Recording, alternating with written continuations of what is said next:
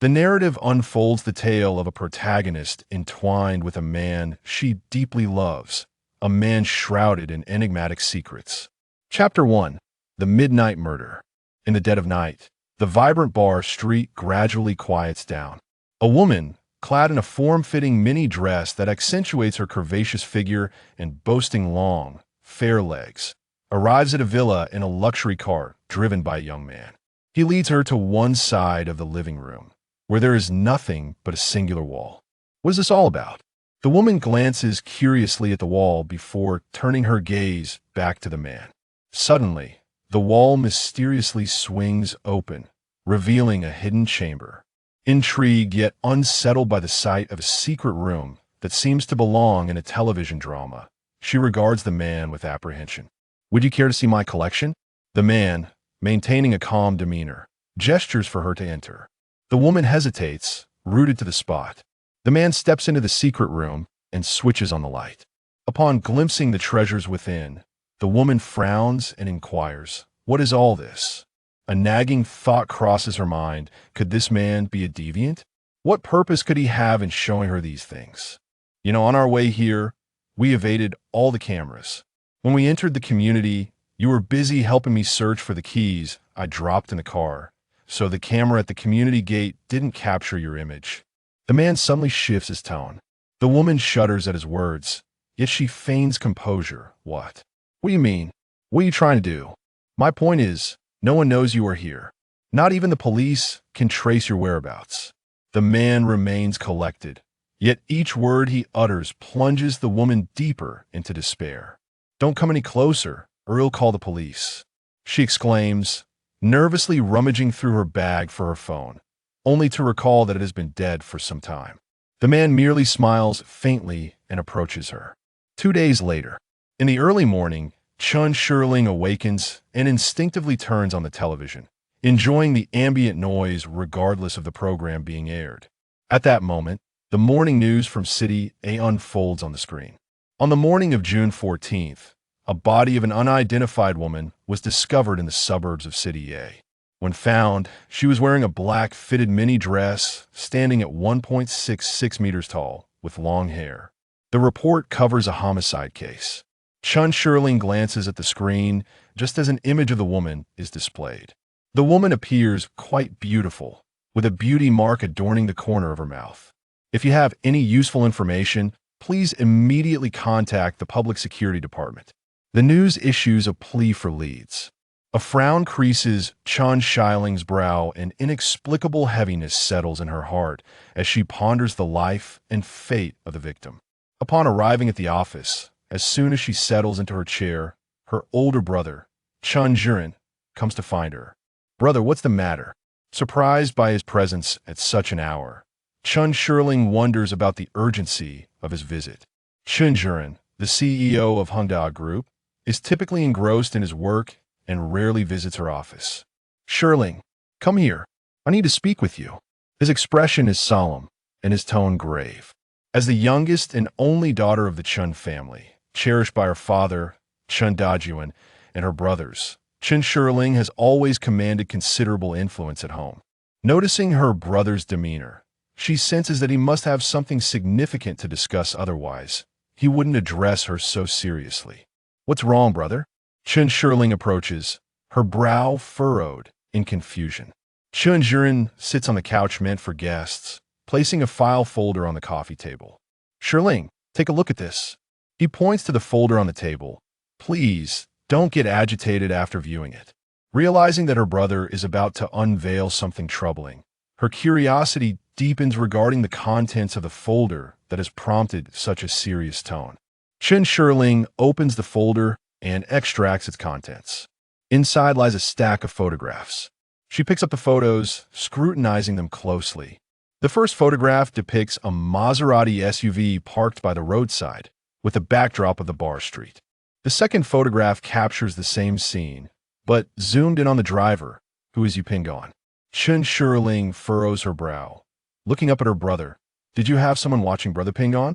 Chun Ziren's expression remains grave as he replies in a low voice, "Shirling, I only want what's best for you. Please, finish looking at these photos." A sense of displeasure begins to brew within Chun Shirling as she continues flipping through the images. The third, fourth, fifth, until she sees a woman in a black fitted mini dress with long hair getting into Yu Pinggan's car. At that moment, she feels as if struck by lightning, her body numb and her breath quickening. That woman's face, that face.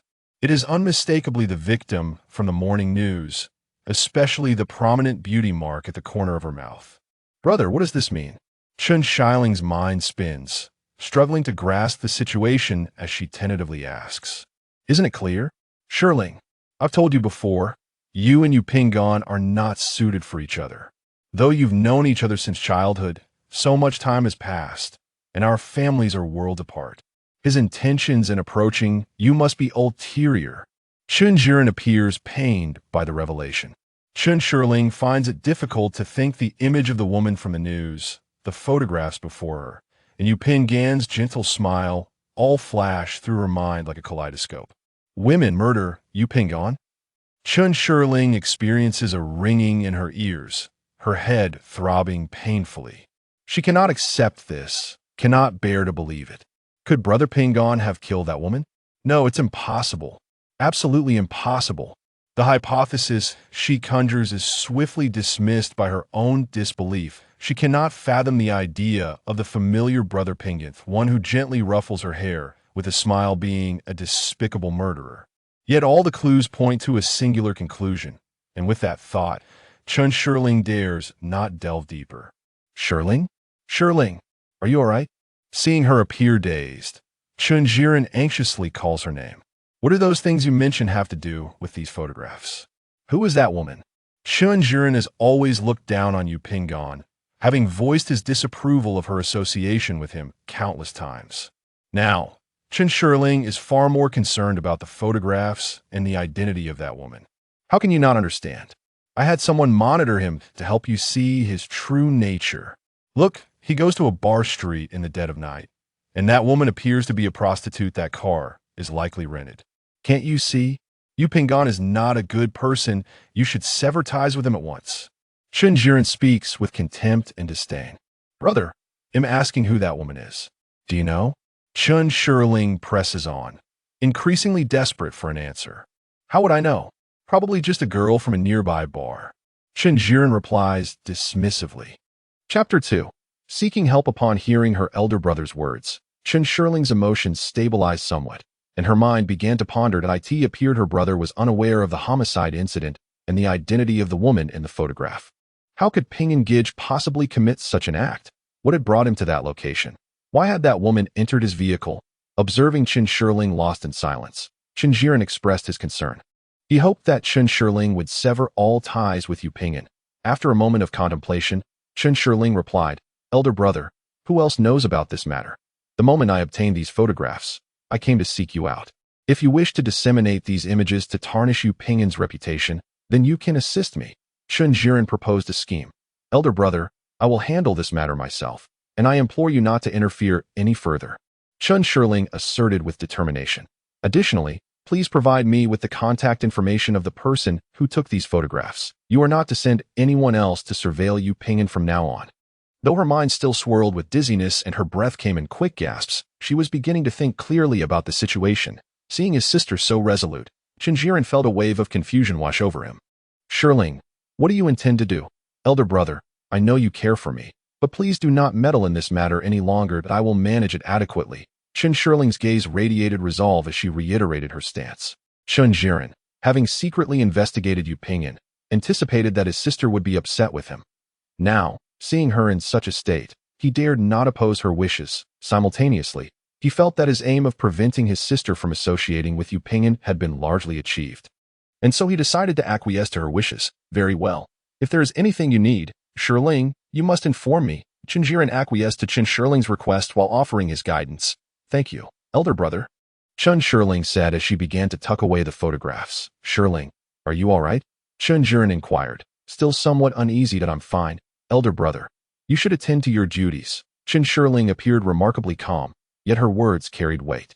Remember to provide me with the contact information of the photographer. Of course, I shall send it to you shortly.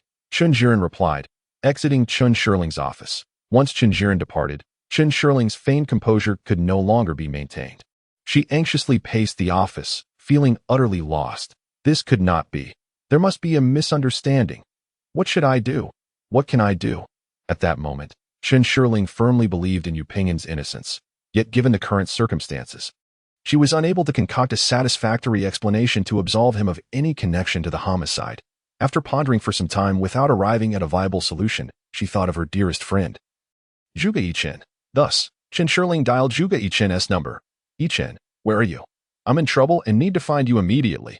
Her tone was fraught with urgency and tinged with tears. Don't panic. Let us meet at our usual spot.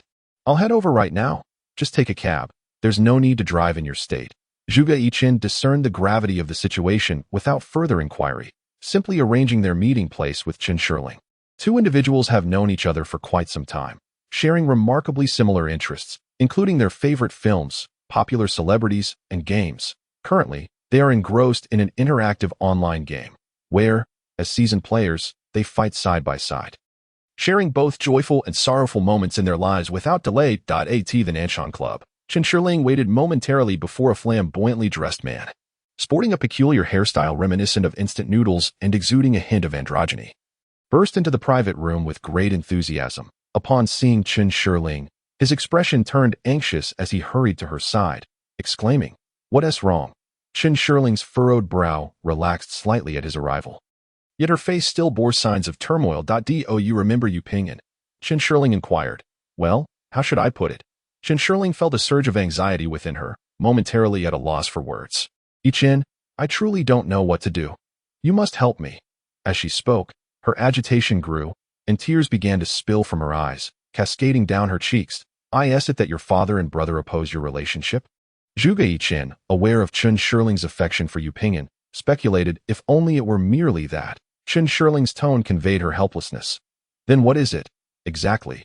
Zhuge Yichen pressed, growing increasingly anxious. Chen Shirling took a deep breath, steadied her nerves, and recounted the details of the murder case from the news, along with the photographs taken by her brother, who had hired a private detective, sharing everything with Zhuge Yichen. After absorbing Chen Shirling's account, Zhuge Yichen was left speechless, staring blankly for a while. Say something. Chen Shirling, noticing his dazed expression, said impatiently. Wait a moment. Zhuge Yichen gestured for her to hold on, rubbing his temples as he furrowed his brow, seemingly trying to organize his thoughts. Are you certain the woman in the photo is indeed the victim mentioned in the news? Surely, there must be a mistake. Zhuge Yichen found the situation utterly perplexing, believing such events should not intersect with Chen Shirling's life. Anticipating his question, she produced the photograph and even pulled up the morning's news report on her phone. Take a look. At that moment, Chen Shirling secretly hoped Zhuge Yichen would tell her she had misinterpreted it. Unfortunately, after examining the photo and the victim's likeness, Zhuge Yichen's brow furrowed even deeper. This seems indeed to be the same person. In such a moment, he feared he might shatter his dear friend's spirit, yet reality proved harsh. What should I do? Chen Shirling's eyes reddened, her voice quivering with emotion. Don't panic. Don't panic. Zhuge Yichen, unable to bear the sight of a woman in tears, rushed to comfort her. Is that so? Really? Hearing Zhuge Yichen's words, Chen Shirling inexplicably displayed a look of relief. It was evident that she was reluctant to believe that Yu Pingyan could be connected to this heinous crime. However, the possibility of his guilt could not be entirely dismissed. Zhuge Yichen shifted his approach. Could you please be a bit more sensible? Oh, don't rush me. I'm merely helping you analyze the situation. Seeing Chen Shirling in distress, Zhuge Yichen felt urgency and stepped forward to console her. Let me ask you, Shirling, based on your understanding of Yu Pingyan, do you believe he could be the murderer? Zhuge Yichen inquired. Surely not. It cannot be so. Chen Shirling asserted with unwavering conviction. Do tell me, what kind of person is Yu Pingyan? Upon hearing Chen Shirling's words, Zhuge Yichen was struck with immense curiosity about Yu Pingyan and the remarkable qualities that could inspire such unwavering trust from a friend in these times. As he pondered, he noticed Chen Shirling taking a few deep breaths, settling herself down, and gently sipping on some warm water. Brother Pingyan, Chapter 3. Our first encounter. My first meeting with Brother Pingyan occurred when I was merely 6 years old. Wait, I asked you to describe what kind of person Yu Pingyan is, and you needn't start from when you were 6.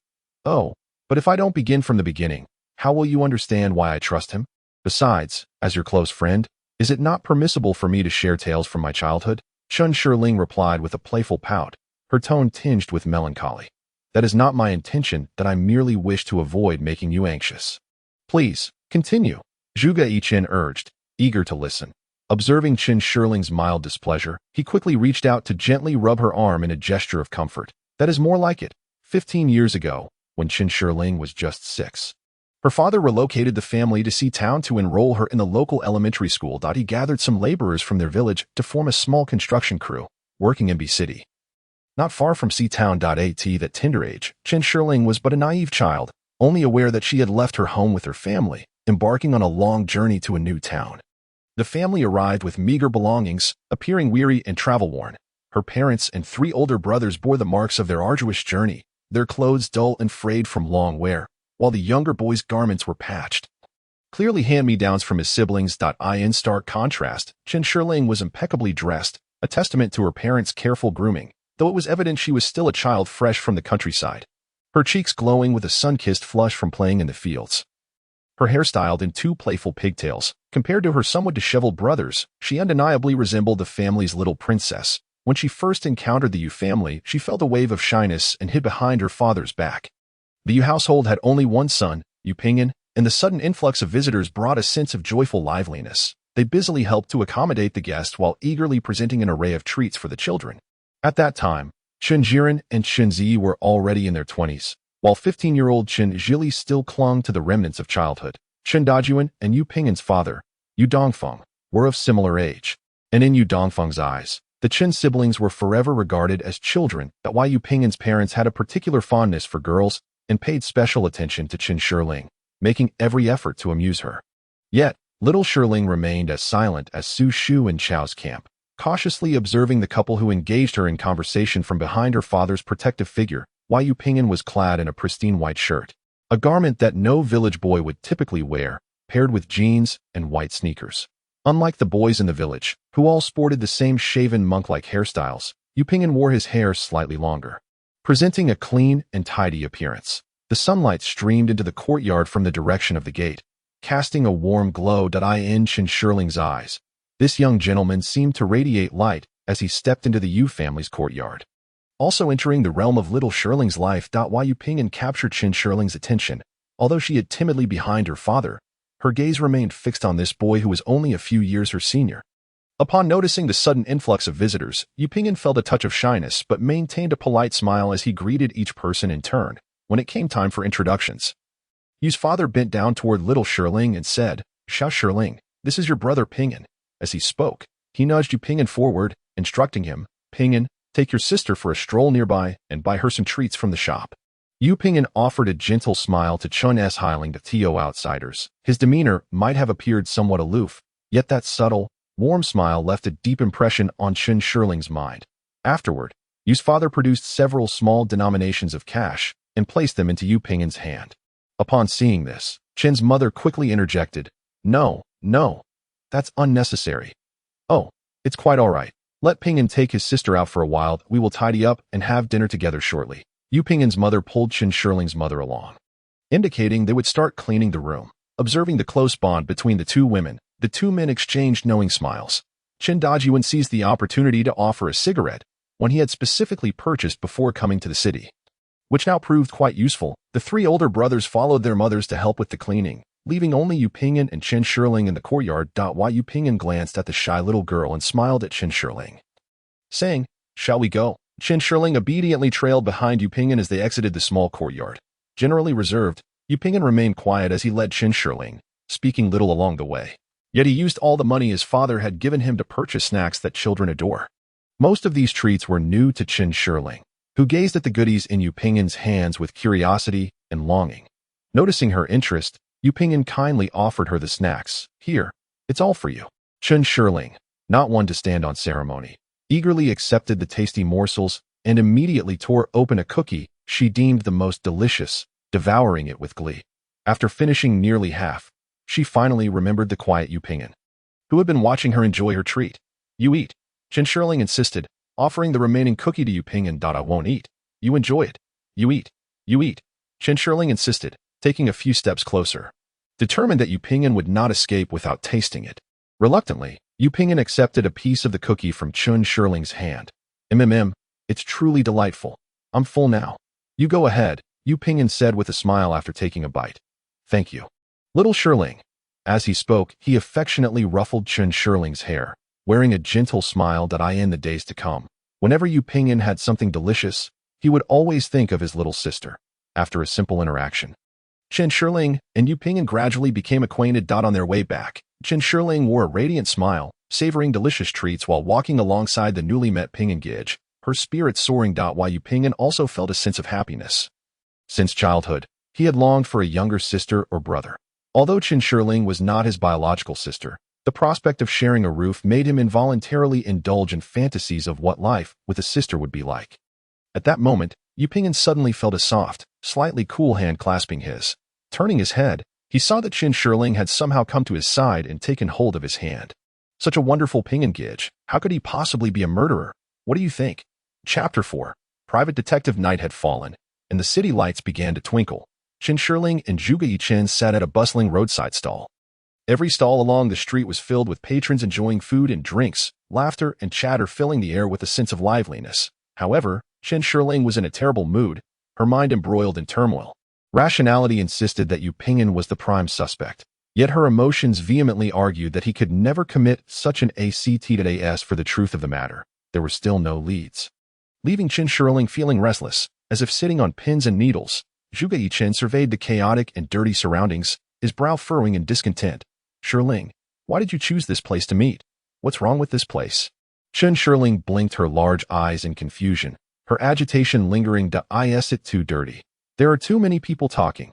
Zhuge Yichen grimaced in distaste, his cleanliness obsession making it difficult for him to adjust to the environment. Isn't it said that the more dangerous a place is, the safer it becomes? Chen Shirling expressed her thoughts. Stop watching those ridiculous dramas. Zhuge Yichen couldn't help but retort. Shirling, are there really private detectives in a city? His curiosity about this profession, which only appeared in films and TV shows, was piqued. This is my first encounter as well.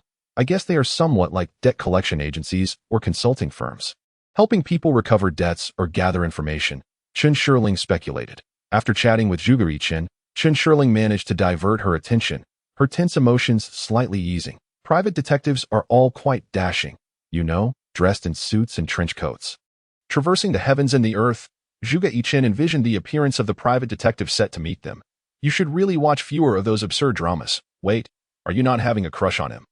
Are you? Listen, I'm here to conduct serious business, so don't get any ideas. Chen Shirling playfully warned Zhuge Yichen in return. Got it. I won't delay your serious matters, Zhuge Yichen readily agreed. Yet in his heart, he mused about not letting a charming and capable detective slip away easily. Just then, a small, slender man with slightly thinning hair approached their table, lowering his voice as he said, Miss. Chen Shirling and Zhuge Yichen simultaneously turned their gaze toward the unremarkable man, their faces betraying a shared look of confusion. However, judging by his words, he seemed to be acquainted with Chen Shirling. Who are you? Chen Shirling inquired tentatively. Oh, I am Xiaoshen. President Chen instructed me to heed your arrangements. The slender man replied, seamlessly seating himself across from the two at Xinqingqiu. Chen Shirling sought clarification once more. Yes, that's me. Mississippi, if you have any matters to discuss, please do so over the phone. You shouldn't come to such a disheveled place. The gaunt man said with an awkward smile, exuding a sense of servility. Zhuge Yichen could not help but display a look of disdain, internally scoffing. Your esteemed presence truly does not do justice to the ethereal name Xinqingqiu. What an absurd situation. Clearing her throat, Chen Shirling attempted to stabilize her unexpected emotions and nudged Zhuge Yichen, whose distaste was evident on his face, with her elbow, understanding her cue. Zhuge Yichen quickly donned an awkward yet courteous smile. Miss, please feel free to share your concerns. Xinqingqiu straightened his posture, adopting an attentive demeanor. When did my brother begin having you tell Yu Pingyan? Chen Shirling asked forthrightly. What Yu Pingyan? Miss, I am not familiar with that person. Xinqingqiu expressed his bewilderment. I sought you out precisely for matters concerning Yu Pingyan. Rest assured. Speak candidly. My brother will not make things difficult for you. As she spoke, Chen Shirling placed a hefty envelope on the table and slid it toward him. Moreover, I have further tasks to entrust to you. Take this for now. There will be generous recompense once these matters are resolved, she added, feigning a composed and seasoned demeanor. Since you already know, miss, I shall not conceal anything further. I am concerned that this could create a rift between you and President Chen, Xinqingqiu said with a nervous laugh as he accepted the envelope. deftly stowing it away. Dio, speak quickly, Zhuge Yichen urged, growing impatient as he regarded the very down-to-earth private investigator. I received President Qin's instructions on May 29th to begin investigating Yu Pingyan, Shun Qingqiu hurriedly stated. How do you recall that so precisely? Zhuge Yichen questioned skeptically. Shun Qingqiu produced a small notebook from his pocket, flipping through it before Chen Shirling and Zhuge Yichen, revealing daily recorded important information. May 29th. That was the day I asked my father to undertake the consulting project. He noted, Brother Shen, please share any significant discoveries you've made over these past 10 days. Chen Shirling said politely. Why Yu Pingyan is a consulting engineer at Anhua Consulting Company. I am already aware of Yu Pingyan's basic information. Brother Shun, focus on any unusual occurrences you've noted during this period. Chen Shirling reflected that she had known Yu Pingyan since his elementary school days. All right, Shun Qingqiu eagerly affirmed. Initially, Yu Pingyan maintained a routine of working 9 to 5 without any noteworthy incidents. But on June 10th, something significant transpired. What happened on June 10th? Chen Shirling interjected. Li Xiuyu. Simultaneously, there was a tinge of displeasure in her heart. Why must the attractive female leader's beauty be incessantly emphasized? Ah, indeed, that seems to be the name. What transpired between the two of them? Did they go to a hotel? Zhuge Yichen caught a whiff of an ambiguous atmosphere and interjected with a question. Oh, no, they did not go to a hotel. Upon hearing this, Chen Shirling felt a slight sense of relief.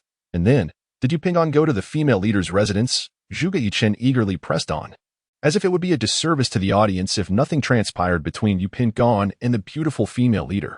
Just when Chen Shirling had managed to ease her tension, she inexplicably grew anxious again, fixating her gaze on Shun Qingqiu, internally lamenting how Zhuge Yichen had a knack for sidetracking the conversation. How utterly annoying. Not at all.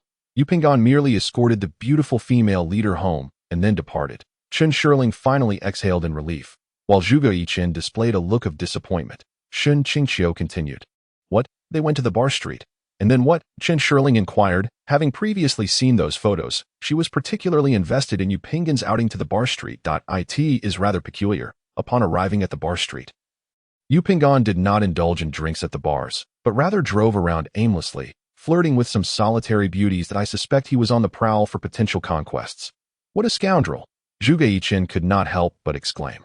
And then, Chen Shirling's brow furrowed, her expression tense, already accustomed to Zhuge Yichen's interruptions. Pathetic scoundrel, Zhuge Yichen cursed again. Subsequently, on June 13th, Yu Pingyan drove a Maserati SUV back to the bar street late at night. This time, he effortlessly succeeded in flirting, likely due to the change in his vehicle. You are aware of what transpired thereafter. This time, without waiting for Chen Shirling to ask further, Shun Qingqiu hastily continued. The woman who was with Yu Pingyan, how much do you know about her, Brother Shen? Chen Shirling asked anxiously. My focus is on Yu Pingyan, thus I have not paid attention to that woman. Young lady, would you like me to investigate her? No, that is not necessary. I was merely inquiring. Chen Shirling quickly waved her hand to halt the suggestion. Chen Shirling and Zhuge Yichen exchanged glances.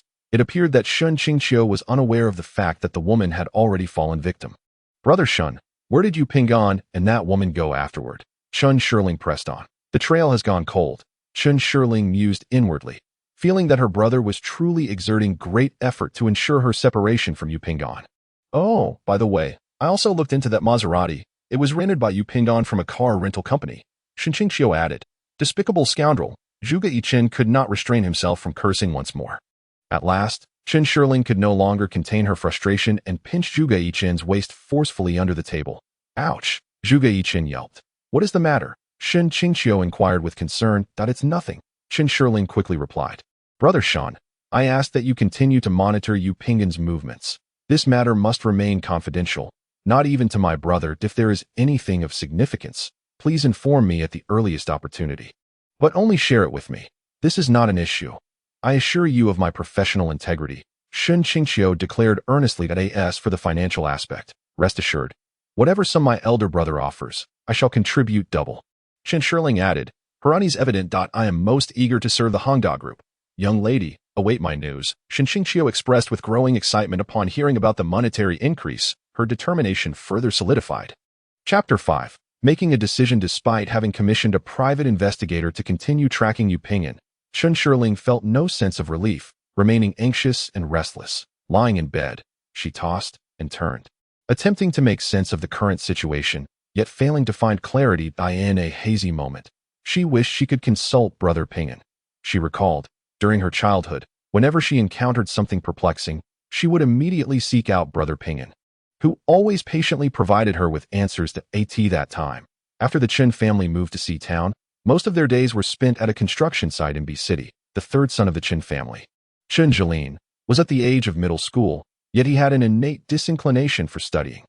Even under the stern discipline of Chen Dajuan, he refused to continue his education and had no choice but to accompany his parents to work at the construction site. Meanwhile, Chen Shirling, being of primary school age, could not follow her parents and brothers to the site.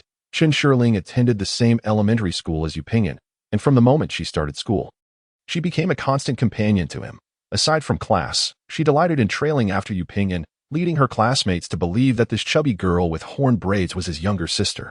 Yu Ping'an possessed a calm demeanor, generally quiet, and he greatly appreciated the presence of Chen Shirling, who followed him throughout the day. Although she was chubby, Chen Shirling's pair of lively, sparkling eyes made her quite endearing. Both Yu Ping'an's parents and his close friends were fond of the little girl who shadowed him, despite her parents often being absent. Under the care of the Yu family and the companionship of Yu Ping'an, Chen Shirling gradually adapted to life in C Town. Previously, her parents and brothers had showered her with affection, but due to the significant age gap, her brothers seldom played with her. Now, with Yu Ping'an, a fellow elementary school student, Chen Shirling finally had a cherished playmate. She spent her days following him around, and even if she merely watched him play with his friends, she found immense joy in it. Prior to attending elementary school, Chen Shirling had been raised in a free-range manner without any preschool education, which resulted in her lagging behind her classmates. The lessons taught by the teacher seemed as incomprehensible as ancient scriptures. And each day, she struggled to resist the impulse to dash out of the classroom in search of Brother Ping'an, enduring the torment of completing all her classes. As for what she had learned, it was utterly beyond her grasp. In that era, at the school in the small town, each class would have a few such students. The teachers had grown accustomed to it, and could only call upon Chen Dajuan to explain the situation, hoping that the parents would provide more guidance to their child at home. Chen Dajuan, though not highly educated, was a man of understanding. He recognized the significance of education. His three sons had all ceased their studies upon reaching secondary school to toil alongside him at the construction site. But he harbored great hopes for his young daughter. He often dreamed that Chen Shirling could become the first university student in the Chen family. This way, she could secure a respectable job, avoiding the fate of toiling in the dirt like himself and her three brothers. In light of the teacher's words, Chen Dajuan and his wife, Li Xiaofan, specially purchased several pounds of pork and an old hen at the market and sought out Yu Dongfeng to express their desire for Yu Ping'an to assist Chen Shirling with her studies. Is it really necessary to make such a fuss over a trivial matter? Yu Dongfeng reassured them. Rest assured, Chunhua and I will certainly take good care of Shirling. You need not worry about her studies. I will ensure Ping'an tutors her diligently. In truth, Chen Dajuan was not an obtuse man. Rather, he was quite astute, which was why he had succeeded as a contractor. We are often away from home, and we are truly grateful for your care of Shirling. This small gesture is nothing, Chen Dajuan said politely, while Yu Ping'an's mother, Xie Chunhua, comforted them from the side.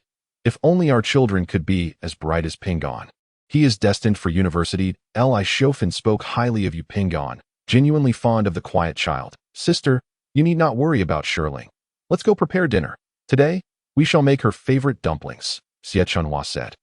Taking Li Xiaofan's hand and leading her to the kitchen, the two men, Chen Dajuan and Yu Dongfeng, exchanged smiles as they watched the two women depart. Chen Dajuan habitually pulled out 2 cigarettes, offering one to Yu Dongfeng. Chen Shirling attempted to send a WeChat message to Yu Ping'an, casually mentioning trivial matters, eager to gauge his reaction. Despite her unwavering belief that Yu Ping'an was not the culprit, she could not shake the feeling that he was acting unusually. As she gazed at the message on WeChat, her emotions surged restlessly, and the conflicting feelings began to torment her once more. After conferring with Zhuge Yichen, they resolved that regardless of the circumstances, they must relay the crucial information to the police. Whether or not Yu Ping'an was the murderer, it was a duty they could not neglect.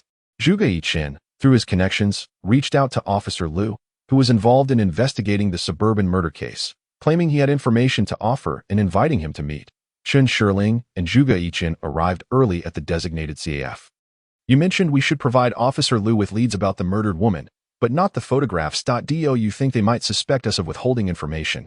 Chen Shirling inquired with concern. That shouldn't be the case. Zhuge Yichen replied, after all, those photographs merely indicate that Yu Pingon had encountered the woman prior to her demise. They do not prove that he is her killer. Nevertheless, even if we do not provide them with the photographs, they will undoubtedly conduct an investigation once they ascertain the identity of the victim. Zhuge Yichen thoughtfully analyzed it. So, do you think they might suspect Brother Pinyin? Chen Shirling expressed her lingering concerns. Oh dear, why are you so worked up about this? Zhuge Yichen replied that if Yu Pinyin is innocent, the police will naturally not create trouble for him. However, in the unfortunate event, mind you, I say if, that Yu Pinyin is indeed the perpetrator, the police will certainly uncover his involvement. Thus, what we need to do now is simply inform Officer Liu of the victim's identity. Zhuge Yichen continued that I'm not saying anything will happen, just if. Noticing Chen Shirling's anxious demeanor, Zhuge Yichen quickly reassured her, we will provide the clues to the police and then await their capture of the true culprit. This way, you will no longer need to doubt Yu Pinyin. Despite her persistent unease, Chen Shirling adamantly maintained that Yu Pinyin could not possibly be the murderer. She had been striving to convince herself of this all along, that I have never doubted Brother Pinyin. Absolutely. Yu Pinyin is definitely innocent. Zhuge Yichen, accustomed to Chen Shirling's recent unusual behavior, continued to comfort her, hoping to support his dear friend. Just then, Zhuge Yichen's phone rang. Chapter 6. Providing clues. A steady and magnetic voice resonated from the phone. Hello, is this Mr. Zhuge? This is Lu Ming. I have arrived. Upon hearing this, Zhuge Yichen glanced towards the entrance of the CAF and spotted a man clad in a black jacket and light blue shirt, holding a phone and standing at the door. Over here, Zhuge Yichen called out while waving to the man, who appeared to be in his late 20s, with neatly cropped hair and a slightly tanned complexion. Chen Shirling also turned her gaze towards the casually dressed man, surmising that he must be Officer Liu. As Zhuge Yichen had mentioned, Lu Ming was a friend of Zhuge Yichen's acquaintance, making this the first meeting for all three. Lu Ming approached their table, greeted them, and then took a seat opposite the two. Did I hear you have information regarding the suburban murder case? Lu Ming inquired eagerly as soon as he settled down, clearly anxious to resolve the case. Hello, Officer Liu. This is my good friend. You can call her Shirling. Zhuge Yichen introduced Chen Shirling. Hello, Officer Liu. Chen Shirling promptly offered a courteous greeting. Hello, Lu Ming replied in a deep voice. It is like this. My friend saw the news that day and found the victim's likeness somewhat familiar, so we wanted to inform you. Oh, but why not go directly to the police station to provide the information? If the lead is genuine and valid, there will be a corresponding reward. Lu Ming remarked. This, Chen Shirling, already feeling a bit guilty, panicked as if she had committed a wrongdoing. Her gaze became unfocused, and she quickly cast a pleading glance at Zhuge Yichen for assistance. Noticing Chen Shirling's reaction, Zhuge Yichen swiftly took over the conversation. It is as follows. Shirling does not know the deceased and is uncertain if the information she possesses is of any value. Thus she refrained from approaching the Public Security Bureau, preferring to communicate with you privately. Additionally, my friend is the daughter of a prominent family within Hangda Group, which raises concerns that if she were to visit the police station, it might lead to misunderstandings should the news spread. However, she is eager to assist you in solving the case, which is why she asked me to reach out to you. Hangda Group, is that the real estate company in our city? Lu Ming had heard from his friend that Zhuge Yichen was a rich second-generation individual, yet he was taken aback to discover that the young and somewhat timid girl before him was indeed the heiress of a renowned real estate company. Yes, that is the very Hangda, Zhuge Yichen quickly affirmed. Chen Shirling also nodded in a gentle and timid manner. Upon hearing this, Lu Ming displayed an expression of understanding, comprehending the dynamics between the two privileged individuals. Please share any leads you may have. Lu Ming and Zhuge Yichen simultaneously turned their gaze towards Chen Shirling. In truth, I do not know the victim either. If the deceased is indeed the person I am aware of, you may want to investigate the bar street to ascertain the victim's identity. Chen Shirling had rehearsed these words numerous times, ensuring that her account was impeccable. Are you suggesting that the victim was an escort from the bar street? Lu Ming inquired. Well, that I cannot say for certain. I have merely seen the person depicted in the sketch on the bar street, Chen Shirling added. Upon hearing this, Lu Ming stroked his smooth chin thoughtfully and remarked, that certainly explains a lot. What is it, Officer Liu? Zhuge Yichen asked with curiosity. Chen Shirling also gazed at Lu Ming anxiously, awaiting his forthcoming words. It is as follows. Under normal circumstances, many individuals engaged in fringe occupations. If they go missing, their colleagues or friends tend not to report it, or one could say they are entirely indifferent to each other's whereabouts. Indeed, they may not even know each other's real names. Lu Ming explained. Chen Shirling nodded in relief, and Zhuge Yichen echoed her sentiment. Thus several days passed without anyone reporting a missing person. Lu Ming nodded in agreement, adding, furthermore, those who work in the bar street often operate nocturnally, making it likely that the victim's friends have not seen the news on television soliciting information. May I inquire if there are any leads regarding the perpetrator? Chen Shirling asked tentatively, her gaze unconsciously avoiding Lu Ming's eyes. Given that Zhuge Yichen is a friend of my friend, and considering the two have provided leads, Lu Ming did not withhold information. The victim was discovered along the ring road on the outskirts of the city, which clearly indicates that the perpetrator was unconcerned about the corpse being found. Consequently, after dawn, passing drivers discovered the body. Are there any useful leads? Zhuge Yichen inquired again. Lu Ming shook his head, revealing a look of helplessness. Unfortunately, crucial evidence such as fingerprints and DNA samples were not collected at the scene, nor were any identification or belongings that could confirm identity found. And the location where the body was discovered was not the original crime scene. The perpetrator merely disposed of the corpse upon hearing these words. Chen Shirling felt an inexplicable sense of relief, only to subsequently chastise herself for her unreasonable mindset. Such tangled thoughts were, of course, unbeknownst to the other two individuals present. How did the victim meet their demise? Zhuge Yichen inquired further. Mechanical asphyxiation, Lu Ming replied casually, then quickly realized that the two might not grasp the term's meaning, adding, it means they were choked to death, and furthermore, the victim had suffered sexual assault prior to their death. Upon hearing this, both Chen Shirling and Zhuge Yichen furrowed their brows, their faces contorted in expressions of revulsion. Deeply abhorring the perpetrator's heinous actions, Lu Ming, sensing the oppressive atmosphere and wishing to alleviate it, remarked, it seems the only course of action now is to investigate the identity of the deceased. Perhaps we can uncover useful clues from the time before their disappearance. By the way, the method used to bind the victim is rather distinctive, which serves as a clue. Additionally, based on the footprints at the scene, it appears the assailant, or the individual who disposed of the body, stands between 175 and 185 centimeters tall, with a well-proportioned physique. However, relying solely on these details to locate the perpetrator is akin to searching for a needle in a haystack. The image of Yu Ping'an surfaced in Chen Shirling's mind. He seemed to be around 180 centimeters tall. While pondering this internally, she endeavored to maintain an outward calm. Where should we begin our investigation? Zhuge Yichen pondered aloud, finding the case rather challenging. If we could extract fingerprints or DNA from the perpetrator, we could cross-reference them against the database. However, if the assailant has no prior record, identifying them remains impossible. Officer Liu, didn't you mention that no fingerprints or DNA were collected? Chen Shirling expressed her surprise. Indeed, we did not recover any fingerprints or DNA at the scene, but we are still awaiting the autopsy results, which may yield new breakthroughs, Lu Ming explained.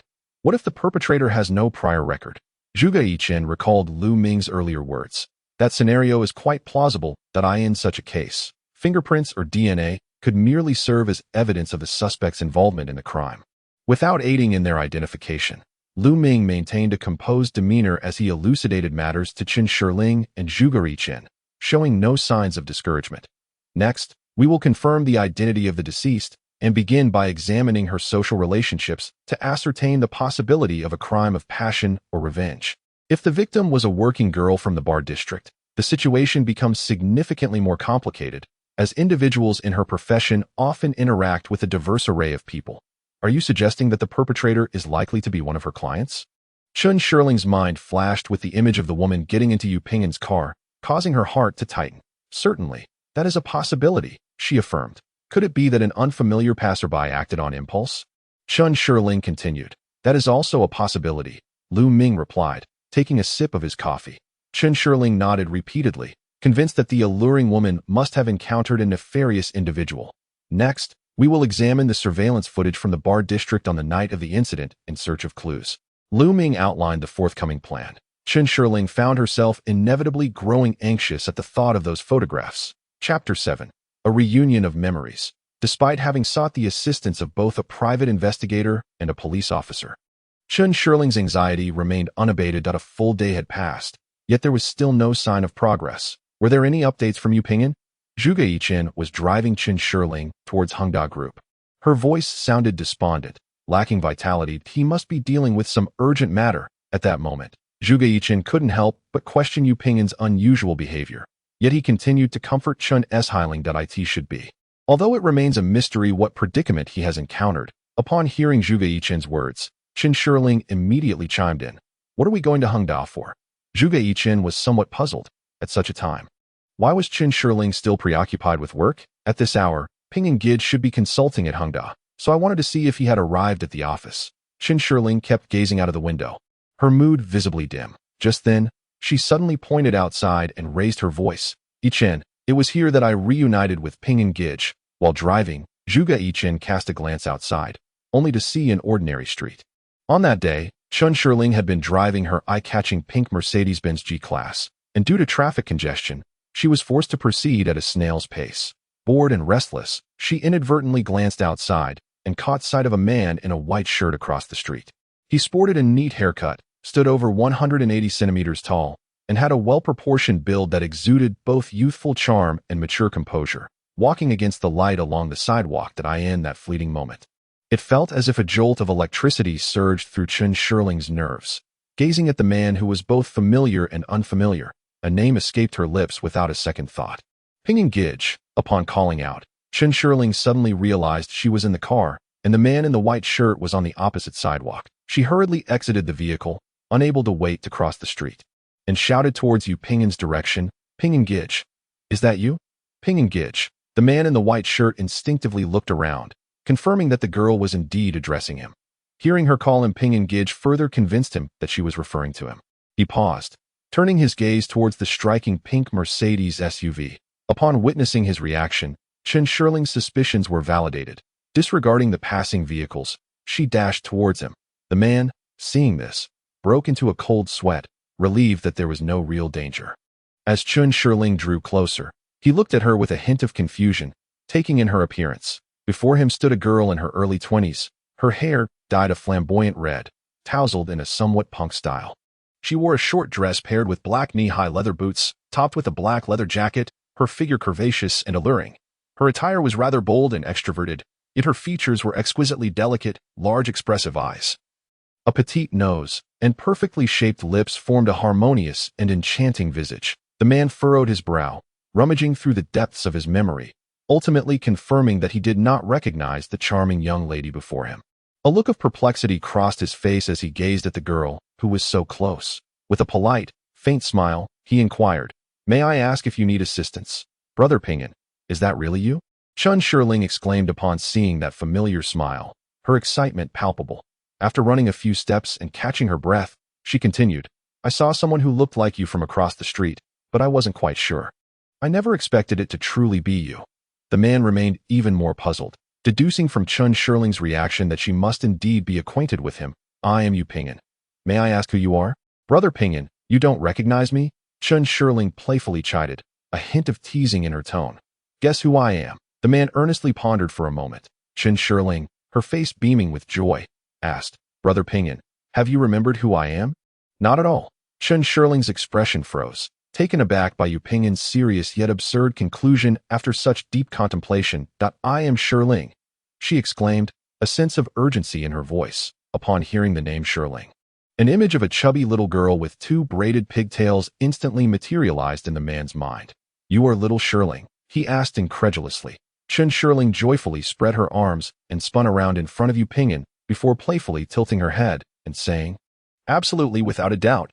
The man found her antics endearing, completely devoid of any pretense. It was hard to imagine that she was once that chubby little girl with pigtails. Shirling, we have arrived. Yes, let's go. Qin Shirling gathered her thoughts and, as she spoke, descended the vehicle alongside Zhuge Yichen. The two made their way directly to the office area, housing the consulting team of Anhua Consulting Company.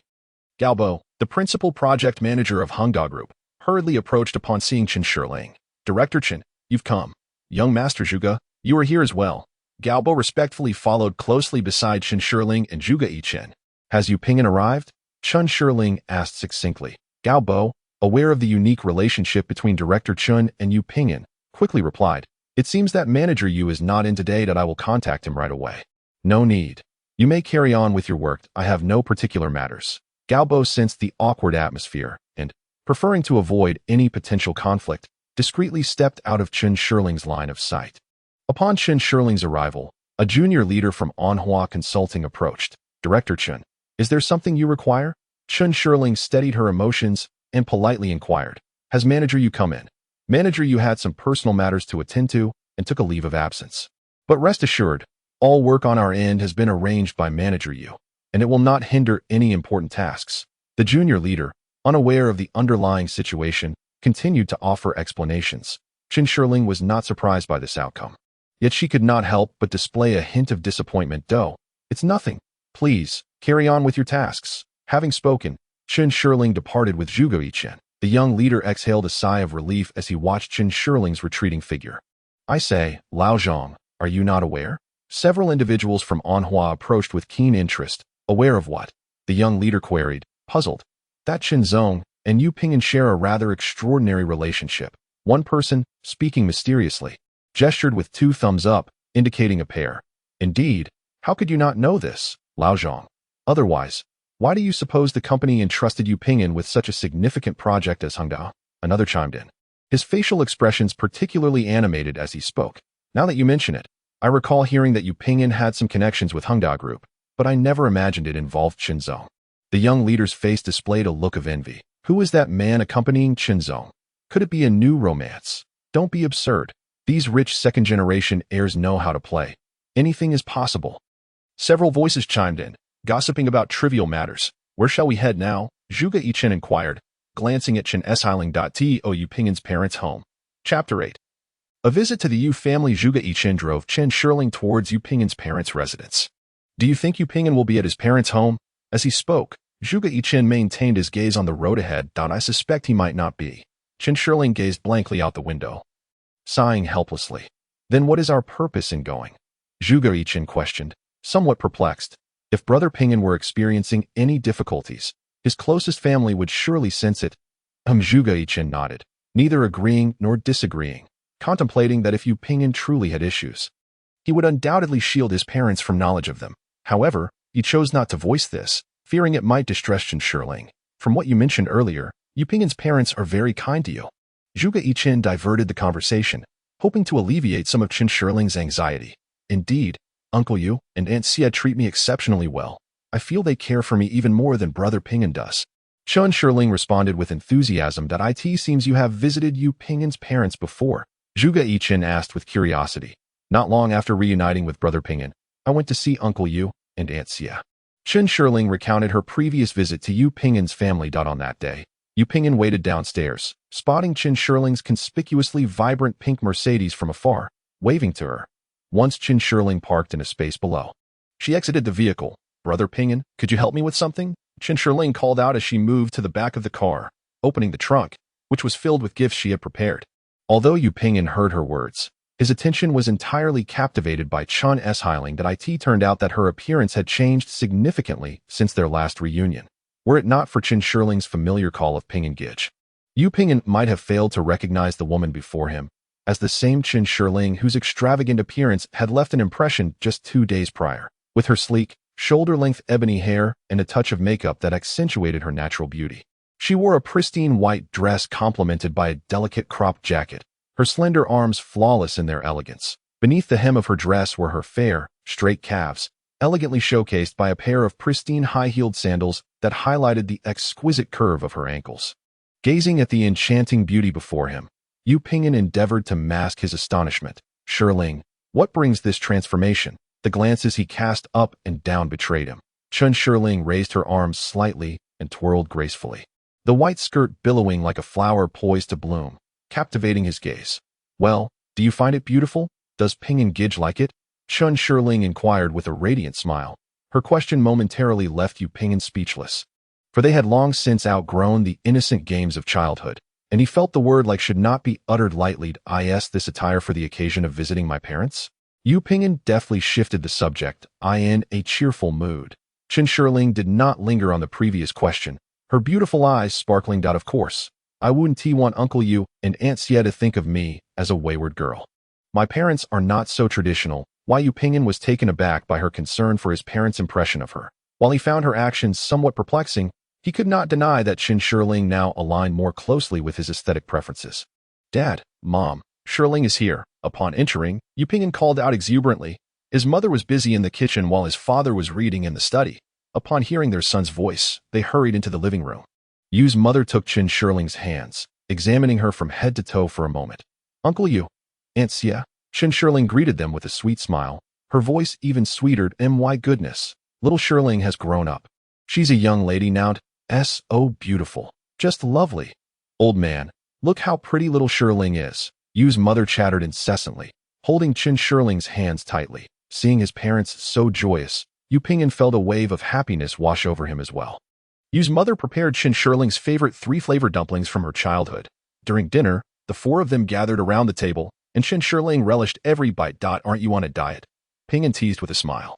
Previously, during their meals, Qin Shiling had mentioned her intention to lose weight.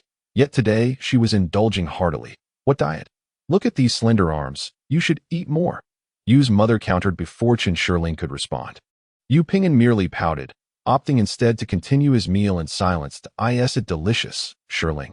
I remember when you were little, you adored these 3-flavored dumplings, eating until your belly was round and still wanting more.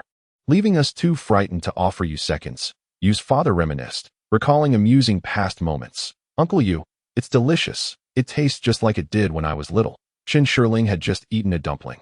Her cheeks puffed up adorably. It was a lesson imparted by her sister Xiufang. If only Xiufang were still here to witness Shirling's progress, how delighted she would be. Mother Yu, too, found herself reminiscing about the past. An involuntary wave of sadness washing over her. Mom, Yu Pingyan gently reminded her. Instantly, Mother Yu realized her misstep, chiding herself. Oh dear, look at me. I truly am becoming senile. Yet, Qin Shiling's tears flowed uncontrollably. Observing this, Mother Yu hastily embraced Qin Shiling, offering solace. My unfortunate child, do not cry. From now on, whenever you wish to have dumplings, just come to thank me. As she tenderly stroked Shirling's silky hair, tears streamed down her own cheeks as she wept alongside her. Oh, you old woman, truly, exclaimed Yu's father, witnessing the scene. Thus, the 2 men stood by, utterly at a loss, eager to comfort the 2 women yet unsure of what to say, ultimately remaining silently present after a while. As their emotions began to stabilize, Qin Shiling, still choked with sobs, said, Thank you, Mom. I'm all right. It's just seeing you reminds me of my mother. There, my dear. How have you been lately? Mother Yu gently wiped the tear stains from Shirling's cheeks. Dad is still in the construction business. He has primarily been developing in City A these past years, and his business is doing quite well. Dajuan is capable and charismatic. He surely won't falter. Yu's father had always held a favorable impression of Qin Dajuan. Otherwise, he would not have rented him a house. We have also moved to City A for many years. How is it that we have only just met? Mother Yu couldn't help but exclaim. But we have met again. It is said that fate brings people together from 1,000 miles away, Qin Shiling remarked, casting a meaningful glance at Yu Pingyan. Not quite. We are in the same city. How can it be called a meeting across 1,000 miles? Yu Pingyan countered. Ignore him. He lacks any sense of romance. Always foolish, unable to even find a girlfriend. Mother Yu teased, noticing Yu Pingyan's oblivious demeanor. Just as Yu Pingyan was about to retort, he caught Qin Shiling raising an eyebrow at him, casting a flirtatious glance that silenced his words. All right, Mother Yu exclaimed, her face brightening with joy in that moment. The clouds of gloom seemed to lift, replaced by a chorus of laughter and merriment. Hearing you say that, I feel that those who grow up in such happy families are unlikely to commit crimes. I told you, Brother Pingyan would never do something like that. Qin Shiling's expression grew increasingly resolute, yet the images and news still lingered in her mind, along with Detective Shun and Officer Lu's words echoing in her ears, plunging her back into a state of anxious turmoil. Is this the place? We've arrived. Zhuge Yichen halted the car and inquired. Qin Shiling glanced out the window and nodded at Zhuge Yichen that I'll wait for you in the car. Zhuge Yichen offered. Qin Shiling, not wishing to be polite at this moment, felt unprepared to face these matters alone. Qin Shiling alighted from the vehicle and made her way alone towards the residence of Yu Pingyan's parents. Chapter 9. A fruitless return. Upon seeing Qin Shiling's arrival, Yu Pingyan's mother, Xie Chunhua, felt a tinge of perplexity. Why has Shiling come? Why didn't T. Pingyan inform us? Where is he? as Xie Chunhua welcomed Qin Shirling into the room. She cast a glance behind her. "Auntie Xie, I came by myself," Qin Shirling promptly clarified, noticing Xie Chunhua's reaction at that moment. Yu Dongfeng was at work, leaving Xie Chunhua alone at home. Xie Chunhua gestured for Qin Shirling to take a seat on the sofa in the living room, her expression revealing a hint of curiosity. "Shirling, is there something you wish to discuss?" "Not at all, not at all." Qin Shirling, sensing Xie Chunhua's uncertainty, quickly reassured her. "I merely happened to be passing by and thought I would come to see you." "Wonderful, wonderful. I shall prepare dumplings for you at noon," Xie Chunhua said, seemingly pleased by Qin Shirling's visit. "Without overthinking the matter, there's no need for that. Auntie Xie, I'll just sit for a moment and then take my leave." Qin Shirling hastily interjected. "It won't take long, just a little while." As she spoke, Xie Chunhua rose to head to the kitchen. Qin Shirling grasped Xie Chunhua's arm gently. "Auntie Xie, I would like to discuss something with you before I go." "What is it, Shirling?" Xie Chunhua's tone carried a trace of unease. "It's nothing of great importance. Merely that I wish to arrange a time for our families to have a meal together," Qin Shirling said. Seeing Xie Chunhua's puzzled expression, seizing the moment, she added with a smile, "Is that not a simple matter?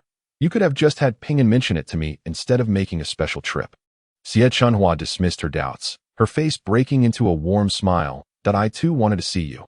What a sweet child you are." Xie Chunhua tenderly caressed Qin Shirling's cheek, speaking softly. This scene evoked a wave of bittersweet nostalgia in Qin Shirling, reminding her of her own mother. Overwhelmed by her tightly wound emotions, she suddenly collapsed into Xie Chunhua's embrace. "Child, what is the matter?" Xie Chunhua asked, concern etched on her face. "Nothing, I just miss my mother." Qin Shirling fabricated a reason, though it contained a kernel of truth. Xie Chunhua's heart ached at this revelation, leaving her momentarily speechless as she gently stroked Qin Shirling's back. Noticing that Qin Shirling seemed to be feeling somewhat better, Xie Chunhua quickly shifted the topic. "Recently, has Ping'an exhibited any unusual behavior?" No, not at all." "Has something happened to Ping'an?" Xie Chunhua's brow furrowed in worried eye in an effort to prevent Xie Chunhua from becoming suspicious. Qin Shirling recounted the earlier incident of her confession to Yu Ping'an, attempting to render her abrupt visit today more justifiable. However, as she spoke of this, a blush crept onto her cheeks, revealing the innocent shyness of youth. "Our son, that wooden block, how could he possibly be worthy of Shirling?" Xie Chunhua remarked, though her face betrayed a smile of delight. Having cherished Qin Shirling since childhood, she regarded her as if she were her own daughter. Naturally, the prospect of the two children uniting filled her with joy. After a moment of happiness, Xie Chunhua's expression shifted to one of concern as she stated, "However, our families are currently too disparate in status."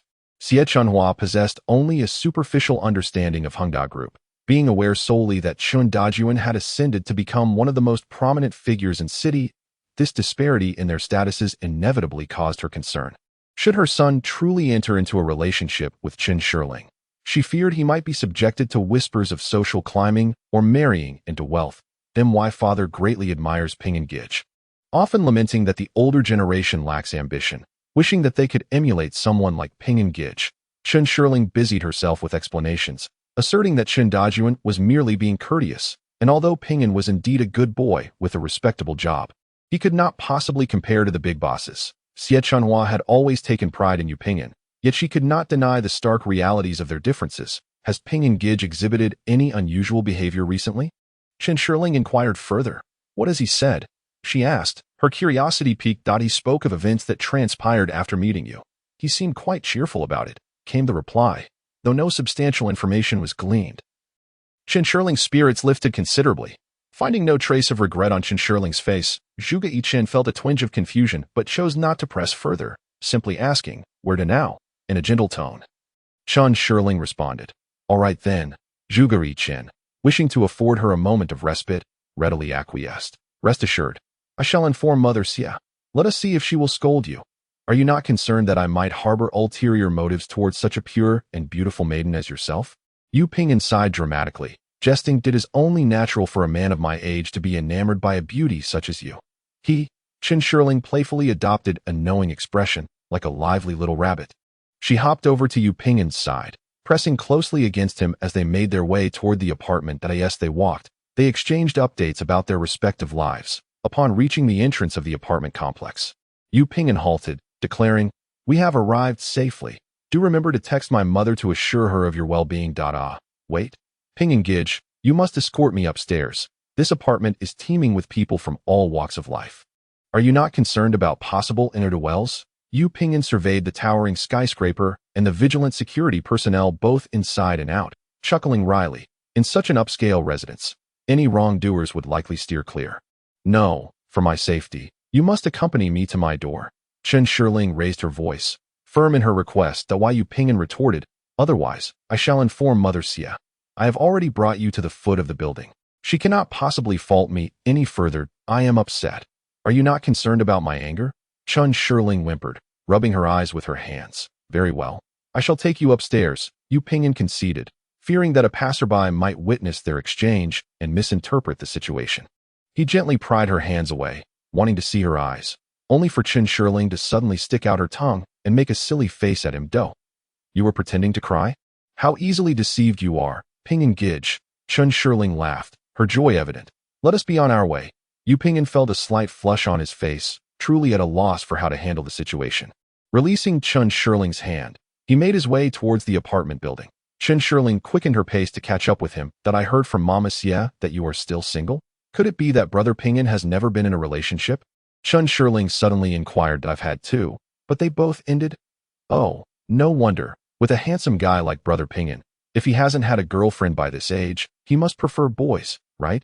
Chen Shirling murmured to herself. By the way, I promised Mama Xia that I would help you find a partner. Oh, Brother Pingyan, what kind of girl do you like? It's hard to say. Just look at me.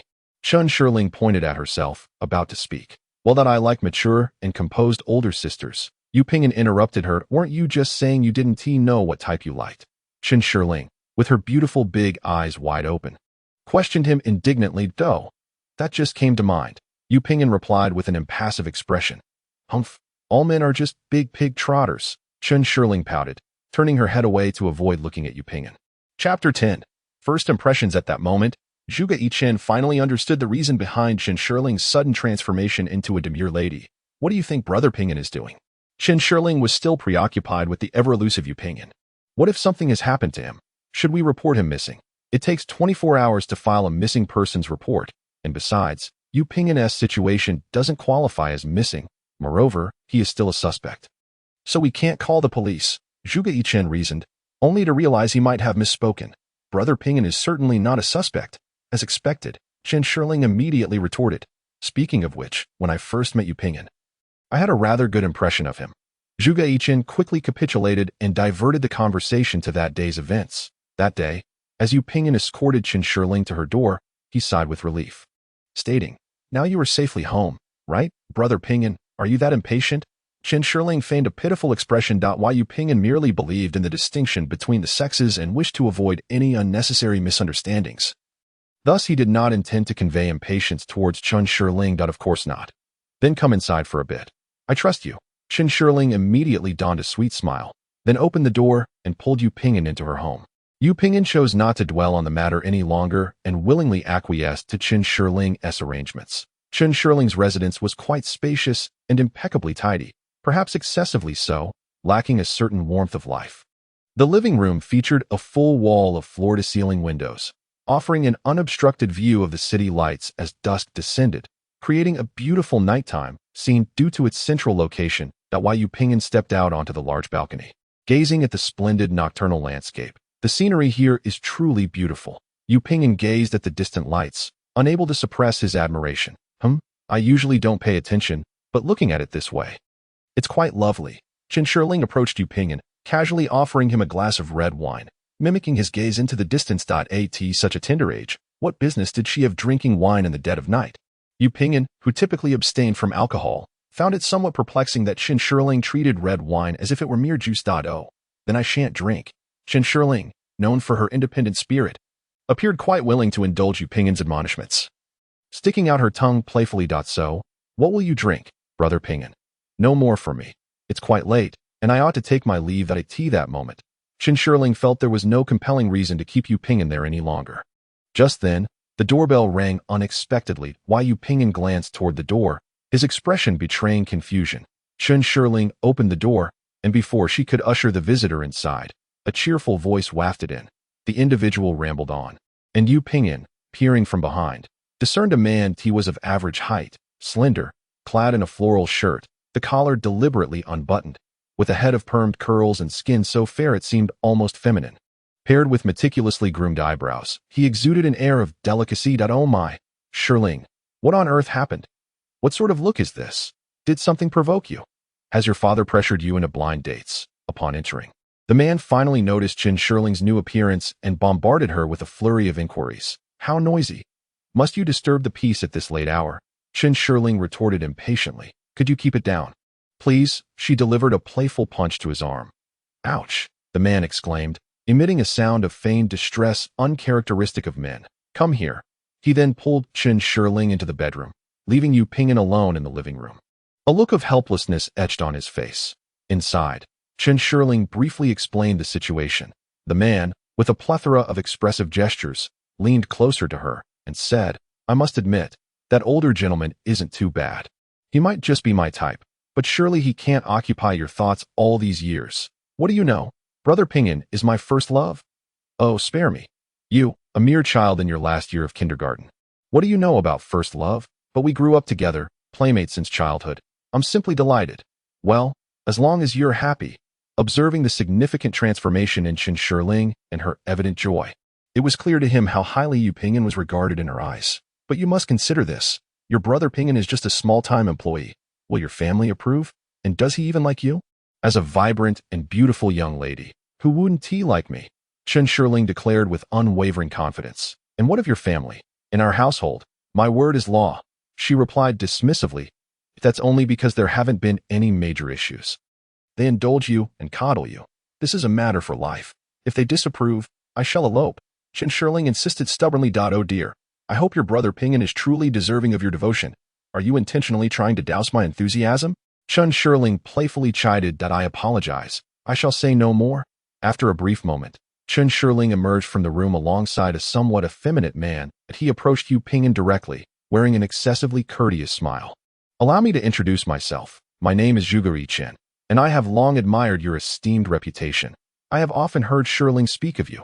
Zhuge Yichen extended his hand in a gesture of greeting. I must say, Shirling is my dearest confidant. He gestured towards Qin Shirling with an exaggerated flourish of his fingers. At that moment, Yu Pingyan confirmed one thing. This Zhuge Yichen was undoubtedly a close confidant of Qin Shirling. Although he felt a twinge of sarcasm in his heart, Yu Pingyan maintained a polite demeanor, offering a faint smile. Oh, Shirling has mentioned me before?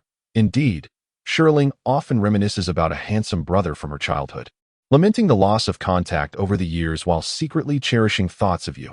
Zhuge Yichen replied, casting a mischievous glance at Qin Shirling.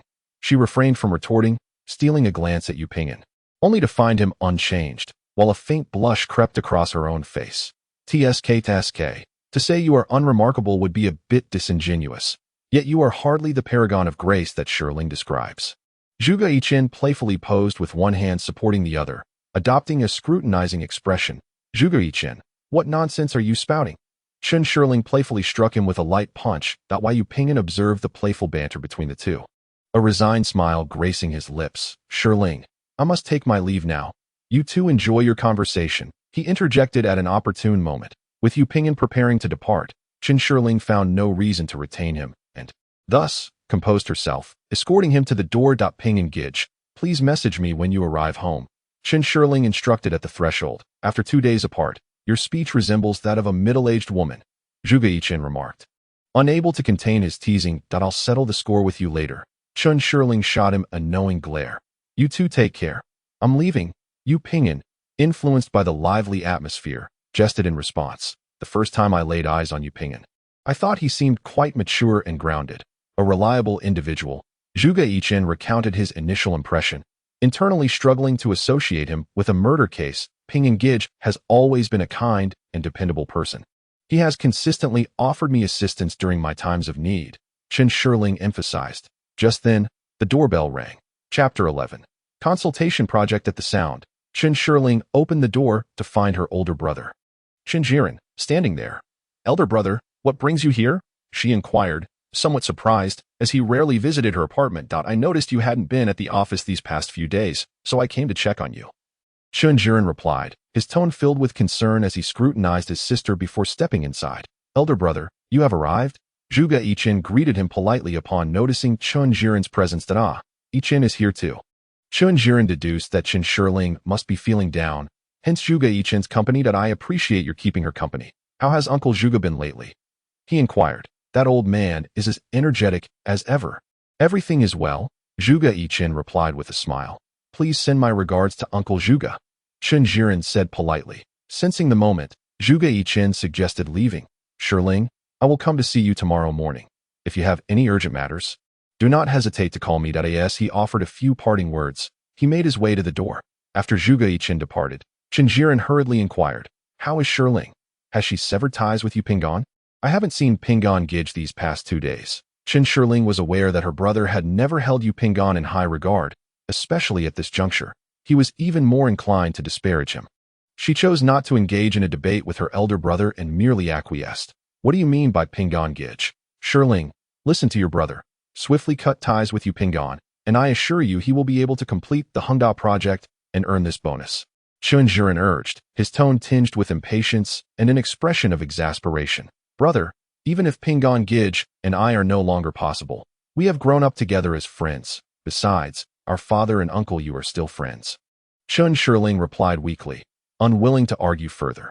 Marriage requires compatibility, and the same goes for friendships. Given our family's circumstances, do you truly believe we can maintain a friendship with the Yu family? Chun Jiren countered. Brother, have you forgotten what father said? Chun Shiling invoked their father's words, recalling previous discussions among the family regarding this matter. That day marked the first family gathering following Chun Shiling's transformation, when Chun Dajuan saw his daughter. He stared at her for quite some time before speaking. Shiling, what is this? What, don't you like it? Since their mother's passing, an unbridgeable chasm had persisted between Chen Shiling and her father, a reality that Chen Dajuan had grown accustomed to. Of course I like it. No matter what, I love my Shiling. Chen Dajuan quickly responded with a smile. Humph, if you don't like my previous look, just say it, though Chen Dajuan showered her with compliments. Chun Shiling remained unconvinced that it does look better now, much more demure. Chun Dajuan amended his praise. The family gathered around the dining table. Their second brother, Chun Zi, was unable to attend this family dinner as he was stationed at Hengda's branch in City B. Shiling, what has come over you? Are you determined to become a quiet and demure beauty? Their third brother, Chun Jili, who was closest in age to her, enjoyed teasing his sister that I used to be a quiet beauty too. Chun Shiling shot her brother a glare. Oh, spare me. With that chamade hairstyle of yours? Chun Jili retorted, smirking. What is the matter? Can't you keep your mouth shut even during dinner? Chun Dajuan's expression darkened, and he spoke curtly. He was always strict with his sons, causing Chun Jili to quickly lower his head and focus on his meal. Shiling looks much better now. Truly. Indeed. Their eldest brother, Chun Jiren, attempted to lighten the mood. Could it be that Shiling has fallen in love? Chun Dajuan also thought it plausible that his daughter's transformation was due to romance. Ahem. Chun Shiling cleared her throat with utmost seriousness that a few days ago, I ran into Yu Pingon and also visited Uncle Yu and Aunt Xia. Who? Chun Dajuan and the others asked in unison, setting down their bowls and chopsticks. That why Yu Pingon? Oh, have you encountered someone from the Yu family? Where? How are they doing now? Are they visiting City A for leisure? Chun Dajuan posed several questions. Chun Shiling, brimming with excitement, recounted her meeting with Yu Pingon and her visit to the Yu residence. Previously, Chun Shiling had entrusted her elder brother with the task of locating the Yu family, as she had a strained relationship with her father and often turned to her elder brother, who was always willing to assist her. However, in the matter of finding the Yu family, Chun Jiren had not aided his sister. Chun Jiren believed that the Chun and Yu families had become worlds apart, belonging to entirely different social strata. He had never anticipated that years later, Chun Shiling would still have a chance encounter with Yu Pingon, which was indeed unexpected. It has been over a decade since we last saw each other. Hasn't it? Chun Dajuan reminisced about the time spent at the Yu household, expressing his sentiments that let's arrange a meal with Brother Pingon another day, shall we? Remarkably, Chun Shiling did not contest Chun Dajuan's suggestion and happily agreed. Seeing his daughter in good spirits lifted Chun Dajuan's mood as well. Very well. What is Yu Pingon doing nowadays? Chun Jiren inquired suddenly. Brother Pingon works at a firm called Anhua Consulting. Just a laborer. Then, Chun Jiren remarked nonchalantly. Brother Pingon graduated from a prestigious university. Chun Shiling quickly defended. What is wrong with being a laborer? Your father worked on construction sites back in the day. Chun Dajuan, sensing the sharpness in his elder son's tone, interjected in support of Qin Shirling. Qin Shirling nodded vigorously, defiantly glancing at her elder brother. What I mean is, one cannot simply work for others their whole life. It is imperative to create something of one's own. Qin Jiren, noticing the tension between his father and sister, softened his tone to explain, "What are you saying? Aspirations to be a business owner are all well and good. But who will work for you? The division of labor in society is different. Brother Pinyin graduated from a top university and works at a consulting firm. I see no reason why he should be looked down upon. You should also read more and refrain from indulging in frivolous pursuits." Qin Dajuan, evidently unsatisfied, resumed his lecture towards Qin Ziharin. At 37 years old, Qin Jiren had sent his wife and child to the United States under the guise of providing his son with an American education, but in truth, it was to facilitate his own escapades back home. Qin Dajuan was well aware of his son's motives and, feeling dissatisfied about not seeing his eldest grandson, would often admonish Qin Jiren. "Father is right. I believe you may have become a bit too lofty in your ambitions of being a boss. Why the disdain for others?" Qin Shirling found herself unexpectedly aligned with Qin Dajuan. "Shirling, it has been so many years since we last met. Given our current family circumstances, it is wise to remain vigilant." Qin Jiren insisted. "That child Pinyin has always been sensible. He is undoubtedly a good person," Qin Dajuan asserted confidently. "Besides, what sort of family are we? Have we become so arrogant just because we've earned a bit of money?" "All right, I concede. I misjudged your character." Seeing Qin Dajuan and Qin Shirling in such a manner, Qin Jiren could only smile helplessly and say, "Dad, do you think it would be possible to acquire Anhua Company?" Qin Shirling swiftly changed the subject. "Anhua? That is a consulting firm ranked among the top 10 in the world, with a market value of at least several trillion." Qin Dajuan expressed surprise, not expecting his daughter to make such a remark. "Isn't Hongda valued at over 100 billion? Can't we acquire a company worth several trillion?" Qin Shirling seemed somewhat unconvinced. "Shirling, the majority of Hongda's valuation is tied up in real estate. Moreover, companies like Anhua cannot simply be acquired with money." Qin Dajuan patiently explained. Although somewhat dissatisfied, Qin Shirling found it hard to counter her father's reasoning. "Shirling, if you want to assist Pinyin, your father has other ways. They a prominent figure in the business world of City A." Qin Dajuan was well aware of his daughter's intentions. Upon hearing this, Qin Shirling's gloomy expression brightened instantly. "Dad, what do you mean? How can we help?" Qin Dajuan, realizing his daughter wished to aid Pinyin, revealed his thoughts. "Let Pinyin work at Hongda. I will arrange for him to hold a director-level position with a guaranteed annual salary of 1 million. What do you think?" Qin Shirling, who had been brimming with enthusiasm, immediately deflated upon hearing her father's words. "That I thought you had a brilliant idea. This way, Brother Pinyin will surely feel like a guest in someone else's home and be uncomfortable." Qin Dajuan acknowledged the validity of Qin Shirling's point with a nod. "Yes, Shirling, you are right that I did not consider that.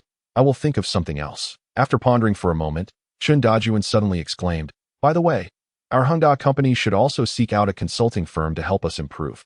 And it just so happens to be Pinyin's company." "Ah, what a splendid idea," Qin Shirling exclaimed with joy. "In that case, what benefits will Brother Pinyin derive from it? Consulting firms always have performance bonuses.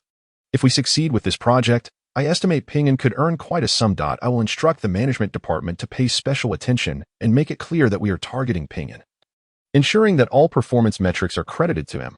Qin Dajuan strategized for his daughter. The father and daughter exchanged light-hearted banter. An imperceptible glint of coldness flashed in Qin Jiren's eyes. Chapter 12. Anhua Company concerned for Qin Shirling. Zhuge Yichen arrived early in search of her.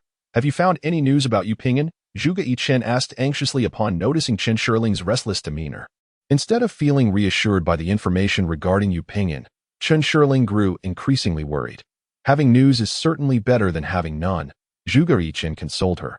Yet, Qin Shirling remained troubled, her brow furrowed as she pondered the stagnant case. "Is there any update from Officer Liu?"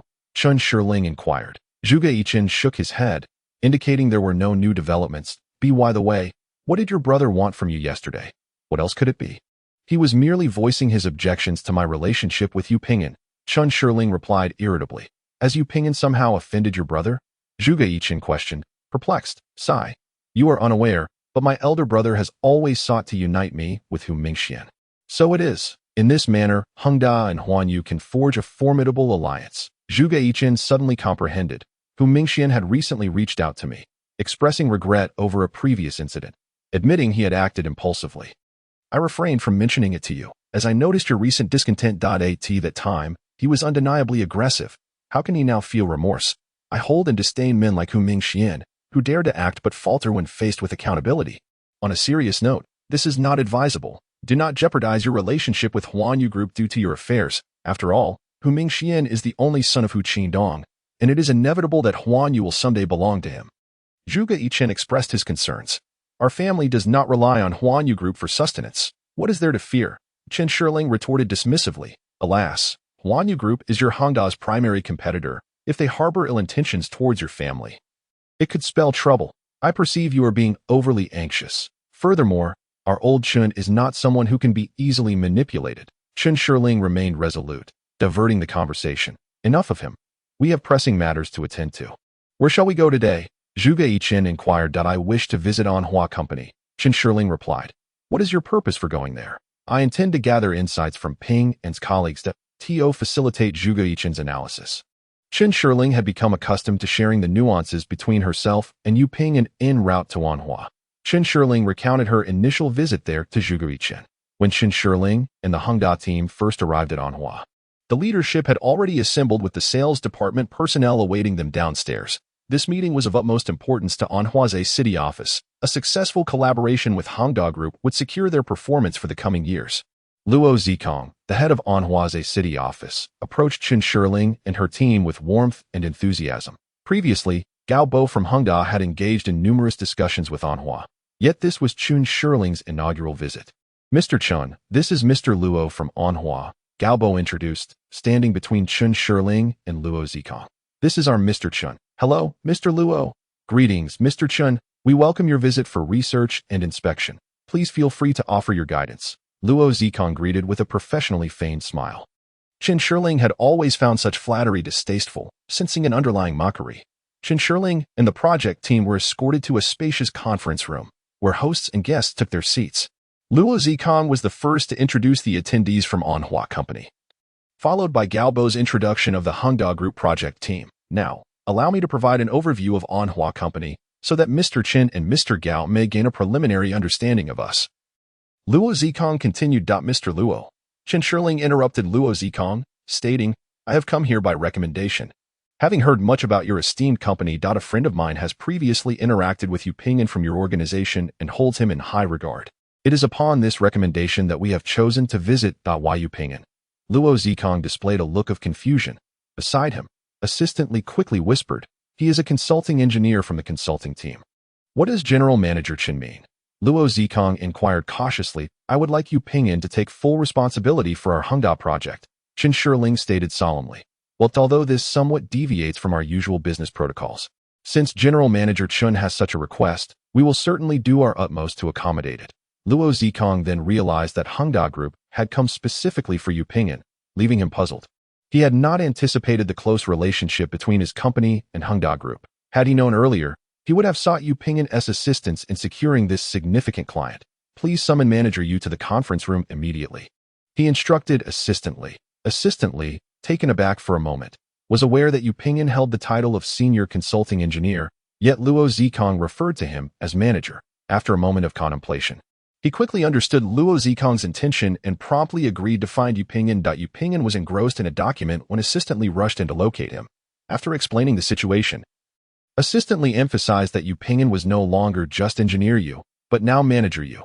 Hongda Group's representatives? Yu Ping'an responded, somewhat bewildered. Stop dawdling. Let us go. Assistant Li urged as he noticed Yu Ping'an's momentary distraction. All right, let us go. Without further thought, Yu Ping'an grabbed his laptop and followed Assistant Li to the conference room. Upon entering, he immediately spotted Chen Shirling seated in the central position. Seeing Yu Ping'an enter, Chen Shirling's face lit up with joy, though she restrained her excitement due to the presence of others, striving to maintain a serious demeanor. As Yu Ping'an observed Chen Shirling's attempt at composure, he found it amusing, recalling that she had inquired yesterday whether he would be at the office today at that moment. He had been somewhat surprised, pondering whether Chen Shirling might visit him. Yet he had never imagined that she would come representing Hongda Group to discuss collaboration with Anhua. Assistant Li, displaying remarkable sharpness, guided Yu Ping'an to sit beside Luo Zikong. Even though it was Yu Ping'an's first time being so close to the company's leader during a meeting, he showed no signs of awkwardness. Instead, greeting the project team members from Hongda Group with a composed nod, General Manager Chen, "This is our manager Yu. He will fully cooperate with the Hongda project," Luo Zikong declared confidently. Chen Shirling nodded towards Yu Ping'an and, maintaining a serious expression, remarked, "Manager Yu, I have long admired your reputation. I hope for a pleasant collaboration. You flatter me, General Manager Chen, that I look forward to contributing in whatever small way I can for Hongda Group." "Manager Yu has always been this humble. Haha," Luo Zikong responded, feeling that Yu Ping'an's words implied that Anhua Group lacked any notable strength, which elicited a slightly awkward smile from him. With the support of Anhua, the Hongda Group is destined to ascend to new heights, becoming a paragon within the domestic real estate sector. The sales director beside them eagerly chimed in. Upon hearing their words, Chen Shirling found herself amused, contemplating that this is perhaps the distinction between science students and liberal arts students. "I still prefer the composed and honest demeanor of Brother Ping'an. This General Luo is merely a grandiose talker." Subsequently, Luo Zikong provided an overview of Anhua Company. While Chen Shirling remained largely inattentive, her focus diverted to discreetly observing Yu Ping'an's reactions. Yu Ping'an, however, maintained a calm and collected demeanor, showing no signs of emotional fluctuation. Gaobo then introduced the situation at Hongda and elucidated the requirements for this consultation. Both parties seemingly reached a preliminary intention for cooperation. As the meeting concluded, pleasantries were exchanged at the doorway of the conference room. Surrounded by her project team, Chen Shirling approached Yu Ping'an and extended her hand for a handshake. "Manager Yu, I look forward to your guidance." Chen Shirling beamed with a smile that Yu Ping'an naturally reciprocated, taking her slender hand in his, while earnestly stating, "General Chen, I look forward to your guidance as well." Observing the serious Yu Ping'an, Chen Shirling nearly burst into laughter, managing to suppress her amusement and maintaining a stern expression as she replied, "While I would appreciate it if, Manager, you could show me around Anhua Group. Certainly, I will introduce some successful cases to General Chen." Yu Ping'an, aware that a consulting firm had little of interest to showcase, offered an explanation to Chen Shirling while casting an inquiring glance at Luo Zikong. "All right, Manager Yu, your task today is to accompany General Chen and share everything you know." Luo Zikong, a shrewd individual, had already sensed that there was an acquaintance between Yu Ping'an and Chen Shirling, though the nature of their relationship remained unclear. Chen Shirling wore a whimsical expression. "I work at Hongda, you know." Chapter 13. The elegant leader. "You orchestrated such a grand surprise. Surely, Yu Ping'an is not displeased?" Zhuge Yichen inquired with evident concern after hearing Chen Shirling's account. "Of course not. From childhood to adulthood, Brother Ping'an has never raised his voice at me," Chen Shirling replied with a hint of pride. "Since Yu Ping'an works at Hongda, and you are the project leader, doesn't that mean you can spend every day together under the guise of work?" Zhuge Yichen remarked with an understanding expression. "Not at all. Brother Ping'an is a highly professional consultant, while I, as the project leader, lack expertise. Much of what they discuss goes over my head." Chen Shirling did not shy away from admitting her lack of professional knowledge. "No worries, you'll learn with time," Zhuge Yichen assured her warmly. The two arrived at the reception of Anhua Company. Chen Shirling did not wish to create a stir, so she opted to directly inform the receptionist that she was there to see Li Xiuyu. "Manager Li, there is a Miss Chen Shirling here to see you." The receptionist dialed Li Xiuyu's number. "Manager Li said she will come to greet you shortly. Please wait a moment," the receptionist said with a charming smile. "Who is Li Xiuyu?" Zhuge Yichen inquired curiously. "She is Brother Ping'an's direct superior. Is she still a female leader?" The image of a middle-aged woman, adorned with black-framed glasses and dressed in a modest manner, emerged in Zhuge Yichen's mind. Before long, a graceful lady, clad in a deep V double-breasted suit dress, exuding both charisma and captivating beauty, approached the two. Observing this, Zhuge Yichen couldn't help but ponder if this was indeed the female leader of Yu Ping'an. "Quite striking, indeed. Mr. Chen, what brings you here? Ping'an is not in the office." The beautiful lady addressed Chen Shirling as she approached, her expression serious and her tone cool. "Sister Xiuyu, I have a personal matter to discuss with you today." Chen Shirling replied politely.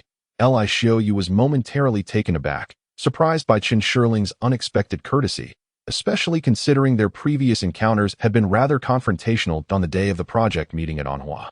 Yu Ping'an had taken Chen Shirling on a tour of the company, and she had shown great interest in everything. "Brother Ping'an, where do you work?" "Right up ahead." Yu Ping'an pointed to his office area. Colleagues had heard whispers of Yu Ping'an's rapid promotion to Manager Yuan. Seeing him accompanied by a young, beautiful and fashionable lady, displayed expressions of complex curiosity. Sensing the awkward atmosphere, Yu Ping'an declared in a loud voice, "This is Mr. Chun from Hongda Group." The crowd quickly rose to their feet, extending greetings to Chen Shirling. "Hello, everyone. Mr. Chun, I will report to the team leader about the matters here at Yu Ping'an, having not yet briefed team leader Li Xiaoyu on the sudden developments." Happened to pass by the leader's office, intending to give his report. "All right, go ahead and I'll wait for you," Chen Shirling said sweetly. The seniors in the group couldn't help but display expressions of surprise, thinking to themselves, how could Yu Ping'an leave such a significant client unattended? Such rudeness. Yu Ping'an explained the situation to Li Xiaoyu, who furrowed her brow slightly and said, "Given this, it seems you won't be able to continue with the Weixing project. How about this? I will arrange for someone to hand over the responsibilities to you as soon as possible. And you should focus entirely on the Hongda project." "Understood, Manager Li," Yu Ping'an replied without any sign of emotional upheaval. "Ping'an, I have your suit that you lent me last time. As she spoke, Li Xiaoyu took out a bag. "I've had it dry-cleaned. Yu Ping'an received the bag, saying, "Manager Li, you were too kind. It was just worn once. No need for dry cleaning. It's the least I could do. How about I treat you to dinner sometime?" Li Xiaoyu felt somewhat awkward as she made this invitation to her subordinate, sensing it might be inappropriate. Yet wishing to convey her intentions, her face inadvertently grew warm. "Sure, Manager Li." What Li Xiaoyu did not anticipate was how readily Yu Ping'an would accept. He agreed so easily, believing Li Xiaoyu was merely being polite and casually acquiescing. The offices of Anhua Company were partitioned with glass, only lowering the blinds when necessary. Everything that transpired in Li Xiaoyu's office was visible to Chen Shirling. Though the specifics of their conversation remained inaudible, Chen Shirling found the team leader Yu Ping'an rather attractive, instantly recalling Yu Ping'an's earlier remarks about his preference for mature women. A sense of unease washed over her. Observing her reaction, Yu Ping'an solemnly suggested, "President Chun, shall we head to the conference room?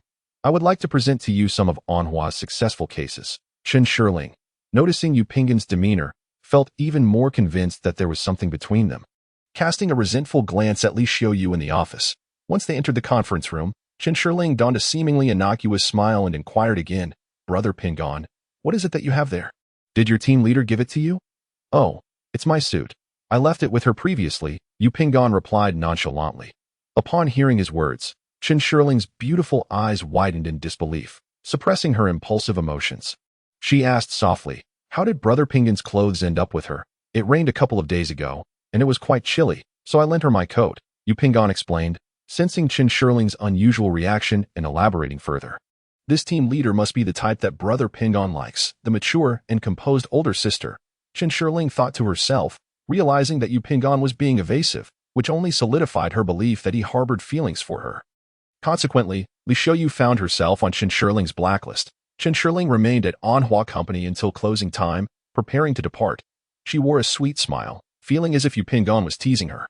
"After spending the day working with a youthful and beautiful girl like me, aren't you happy?" Chen Shirling pouted playfully, feigning annoyance. "Happy, very happy," Yu Ping'an responded with a resigned smile. With her soft body leaning against him, a warm fragrance enveloped him, a temptation that no man could easily resist. Yu Ping'an furrowed his brow slightly and smiled, saying, "Shirling, this is our company." "Oh, all right." Chen Shirling, resembling a clingy kitten rejected by its owner, reluctantly released her hold on Yu Ping'an's arm. Seeing this, Yu Ping'an shook his head helplessly, gently ruffling her hair, and said, "Let's go. Traffic will be heavy soon." The unexpected gesture of affection brightened Chen Shirling's mood, reminding her of her childhood, when Yu Ping'an would often pat her head like this, rekindling the warm happiness of her youth. Coincidentally, they encountered Li Xiaoyu in the underground parking lot. Li Xiaoyu did not recognize Chen Shirling, but she immediately recognized Yu Ping'an's ideal type leader. "Ping'an, who is this?"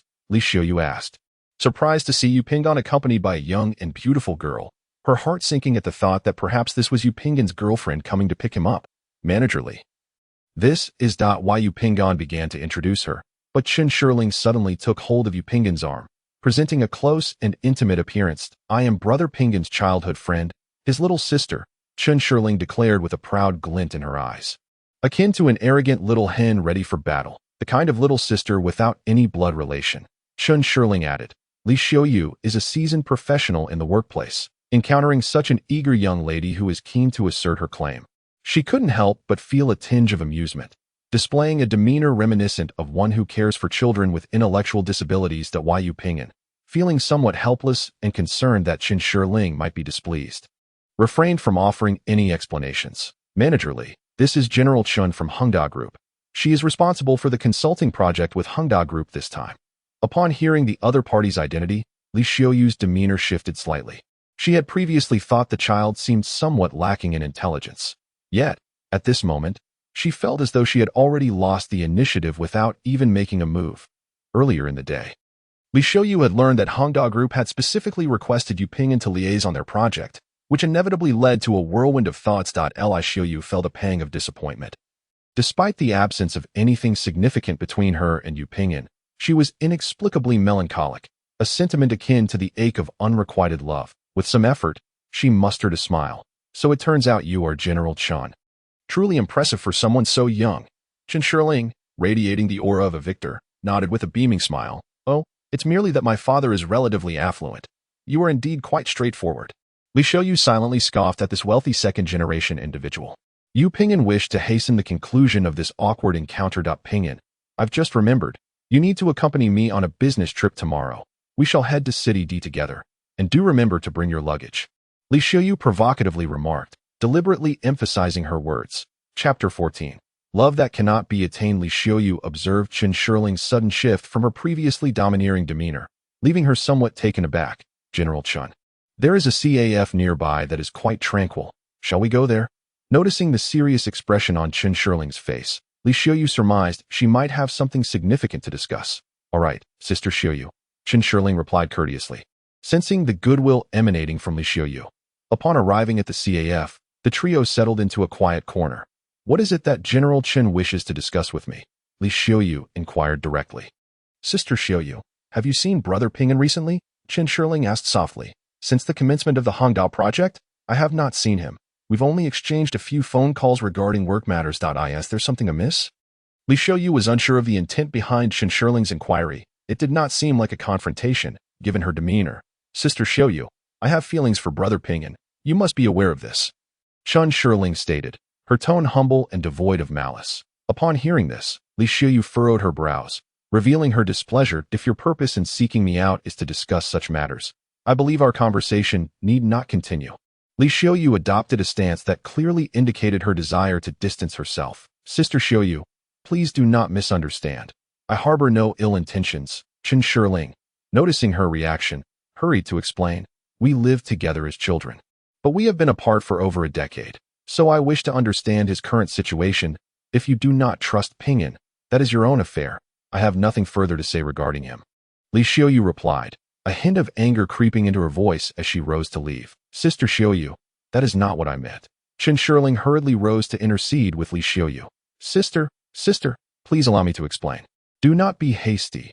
Zhuge Chen, witnessing the situation, joined in to persuade her. Although Li Xiaoyu was incensed, she sensed the earnestness in their voices and, assuming a stern demeanor, took a seat, eager to hear what they had to convey. It is like this, Sister Xiaoyu. Shiling has harbored feelings for Yu Ping'an since childhood, and she still holds him dear, though they are not currently together, Zhuge Chen elucidated. What does their relationship have to do with me? Li Xiaoyu remained unclear about their intentions and retorted coldly. Shiling's brother is quite opposed to their union, and has even conducted a private investigation into Yu Ping'an, spreading disparaging remarks about him. Upon hearing Zhuge Chen's words, Qin Shiling widened her eyes in disbelief, while Zhuge Chen urged her to trust him with a knowing glance. Naturally, Shiling did not believe those rumors. Hence, she wished to learn more about Yu Ping'an from you. As you are his superior and must be well acquainted with his character, Zhuge Chen continued. With that, both turned their hopeful gazes toward Li Xiaoyu. Li Xiaoyu exhaled deeply, revealing a look of resignation. Mr. Chun, should I express my gratitude for your trust or reprimand you for your folly? Li Xiaoyu had always harbored a fondness for Yu Ping'an, but had never expressed her feelings. In this regard, she envied Qin Shiling's candid nature. Li Xiaoyu had never lacked for exceptional suitors. Yet her heart was set on Yu Ping'an. If one were to seek the rationale for her affections, it would stem from the gradual fondness and reliance that blossomed from their daily interactions at work. Appreciating his steadfastness and charm, observing the expectant expressions on the faces before her, Li Xiaoyu spoke softly.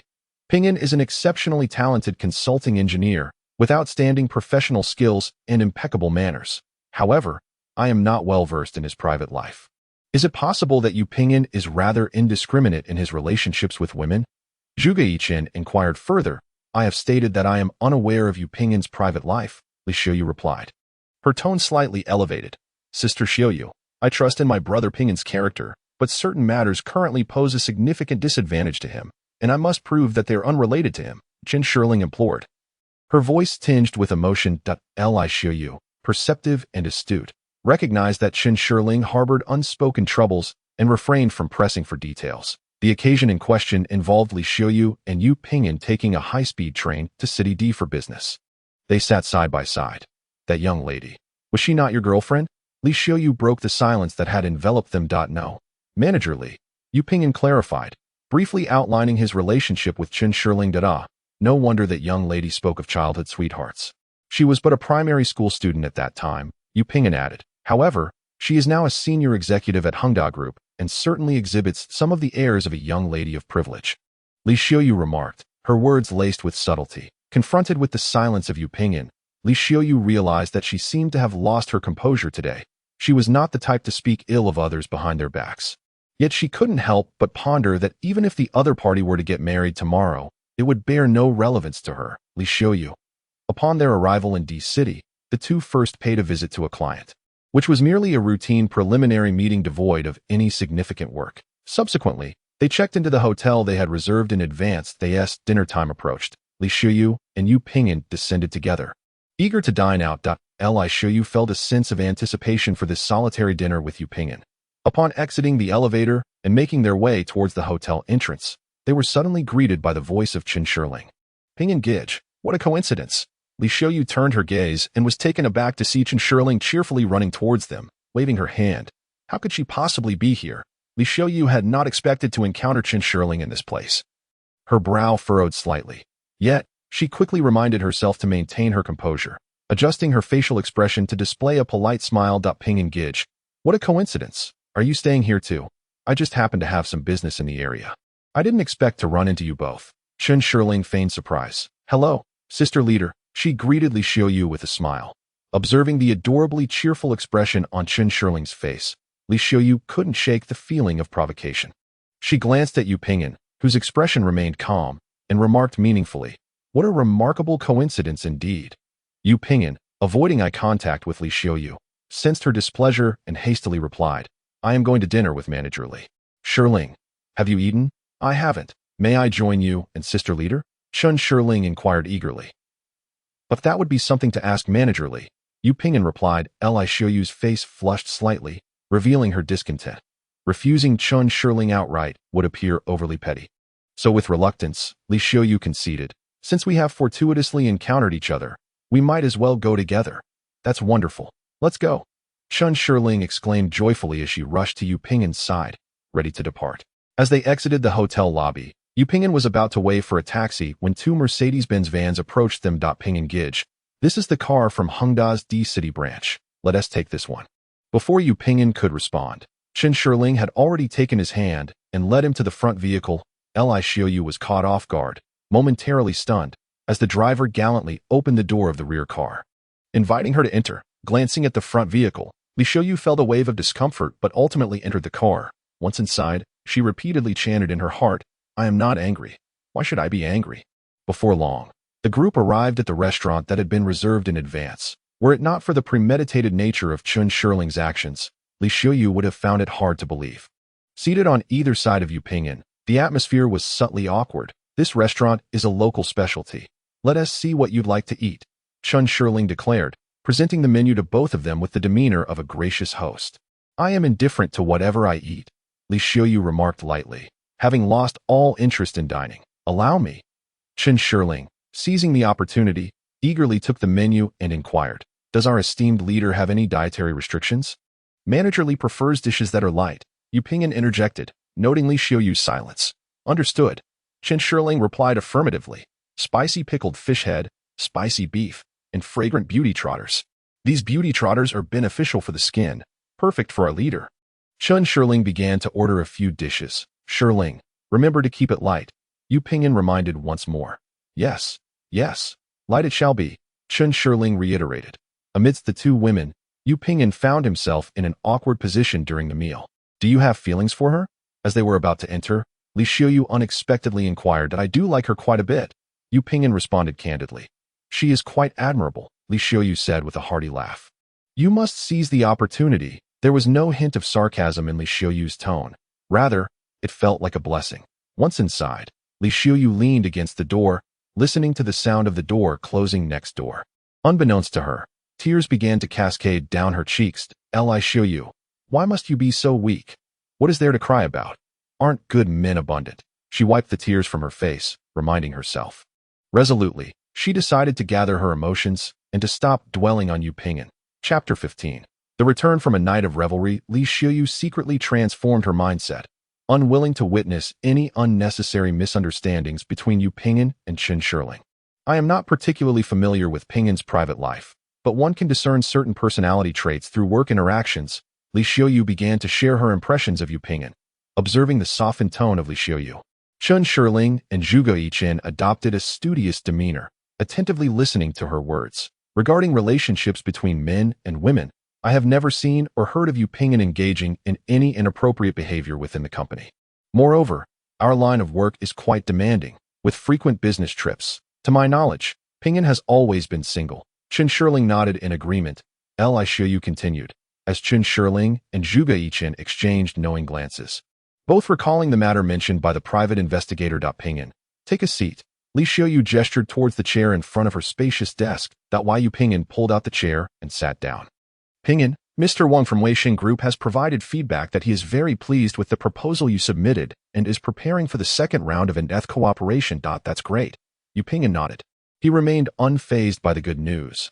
Manager, what would you like me to do next? Li Xiuyu, accustomed to Yu Pingyan's stoic demeanor, smiled slightly as she continued. For the second round project, I had intended for you to take full responsibility. But due to the Hengda project, it must be handed over to someone else. Please coordinate with Manager Wang. Understood. I will liaise with Manager Wang. Yu Pingyan replied with a serious expression. Excellent. Should you have any requests, do not hesitate to communicate them directly to me. Li Xiuyu continues to wear her sweet smile. By the way, there is a team-building event tonight. Fiona must have informed you, right? Yu Pingyan, who was just about to step out, shook his head at Li Xiuyu, indicating that he was unaware. Oh, no worries. Perhaps she simply didn't have the chance to notify everyone. Let us not schedule anything else for the evening. All right, manager. With that, Yu Pingyan exited Li Xiuyu's office. As Li Xiuyu watched Yu Pingyan depart, she caught a glimpse of her meticulously coordinated deep V white shirt and form-flattering exquisite short skirt through the reflection of the office glass wall. After work, everyone gathered at the renowned Hengda Grand Hotel in City A, a venue that offers dining, nightlife, KTV, and various entertainment options. The entire team, comprising about 10 individuals, sat around a large round table in a private room, chatting and laughing incessantly, creating a delightful atmosphere. Thanks to everyone's efforts in recent projects, they achieved commendable results, and our team's performance bonus for this quarter has reached an all-time high. The evening commenced with a speech from the manager, and upon hearing about the performance bonus, an eruption of cheers filled the room. Pingyan, you must drink a bit tonight. A senior colleague seized the moment to tease. Yes. Pingyan, you need to relax a little. You can't leave early tonight during karaoke, a female colleague chimed in. Typically, Yu Pingyan presents himself as mature and composed, never indulging in alcohol or participating much in post-work social activities, leading others to perceive him as somewhat rigid. Today, seizing the opportunity when the manager specifically mentioned Yu Pingyan, they were eager to gauge his reaction. We still adhere to our old tradition.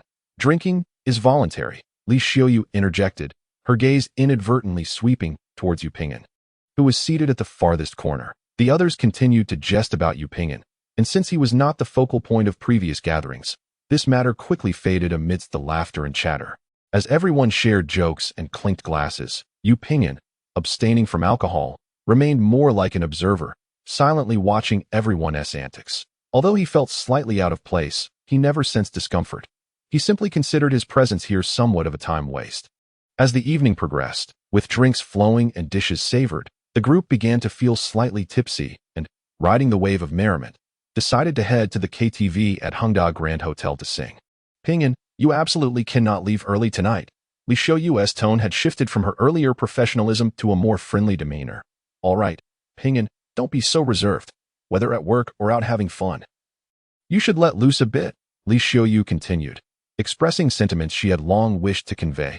Feeling emboldened by the alcohol, upon arriving at the KTV, they ordered more drinks and showcased their vocal talents. Yu Pingyan, not drinking and not particularly skilled at singing, remained in the corner, silently observing everyone as he had during dinner. Pingyan, why aren't you singing? Li Xiaoyu, feeling more tipsy, inquired. Manager, I'm not very good at singing. I really enjoy listening to everyone.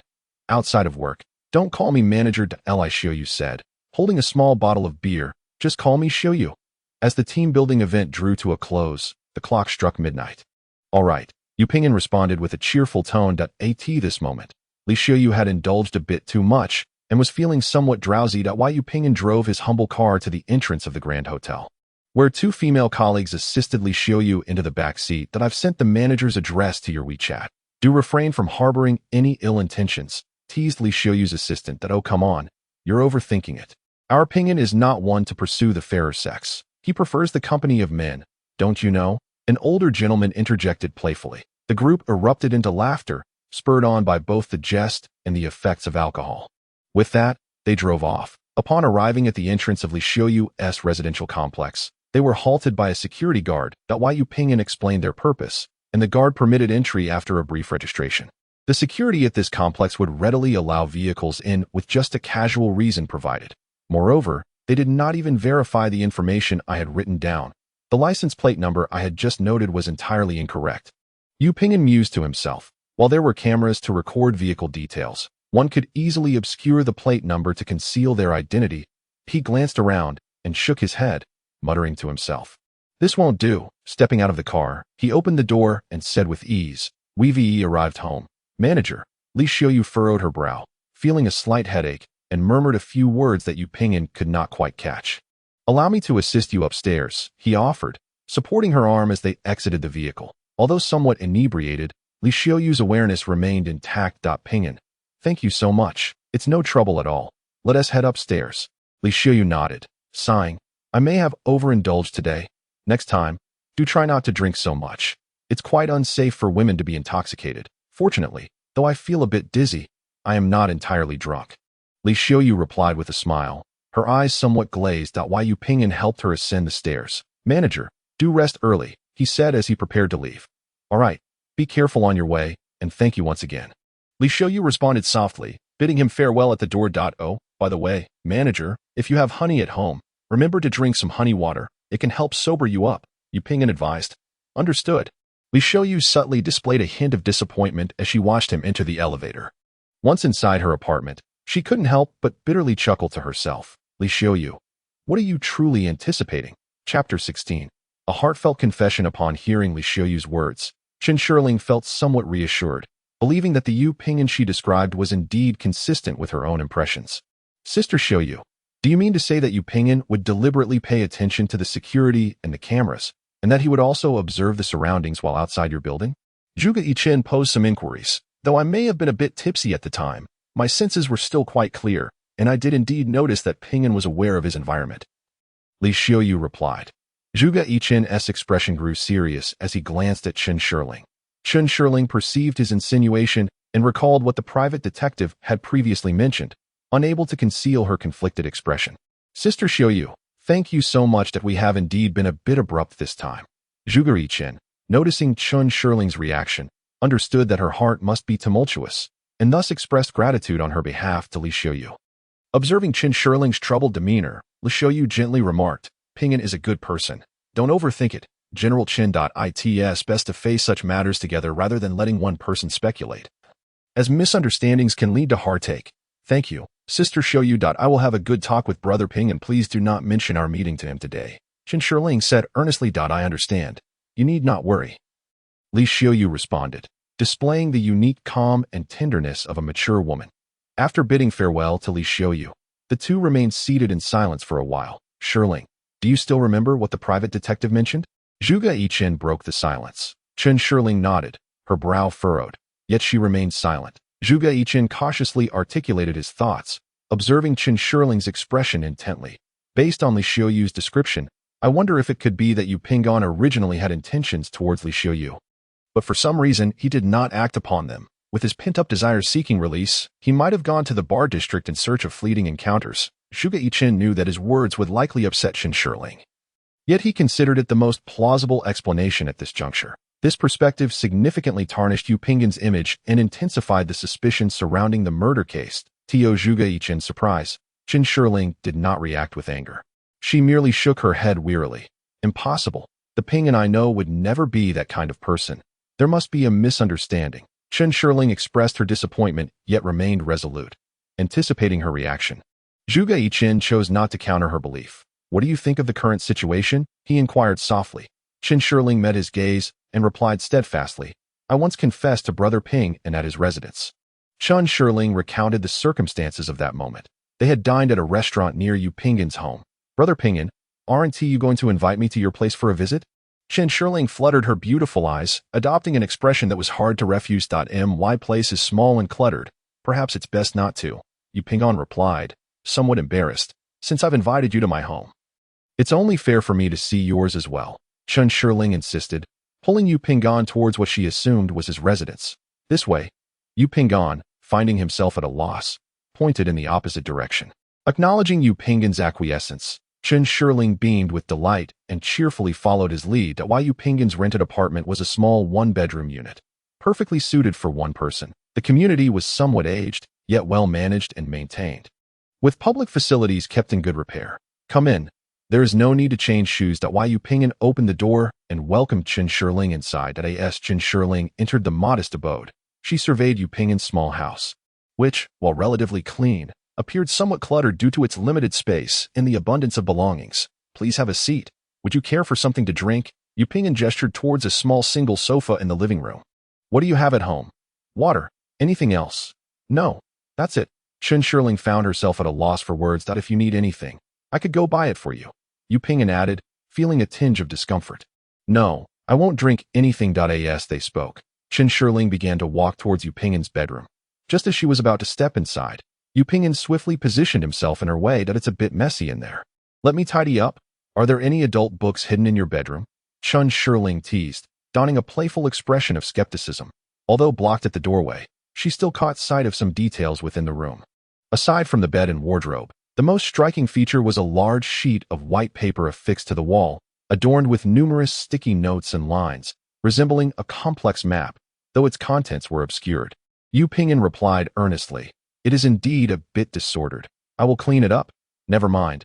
It's no trouble. In the midst of their conversation, Qin Shiling became aware of Yu Pinggan standing so close before her. Suddenly, she wrapped her arms around him, resting her head against his chest, feeling the rhythm of his heartbeat and warmth. Expecting Qin Shiling to enter the bedroom, Yu Pinggan was taken aback by her unexpected gesture. Momentarily frozen in place, Shiling, do not test the resolve of a middle-aged man, Yu Pinggan warned, his tone tinged with caution. That would only serve to turn the raw rice into cooked rice. Qin Shiling remained nestled against him, her voice low and playful. Shiling, please don't do this, Yu Pinggan implored with utmost seriousness. Hearing his stance, Qin Shiling reluctantly released her embrace, obediently taking a seat on the single sofa in the living room. The atmosphere between them grew subtly charged. Shiling, you are a beautiful and optimistic girl. Surely many fine young men must admire you. I am but an overlooked middle-aged man, Yu Pinggan stated solemnly, the implication clear. That may be true. Qin Shiling, buoyed by his compliment, sat up straighter, adopting an expression of both pride and entitlement. How can you call yourself an uncle, Pinggan Gidge? How old are you? Almost 30. Isn't that considered an uncle? Indeed. Otherwise, Mother wouldn't be urging you to get married. Since you feel overlooked, I shall take it upon myself to do a good deed and be your girlfriend, Qin Shiling declared with a playful glint in her eye. Shiling, please don't jest like that. I am not joking, Qin Shiling replied earnestly, her true feelings laid bare. Shiling, you are currently immersed in the joy of reunion and nostalgia for the past. However, the reality is that you, I, and our two families have all changed significantly from what they once were. Do not act impulsively, nor let the lines between friendship, familial affection, and romantic love become blurred. Yu Pinggan spoke earnestly. Brother Pinggan, do you not have feelings for me? Qin Shiling inquired with increasing urgency. Yu Pinggan's words resonated with sincerity. Qin Shiling's mood soured somewhat, yet recalling her elder brother's demeanor, she found merit in Yu Ping'an's reasoning. At that moment, she had already internalized Yu Ping'an's perspective, but receiving such a response despite her overtures left her feeling utterly defeated and resentful. Humph, you engineering fellows truly lack a sense of romance. Here I am, a youthful and radiant beauty, confessing my feelings and offering my affection, and Brother Ping'an responds in such a manner. Chen Shirling's small face puffed up in indignation as she voiced her dissatisfaction. Shirling, are you upset? Humph, I am indeed upset. Oh, Brother Ping'an, I said I am upset, and you do not even attempt to console me. How should one console? Chen Shirling felt utterly defeated, left speechless. Fine, she reluctantly acquiesced. Chapter 17. A return to familiar grounds. Zhuge Chen, having listened to Chen Shirling's account, found himself embroiled in a similar quandary. From what you say, Yu Ping'an truly is a man of integrity. How could such a person ever engage with women in a bar district? Zhuge Chen pondered aloud. That is precisely why I believe Brother Ping'an would never partake in such activities, Chen Shirling affirmed, bolstered by Zhuge Chen's reaction. Yet the conundrum remained. Yu Ping'an had indeed frequented the bar district and had interacted with some women of uncertain identity. What could possibly explain this? Zhuge Chen expressed his confusion. Brother Ping'an must have his reasons for such actions. Chen Shirling too was beset by many uncertainties, yet she steadfastly believed in Yu Ping'an's innocence. After a lengthy discussion, with little progress made, Chen Shirling resolved to visit Yu Ping'an's residence. Will he be home? Zhuge Chen inquired. Let us go see. He might be there, Chen Shirling replied, harboring low expectations that A.S. anticipated. Upon arriving at Yu Ping'an's abode and knocking for a considerable time without response, Chen Shirling attempted to contact him by phone. The call connected, yet no one answered. This state of affairs had persisted for 3 days.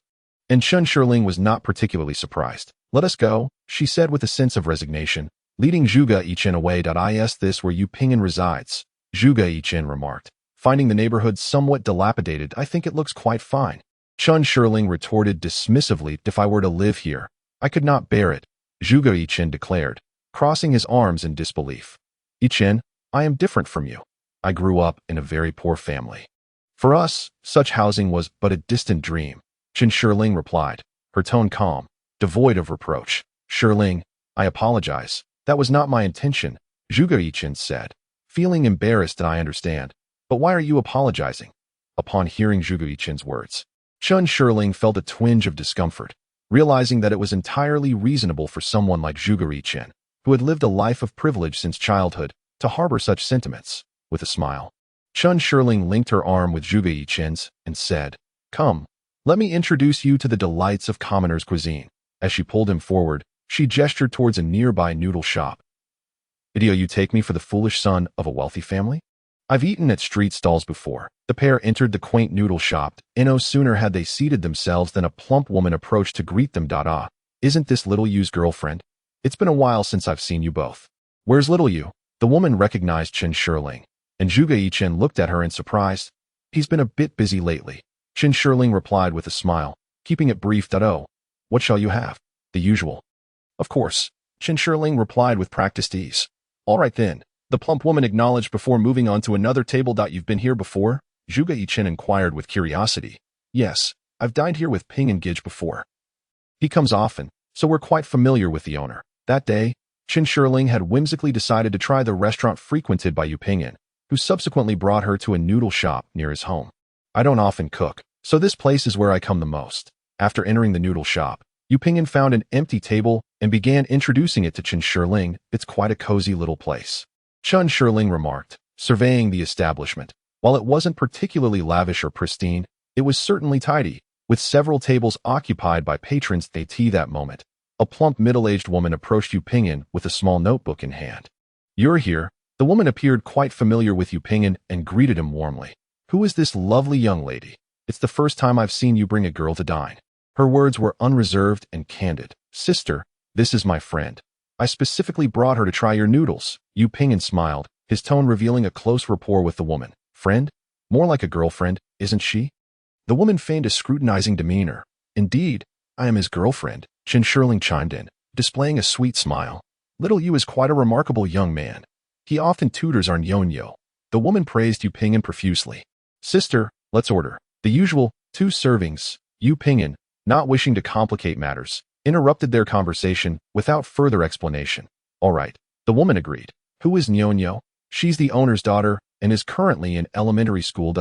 Our Ping Gij is indeed adored by women of all ages. Chun Shirling remarked with a hint of sarcasm, while Yu Pingyan glanced at Chun Shirling, who wore a provocative expression, but chose to remain silent, merely shaking his head with a resigned smile. What does Ping Gij usually do? Chun Shirling, noticing Yu Pingyan's silence, shifted the topic. When unoccupied, I indulge in novels and anime.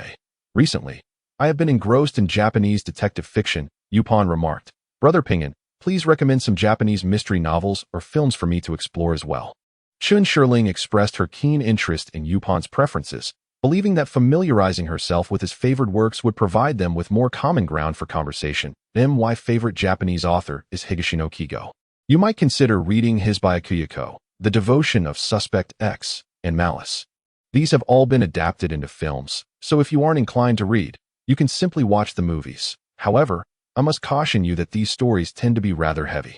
If you prefer something more uplifting, you might enjoy Victory is Justice, which centers around the legal profession.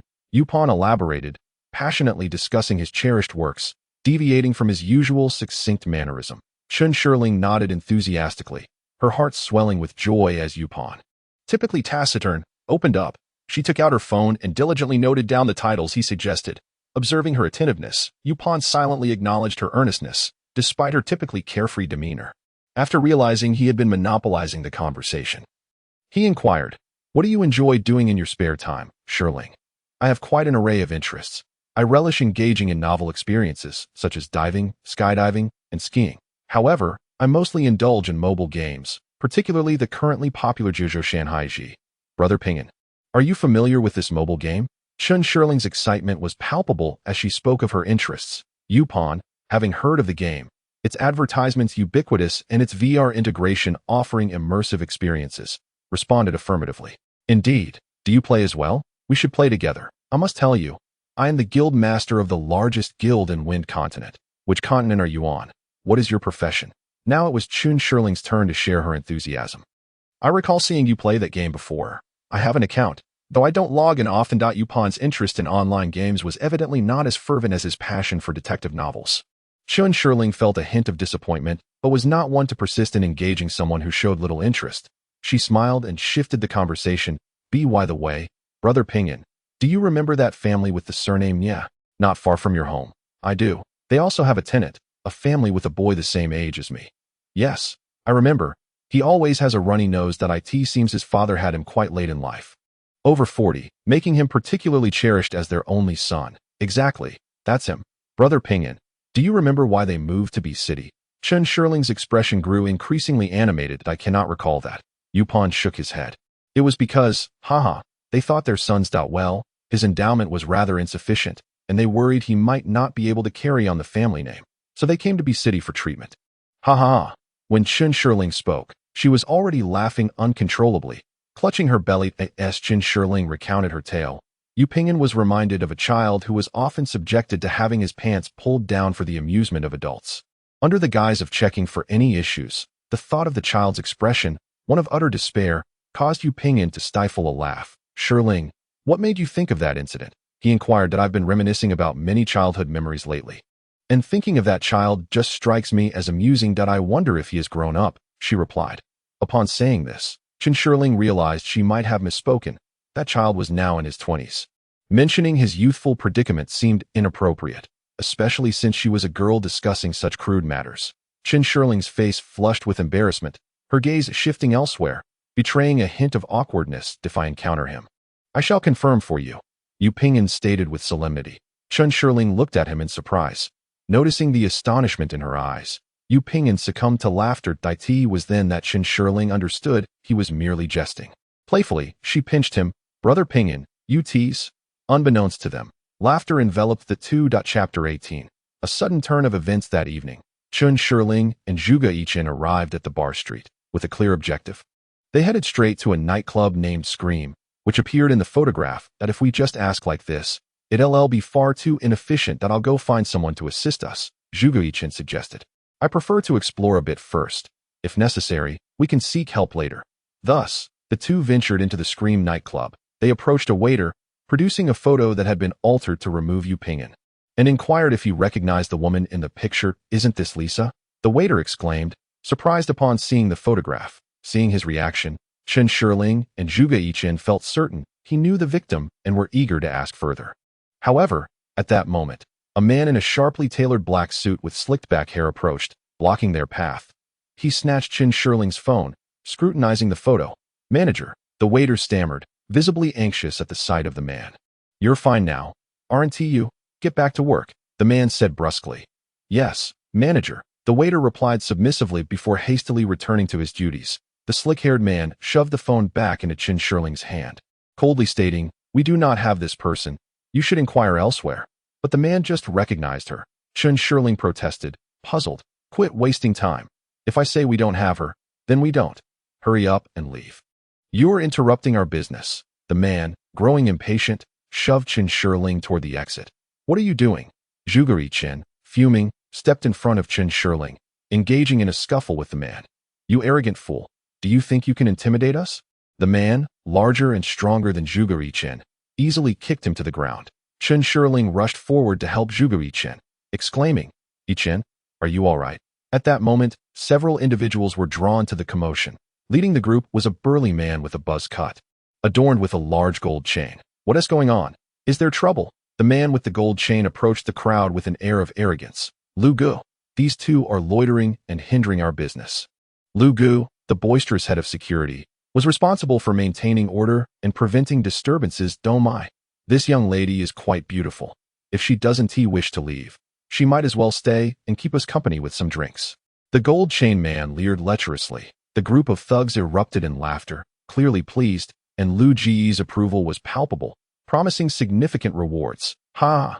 Zhuge Yichen stepped protectively in front of Chen Shirling, raising his voice in admonition. "Damn it. You mutts, what are you barking about? Tell me, do you know Hao Ge?" Upon hearing the name, the thugs froze, collectively glancing at the man with the gold chain. Who in the bar street didn't know Hao Ge? Did they think that merely uttering his name would intimidate others? With your pitiful demeanor, you wouldn't even be worthy to carry Hao Ji's shoes. The gold chain man stubbornly insisted that Zhuge Yichen was bluffing. Realizing the futility of reasoning with these ruffians, Zhuge Yichen grasped Chen Shirling's hand and attempted to leave. "Damn, did I give you permission to leave?" The gold chain man was relentless. "What do you want?" Zhuge Yichen stood firm in front of Chen Shirling. "I find your androgynous appearance bothersome. Teach him a lesson."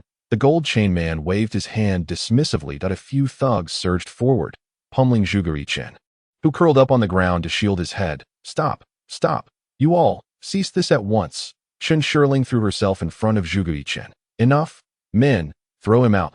The women stay." The gold chain man leered at the terrified Chen Shirling. One thug stepped closer, attempting to grab her. "Don't come any closer. I'm calling the police." Chen Shirling brandished her phone, only for the thug to snatch it away. "Haha, little beauty, your brother is inviting you for drinks." The police wanted to interfere. The gold chain man wore a sinister grin. Just as Chen Shirling tried to pull away from the crowd, Zhuge Yichen, rising from the ground, reassured her, "Don't be afraid. I'll call for help immediately." Two individuals pushed and shoved Zhuge Yichen, escorting him out. Upon hearing his words, Chen Shirling felt a slight sense of relief, contemplating how to stall for time until Zhuge Yichen could rescue her. She was dragged to a booth, forced to sit beside the gold chain man. The hall pulsed with explosive music and dim lighting, and the revelers were oblivious to the events unfolding in the booth. "Come, little beauty, have a drink with your brother," the gold chain man taunted as he observed Chen Shirling, who was nearly curling into herself beside him and prepared to pour beer down her throat. "Big brother, beer isn't that good. Allow me to treat you to some ace of spades. I have money." As she spoke, Chen Shirling produced her credit card. "Domai. This little beauty is quite savvy." The gold chain man paused, accepting her credit card. The man with the slicked back hair grinned at the sight. More drink sales meant a bigger commission for him. "Let us start with 10 bottles of ace of spades. Each of my brothers shall have one." The ostentatious figure, adorned with a lavish gold chain, nonchalantly handed his credit card to the man with the slicked back hair. The chorus of astonished expressions emerged among the entourage of subordinates. Ultimately, these individuals were merely employees of the nightclub, accustomed to witnessing the extravagant spending of the wealthy, and naturally filled with envy. Today, they finally had the opportunity to indulge in exquisite champagne. What does the charming young lady do? She seems quite affluent, one remarked. Perhaps it was the age-old truth that those who receive gifts are at a disadvantage, for the man with the gold chain softened his tone. Brother, I work at a real estate company. And you? Chun Shirling responded, contemplating how to buy time. Such a delightful young lady. Can't you tell? I am a man of the streets. Laughter erupted once more among the group at that moment. A flustered waiter rushed to the table. Manager, Lu Gu, a large crowd has gathered outside. At it seems they are here to cause trouble. The man adorned with the gold chain and his slick-back companion were taken aback, instantly rising to their feet. Let us see. I shall find out who possesses the audacity to create a ruckus. Before the group of enforcers could reach the entrance, a formidable assembly of individuals clad in black suits, robust and menacing, forcefully made their way inside. The sight left several of the enforcers feeling intimidated. Gentlemen, which faction do you belong to? What brings you here? The man with the gold chain attempted to maintain his composure. Eager to engage with the newcomers that moment, Zhuge Yichen emerged from behind the group of black-clad individuals, accompanied by a gaunt middle-aged man whose penetrating gaze pierced through the room. How go? What brings you here? If you have something to discuss, I could simply come to you. The man with the gold chain appeared as if he had encountered a predator. Zhuge Xiaoya. Were they the ones who harmed you? Hago inquired, concern etched upon his features. Indeed, it was them. Where is my friend? What have you done with her? Zhuge Yichen exclaimed, grasping the gold chain man's collar and shaking him vigorously. The man with the gold chain, unable to utter a word and too intimidated to retaliate, pointed toward the booth above. Zhuge Yichen released his grip and hurried toward the booth, with Hao Gu trailing closely behind. Hao Gu, what should we do about these individuals? A subordinate queried, keeping pace with Hao Gu. He surveyed the subdued figures before him and coldly replied, teach them a lesson, but ensure no lives are lost. Chapter 19. Quelling the disturbance. Zhuge Yichen, accompanied by the men in black, arrived at the booth, where he found Chun Shirling. She had already sensed the commotion at the entrance, and upon seeing Zhuge Yichen, she was both astonished and elated.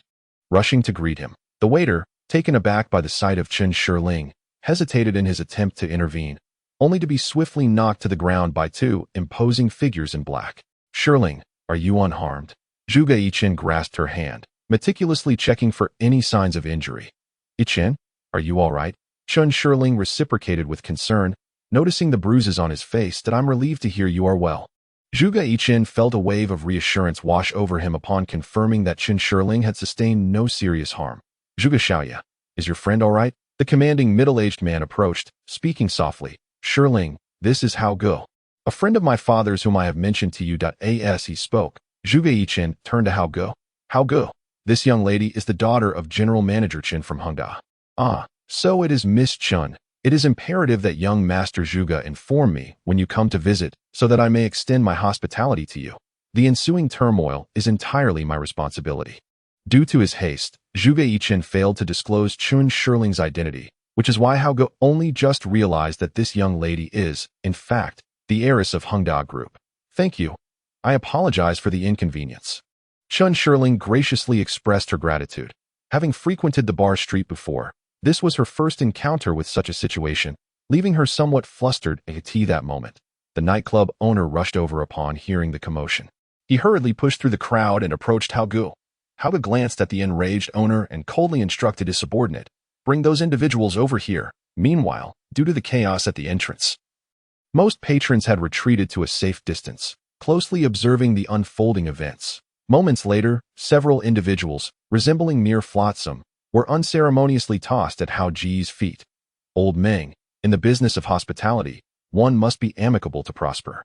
The lackeys you've employed are blind to their surroundings and have provoked someone they ought not to have.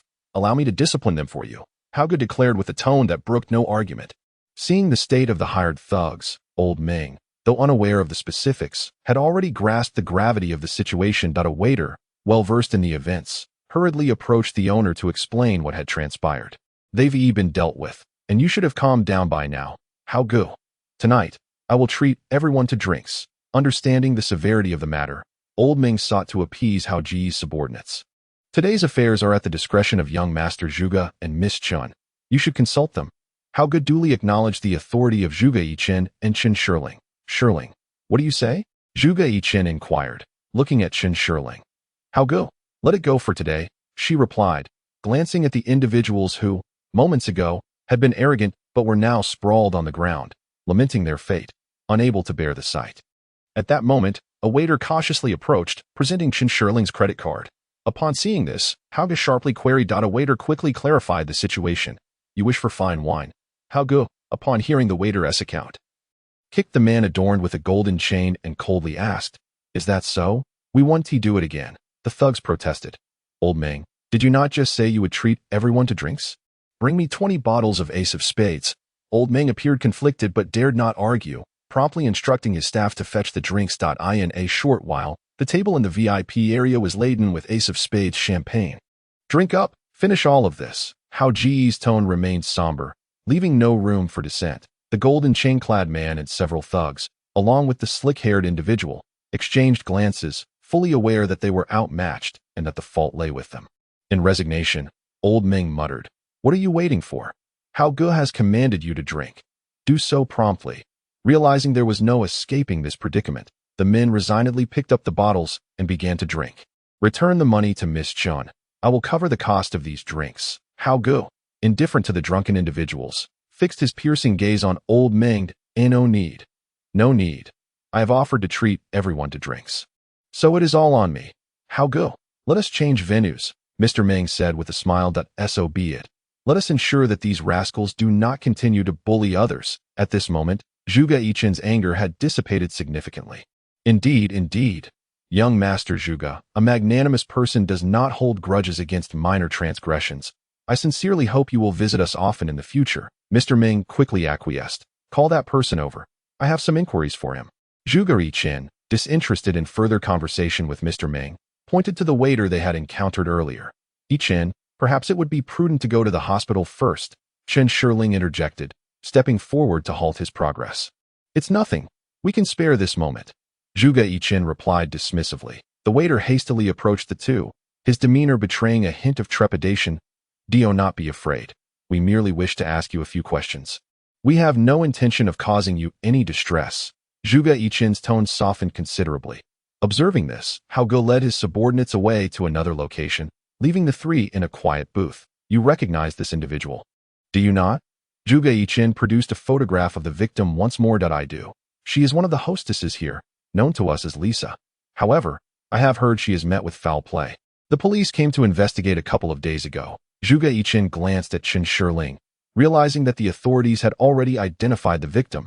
"What inquiries did the police make?" Zhuge Yichen continued. "It was around mid-June.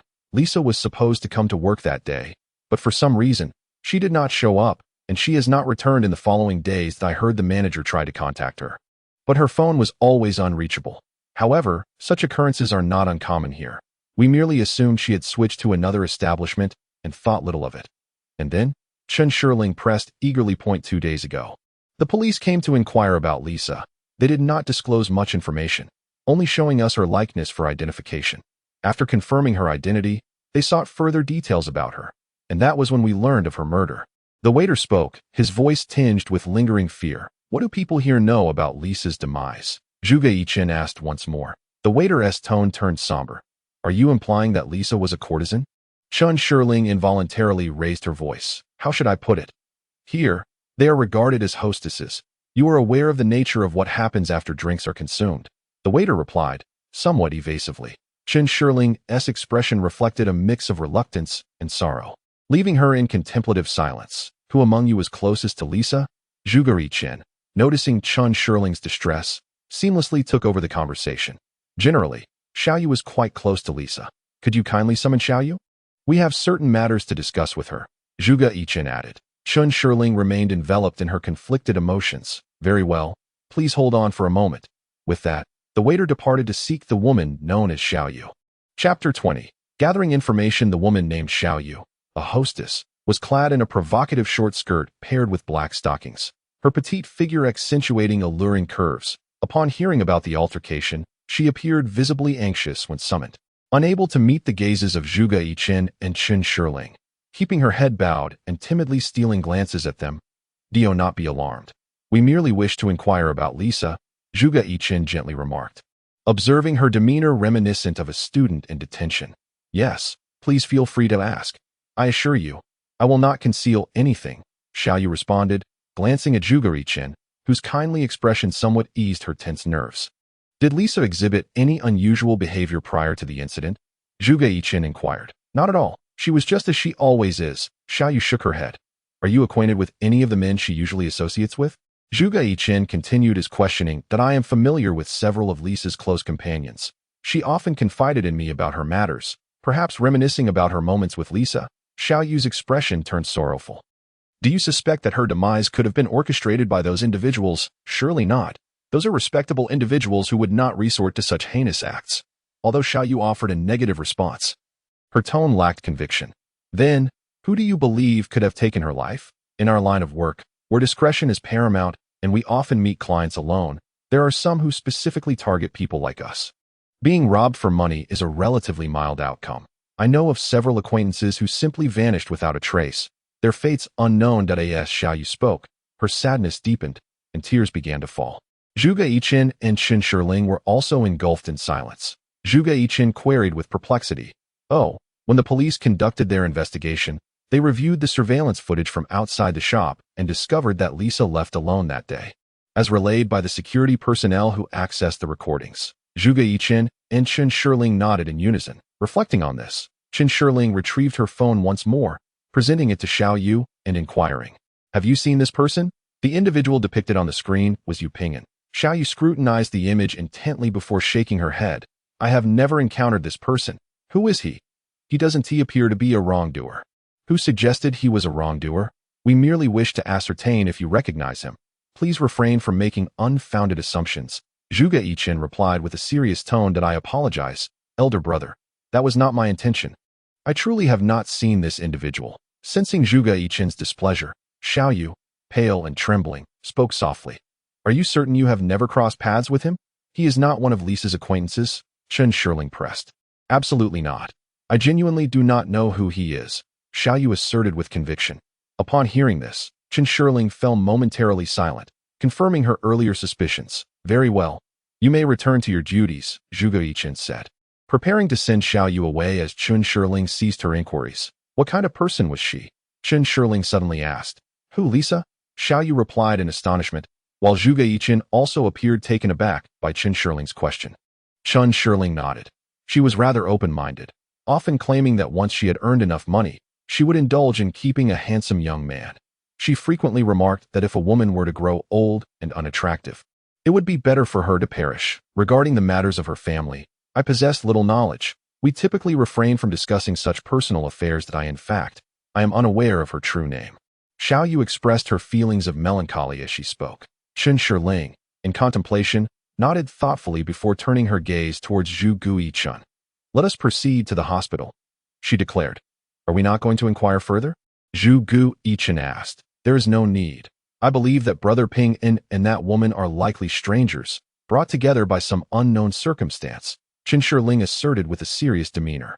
Zhuge Yichen found himself pondering. Is this not merely the association between a patron and a fallen woman? It was difficult to conceive of any other connection. Despite such thoughts, Zhuge Yichen refrained from voicing them. On one hand, he knew Chen Shirling would be displeased, and on the other, through her narratives over the past few days, he had come to perceive Yu Ping'an as not that kind of person. Yet the current circumstances offered no more plausible explanation. After departing from the raucous nightclub, the two made their way to the nearest hospital. The nurse attended to Zhuge Yichen with a brief treatment, followed by a routine examination. As Chen Shirling observed Zhuge Yichen seated beside her, his face marred by bruises, memories of the past began to surface. During elementary school, there was a particular recess when Chen Shirling tearfully sought out Yu Ping'an. Brother Ping'an, Erlong and San Mao from our class are bullying me, calling me a fool and tugging at my braid. Yu Ping'an, witnessing the tears still glistening on Chen Shirling's face, felt a pang of anguish and gently wiped her tears away. Without question, it was undoubtedly those mischievous boys from class who had tormented Shirling, for Yu Ping'an was not one to instigate trouble. However, when they targeted Shirling, he felt compelled to confront Erlong and San Mao. Shirling, lead me to them, Yu Ping'an said, his face betraying an uncommon display of indignation. Encouraged by Brother Ping'an's reaction, Chen Shirling found an abundance of courage, adopting a fierce demeanor as she took the lead. Upon encountering the two boys, Erlong, with snot running down his face, and San Mao, wielding a small stick. Yu Ping'an immediately demanded, "Did you bully Qin Shiling?" "It was them." Qin Shiling pointed at the two. Standing resolutely beside Yu Ping and the boys appeared to be unruly children, seemingly neglected at home. Typically, Yu Ping'an would not provoke such individuals, but today, their mistreatment of Shiling warranted a different approach. "You shall not bully Qin Shiling any longer, do you understand?" Yu Ping'an admonished loudly. The two boys, displaying an air of indifference, seemed to disregard the significantly older Yu Ping'an, maintaining their playful demeanor. "We didn't bully Qin Shiling." "Did you see us bully her?" they retorted, their young voices laced with bravado. Seeing their refusal to acknowledge their wrongdoings only fueled Yu Ping'an's anger. However, true to his nature, he was reluctant to resort to violence in a moment of desperation. He snatched the small stick from San Mao's hand and, with forceful determination, raised his knee and snapped it in two. Hearing San Mao's words, Yu Ping'an felt a twinge of concern. Yet he maintained his composure in front of Qin Shiling. "From now on, they should think twice before bullying you." Witnessing Yu Ping'an's remarkable feat, Qin Shiling clapped her hands joyfully and exclaimed, "Brother Ping'an is truly incredible." However, the very concerns that weighed on Yu Ping'an's mind soon manifested. On the way home from school, San Mao's elder brother, a notorious local delinquent, along with several accomplices, blocked the school gate. As soon as Yu Ping'an spotted them, San Mao and Erlong also caught sight of him, leaving no time for evasion. Why Yu Ping'an whispered to Qin Shiling, "I cannot." Despite her tender age, Qin Shiling recognized the ill intentions of San Mao and Erlong. Yu Ping'an reiterated softly, prompting Qin Shiling to comprehend his meaning, and she promptly ran towards her home. In the meantime, Yu Ping'an found himself encircled by several ruffians. "You are the one who broke my brother's stick?" San Mao's elder brother demanded fiercely. "It was a misunderstanding. I will compensate you." Yu Ping'an replied, "All right. Hand over the money." As he spoke, the man stepped forward and rummaged through Yu Ping'an's pockets, extracting a few bills. Upon seeing the money in the man's possession, Yu Ping'an asked, "Am I free to leave now?" "Brother, beat him," San Mao urged, and without hesitation, he kicked Yu Ping'an. However, San Mao was too small, and the kick merely struck Yu Ping'an's calf with little force, causing him no significant harm. Hearing his brother's command, San Mao's elder brother languidly instructed his minions, "You lot, teach this brat a lesson." Consequently, the group advanced and unleashed a flurry of indiscriminate punches and kicks, forcing Yu Ping'an to crouch down and shield his head. By the time Qin Shiling returned with Yu Dongfeng in search of Yu Ping'an, he was already trudging home, covered in dust and sporting bruises on his face. Upon seeing Yu Ping'an's woeful appearance, Qin Shiling burst into tears, rushing to his side and fervently brushing off the dirt while attempting to wipe the blood from his face, when she accidentally touched a sore spot. Yu Ping'an could not suppress a pained sound, which only deepened Qin Shiling's sorrow as she cried out, "Brother Ping'an, does it hurt terribly?" Gently, Yu Ping'an patted her little head, offering a faint smile. "It's nothing. Shiling, I'm not in pain at all. Please don't cry." Chapter 21. Confirming identity in the CAF, Zhuge Yichen, Qin Shiling, and Officer Liu were seated together. "Thanks to your leads, the identity of the deceased has been confirmed." Officer Liu expressed his gratitude. "Has there been any progress in the case?" Zhuge Yichen inquired tentatively. The deceased was a hostess working at a nightclub called Scream. Officer Liu shared information gathered during their investigation. Upon confirming the identity, we promptly reviewed the surveillance footage from the nightclub and its vicinity on the night of the incident. Qin Shiling's expression turned tense at this revelation, while Zhuge Yichen focused intently on Officer Liu. Regrettably, after leaving the nightclub alone, the deceased quickly entered a blind spot of the surveillance cameras, and thereafter, we lost track of her whereabouts, Officer Liu lamented. "How is that possible?" Zhuge Yichen questioned in surprise. Qin Shiling too found it hard to believe that we also find it quite perplexing. Based on our on-site investigation, it would be nearly impossible to evade all surveillance cameras perfectly without prior reconnaissance. Officer Liu furrowed his brow. "Are you suggesting that the deceased deliberately evaded the surveillance cameras?" Qin Shiling inquired tentatively.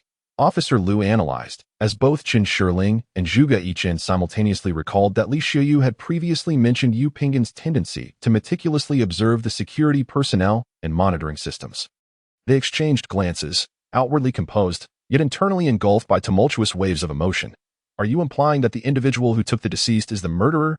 Zhuge Yichen asked. At present, this seems quite plausible. However, we have investigated the deceased's social connections, and several suspects possess solid alibis, Officer Liu replied. This suggests that the assailant is a stranger, Zhuge Yichen continued. Chen Shirling, feeling increasingly distressed, contemplated the photographs in her possession, which could potentially be pivotal evidence, and wrestled with the dilemma of whether to hand them over to the authorities. Officer Liu, is it possible to trace the locations the phone's owner visited through mobile tracking? Have you identified the initial crime scene? Zhuge Yichen posed his questions, as Mr. Zhuge rightly pointed out. One can generally ascertain a movement trajectory through the data between the phone and the base station. However, in this case, the deceased phone fortuitously ran out of battery and remained powered off.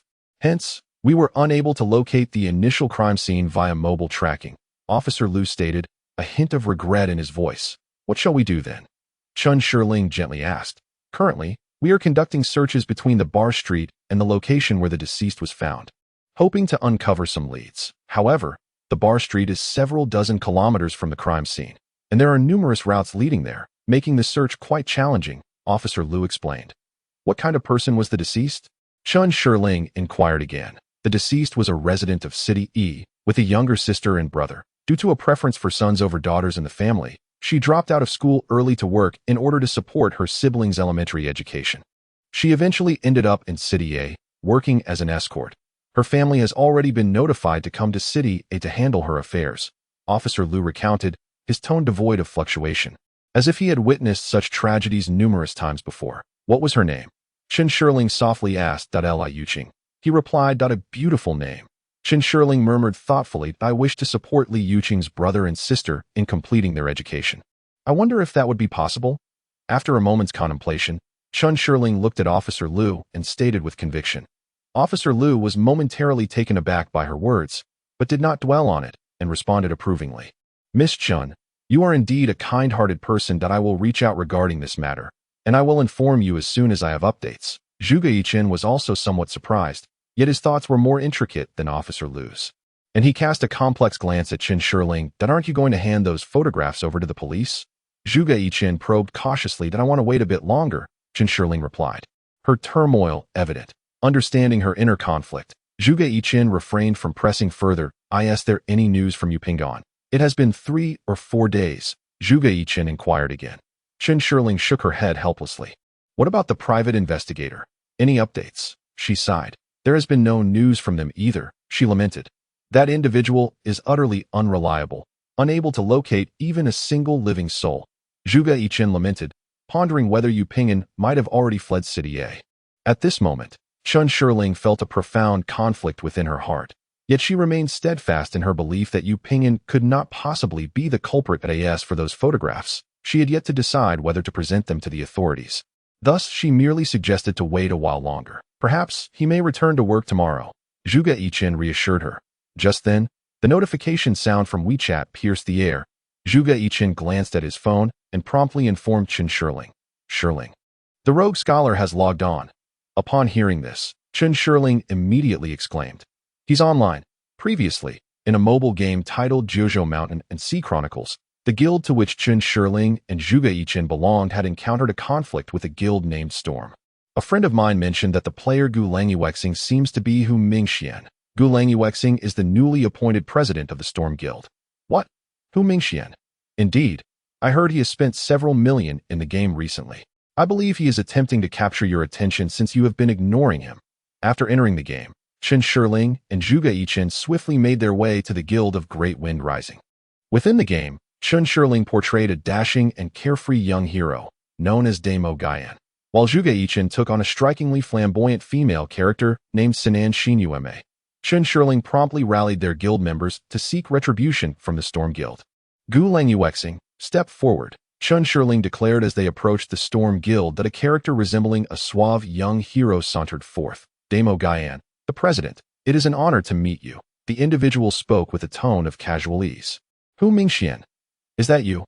Chen Shirling utilized the private chat function to confront him. Shirling, how did you know it was me? Ah, so it is indeed you. What are your intentions? Are you targeting me? Chen Shirling retorted with a hint of irritation. Shirling, it is merely because you have been ignoring me. In desperation, I resorted to this method to capture your attention. Hu Mingxian spoke softly, as if an apology. If I ignore you, you kill my subordinates.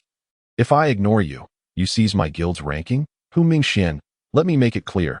You have successfully provoked my ire. Today, it shall be either your demise or mine. Chen Shirling's anger intensified. Shirling, if you are willing, I shall transfer the Storm Guild to you right now, along with all my top-tier equipment.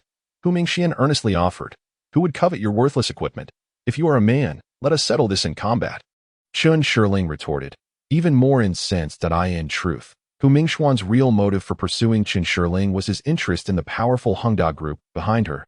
He had always been accustomed to commanding others, and the earnestness he displayed towards Chen Shirling, resulting in this conflict, had completely drained this young scion's patience. Chen Shirling, since you have stated it thus, do not blame me for being impolite, Hu Mingxian replied coldly. Ah, finally speaking like a man. Were you? I was waiting for that very statement. Chen Shirling countered sharply. Gu Languexing. You decide. Is it a one-on-one duel or a brawl? Chen Shirling resumed her public declaration. A one-on-one. Are you my opponent? Hu Mingxian scoffed. At present, both individuals were at level 100, the pinnacle of achievement in the Wind Continent. Hu Mingxian possessed the continent's sole top-tier equipment, the Blood Drink Madblade, which filled him with confidence that in a duel, Chen Shirling would stand no chance against him. Aware of her disadvantage in equipment, Chen Shirling, however, believed she could compensate for this gap through skill and strategy. Gulan Yueshing, I shall face you in a duel. Do you dare to accept? She proclaimed. The crowd gasped at her challenge, as they understood the immense value of the two elite accounts, Damo Guyan and Gulan Yueshing, each worth millions. Very well.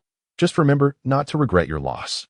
Hu Mingxian declared fiercely, determined to make Chen Shirling pay for her arrogance. Just don't cry like a coward when the time comes. Chen Shirling retorted, her spirit unwavering. The stage was set for a monumental clash. As onlookers held their breath, keenly observing the unfolding battle. Chapter 22.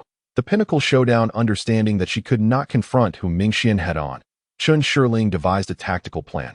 She initially established a defensive formation, then summoned two towering puppets clad in armor, positioning them on either side of her. Hu Mingxian, upon witnessing this, swung his Blood Drink Madblade towards Chen Shirling, dismissing the two puppets entirely, maintaining her defensive stance. Chen Shirling waited until the opportune moment, at which point both puppets activated their taunting horns. These horns possessed the ability to draw enemy attacks. Chen Shirling's strategy was to have the two puppets positioned at a sufficient distance, each using their taunting horns to divert Hu Mingxuan's assaults. Consequently, Hu Mingxian found himself tirelessly dashing between the two puppets, unable to focus on attacking her. What an ingenious tactic from Damo Guyan. How did she conceive such a plan? Some seasoned players had already grasped Chen Shirling's strategy, expressing their admiration. Under the influence of the taunting horns, Hu Mingxian directed his attacks toward the puppet that had sounded the horn. But before he could reach it, the other puppet replicated the maneuver, forcing him to turn back towards it. Seeing her strategy succeed, Chen Shirling prepared to unleash her decisive blow against the beleaguered Hu Mingxian. However, at that critical moment, he consumed a potion, swiftly breaking free from the taunting horn's hold, and swung his Blood Drink Madblade towards the approaching Chen Shirling. The sudden turn of events flustered her.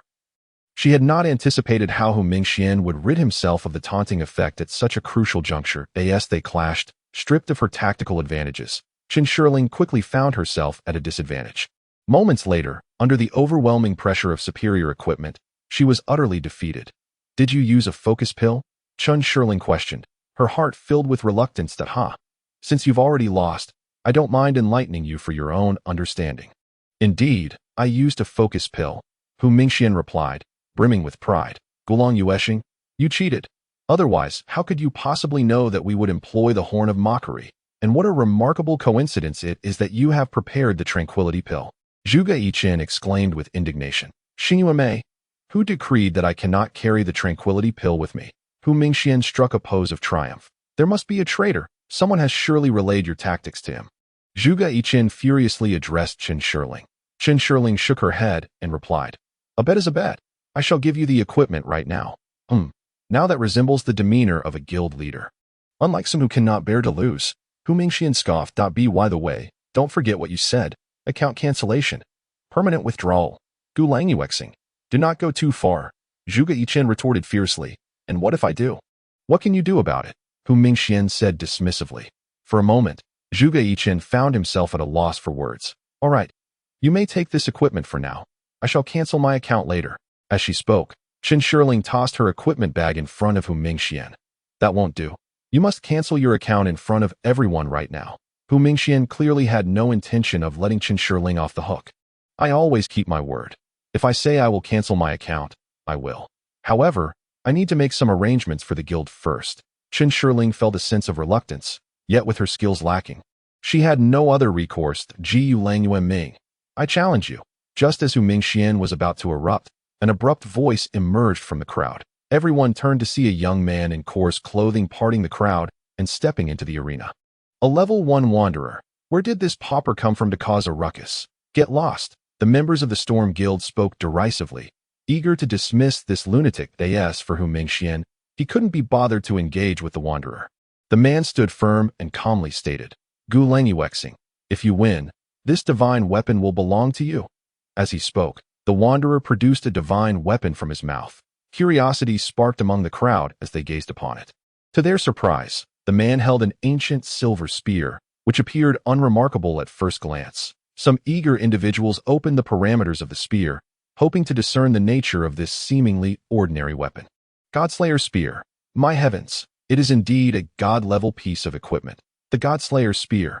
In an instant, the assembly erupted in astonishment, voices rising in a clamor. Guild leader, if we possess this divine weapon, not only in the Wind Continent, but throughout the entire 9 provinces, we could walk with confidence. A staff member of the Storm Guild approached Hu Mingxian and said, Indeed, Guild leader, while this individual may possess a divine weapon, he is only level 1 and surely cannot be a match for you. Another staff member chimed in. Chen Shirling approached the wanderer. Dear friend, I believe you may not stand a chance against him. It would be unwise to compete and lose this precious divine weapon. The wanderer replied calmly, There is no need for the guild leader to worry. Very well. Since you have made this request, I shall oblige, Hu Mingxian said with unwavering confidence. Make your move. Wait, if I lose, I will relinquish the Godslayer Spear. But what if you lose? The wanderer asked leisurely. What do you wish? Hu Mingxian regarded the situation with disdain. Return the equipment to Damo Gaian. Moreover, she will no longer need to withdraw from the game. Very well, as you say, Hu Mingxian replied impatiently. The word once spoken is like a galloping steed, the wandering scholar declared resolutely. All right, let us proceed. In an instant, a dazzling white light erupted as the wandering scholar unleashed a critical strike. The bloodthirsty blade wielded by Hu Mingxian surged forth with a violent energy, attacking with the force of a tidal wave. Yet, before that radiant white light, the assault of the bloodthirsty blade was akin to an ant attempting to shake a tree. Utterly engulfed in an instant, by the time the brilliance dissipated, Hu Mingxian had been slain, and upon reviving, he found himself not only several levels lower, but also bereft of a significant portion of his equipment. Cheating, he must be using hacks. Members of the Storm Guild shouted indignantly. Chen Shirling, witnessing the unfolding drama, was taken aback, yet hurried to express her gratitude. Who are you? I've never heard of such a figure in the continent of wind.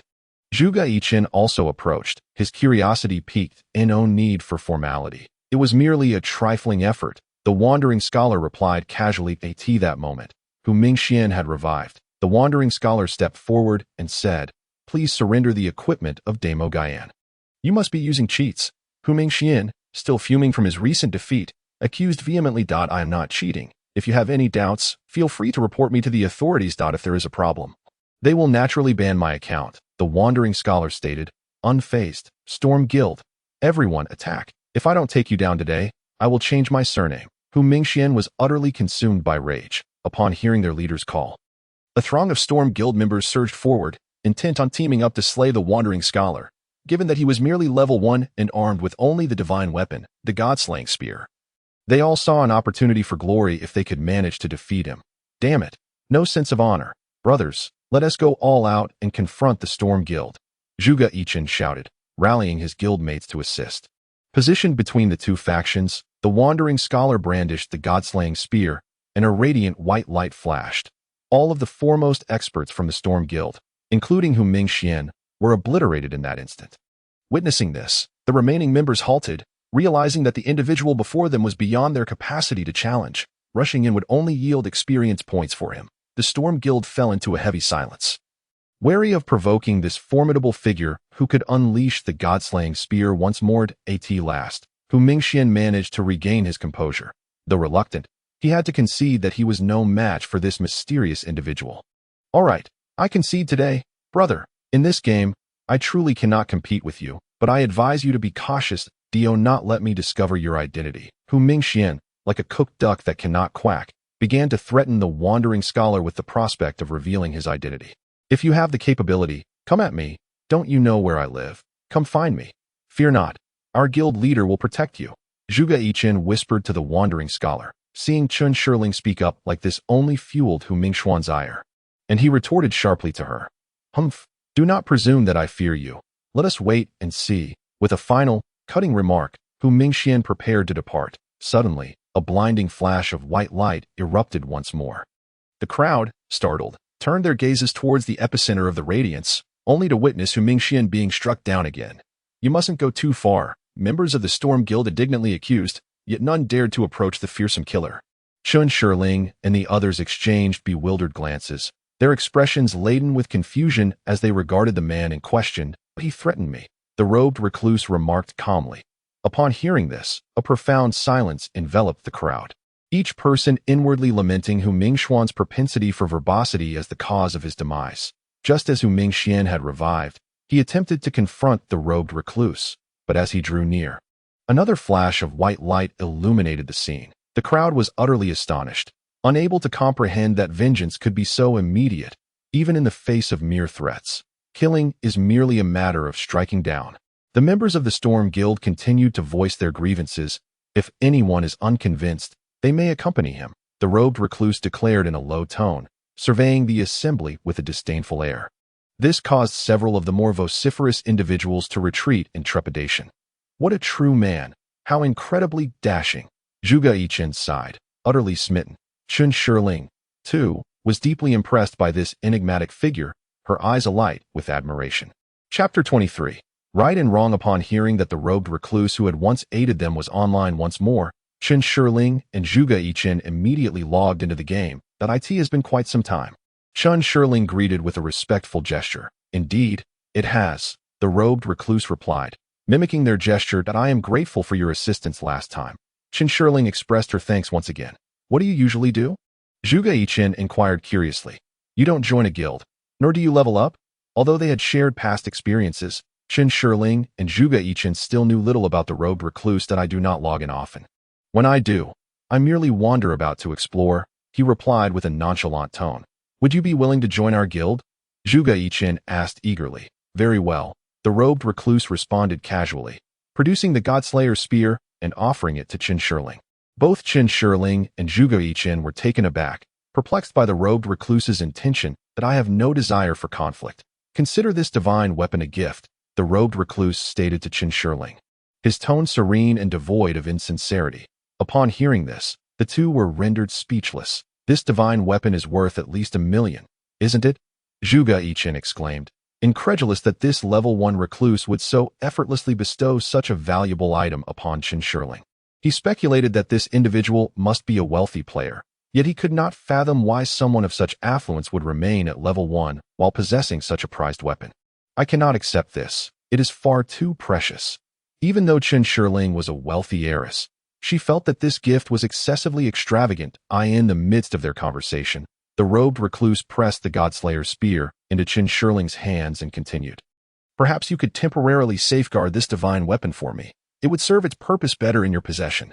Chen Shirling glanced at the divine weapon in her hand, feeling the sincerity in the other party's words. Momentarily at a loss on how to decline. That I have some pressing matters to attend to lately, Chen Shirling remarked thoughtfully. Has the esteemed president encountered some troublesome issues? It's nothing significant, just some matters concerning a friend. And you? Chen Shirling, naturally, would not disclose the predicament she faced, merely responding ambiguously. I have some personal affairs to handle, but it's nothing of great consequence, the wandering scholar replied nonchalantly. This morning, after a lengthy business trip, Chen Dajuan arrived at the company, where he was met by Chen Jiren in his office. Dad, how can you allow Shirling's temperament to dictate things? Chen Jiren felt that Chen Shirling's efforts to care for Yu Pingyan had rendered the consulting project rather trivial. Chen Dajuan dismissed this notion. There's no issue in seeking a consulting firm. My concern lies with Yu Pingyan's situation. What's wrong with Pingyan? Taking care of him is a good deed, after all. One should not let good fortune flow to outsiders. Dad, it's not about the money. Even if we brought Yu Ping'an into Hengda, I wouldn't mind that I'm worried about Shiling. Can't you see her state? She must have feelings for Yu Ping'an. Chen Jiren expressed his anxiety. Chen Dajuan held a favorable impression of Yu Ping'an, but that was over a decade ago. When it came to the significant matter of Chen Shirling's marriage, he remained cautious. Our family and the Yu family are worlds apart now. How can Yu Ping'an be worthy of Shirling? Sensing Chen Dajuan's hesitation, Chen Jiren quickly added, "What do you mean worlds apart? You shouldn't think that way. What I care about is Ping'an's character and whether he can treat Shirling well as long as he is ambitious and possesses good character. What does wealth matter?" Chen Dajuan had always been averse to Chen Jiren's self-righteous demeanor. As the saying goes, marriage should be based on equal social standing. Shirling and Yu Ping'an are mismatched. If they were to be together, various conflicts would inevitably arise. Let's not dwell on this. I will arrange a dinner soon. And I will assess Yu Ping'an then, Chen Dajuan stated decisively. Dad, do you know Hu Qindong's son, Hu Mingxian? Yes, I know. Why? Hu Mingxian has been quite close to Shirling. They move in the same circles. I've heard that he has been pursuing her. If Shirling were to be with Hu Mingxian, Hengda Group could form a strong alliance with Huanyu Group. I just want Shirling to be happy and live a fulfilling life. Her marriage cannot be influenced by external factors. If she doesn't like someone, even the President of the United States wouldn't suffice, Chen Dajuan said, his irritation mounting. Seeing this, Chen Jiren dared not press further. However, he felt somewhat emboldened, having previously employed a private investigator to instill some reservations in Chen Shirling regarding Yu Ping'an. At this moment, his intention was more to facilitate a match between Chen Shirling and Hu Mingxian. All right, I will heed your advice, but you should also evaluate Hu Mingxian. The boy is quite commendable. Understood. With that, Chen Jiren left Chen Dajuan's office, his demeanor somewhat crestfallen. In the morning, Chen Shirling arrived at the company. While waiting for the elevator, she suddenly heard someone calling her name. Shirling, long time no see. Turning at the sound, she discovered it was Ding Yonghe, one of the vice presidents of Hengda Group. Chen Shirling was quite familiar with Ding Yonghe. He had been by Chen Dajuan's side when he was a small contractor. Hailing from the same hometown as the Chen family, and was one of the veterans of Hengda Group. Despite his lack of formal education, Chen Dajuan had withstood the pressure from the board members and appointed Ding Yonghe to the position of vice president. Uncle Ding, seeing a familiar face, Chen Shirling waved enthusiastically to greet him. The employees waiting for the elevator, upon noticing the vice president's presence, nodded in acknowledgement and discreetly moved to another elevator. Although Ding Yonghe was a senior figure at Hengda Group, he displayed a humble demeanor in front of Chen Shirling. You look even more beautiful, Shirling, he said with a warm smile. Thank you, Uncle Ding. You're here early as well.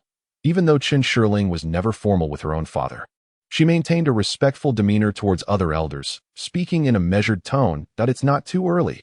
Ding Yonghe replied with a smile. After bidding farewell to Ding Yonghe, Chen Shirling made her way to the consulting project group's office area. At that moment, Gao Bo had already arrived and quickly stood up to greet her. Good morning, Chen General. Good morning, Gao General. By the way, Manager Yu from Anhua is here today. Do you need to see him? Gao Bo recalled that Chen Shirling had inquired about Yu Ping'an's whereabouts 2 days prior. You mean Manager Yu is here? Chen Shirling asked in disbelief. Chapter 24. Preliminary investigation. Chen Shirling hurriedly made her way to Yu Ping'an's office. This office was a small meeting room temporarily designated as the workspace for the Anhua Consulting Project Group. Just as she was about to push the door open, feeling a twinge of nervousness, she paused to take a couple of deep breaths to steady her nerves before finally entering. Upon seeing Chen Shirling, the Anhua team members rose to greet her. Her gaze quickly locked onto Yu Ping'an, whom she had not seen for several days. She endeavored to appear composed, yet could not help but cast him a look of uncertainty, while Yu Ping'an met her gaze with a faint smile. Just as he always did. Good morning, Chen General, he greeted, maintaining a formal tone while at the company. Good morning, Manager Yu. Is there something you need? Yu Ping'an asked with a calm and composed expression, showing no sign of unease. Nothing in particular. How is the project? Progressing smoothly. Yu Ping'an replied earnestly. Yes, good. Chen Shirling forced a smile, though she did not absorb his words. You all carry on. I want to interrupt you if you need anything. Just contact Gao General directly. With that, Chen Shirling, burdened with thoughts, exited the meeting room. Although her mind was still clouded with concerns, seeing Yu Ping'an's composed demeanor eased her anxious heart. Shortly after Chen Shirling left, Chen Dajuan's assistant, Yi Chong, entered. Ahem, The chairman has come to check on everyone, Yi Chong announced, surveying the individuals in the room with a hearty voice. Gao Bowen hurriedly made his way to the door with hurried steps, adopting an attitude of utmost deference. Chairman, you have arrived. Upon entering the room, Chun Dajuan immediately approached Gao Bowen, his stature seemingly diminished compared to previous encounters. Everyone, please, there is no need for formalities. Chun Dajuan gestured with a wave of his hand, his gaze briefly sweeping past the others to land on Gao Bowen. Greetings, Chairman. The members of the consulting team promptly extended their salutations to in a grave tone. Chun Dajuan responded, Hello, Chairman. I am Yu Pingyan, the acting team leader of the Hongda Consulting Project Group. Yu Pingyan stepped forward to greet Chun Dajuan. Pingyan, I've been quite busy over here and haven't had the chance to check in on you. How are your parents faring? This was the first time Chun Dajuan had encountered Yu Pingyan since the reunion with his daughter, Chun Shirling. Chun Dajuan had long wished to meet the individual who had so captured his daughter's thoughts. Today, upon meeting, he found Yu Pingyan to possess a graceful demeanor, exhibiting both elegance and composure. And he was quite tall and handsome as well. In Yu Pingyan's childhood, Chun Dajuan had admired this quiet, studious child with excellent grades, often using him as a positive example to educate his three sons. The members of the work group, witnessing the chairman of Hongda Group engaging in such a cordial manner with Yu Pingyan, exchanged glances of surprise, speculating that the families must have been long-standing acquaintances. Chun Dajuan's initial impression of Yu Pingyan was quite favorable. Despite being somewhat older than Chun Shirling, he seemed a commendable match. My parents are doing quite well. Thank you for your concern, Chairman, Yu Pingyan replied politely. Though his demeanor appeared slightly distant, Chun Dajuan smiled and nodded at Yu Pingyan, then surveyed the others, saying, All right, please, continue with your tasks. He refrained from discussing any work-related matters, as his primary intention was merely to check on Yu Pingyan. As for the consulting project, it was not currently at the forefront of Chun Dajuan's mind. Subsequently, he departed the conference room, accompanied by assistant Yi Chong. A few colleagues, who were more familiar with Yu Pingyan, quickly gathered around. You seem quite close with the chairman of Hongda Group. You're not here to experience life as a domineering CEO, are you? Ha! They joked in a lively manner. Our families were once neighbors. Though that was over a decade ago. Back then, Hongda Group had yet to be established, Yu Pingyan briefly explained, not delving into further details. At noon, Chun Shirling sought out Yu Pingyan. Brother Pingyan, Chairman Dajuan has asked me to invite you to lunch. The chairman is quite busy. I hope I won't disturb him, Yu Pingyan replied, feeling a sense of reluctance towards social engagements. Although he had not seen this elder for many years, Chun Dajuan's current stature as a prominent figure created a sense of distance for Yu Pingyan. There's no need to worry. It's merely a casual working lunch, Chun Shirling reassured him. Very well. Are you feeling nervous about meeting Chairman Dajuan? She gently inquired. Shirling, I have already met the chairman today. Yu Pingyan succinctly recounted the visit from Chun Dajuan to the work group. The chairman's secretary seemed somewhat familiar. I believe I have seen him at my home before. Assistant Yi is a long-standing member of Hongda. She noted that it must have been during the time in B City that you followed Chun Dajuan. Right? Chun Shirling casually remarked. Why Yu Pingyan nodded, recalling that he had indeed encountered him around that time. Chun Shirling led Yu Pingyan to the small cafeteria at Hongda Group, designated for entertaining guests. Chun Dajuan had already arrived, seated at the dining table awaiting Chun Shirling. Chun Jiren was also present, sitting beside Chun Dajuan. Shirling, Pingyan, come, take a seat. Chun Dajuan called out eagerly upon their entrance. Eldest brother is here too. Chun Shirling noted Chun Jiren's presence, her heart fluttering with a hint of concern for Yu Pingyan. Chairman, Mr. Chun, Yu Pingyan greeted politely. Chun Jiren nodded at Yu Pingyan without uttering a word or shifting his position. Brother Pingyan, sit beside me. Chun Shirling arranged for Yu Pingyan to sit next to her, effectively placing a barrier between Chun Dajuan and Yu Pingyan. When there are no outsiders, there's no need for such formality. Pingyan, Chun Dajuan maintained his cheerful demeanor. Certainly, Uncle Chun, Yu Pingyan responded once more. Pingyan, how is the project progressing? Chun Jiren inquired, steering the conversation towards work. Everything is going smoothly. We are currently organizing Hongda's procedural documents. During meals, it's best not to discuss work matters. Wouldn't you agree, Dad? Chun Shirling interjected, halting the exchange between Chun Jiren and Yu Pingyan. Indeed, no talk of work, Chun Dajuan concurred. Previously, Yu Pingyan had exchanged mere pleasantries with Chun Jiren. Pingyan, this project should yield a considerable commission. Right? Chun Jiren's tone shifted, exuding an air of superiority. Indeed, it is quite substantial, Provided the project reaches successful completion, Yu Ping'an replied. With Shirling's assistance, it will undoubtedly go smoothly. Chen Jiren scoffed dismissively. Brother, did we not agree to refrain from discussing work? Chen Shirling detected the underlying tone in Chen Jiren's words, feeling somewhat displeased and anxious about him mentioning those photographs that I was merely showing concern for Ping'an. Chen Jiren responded, noticing his sister's mood, and smiled. Come now, let's eat. Chen Dajuan sought to alleviate the awkward atmosphere.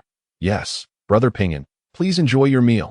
Chen Shirling echoed while Yu Ping'an nodded, maintaining his smile. Chen Dajuan observed him keenly, secretly thinking that Yu Ping'an was a person of depth. Concealing his emotions well. By the way, Dad, did you not mention arranging a meal for our two families together? Chen Shirling inquired of Chen Dajuan. Indeed. Just today, I mentioned this to Ping'an. After all these years, I never expected to encounter Dongfeng brother here in a city. Chen Dajuan added. Given our different circles, even being in the same city makes it quite difficult to meet. Chen Jiren remarked coolly. Unabashedly displaying his lofty demeanor, my father is quite eager to meet Uncle Chen as well. Yu Ping'an, undeterred by Chen Jiren's comments, continued to smile calmly. All right. I shall have them arrange it promptly. When would be convenient for you? Ping'an? Chen Dajuan took the opportunity to steer the conversation. Uncle Chen, our family seldom engages in social gatherings. We shall defer to your convenience. Very well. We shall make arrangements promptly, Chen Dajuan replied with a smile. Chen Shirling, observing Yu Ping'an from the side, was unable to discern any unusual behavior in him. What is the true nature of the relationship between Brother Ping'an and the victim? Although she grew increasingly convinced that Yu Ping'an was not the perpetrator, numerous questions remained unresolved. Chapter 25. All is well. After a day of work, Chen Shirling sought out Yu Ping'an once more. Brother Ping'an, do you have any plans for tonight? Shall we go out for a meal? Chen Shirling inquired tentatively. What would you like to eat? Yu Ping'an responded promptly, his demeanor unchanged. Throughout the day, Chen Shirling had closely monitored Yu Ping'an's every action, hoping to detect any signs of abnormality. Yet until now, she had observed nothing out of the ordinary. Shall we go to the noodle shop near your place, Brother Ping'an? Very well. Yu Ping'an replied with a faint smile, gazing at Chen Shirling. The two boarded Yu Ping'an's Volkswagen and arrived at the small noodle shop. Little Yu has arrived, and the lovely lady is here too, the middle-aged woman, delighted to see Yu Ping'an after several days, greeted him warmly. The two exchanged pleasantries with the shop owner and then settled into their familiar seats. You just ate here the day before. Are you craving it again so soon? The middle-aged woman remarked, jotting notes in her small book as she looked at Chen Shirling. Has Shirling come here on her own? Yu Ping'an inquired, somewhat surprised, turning to Chen Shirling. That I came to find Brother Ping'an that day. But you weren't home, so I thought I'd grab a bowl of noodles. Chen Shirling replied candidly, keen to observe Yu Ping'an's reaction. Upon hearing this, Yu Ping'an merely smiled faintly, choosing not to probe further, and said to the middle-aged woman, same as usual, please bring us 2 bowls. Certainly. You two enjoy your conversation. I'll be back shortly. The middle-aged woman made a few notes and then departed. Where have you been these past few days, Brother Ping'an?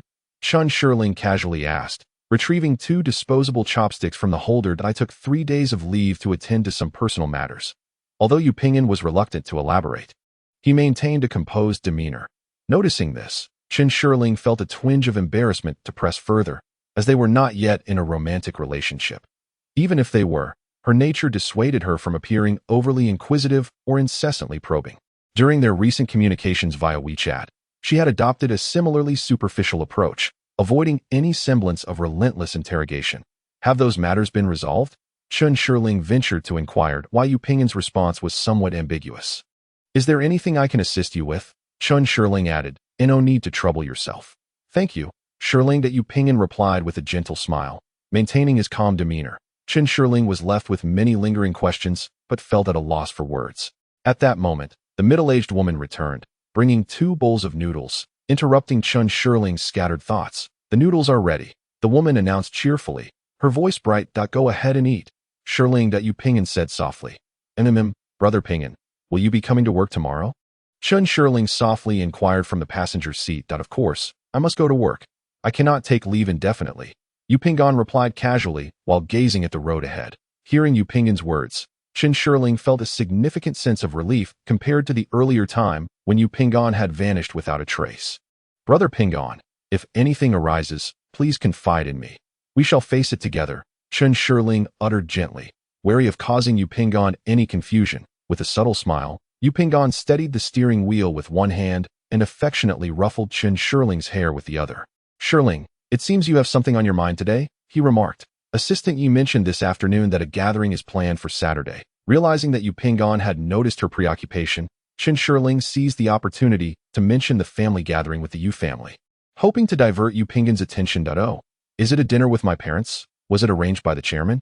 Yu Pinggan inquired promptly. "Yes, I will invite Uncle Yu and Auntie Xie tomorrow. There is no need for that. I can simply speak to them," he replied. "All right then," Chen Shirling acquiesced lightly, not pressing the matter further. "Brother Pinggan, please do not take offense at what my elder brother said." As thoughts of the weekend gathering surfaced, she couldn't help but recall Chen Jiren's consistent demeanor, which filled her with concern. "It's entirely understandable for Chairman Chen to feel that way. I can empathize with him. This is what I previously mentioned as obstacles. While romance involves two individuals, marriage concerns two families. Chairman Chen only wishes the best for you." Rather than harboring resentment towards Chen Jiren's repeated belittlement and mockery, Yu Pinggan offered words of comfort to Chen Shirling. Touched by Yu Pinggan's sentiments, Chen Shirling felt a blush creep onto her cheeks as he broached the subject of marriage. "Thank you, Brother Pinggan. What are you thanking me for? I should be the one expressing gratitude to you for allowing me to take on the significant project with Hengda. I was quite surprised to learn that Uncle Chen is the chairman of Hengda Group. Will you be bothered by our family's circumstances?" Chen Shirling queried, her unease evident. "Why would I be? I'm genuinely happy for you. I was merely taken aback, perhaps because you never disclosed that you are the heiress of Hengda," Yu Pinggan teased with a smile. "Heir? I have never regarded my family as anything extraordinary that I didn't intentionally conceal it. I just felt there was nothing worth boasting about." Chen Shirling clarified. "I know. I was just joking. Shirling, you needn't dwell on such matters in the future. I am completely indifferent to them," Yu Pinggan reassured her. Gently tousling her hair again, in the course of their conversation, they arrived at Chen Shirling's apartment in the city center. This time, Yu Pinggan did not hesitate. He exited the car and escorted Chen Shirling to her doorstep. "Shirling, be sure to rest early. I shall take my leave. Brother Pinggan, drive safely." As she watched Yu Pinggan's retreating figure, Chen Shirling added, "See you tomorrow, Brother Pinggan." Previously, she had learned from Chen Shirling about Yu Pinggan's employment at Hengda. Observing Zhuge Yichen's concerned expression, she found herself at a loss for words, simply shaking her head and then nodding, affirming, "Everything is perfectly normal with Brother Pinggan. Have you asked him where he has been these past few days?" Zhuge Yichen inquired eagerly. Consequently, Chen Shirling succinctly recounted the day's events to Zhuge Yichen. "So, after an entire day, you were unable to extract any useful information," Zhuge Yichen remarked with a hint of regret. "The fact that Brother Pinggan can go about his work as usual indicates that he has nothing to hide. Moreover, the private investigator has already contacted me and begun trailing Brother Pinggan. Should anything unusual arise, I will be informed immediately." Chen Shirling, however, saw no cause for concern. Upon hearing this, Zhuge Yichen nodded. "Indeed, you make a valid point. By the way, with both families gathering for a meal, could it be that your elder is seeking to assess the situation with the Yu family?"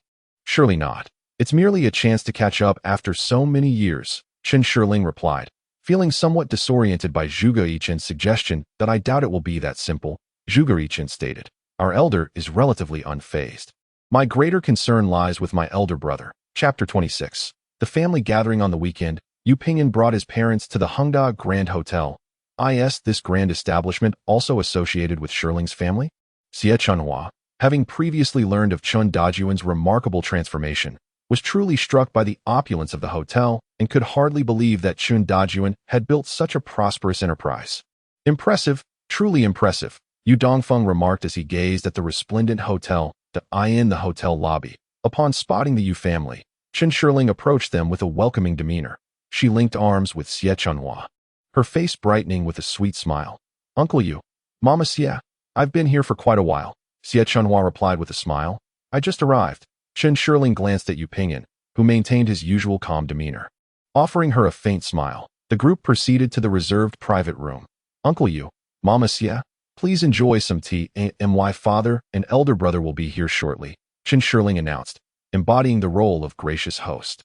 Yu Pinggan and his parents settled into their seats. "Shirling, you should sit as well," Xie Chunhua urged, pulling Chen Shirling to sit beside her. Before long, Chen Dajuan and Chen Jiren entered the private room.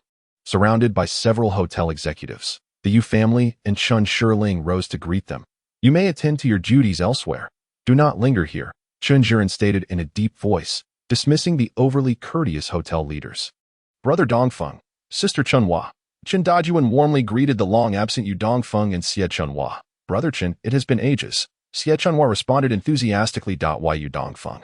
Witnessing the transformation of Chen Dajuan from a simple, rustic worker to the imposing figure before him, felt momentarily lost for words, unsure of how to address this commanding presence. Chun, General, that how remarkable, Yu Dongfeng stammered, his discomfort evident.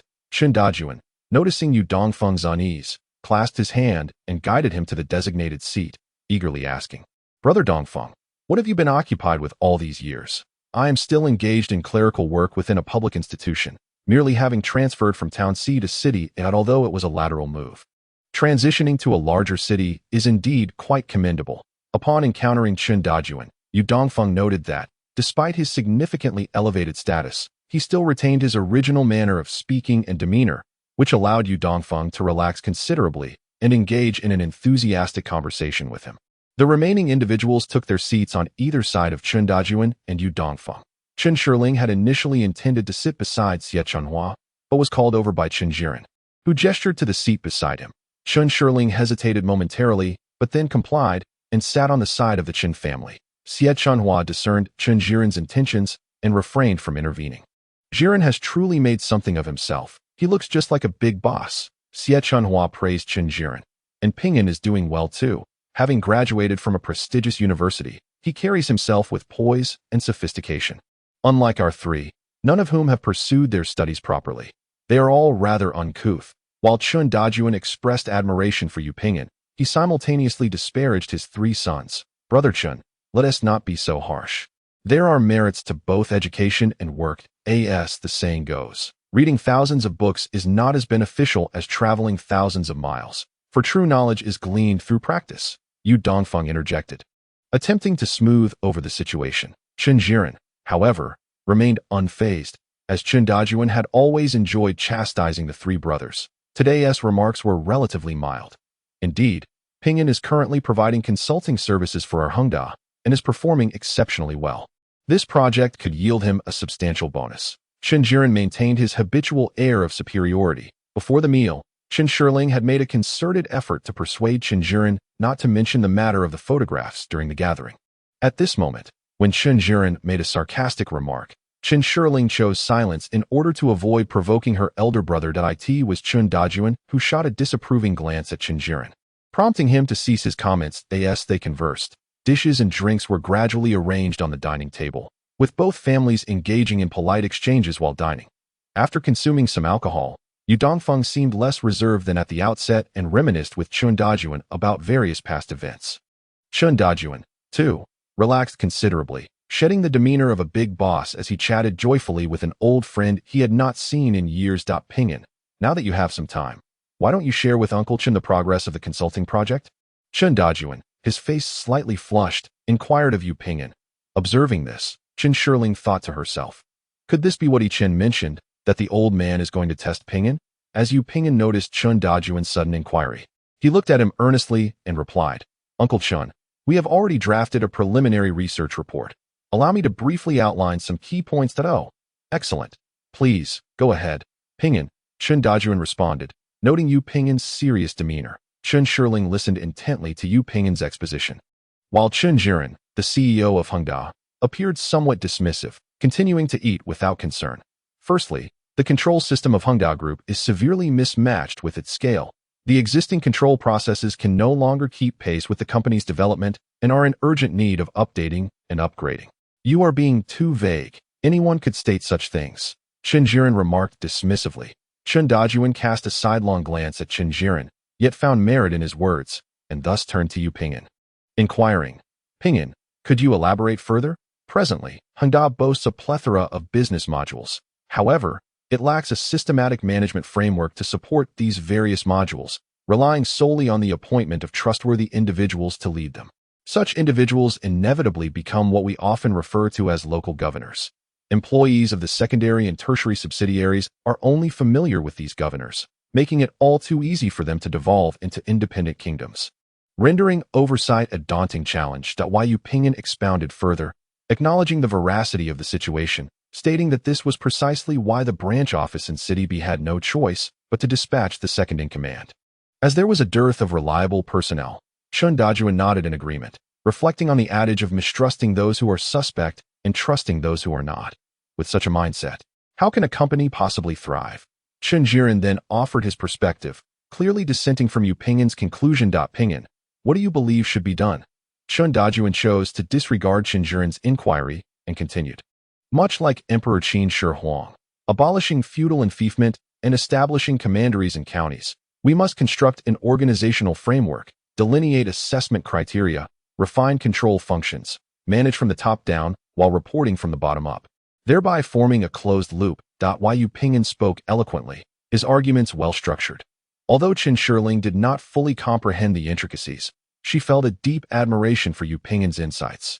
Chen Dajuan, lost in thought, solemnly remarked, "In the past, I indeed contemplated the necessity of having regulations to guide our work, rather than relying solely on impulse. Yet, despite this intention, I found myself hindered by the lack of support in its implementation." Uncle Chen's assertion rang true.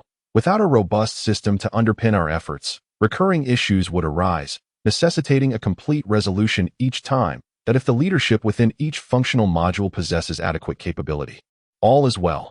However, should they lack competence or harbor ulterior motives, the repercussions could be dire. Yu Pingyan concurred. Chun Dajuan regarded Yu Pingyan with increasing approval, repeatedly affirming his sentiments. Observing this, Chen Jiren coldly interjected. "What you propose has crossed our minds as well. We simply have yet to implement any improvements. You have any other profound insights?" Chapter 27. Peril lurks during a dinner gathering between the Chun and Yu families.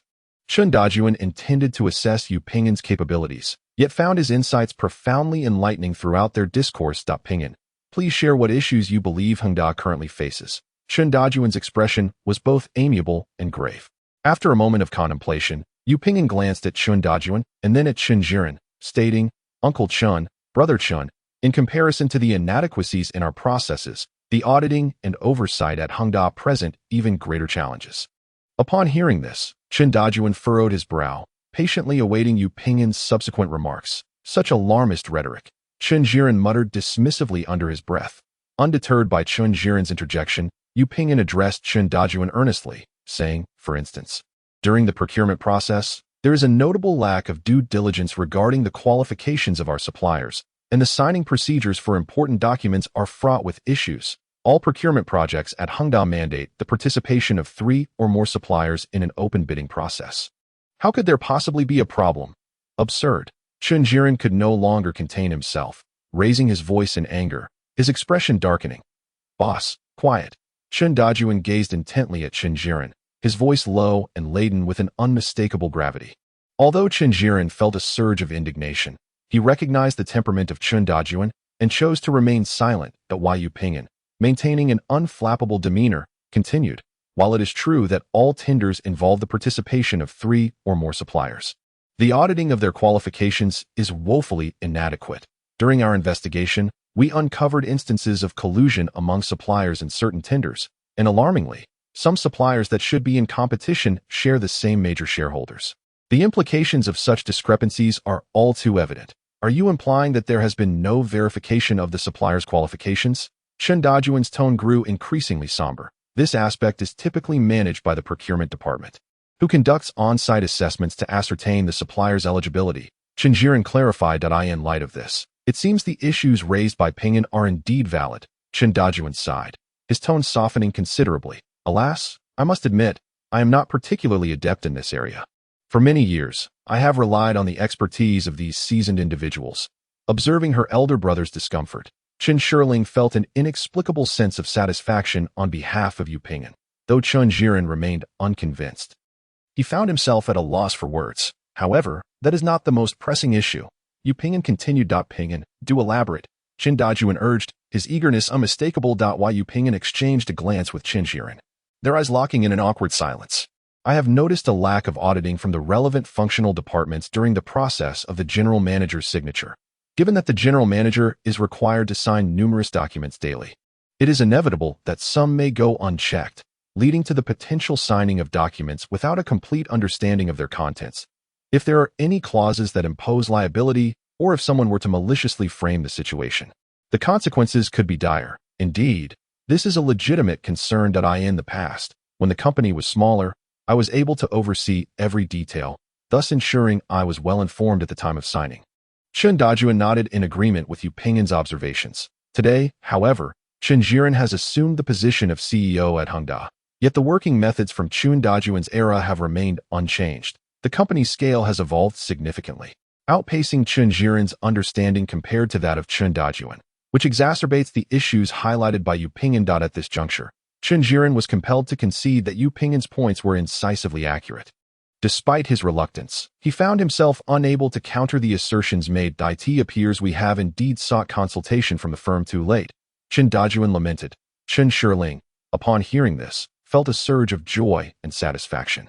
Ping'an, you must assist your uncle Chen diligently. Though Xie Chunhua grasped only part of the conversation, she could discern Chen Dajuan's appreciation for Yu Ping'an's insights. Assistance is hardly the term. I shall certainly speak candidly. Yu Ping'an replied modestly. Ping'an, you are being overly humble. Your insights have greatly enriched my understanding. Come, Uncle Chen toast you with a drink, Chen Dajuan declared, raising his glass. Seeing this, Yu Ping'an followed suit, lifting his glass to meet Chen Dajuan's, lowering his own to match, and then consumed it in one swift motion. Brother Ping'an, didn't you say you couldn't drink? Chen Shiling interjected quickly. Though youth may lack tolerance for alcohol, but they must possess the courage to partake. Well done, Ping'an. Upon hearing this, Chen Dajuan laughed heartily and boasted, what gall to drink? Brother Ping'an, are you all right? Observing that Yu Ping'an's face had suddenly turned crimson, Chen Shiling chided. Oh dear, it appears Ping'an truly cannot hold his liquor. You should stop drinking. Ping'an. Chen Dajuan discerned the underlying concern and joined in the persuasion. Our Ping'an has always been honest since childhood, and even as he has grown, he remains the same. No smoking. No drinking. Yu Dongfeng chimed in. Humph. Indeed, he is quite the honest one. Chen Jiren, standing nearby, muttered sarcastically under his breath. Chen Shiling discreetly tugged at Chen Jiren's sleeve and whispered, Elder brother, do not forget your promise to me. Naturally, Chen Jiren understood her implication and gently patted her arm, reassuring her. I know, rest assured. Meanwhile, the others were engrossed in conversation, oblivious to the sibling subtle exchanges. Ping'an doesn't have a girlfriend. Does he? Chen Dajuan abruptly shifted the topic to Yu Ping'an's personal affairs. This child is rather reserved and does not attract the attention of girls. He seems unconcerned, and our urging is of no use. Xie Chunhua, speaking about Yu Ping'an's lifelong matters, could not contain herself. Noticing Chen Dajuan broaching this subject, Chen Shiling felt a sudden tension. I have always liked this child Ping'an since he was young, so quiet and intelligent. Chen Dajuan expressed his genuine admiration. Shiling, you don't have a boyfriend either, do you? Xie Chunhua seized the opportunity to inquire. Though Shiling's matters do not require your concern. Yu Dongfeng, catching on to Xie Chunhua's intent, worried that the disparity in their family backgrounds might lead others to perceive his family as aspiring to something beyond their reach. A man of pride, he was not one to curry favor. Thus he interrupted Xie Chunhua. I regard Shiling as my own daughter. Is there a problem in asking? Xie Chunhua retorted sharply. Indeed, Dongfeng, your words make it sound too distant. Chen Dajuan sought to ease the tension, smiling as he spoke. Chen Shiling, observing the harmonious atmosphere among the three parents, felt her spirits lift, casting a furtive glance at Yu Ping'an, who maintained his calm demeanor. Alas, Ping'an, over the past few days, do you think Hongda has any issues? Surely, it cannot be limited to what you just mentioned. Chen Jiren attempted to steer the conversation elsewhere, adopting a posture of inquiry. Chen Dajuan, slightly taken aback by this, felt a sense of gratification at Chen Jiren's willingness to seek advice, while eagerly anticipating Yu Ping'an's response. In the course of my research over these days, I indeed have some thoughts, though these may not directly relate to our consulting project, Yu Ping'an replied. Speak freely, Ping'an. We are among friends here, so do not hold back. Chen Dajuan's interest was piqued. Chapter 28. Insights and acumen. At this juncture, Chen Dajuan harbored no doubt regarding Yu Ping'an's capabilities and was keen to uncover more of his distinctive insights on Hongda. While reviewing documents earlier, I discovered that last year Hongda had attracted investment from Huaifeng Fund and entered into a bet agreement with them. Hui Fong has previously engaged in several malicious acquisition cases that I believe there exists considerable risk in this matter. Yu Ping'an spoke in a deep voice, then added, "Of course, finance and accounting are not my areas of expertise. I am merely sharing my personal judgments. Hui Fong is a renowned investment institution in the industry, and bringing in their investment primarily serves to enhance Hengda's visibility. Furthermore, the bet agreement has undergone a comprehensive evaluation by Hengda's professional team. What risks could there be? The companies that were acquired all had significant issues of their own. How can one claim that Hui Fong is engaging in malicious acquisitions?" Chen Jiren retorted, his tone devoid of mockery, resembling more of a discussion. Indeed, the collaboration between Ping'an and Hui Fong is largely aimed at expanding Hengda's influence within the industry.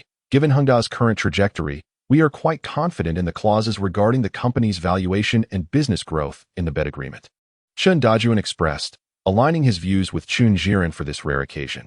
"Uncle Chen, what both Chen Dajuan and Chen Ge have said is quite reasonable. However, all of this hinges on the premise that Hengda cannot afford any missteps or negative news. Otherwise, should the company's valuation decline, Hui Fong could promptly seek to freeze Hengda's assets through the bank to ensure Hengda can meet the obligations of the bet agreement. If there are insufficient funds to repurchase Hui Fong shares, they could settle the debt at an extremely low price in the form of shares, thus gaining actual control over Hengda or selling the shares to other companies." That Yu Ping'an continued to articulate his thoughts. "You mentioned these concerns, which we certainly understand. But how could Hengda's valuation possibly decline?" Chen Jiren replied with an expression of skepticism. Chen Shirling and Yu's parents listened in perplexity, unable to interject, and could only quietly observe their discussion. "Does Ping'an perceive any potential risks for Hengda?" Chen Dajuan inquired calmly and politely. Yu Ping'an maintained a composed demeanor, yet his words bore a serious tone. Chen Shirling sensed the risks Hengda faced through Yu Ping'an's comments, causing her to feel anxious as she glanced at her father. That moment, Chen Dajuan remained composed. Looking at Yu Ping'an, he solemnly remarked, "It seems that the upgrade of Hengda's management system is imperative." However, Chen Jiren appeared somewhat unconvinced, languidly stating, "I thought you had some profound insight. It turns out it's merely self-promotion. After all this discussion, it ultimately aims to have your company provide further consulting services to Hengda, as it all boils down to wanting to make money." Chen Dajuan shot a cold glance at Chen Jiren, then looked at Yu's parents, who appeared embarrassed, alongside the ever-composed Yu Ping'an. "Boss, don't you have an important meeting to attend?" Chen Dajuan said, directing his gaze at Chen Jiren.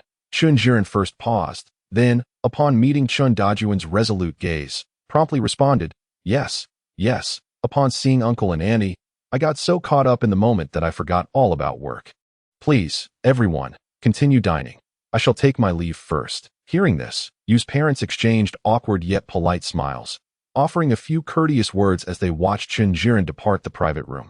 Chen Shirling felt a sense of relief as Chen Jiren finally left. Yu Ping'an, however, remained remarkably composed throughout. This moment, Chen Dajuan felt an even greater sense of satisfaction with Yu Ping'an, who had demonstrated exceptional insight both in his professional field and in the face of Chen Jiren's provocations.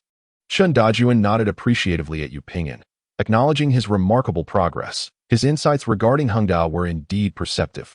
Uncle has taken note of this and will soon request Ping'an's assistance in implementing improvements. Yu Ping'an nodded in response, saying, "Of course, Uncle Chen." The atmosphere in the private room lightened considerably, and the guests resumed their laughter and conversation. Seeing that Chen Jiren was absent, Xie Chunhua broached the subject of Chen Shirling's personal life. "Shirling, what kind of boy do you like?" Xie Chunhua, fully aware of her previous feigned ignorance, no longer lingered on the topic of whether Chen Shirling had a boyfriend. Although Chen Jiren was no longer present, Chen Shirling felt a tinge of embarrassment and glanced at Chen Dajuan, who regarded her with a look of concern. "Actually, I quite like someone like Brother Ping'an." Although Chen Shirling had previously expressed her feelings to Yu Ping'an, she couldn't help but blush once more, softly uttering her words and momentarily forgetting the earlier vexations. What kind of girl does Ping'an like?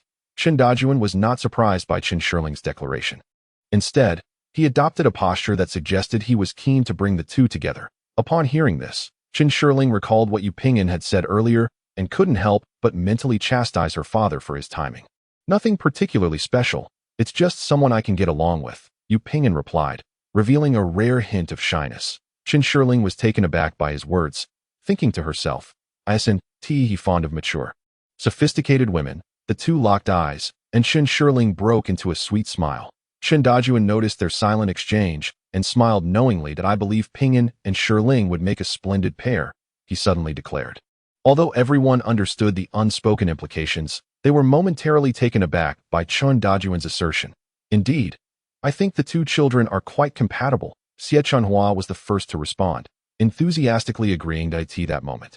The usually outgoing Chen Shirling transformed into a demure young lady, her cheeks flushed as she lowered her gaze in silence.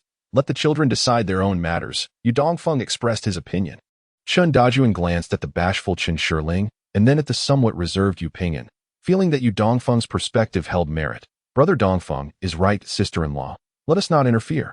In any case, we shall not oppose this, he added with a hearty laugh. Exactly, Xie Chunhua chimed in. Understanding the nuance of the situation, Chen Shirling felt a mix of regret and relief as she raised her gaze to meet Yu Pingyan's. He offered her a subtle smile, as if to convey a promise that yes, they conversed. Chen Dajuan produced a fine cigar and handed one to Yu Dongfeng. Here, give this a try. After several rounds of drinks and dishes, both sides felt thoroughly delighted. Just as the gathering was about to conclude, Chen Shirling suddenly spoke with grave seriousness. Dad, for many years, a matter has weighed heavily on my heart. Today, coincidentally, Uncle Yu and Mama Xia are also present. Upon hearing this, Chen Dajuan immediately thought of the question Chen Shirling might pose, his expression turning grave as he awaited his daughter's inquiry. In truth, this issue had similarly burdened Chen Dajuan for years, leaving him with a profound sense of guilt towards his wife and daughter, which had perpetuated a strained relationship between father and daughter, his greatest regret in life. Everyone turned their gaze towards Chen Shirling. Who spoke? What exactly caused mother to take her own life back then? Chapter 29. Reminiscing the past. That on one side lies the daughter's lack of understanding, and on the other, a deep-seated self-reproach. Now, as Chen Shirling is willing to revisit the past, Chen Dajuan perceives it as perhaps an opportunity to unravel his daughter's emotional turmoil. The Yu family exchanged glances, uncertain whether to comfort Shirling or maintain silence. Dad, Uncle Yu, Mama Xia, I am fine now. To be honest, after all these years, my recollection of mother has become somewhat blurred. I just want to know what truly transpired back then. Despite her words of reassurance, Chen Shirling's tears betrayed her, cascading down her cheeks uncontrollably. Xie Chunhua hurriedly embraced Chen Shirling, exclaiming, Shirling, do not cry. Shirling, please do not cry. Gently stroking Chen Shirling's hair, Xie Chunhua sought to console her, yet found herself at a loss for words. After the Chen family arrived in Sea-Town, Chen Dajuan's small contracting team gradually expanded, evolving from a few individuals to a group exceeding 30. At the end of each month, it was time for the crew to receive their wages. During this period, Li Xiofan would withdraw the total monthly wages for all workers from a credit union in Sea-Town.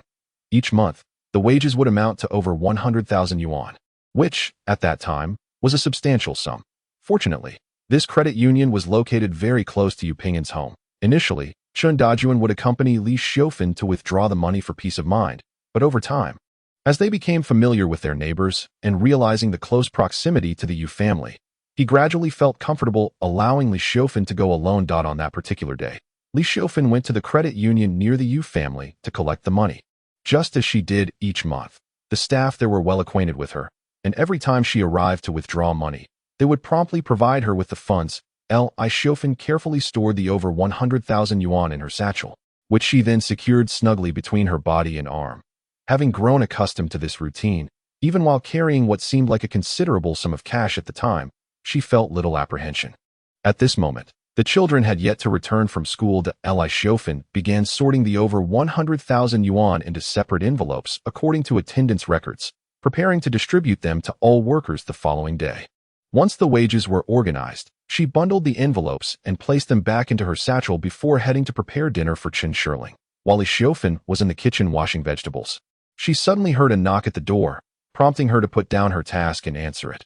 Opening the door, she found a young lad, around 16 or 17 years of age, standing outside with a fresh yet somewhat youthful countenance.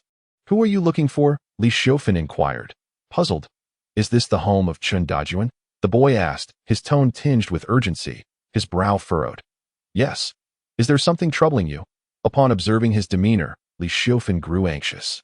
Are you the wife of Chen Dajuan? The boy asked urgently, fixing his gaze on Li Xiaofan. Yes, I am. Chen Dajuan was struck by a vehicle over by the market. You must hurry and take a look. After confirming Li Xiaofan's identity, the young man hastily remarked. Without waiting for Li Xiaofan to comprehend the situation, he urged, come with me quickly. Upon hearing his words, Li Xiaofan became flustered, scarcely having time to think, and prepared to follow him. As her heart raced, tears welling in her eyes, she exclaimed, right? Just a moment. I need to grab my bag. Remember to bring your ID, the young man reminded her from behind. Then, under the young man's guidance, the two departed from the Yu family's courtyard, rushing toward the market. While Yu Pingyan noticed the anxious Li Xiaofan and greeted her. Spotting Yu Pingyan, Li Xiaofan paused to hurriedly impart a few instructions before swiftly resuming her pursuit of the young man. In no time, their figures vanished from Yu Pingyan's sight. This hour, with schools letting out and it being the weekend, the small market in Sea Town was bustling with throngs of shoppers. With reddened eyes, Li Xiaofan hurriedly followed the boy through the crowd. Is Dajuan okay? Is he fine? Li Xiaofan muttered to herself as she walked, beads of sweat forming on her brow. Suddenly, as she continued, a figure clad in sunglasses and a mask crossed the market, inadvertently blocking the space between Li Xiaofan and the young man leading her. Noticing the obstruction, Li Xiaofan quickly brushed past the stranger, desperately searching for the young man's silhouette. Yet, in that fleeting moment, the guide had vanished, plunging Li Xiaofan into a state of panic as she frantically sought him in the throng. After wandering aimlessly among the bustling crowd for a while, still no sign of the young man appeared. Anxious, Li Xiaofan pressed on, determined to traverse the market to the roadside in search of Chen Dajuan. As she navigated through the bustling market and reached the roadside, she scanned her surroundings, yet saw no indication of an accident. Growing increasingly uneasy, she jogged along the road for a spell, only to find no sign of any mishap or anomaly nearby. Exhausted, Li Xiaofan sat on the stone steps by the roadside, her mind in disarray. Had Chen Dajuan been taken to the hospital? For a moment, Li Xiaofan was at a loss for what to do. Rising in confusion, she made her way homeward, though her thoughts remained somewhat chaotic. She had regained a measure of composure compared to her initial state, for the gruesome images she had envisioned had not manifested before her eyes. Suddenly, she froze, her body feeling as though struck by lightning. Her blood seemingly congealed in an instant, as she awkwardly removed her bag and rummaged through its contents. Chapter 30. The theft of wages. It is well known that the catalyst for Li Xiaofan's tragic decision to take her own life was the loss of over 100,000 yuan in wages. Therefore, when Chen Dajuan recounted Li Xiaofan's ordeal after withdrawing her money, everyone realized that the funds within her bag had undoubtedly been stolen.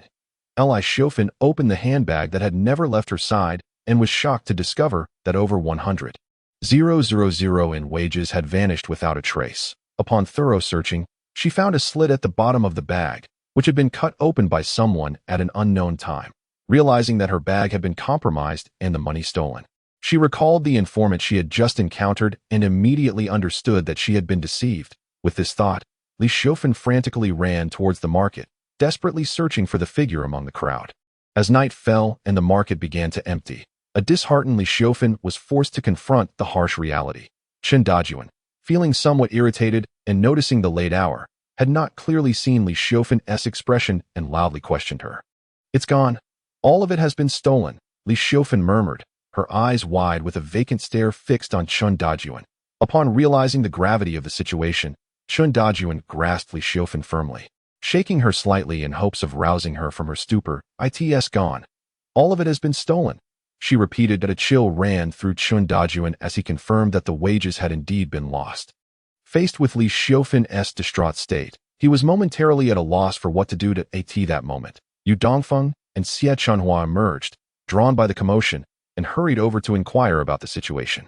Chen Dajuan briefly explained, and both Yu Dongfeng and Xie Chunhua quickly grasped the seriousness of the matter. Xie Chunhua took Li Xiaofan's hand, offering gentle words of comfort, while Yu Dongfeng joined in, guiding the couple towards their home. Just then, Chen Shirling and Yu Pinggan arrived at the small courtyard. Noticing the two children, Yu Dongfeng asked Yu Pinggan to look after Chen Shirling. After Xie Chunhua's comforting words, Li Xiaofan's spirits lifted slightly, and she recounted the ordeal of being deceived and then robbed of her wages. From what my sister-in-law said, that person must have known your family's circumstances. Could it possibly have been someone familiar? Yu Dongfeng speculated. That seems likely, Chen Dajuan concurred. Xiaofan, Do you have any recollection of that man? Li Xiaofan could only shake her head in pain and helplessness. Let us report this to the police, Yu Dongfeng suggested. Chen Dajuan and the others agreed, and the four hurried to the nearby police station. After filing a report, the officer on duty assured them that they would do their utmost to investigate. Although he noted that such cases were common and lacking direct evidence, if it were a habitual offender from the area, it would be easier. But if it was a transient crime, it would be quite challenging to trace. Yu Dongfeng expressed his thoughts. We believe it is highly likely that it was someone familiar. Otherwise, how would they know so much information? The officer nodded, asking, do you have any suspects in mind? Additionally, we need direct evidence. Li Xiaofan numbly shook her head. The officer displayed a look of helplessness, stating, if that is the case, I can only say that we will do our best, but honestly, it will be difficult to locate the perpetrator. How will wages be distributed tomorrow? Li Xiaofan's face was ashen, and she asked mournfully, on the bank card. There remains over 20,000. The boss still owes us 50,000 in outstanding payments. If we negotiate, we should be able to settle it in advance. Chen Dajuan pondered the best course of action. Dajuan, I have 5,000 in fixed deposits. I will withdraw it tomorrow. Yu Dongfeng and Xie Chunhua conferred briefly and also resolved to withdraw their savings to assist the Chen family. We still need over 20,000. If necessary, let us discuss it with the workers and delay their payments. Xie Chunhua calculated the numbers. That won't do. They rely on those wages to support their families. We must not owe them any money. At this moment, Chen Dajuan was filled with indignation, yet remained resolute regarding the matter. Li Xiaofan stood by with her eyes reddened, appearing lost in thought. Dongfeng, could you assist me in finding a lender to raise some funds? Chen Dajuan sought help from Yu Dongfeng. The interest on borrowed money can be quite steep. It will be fine, barring any unforeseen circumstances. We should be able to repay it in a few months. Despite his troubled mood, Chen Dajuan's words were firm and unwavering, showing no signs of despair. Yu Dongfeng and Xie Chunhua felt they could offer little assistance and fell into silence. Thank you, Dongfeng. Chen Dajuan expressed his gratitude. Alas, I haven't been of much help. You have already rendered significant aid. Let us discuss the rent after this tumult passes. Yu Dongfeng wished to provide further assistance. Dongfeng, I shan't be polite with you. After bidding farewell to Yu Dongfeng and Xie Chunhua, Chen Dajuan approached Li Xiaofan, who had been preoccupied throughout the night, finally finding a moment to comfort her. Li Xiaofan, with a despondent countenance, shook her head and lamented, our family had just begun to see some improvement. How could I have been so careless? It's evident that someone plotted against us. Being cautious would have made no difference. Chen Dajuan continued to console her. That amounts to over 100,000. We have worked here for nearly 2 years and have saved only a few tens of thousands. Li Xiaofan's voice grew increasingly anguished, crying, does it help? We have lost it all. We can earn again. Chen Dajuan, already in a foul mood, struggled to contain his frustration. Upon hearing his words, Li Xiaofan dared not retort.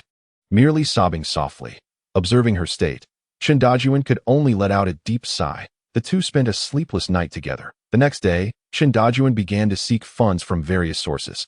Although the wages were delayed by 2 days, he still managed to distribute the full amount to the workers. Subsequently, the Chen family began to live frugally to repay their debts. As for the individual who spread false information and the potential accomplices who might have stolen the money, they remained elusive. Whenever Li Xiaofan found time, she would go to the police station to inquire about the progress of the case. But unfortunately, there was no advancement, causing the investigating officers to avoid her presence. Over 2 months later, without any warning, while the family was away, Li Xiaofan consumed pesticide and took her own life. Chapter 31. The mastermind behind the scenes. Chen Shirling felt even worse, tears streaming down her cheeks. So much time has passed. Why did Mom still choose to end her life? Chen Shirling questioned, shaking her head in despair. That time, I believed that matters would simply pass, and although life was somewhat strained, the work at the construction site proceeded smoothly. If we persevered for a few more months, I would nearly be able to repay all my debts. Chen Dajuan also could not fathom why Li Xiaofan would suddenly take her own life. We had not perceived anything unusual about Sister Xiaofan. She was busy every day, seemingly no different from before the incident. Xie Chunhua, with a grave expression, spoke up. The others shared the sentiment that Li Xiaofan exhibited no signs of abnormality. Then why did Mother suddenly choose to end her life? Chen Shirling questioned, her voice laced with sorrowful bewilderment. Xie Chunhua gently caressed Chen Shirling's back, yearning to offer some words of comfort, yet she remained at a loss for words. Her eyes glistening with unshed tears. After the loss of money, did Aunt Lee display any signs of sluggishness, inarticulateness, or reticence? Yu Ping'an inquired. Indeed, she exhibited the very behaviors you mentioned. Ping'an, Chen Dajuan replied solemnly, though he did not grasp the implications behind Yu Ping'an's words. Xie Chunhua echoed his sentiment, while Yu Ping'an nodded slightly in response, then continued. These are classic symptoms of depression that if it worsens, one may begin to feel utterly worthless, isolated and helpless, perceiving life as devoid of hope, which can lead to thoughts of self-destruction. Depression?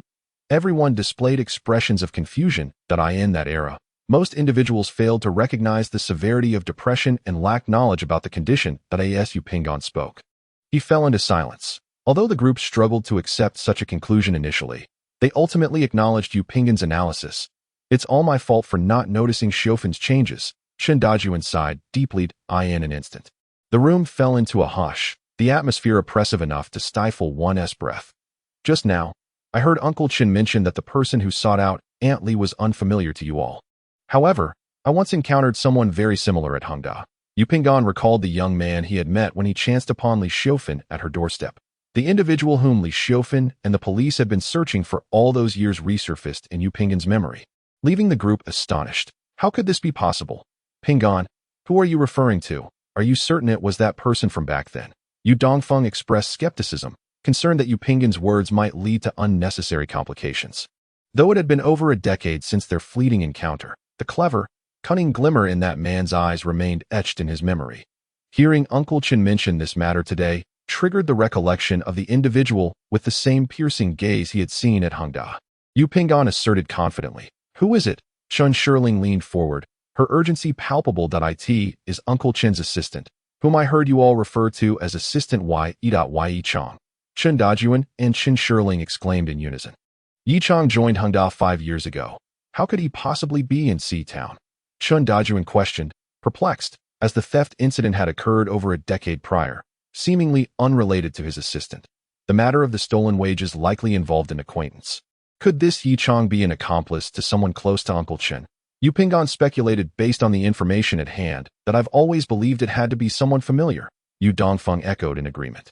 Upon hearing the words of the Yu family, Chen Dajuan appeared as if struck by lightning, revealing an expression of astonishment and indignation.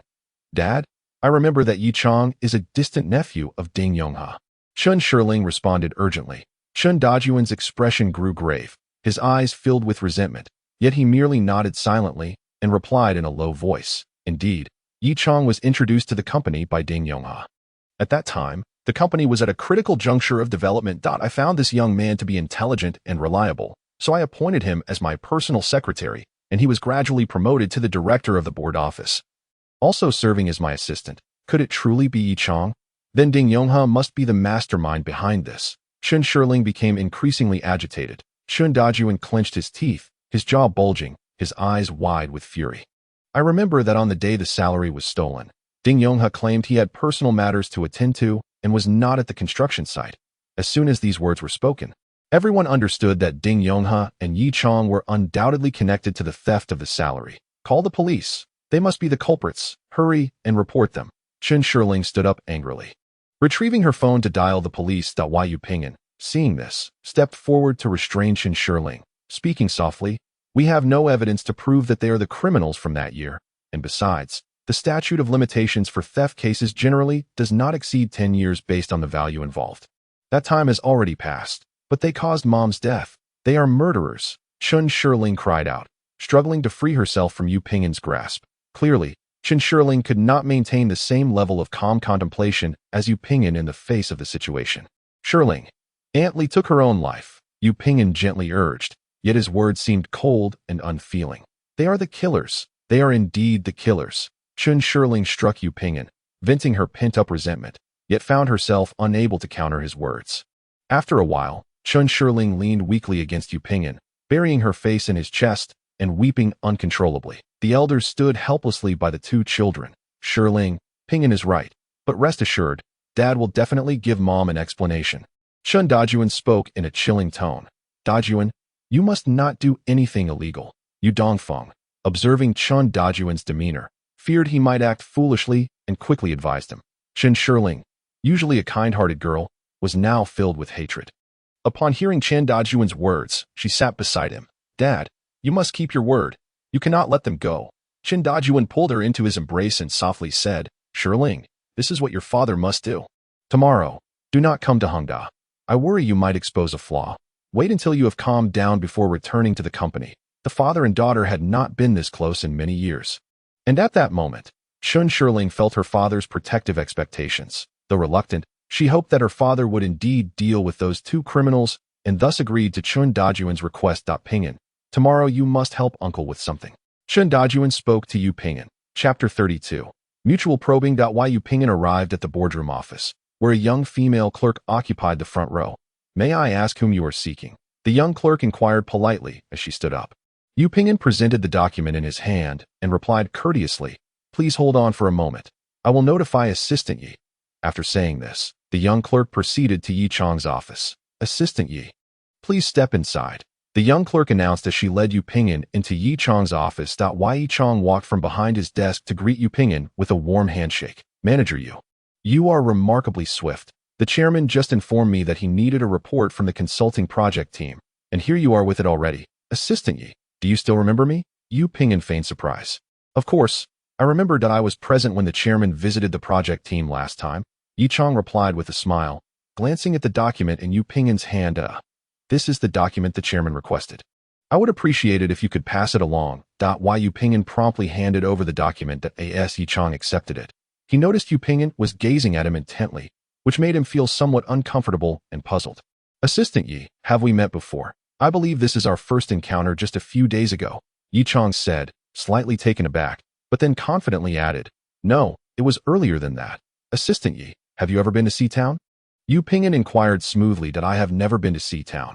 You must be mistaken, perhaps, considering I was still in elementary school at that time. Yu Ping'an chuckled self-deprecatingly, explaining. Upon hearing Yu Ping'an's words, Yi Chong maintained his smile, albeit slightly strained, with an almost imperceptible frown. After exchanging a few pleasantries, Yu Ping'an departed from Yi Chong's office. Watching Yu Ping'an's retreating figure, Yi Chong's polite smile instantly faded, revealing a cold and perplexed expression. During lunch, Chen Dajuan and Chen Shirling awaited Yu Ping'an in a private room at the hotel. When Yu Ping'an arrived, Chen Shirling eagerly approached him and asked, How did it go? Ping'an Gij. Yu Ping'an looked at Chen Shirling and then turned to Chen Dajuan. Ping'an, what happened?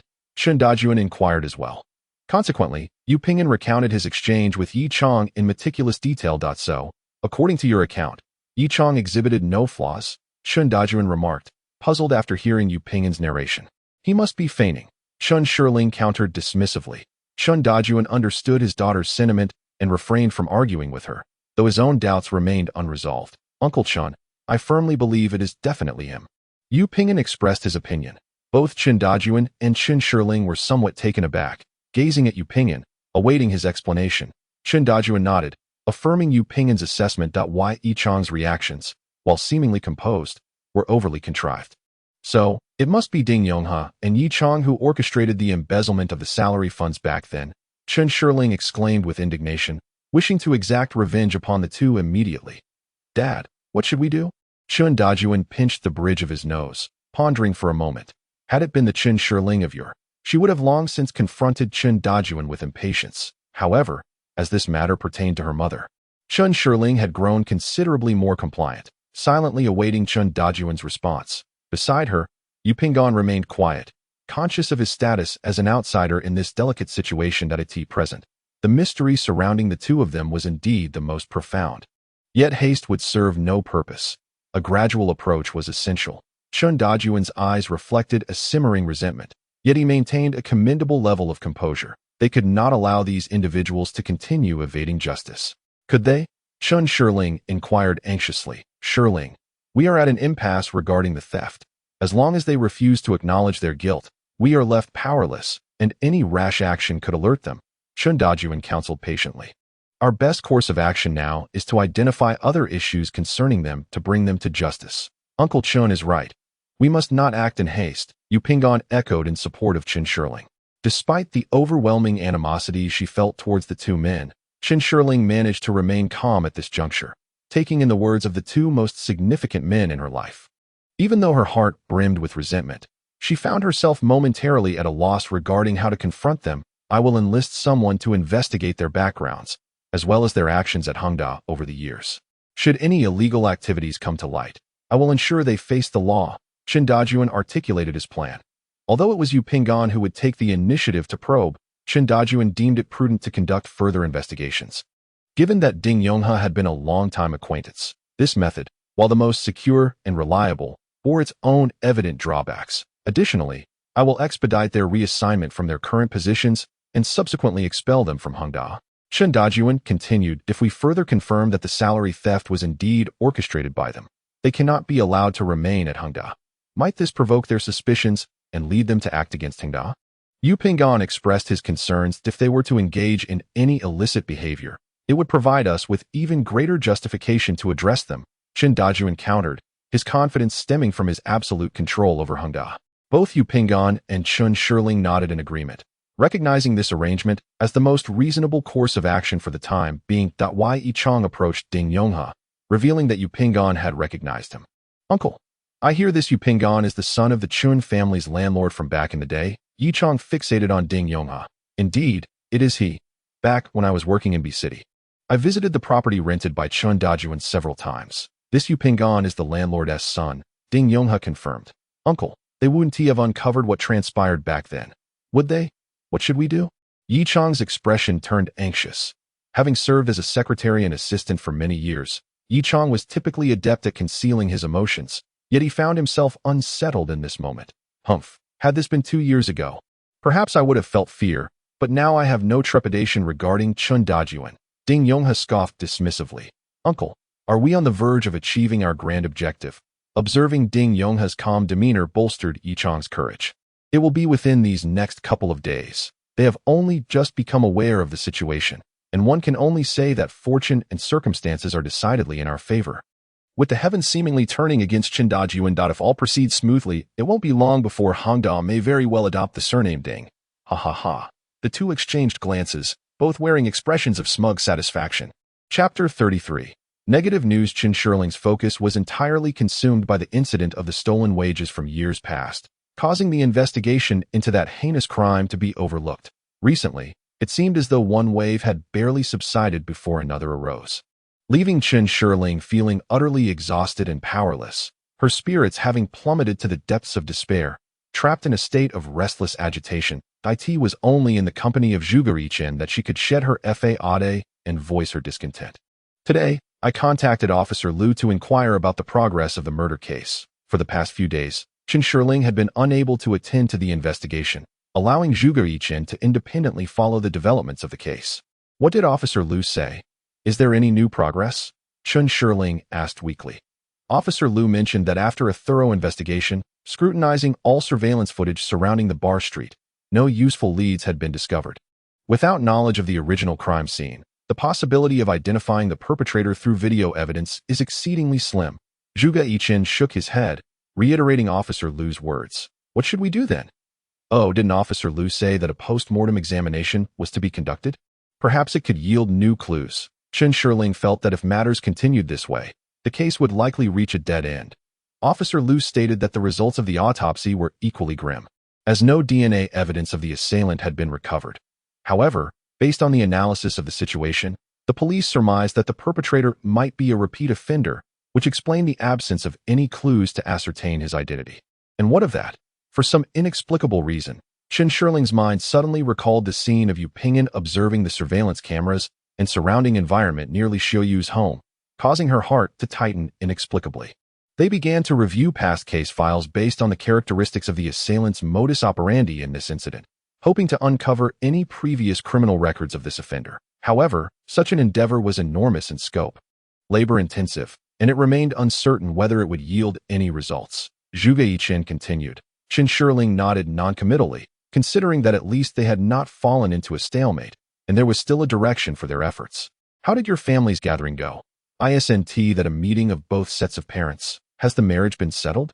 Knowing of the interaction between the Chun and Yu families, and seeing Chen Shirling in low spirits, Zhuge Yichen jested. With a long sigh, Chen Shirling's expression grew more somber, and she proceeded to recount the events of the past few days to Zhuge Yichen.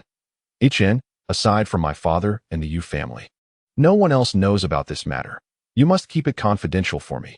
Chen Shirling had always placed her trust in Zhuge Yichen, yet the gravity of this situation compelled her to issue a reminder.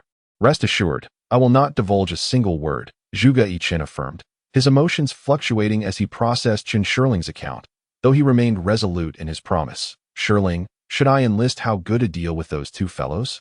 Provided the remuneration is sufficient, anything can be arranged, Zhuge Yichen proposed. After a brief moment, Chen Shirling shook her head in anguish. If I were to do that, would I not be just like those scoundrels?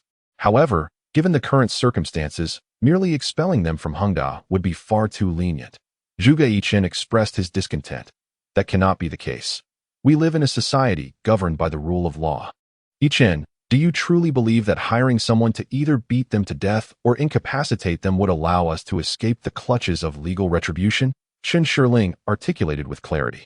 Zhuge Yichen recognized the validity of her words, unable to counter, and fell into a contemplative silence. In the morning, Chen Jiren hurriedly arrived at Chen Dajuan's office. Dad, look at this, Chen Jiren exclaimed, visibly anxious as he handed several sheets of paper to Chen Dajuan. Although unaware of the situation, Chen Dajuan could discern from his son's frantic demeanor that something significant had transpired, causing a ripple of unease within him. Chen Dajuan took the stack of papers and began to peruse them.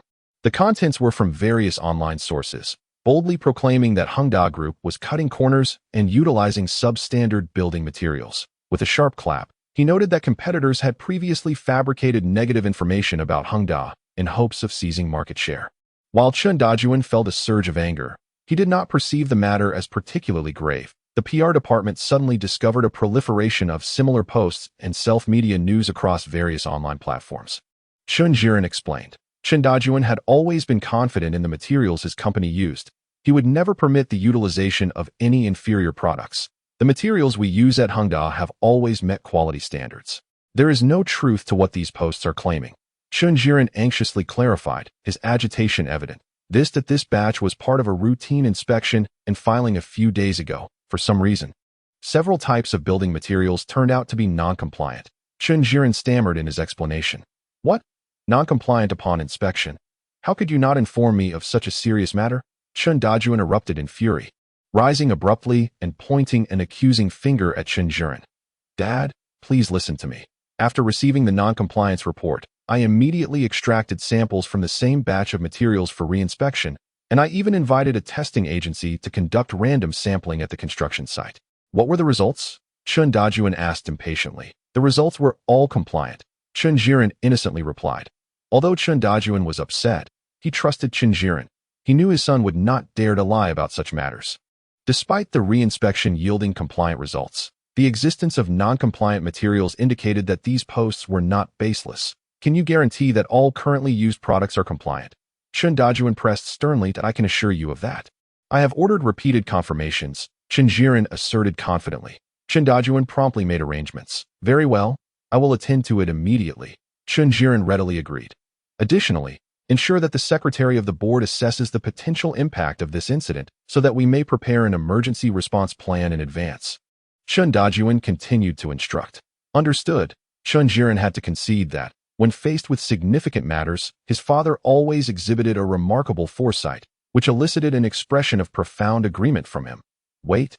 As for the assessment and investigation, you must personally lead a few trusted individuals to undertake it, eliminating the need for the board secretary's office, particularly avoiding any involvement from Yichang. Suddenly, Chen Dajuan recalled something and promptly changed his tone.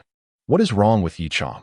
Chen Jiren inquired, somewhat perplexed, for Chen Dajuan had always placed his trust in Yichang, and this matter indeed fell within the purview of the board office. The reason Chen Dajuan had refrained from hastily disclosing past events to his sons was his concern that they might act impulsively. Chen Jiren had never dared to question his father's decisions. And at that moment, he naturally complied with Chen Dajuan's directives. Chapter 34.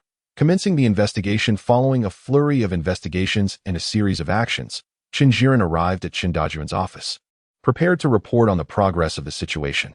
Upon entering, he was taken aback to find his sister, Chen Shirling, and Yu Ping'an present as well. For a moment, surprise washed over him. Shirling is here? Why is he here too? Chen Jiren, without formality, fixed his gaze on Yu Ping'an and asked, "It was I who requested Shiling and Ping'an's presence. Now, please provide an update on the situation." Chen Dajuan spoke in a low voice. While Chen Jiren could comprehend Shirling's presence, being his own sister and an executive at the company, he was at a loss regarding Yu Ping'an's involvement. Despite his lingering doubts, Chen Dajuan's tone left no room for argument. Casting a glance at the composed Yu Ping'an, Chen Jiren, though reluctant, began his report. Upon hearing Chen Jiren's account, Chen Dajuan furrowed his brows tightly, clearly dissatisfied with the outcome of the investigation. How are the discussions regarding the contingency plans progressing?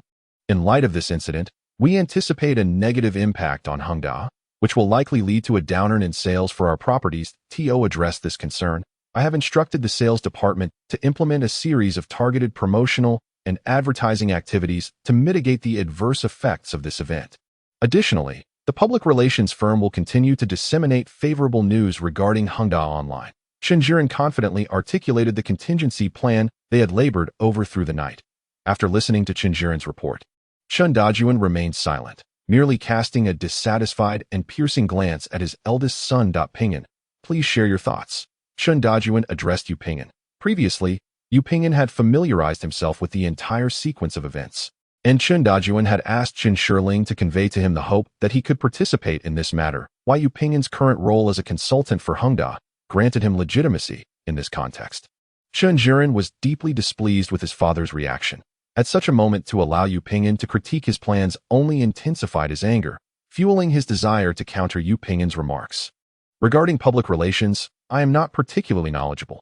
I trust that entrusting it to a professional team will yield no issues in the processes of sampling and inspection. Each individual who signs must bear corresponding legal responsibilities. Thus, I am confident that each signer will meticulously confirm that the samples submitted for inspection are in order before giving their signature of approval, unless they are unaware of the issues with the samples or have failed to confirm them entirely. Is this not mere platitude? Otherwise, why require their signatures? Chen Jiren interjected dismissively. I have perused the archived inspection reports and discovered that every individual who signed during the inspection process had either personally handled the samples or conducted their own examination. With the exception of as he spoke, Yu Ping'an cast a glance at Chen Jiren. Who, indeed, is responsible for this oversight? Chen Shiling, noticing Yu Ping'an's sudden pause, inquired anxiously. In stark contrast to Chen Shiling's urgency, Chen Jiren, who had previously mocked and countered Yu Ping'an, now exhibited a dazed and evasive demeanor. Except for the signature of the general manager, logically, this inspection process should only require the project leader's signature. Yet Hongda insists on the general manager's approval before proceeding. Clearly, given Hongda's current scale, the general manager would have little time to verify the samples. I wonder if my conjecture holds merit upon finishing. Yu Ping'an regarded Chen Jiren, awaiting his response. I sign hundreds of documents daily. Who has the time to verify each one? Chen Jiren's tone, once assured and steady, now faltered as he endeavored to justify himself. Back when the company was smaller, it was I who insisted that my signature be required for inspection to proceed. Chen Dajuan recounted the circumstances of those earlier days. It seems, indeed, as Ping'an has pointed out, that many of Hongda's processes and protocols have not been updated in a timely manner. Chen Dajuan could not help but recall what Yu Ping'an had said during their recent dinner gathering. Even if I signed without confirming the samples, what would that prove? These samples have been verified by dedicated personnel. After all, Chen Jiren remained undeterred, continuing his defense. The issue lies within the process of sending the samples to headquarters for signature confirmation. Particularly in light of the defective quality inspection report being leaked, it is evident that someone within Hongda has acted with intent. If my suspicions are correct, the samples must have been swapped at headquarters. And it was these same individuals who leaked the inspection results. The chill ran down Chen Jiren's spine as he grasped the gravity of the situation, leaving him no desire to refute Yu Ping'an further. Chen Dajuan and Chen Shiling also wore expressions of astonishment, taken aback by Yu Ping'an's deductions. Ping'an Gij, are you suggesting that there is a traitor within Hongda? Chen Shiling asked incredulously. Industrial espionage, whether in the past or present, is a common occurrence. It is not difficult to execute if the other party offers sufficient compensation, Yu Ping'an continued. Who could it be? Chen Jiren muttered to himself, his tone laced with resentment and indignation. Clearly, he had begun to accept Yu Ping'an's hypothesis. Immediately summon someone to retrieve the surveillance footage from that day to see who entered or exited the storage area for the inspection samples. Chen Dajuan commanded decisively. Upon hearing this, Chen Jiren suddenly understood. Yes, I will have someone investigate right away. With Chen Jiren temporarily departing to arrange for the retrieval of the footage, only Chen Dajuan and the other two remained in the office. Uncle Chen, I have a premonition, albeit purely a personal conjecture without any substantiating evidence. Pingan, do tell. Yu Pingan has always been known for his steady and confident demeanor, and this remark has indeed piqued Chen Dajuan's curiosity. I can't shake the feeling that this matter might be connected to Ding Yonghe and Yi Chong. Upon hearing this, Chen Dajuan fell into silence, deeply contemplating Yu Pingan's words that it must be them. Could it be that they have discovered our preparations to deal with them and are now plotting against father and elder brother? Chen Shirling has always held unwavering faith in Yu Pingan. Even in the absence of concrete evidence, Chen Dajuan nodded thoughtfully and replied gravely. We cannot dismiss this possibility. Have we truly revealed any vulnerabilities? Yu Pingan analyzed. Previously, their motive was financial gain. But what could their current intentions be? Chen Dajuan expressed his confusion. It could be either self-preservation or perhaps a combination of both. Yu Pingan continued his analysis. Father, regardless of whether it is them or not, we cannot afford to let those two escape. At this moment, Chen Shirling had already concluded that this incident was indeed the work of the two individuals. Chen Dajuan, lost in thought, remained silent, merely gritting his teeth with his jaws tensed. Soon, Chen Jiren returned and addressed the group. I have arranged for reliable personnel to retrieve the surveillance footage from the time the samples were stored at headquarters. Chen Dajuan nodded in acknowledgement, remaining non-committal, before turning to Yu Pingan and asking, Pingan, what are your thoughts on the emergency response plan? There exists a far greater potential crisis than merely substandard building material samples.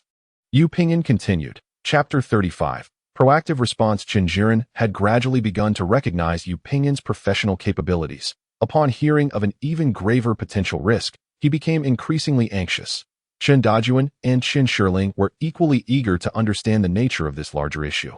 Listening intently as Yu Pingan spoke, the greater crisis lies in the betting agreement with the investment company.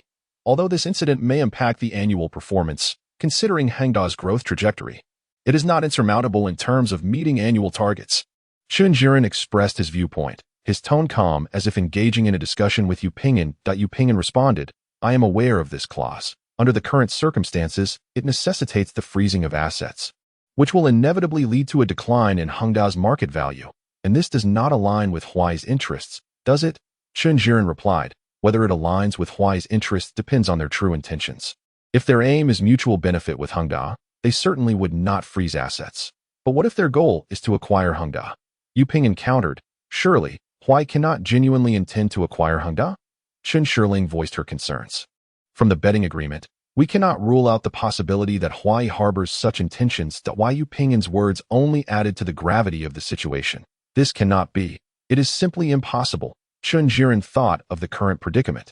Beads of cold sweat forming on his brow as he muttered to himself. If we are to devise an emergency response plan, we must prepare for the worst. Yu Pingan glanced at the flustered Chen Jiren and then at the ever-silent Chen Dajuan. Pingan is right. Chen Dajuan spoke up. Boss, the promotional activities you outlined will proceed as planned. Have Lao San personally review the surveillance footage. You and Ping and should head over to Huaifeng immediately to explain our situation and gather their opinions. Understood, Chairman, Chen Jiren solemnly replied. Pingan, I will brief you briefly, and then we shall set off for Huaifeng without delay. Yu Pingan nodded in agreement. Chen Shirling keenly observed the considerable shift in her elder brother's demeanor towards Yu Pingan, and despite the plethora of pressing concerns weighing on her mind, she felt an inexplicable sense of joy. Regardless of the circumstances, they must persuade Huaifeng. Suddenly, an ominous premonition gripped Chen Dajuan, prompting him to reiterate his caution to Chen Jiren. Very well, Chairman. With clarity of purpose, Chen Jiren spoke with newfound confidence. Father, I wish to accompany my brother and brother Pingan. Chen Shirling expressed her desire. Very well, but remember to heed your brother and Pingan. Do not act impulsively, Chen Dajuan replied, always compliant with Chen Shirling's wishes. Although he recognized the gravity of the situation, he felt reassured by the presence of Chen Jiren and Yu Pingan. Believing it would also provide Chen Shirling with valuable insights, the group boarded the company's business vehicle, en route to the office building of Huaifeng. Xiaoming, how is the contact on that side progressing? Chun Jiren inquired of his secretary that I reached out to General Manager Zhang's secretary. She informed me that his schedule is completely booked today. A meeting cannot be arranged. The individual responsible for the Hengda project at Huaifeng was a vice president named Jiang Dagwan, a notable figure in the investment circle. Even the general manager of Hengda would find it challenging to secure a meeting without prior appointment. I asked General Jiang at the office. Chun Jiren continued his inquiry. Yes, good. As long as he is in the office, it is essential that we meet with General Jiang today, Chun Jiren stated with determination. Pinyin, if we manage to meet General Jiang, I will initiate the discussion. Should you find anything inappropriate during my remarks, feel free to interrupt. Chun Jiren advised Yu Ping and with a steady gaze. Yu Ping nodded. Understood, General Chun. Seeing Yu Ping's calm demeanor provided Chun Jiren with a sense of reassurance. And he acknowledged him with a nod. Chun Shirling watched their interaction, inadvertently revealing a smile of delight. Upon their arrival at Huaifeng, although they could not immediately meet General Jiang, a familiar figure, Director Huang, came out to receive them, thus sparing them the embarrassment of being turned away. Director Chun, is there something urgent that brings you here today? Director Huang discerned the seriousness of Chun Jiren's visit and inquired with concern. Indeed, there is a pressing matter I wish to discuss with General Jiang. Understanding that the Hengda issue was beyond his purview, Director Huang tactfully refrained from further questioning. General Jiang's schedule is entirely full. Perhaps Director Chin would like to wait in the lounge while I see if I can arrange a time for you to meet with him. Thank you, Director Huang. It is imperative that I meet with General Jiang.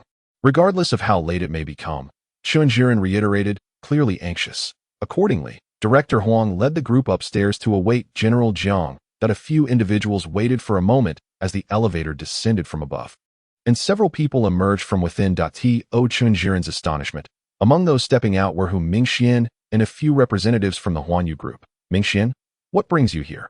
Chun Jiren inquired, somewhat taken aback. He had previously contemplated bringing Mingxian and Chun Shirling together and was familiar with him. Brother Chun, it has been quite a while. Mingxian replied in a rather indifferent tone. Shirling is here too. What significant event has occurred at Hengda that necessitated her presence? His expression remained dismissive, and he showed no inclination to linger, brushing past Chun Jiren and his companions. In the past, Mingxian had always greeted Chun Jiren with politeness, addressing him as brother with great respect, and had been particularly attentive to Chun Shirling. His current cold demeanor left Chun Jiren feeling perplexed. It seems there might be something going on. I previously saw them with Manager Ma, who is in charge of mergers and acquisitions. However, I am not quite clear about the specifics of their business dealings. If President Chen wishes to know more, I can discreetly inquire, of course, within the bounds of non-confidentiality. Director Huang remarked courteously and attentively. No need for that. I was merely asking casually. Chun Jiren responded politely. Brother, Mingxian is likely upset with me. We had a bit of a conflict earlier, Chun Shirling explained. Noticing Chun Jiren's confusion. What happened between you and Mingxian? It's nothing serious. We had a minor disagreement during a gaming session when our two guilds clashed and ended up fighting. Chun Shirling recounted the incident of her duel with Mingxian. You can have a disagreement over a game? Shirling, you are not a child anymore. You should consider things more carefully. It's fine not to like Mingxian, but there's no need to offend the Huanyu group. Chun Jiren said with a shake of his head, expressing his helplessness. Perhaps I should invite him out for a meal another day to ease the tension. What is so remarkable about the Huanyu group? Brother, are you afraid of them? Chun Shirling asked, perplexed. Having more friends is certainly better than having more enemies, Chun Jiren patiently advised. Chun Shirling understood that her brother's intentions were for the good of Hengda, and with outsiders present, she refrained from arguing further. Was that person just now Mingxian? Yu Pinyin quietly inquired of Chun Shirling. Yes, Brother Pinyin. Do you know him? Not at all. This is my first time encountering him today. Chun Jiren and his companions had been waiting since the afternoon and were still unable to meet with Manager Jiang as the day drew to a close. Could it be that Manager Jiang is deliberately avoiding us?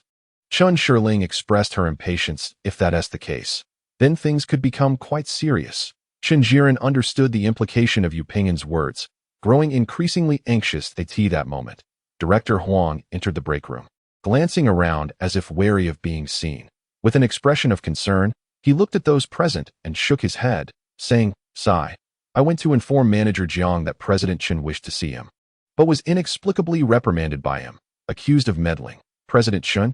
Is there some misunderstanding between you and Manager Jiang? None at all. How could there possibly be any misunderstanding? Chen Jiren found himself bewildered by Director Huang's words. Has General Jiang mentioned why he hasn't seen us? Yu Pingyan inquired. Director Huang shook his head, stating that he had not, but merely instructed him not to meddle. That it seems that Shirling's words were indeed prophetic. Yu Pingyan glanced at Chen Jiren and Chen Shirling, murmuring softly, "By the way," I discreetly inquired, and it turns out that Mr.Hu from Huanyu Group is here today specifically to meet General Jiang. I heard it pertains to a significant merger deal, Director Huang continued. Upon hearing this, Yu Pingyan and Chen Jiren exchanged glances, both sensing the gravity of the situation. Director Huang, how can we possibly meet General Jiang? We truly have urgent matters to discuss, and I implore you to assist us this time. I assure you, there will be ample rewards afterward, Chen Jiren pleaded, leaning closer to Director Huang, urgency evident in his tone. No problem, please take us there, Chen Jiren declared without hesitation. However, when you meet General Jiang, please do not mention that I asked you to wait for him, Director Huang cautioned. Rest assured, I shall remain tight-lipped. Chen Jiren promised. Thus, the three, under Director Huang's guidance, proceeded to the underground parking lot, awaiting General Jiang on his usual route home. They waited for nearly 2 hours, and Chen Jiren was on the verge of finishing his pack of cigarettes. Someone is coming, Yu Pingyan alerted, noticing a group approaching from the direction of the elevator. Chen Jiren quickly extinguished his cigarette and focused intently on the elevator's entrance. It was General Jiang. Chen Jiren rushed forward eagerly.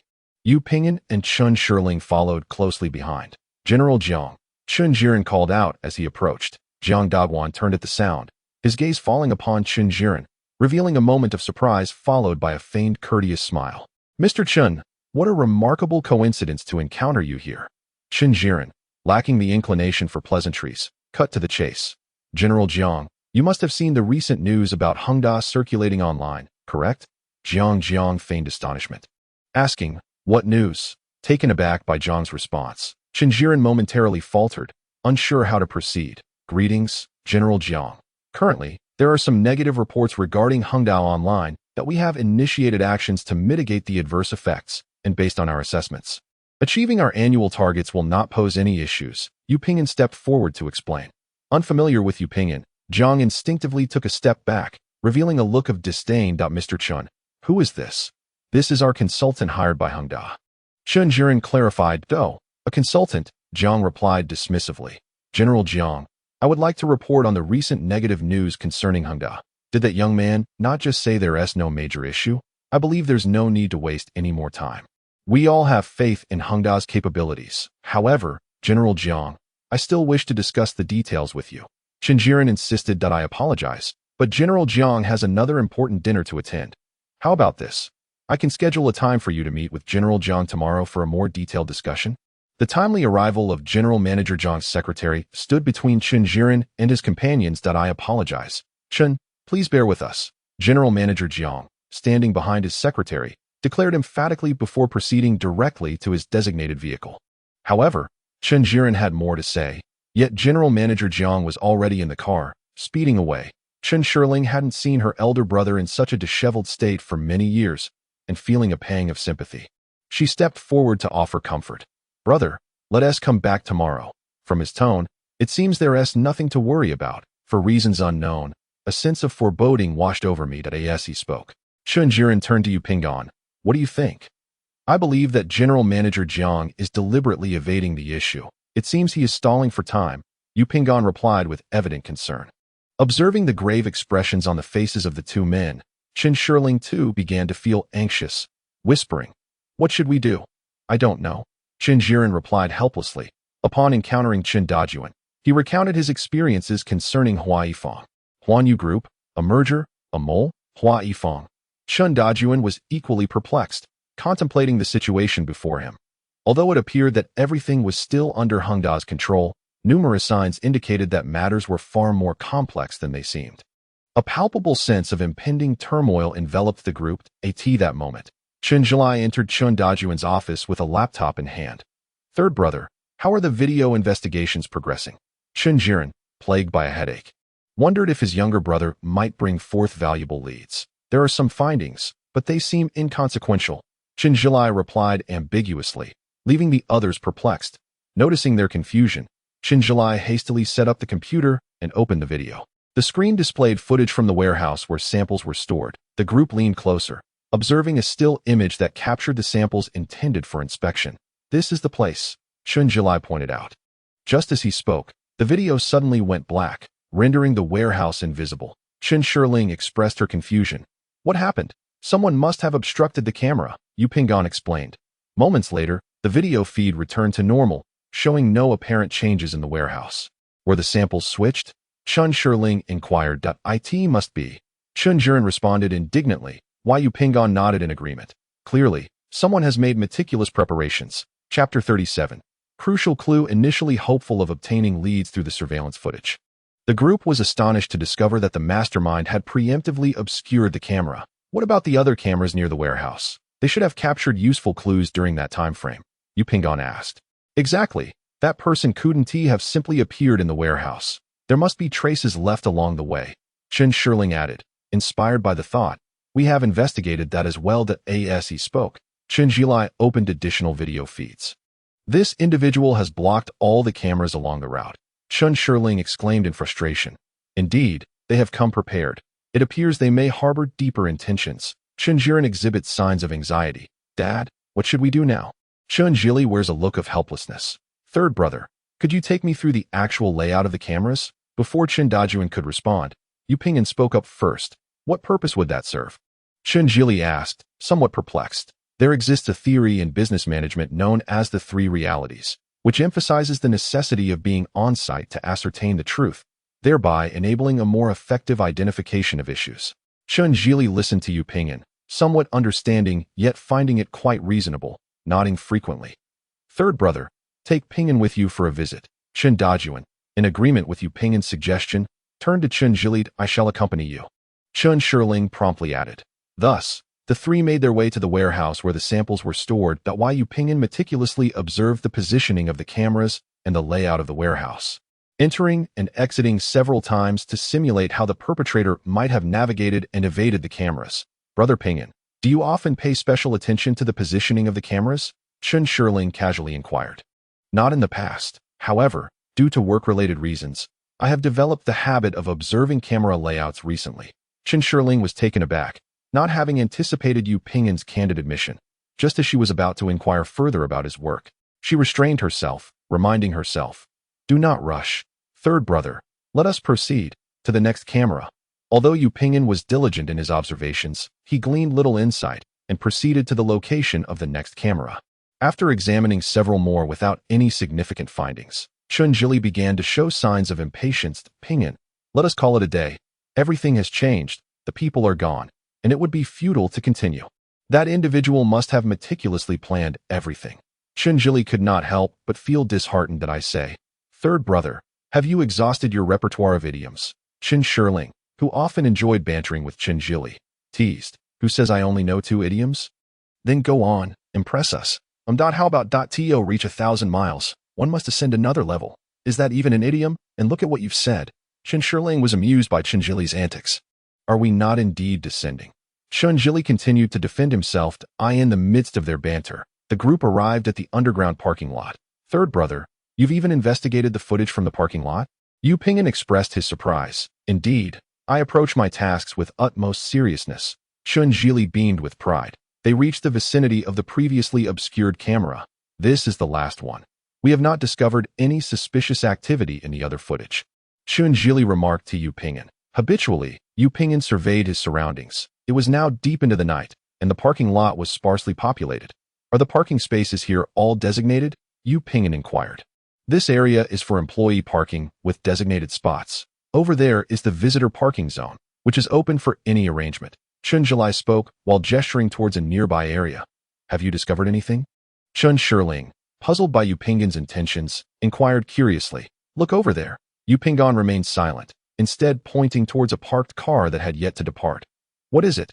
Chen Zhili gazed intently at the vehicle, struggling to discern any clues. "The dashcam," Chen Shirling suddenly realized, exclaiming with delight. "Oh, right, the dashcam.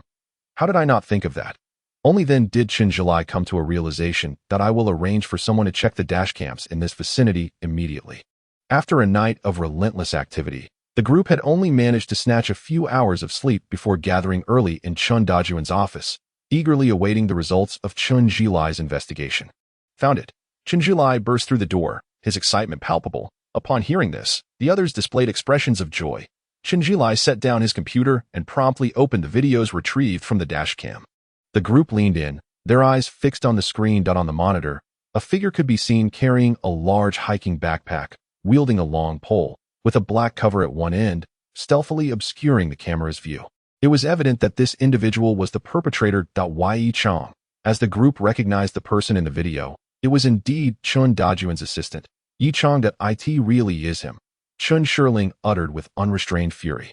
Although Chen Jiren and Chun Jilai were equally astonished that Yi Chong was the mastermind, Chun Shirling's declaration caught them off guard. Shirling, did you suspect it was Yi Chong? Chun Jiren asked, perplexed. Chun Dajuan's expression turned grave as he nodded slightly. At this point, Chun Shirling recounted the incident from years ago when her salary had been stolen to Chen Jiren and Chun Jilai. Dad, is everything Shirling said true? Chun Jiren nearly shouted at Chun Dajuan. Damn it, I will kill those two beasts. Chun Jilai seethed through gritted teeth. It appeared increasingly likely that they were indeed the culprits. Eldest brother, third brother, you must remain calm. They undoubtedly wish for us to lose our composure. Since they dare to act in such a manner, they must be thoroughly prepared, so we cannot act recklessly. Knowing ourselves and our enemies is essential to defeating them. Chun Dajuan spoke in a deep voice, maintaining his composure, though his eyes glowed with a terrifying crimson. Previously, Chun Dajuan had dispatched individuals to investigate Ding Yonghe and Yi Chong, yielding some insights that Yi Chong was indeed a distant nephew of Ding Yonghe, but not a fellow townsman of Chun Dajuan or Ding Yonghe. Given the current events, it was evident that Ding Yonghe and Yi Chong were plotting an even greater conspiracy. Chapter 38. A significant crisis. The current situation placed the enemy in the shadows, while the allies stood in the light. Although it had become clear that Ding Yonghe and Yi Chong were the instigators of the substandard building materials incident, their true intentions remained unverified. The urgent matter at hand was to gather evidence of Yi Chong's involvement in the sample tampering and the dissemination of harmful information online. To prepare for future litigation against him, we should collect evidence, Yu Pingan proposed. The others wholeheartedly agreed, and Chun Jilai promptly made arrangements. What about Ding Yonghe? We cannot let him escape either, Chun Shirling inquired. Should Ding Yonghe be involved in this incident, he would undoubtedly not escape the arm of the law. Every action leaves a trace, and I firmly believe that the prosecutorial authorities and the police possess the requisite capability. Yu Pingan reassured. Upon hearing this, Chun Shirling nodded, unable to suppress her thoughts. Her brother Pingan's unwavering faith in the police's ability to solve cases surely meant he would refrain from engaging in any nefarious deeds. With this thought, Chun Shirling felt a considerable sense of relief. Although the murder case remained unresolved, she was increasingly convinced that Yu Pingan was not the perpetrator. Chun Dajuan and his two sons began to deliberate on how to tackle the crisis at hand, primarily focusing on how to confront Ding Yonghe and Yi Chong. With the turmoil stirred up by Yi Chong, it was evident that there were others behind the scenes inciting the situation. Chun Jiren analyzed. Could it be that Ding Yonghe harbors ambitions of usurping power?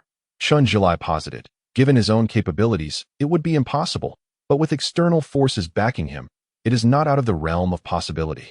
Chun Dajuan concurred in his analysis. That traitor, scoundrel, Chun Jilai cursed vehemently. Surely, the support cannot be from Hua Yifang.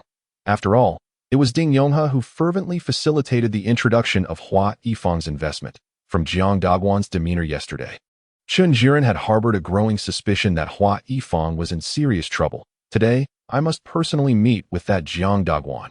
Chun Dajuan rubbed his temples, his brow furrowed. That I have instructed my secretary to contact Hua Yifang, aiming for a meeting with Jiang Daguan today. As he spoke, Chun Jiren dialed his secretary to confirm the meeting arrangements. Xiao Meng, how is the meeting with General Jiang from Hua Yifang being arranged? President Chun, I was just about to reach out to you. General Ning from the finance department has informed me that the bank has notified them that Hua Yifang has applied to freeze Hengda's assets. The bank has already initiated the freezing process. What did you say? President Chun, Hua Yifang has indeed applied to freeze Hengda's assets. You and the chairman should confirm this promptly, as your personal assets may also be subject to freezing. Have Ning Jingwo wait for me in the conference room. I need to hear his report. Right away. Chun Jiren felt a surge of blood rush to his head, straining to maintain his composure. Dad, Hua Yifang has struck? Chen Jiren said weakly. Looking at Chen Dajuan, that I have heard. Let us first listen to Zhang Wo's report. Chen Dajuan maintained a calm demeanor. Damn it, Hua Yifang is clearly colluding with Ding Yonghe to plot against us. I will settle the score with that Jiang Daguan. Chen Zhilai continued to curse loudly.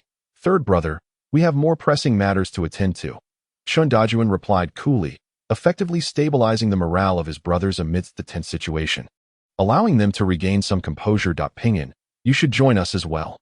Chen Dajuan said that Yu Pinyin was momentarily taken aback, though he felt it somewhat inappropriate as an outsider to intrude upon such a critical meeting of Hengda.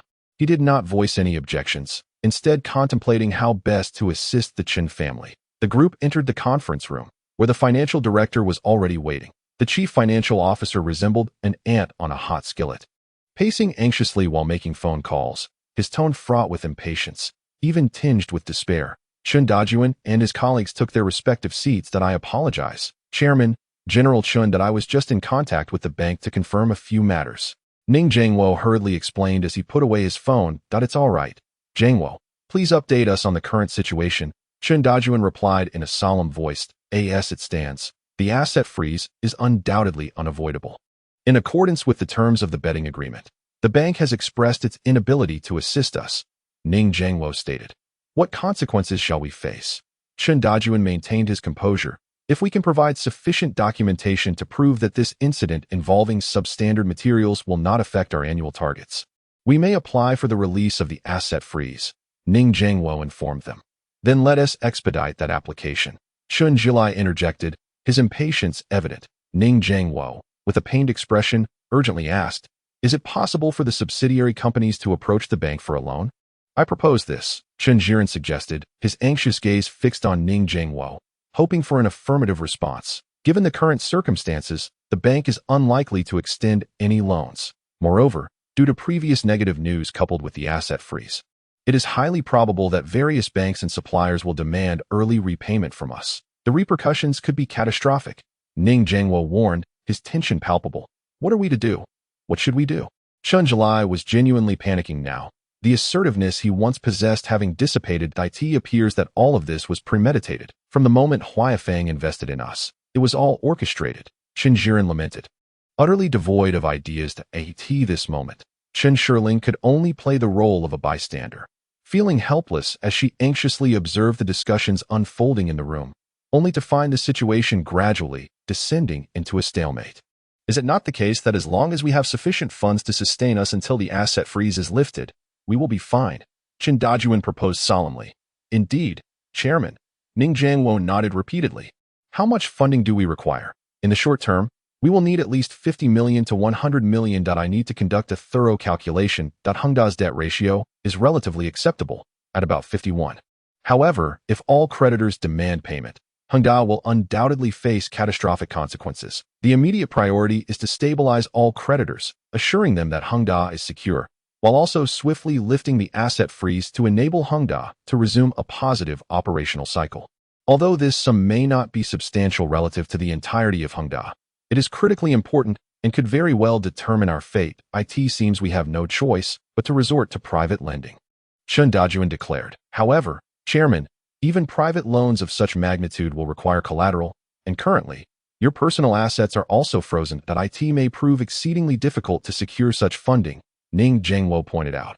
Everyone understood the validity of his statement. When the tides were favorable, many were eager to invest in Hengda, but at this juncture, not even 50 million would entice anyone to take such a risk. Now, they could only turn to their old acquaintances for assistance. Chen Dajuan rubbed his temples, feeling an overwhelming sense of helplessness. Mr. Ning, may I inquire if one can use shares of a particular company as collateral for a loan? Yu Pinyin suddenly asked. Of course. That is possible, but the company in question must have a strong performance record. The crowd turned their gaze towards Yu Pinyin, puzzled by the intent behind his question. Chapter 39. A twist in the tale. The Hengda Group faced an unexpected crisis, and everyone was brainstorming ways to resolve the pressing predicament. After inquiring about the details of mortgage loans, Yu Pinyin mentioned he needed to step out to make a few phone calls. Although the others recognized Yu Pinyin's intent to assist, they were aware he was merely an ordinary employee of the company, and thus held little hope.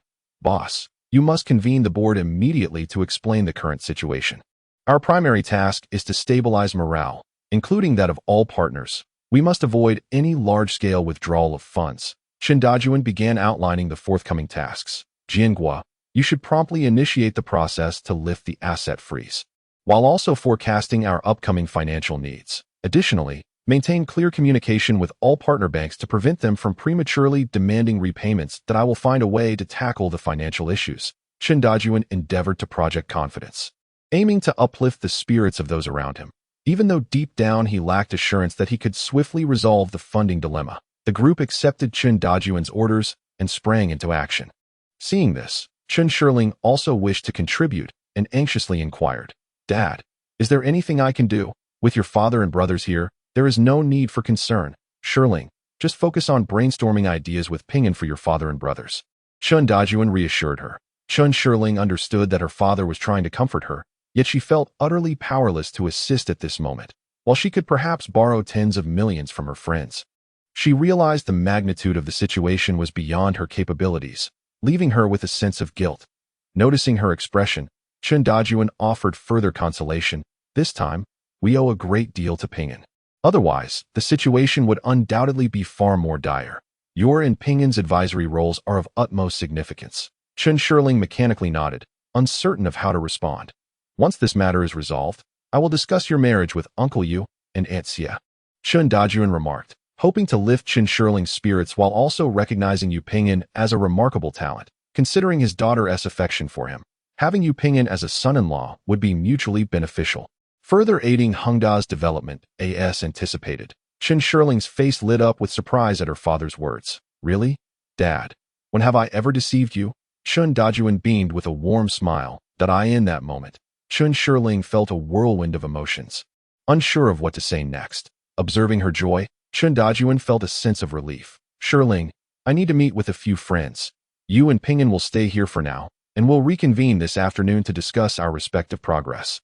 With that, Chen Dajuan busied himself with raising funds, leaving the others to their tasks, and thus, only the two of them remained.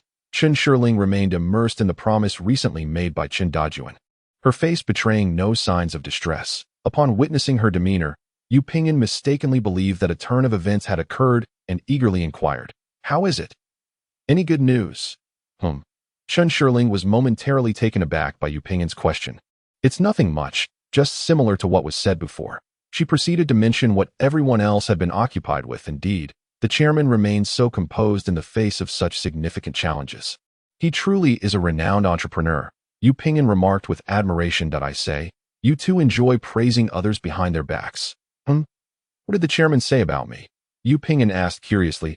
"He said you are quite capable and have been of great assistance." Chen Shirling intended to add that Chen Dajuan had considered Yu Pinyin as a potential son-in-law, but felt that discussing such matters in the current tense atmosphere would be rather thoughtless, so she refrained from mentioning it. Upon hearing Chen Shirling's words, Yu Pinyin said nothing further, merely nodding in silence. "By the way, where did you go just now, Brother Pinyin?" Chen Shirling asked inquisitively. "I made a few phone calls to confirm some matters." "And what is the outcome?" "I'm still waiting for news from over there. Some things need to be verified. If all goes well, perhaps I could lend some assistance," Yu Pinyin replied calmly. "Assistance in what?" Chen Shirling inquired with increasing curiosity. "I'm not sure if it will work out, but once it does, I'll let you know." "Oh." Seeing Yu Pinyin's reticent demeanor, Chen Shirling had no choice but to relinquish her curiosity. After a hectic day, as the end of work approached, everyone gathered once more. They each reported on their progress, and the current situation appeared dire. Although the board and partners had managed to stabilize temporarily, most were still in a state of watchful waiting. Any minor disturbance could trigger a detrimental chain reaction. The banking sector mirrored this sentiment. After all, those bank presidents were merely employees, primarily concerned with their performance metrics. If Hengda truly encountered problems, they would not hesitate to sacrifice the lesser for the greater. From insiders within Huaifeng, it was revealed that they indeed planned to short-sell Hengda and subsequently pursue a merger and restructuring. Chen Jilai stated, "What advantage does Huaifeng gain from this?" Chen Jiren questioned indignantly, while Yu Pinyin offered an explanation.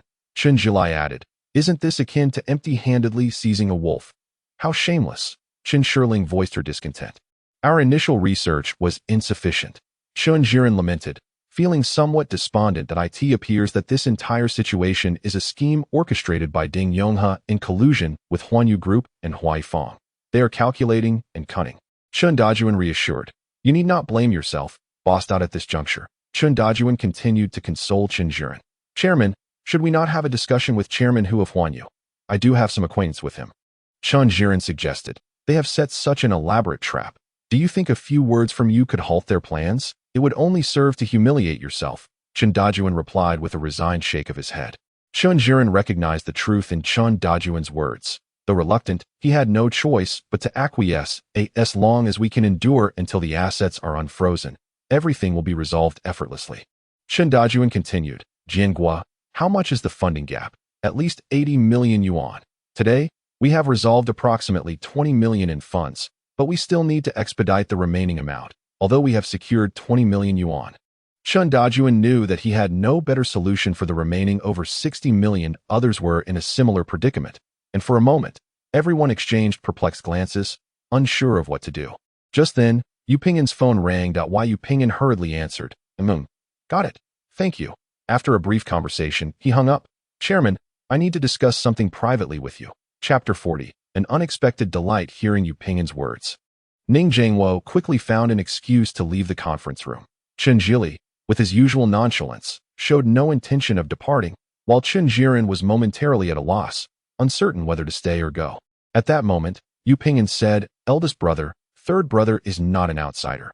It's really not a big deal. Pingin. What is it? Speak freely. Chen Dajuan replied, I just confirmed that I can raise a sum of money sufficient to address this crisis. Yu Pingin stated in his usual calm tone. What did you say? Pingin, where did you acquire such a large sum? Chen Jiren asked incredulously. Chen Shirling also stared at Yu Pingin with her beautiful wide eyes. Astonished. Pingin, how much can you provide? Although Chen Dajuan was surprised, he had faith in Yu Pingin's words, knowing that if he said it, it must be reliable. That he cut to the chase and asked, approximately 300 to 400 million yuan. Yu Pingin mentioned it so casually, yet the others were anything but composed. Brother Pingin, how did you manage to borrow such a vast amount of money? Chen Shirling couldn't help but inquire. Indeed, Pingin, even if you were to rob a bank, you couldn't amass such a sum in such a short time. Chen Jili interjected with his habitual nonsense. Shirling, there are some matters I have never mentioned to you, not out of any intention to conceal them, but simply because I felt there was no need to bring them up. In fact, my parents are unaware of these matters as well. Yu Pingin hesitated slightly before explaining that Yu Pingin had always had a fondness for things related to the second dimension. During his university years, he began to write a web novel in his spare time. Yu Pingin was an amateur writer. He worked on it sporadically until he graduated and began his career, ultimately completing the story. Although the novel had garnered some readers, it did not create much of a stir, and with its conclusion, it faded into obscurity, until one day, a person claiming to be a fan of the novel approached Yu Pingin, expressing a desire to purchase the rights to adapt it into a game. After some interaction, Yu Pingin found a kindred spirit in this book fan, and they became close friends. Originally, the entrepreneurial team intended to acquire the copyright of this novel for 1 million yuan. However, Yu Pingin, understanding the challenges of starting a business, particularly his own financial constraints, felt a surge of joy at the thought that someone appreciated his modestly received work and that it might be transformed into a game. Thus, he decided to initially grant the copyright of his novel, deferring the payment until the project became profitable. In order to support the entrepreneurial team, the founder opted for a compromise, proposing to convert the buyout fee into equity shares for Yu Pingin. Yu Pingin found this arrangement agreeable, as it allowed him to assist the team while still feeling a sense of involvement, and he gladly accepted the proposal.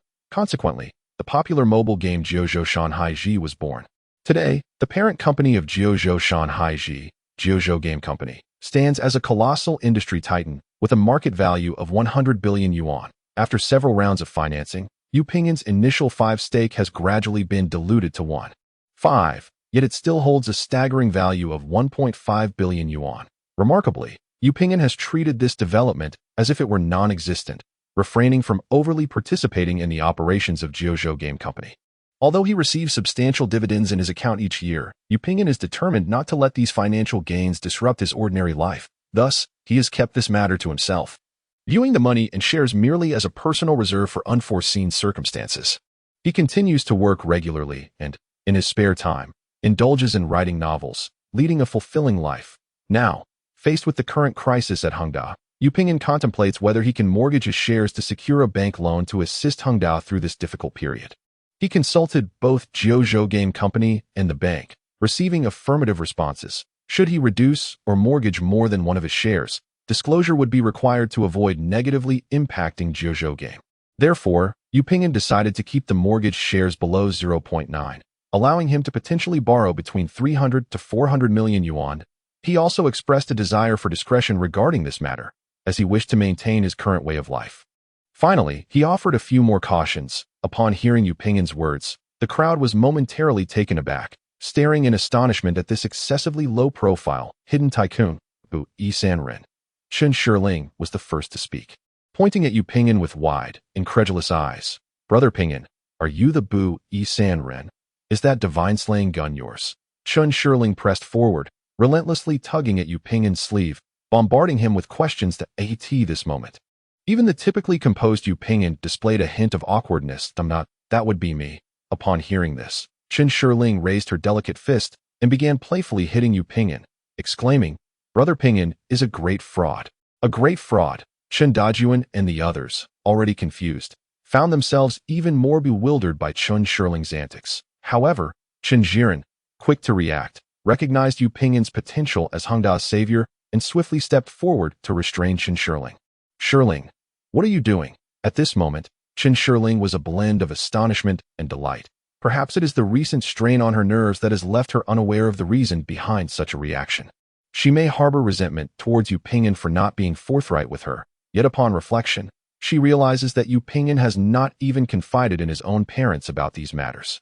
Given the efforts made to assist Hengda, she feels she has no grounds to blame him. "Shirling, I apologize. I did not intend to conceal anything.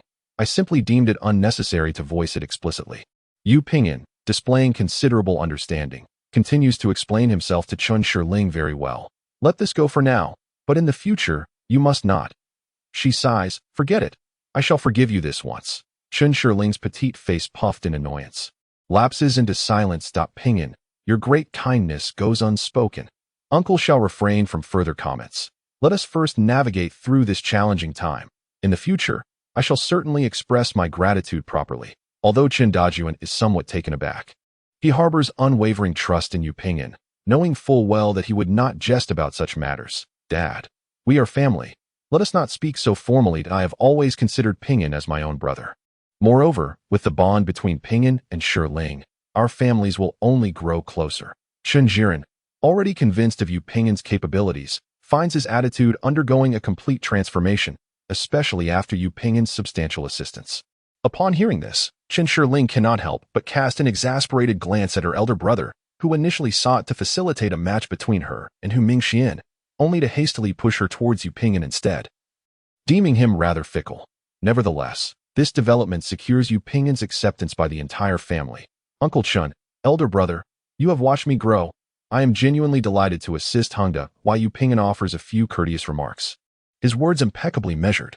"Indeed, time is of the essence. Pingyan, I shall promptly arrange for someone to connect with you regarding the disbursement of funds." Chen Dajuan has not forgotten the matter at hand. Chapter 41. Strategic Maneuvering in a High-End Clubhouse. The atmosphere is rife with clinking glasses and jubilant exchanges. "Congratulations, General Hu. If all proceeds smoothly, we shall soon secure Hengda," exclaimed a man in his 50s, his hair somewhat thinning as he raised his glass. "This is all thanks to the strategic foresight of General Jiang and General Ding. I shall drink to that." A man with graying temples, yet still vigorous, downed his drink in one gulp. "I am unworthy of such praise. In the future, I shall rely on both of you for guidance." Ding Yonghe hastily followed suit, emptying his glass. "It turns out that Jiang Daguang from Huaifang, Hu Qindong of Huanyu Group, and Ding Yonghe have gathered to celebrate the successful implementation of their scheme in advance. Ding, how goes the situation with Hengda? Surely, there can't be any setbacks?" Hu Qindong inquired, his demeanor relaxed and content. Chen Jiren convened a board meeting to stabilize morale, but it was utterly futile.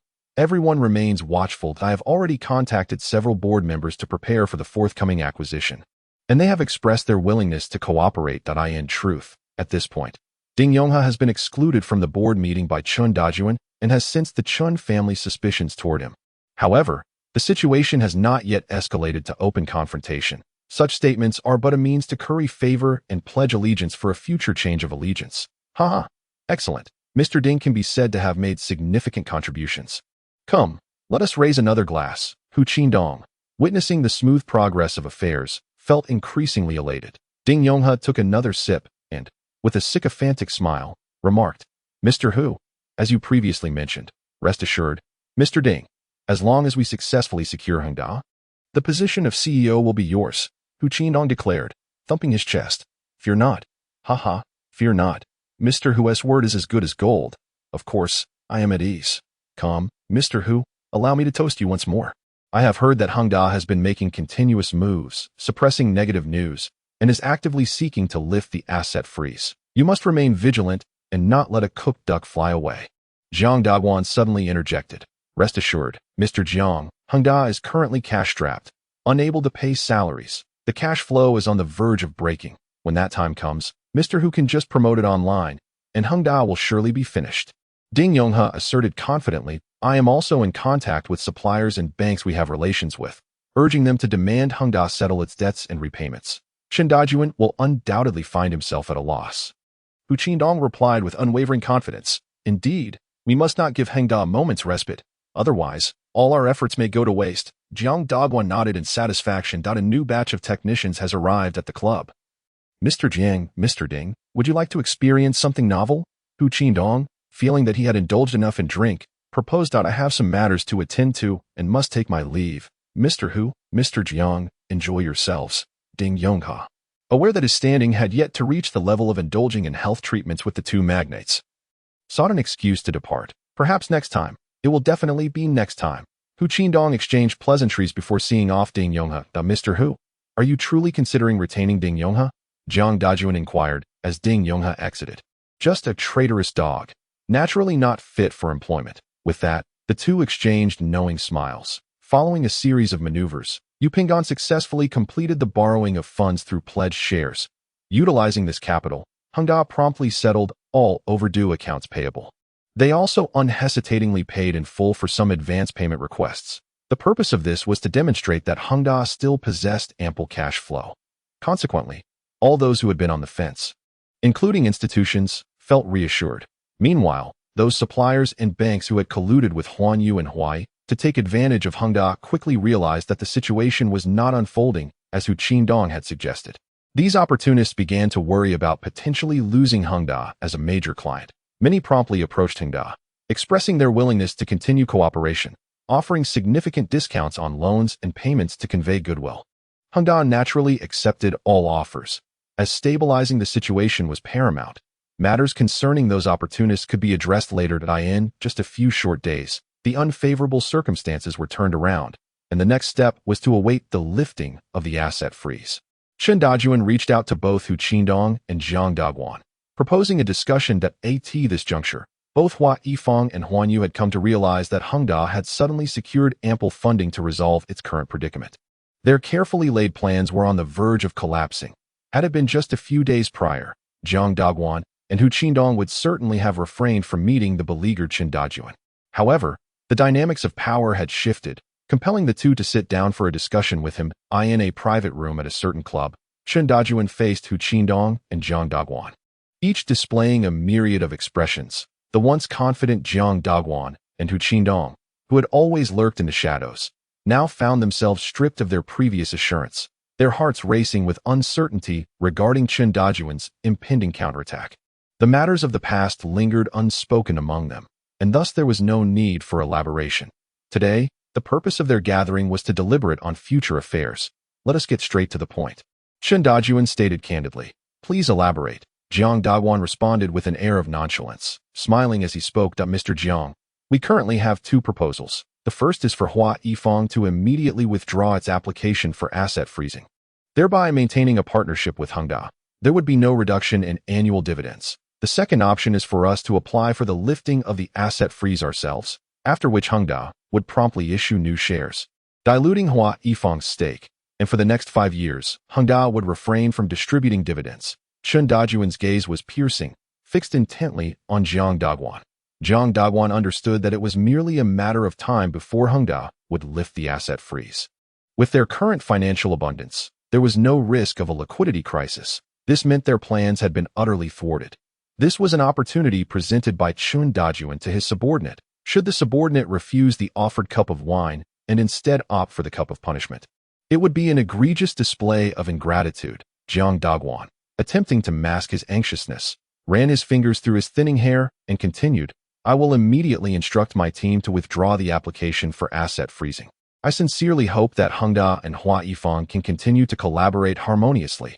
As Chun Dajuan extended his hand, he remarked, "Indeed, let us proceed." Observing this, Jiang Dagwan hurriedly reciprocated, a gesture of reconciliation. Hu Qindong, witnessing this exchange, inwardly cursed, "Damn it, Jiang Dagwan surrendered far too easily. What a coward."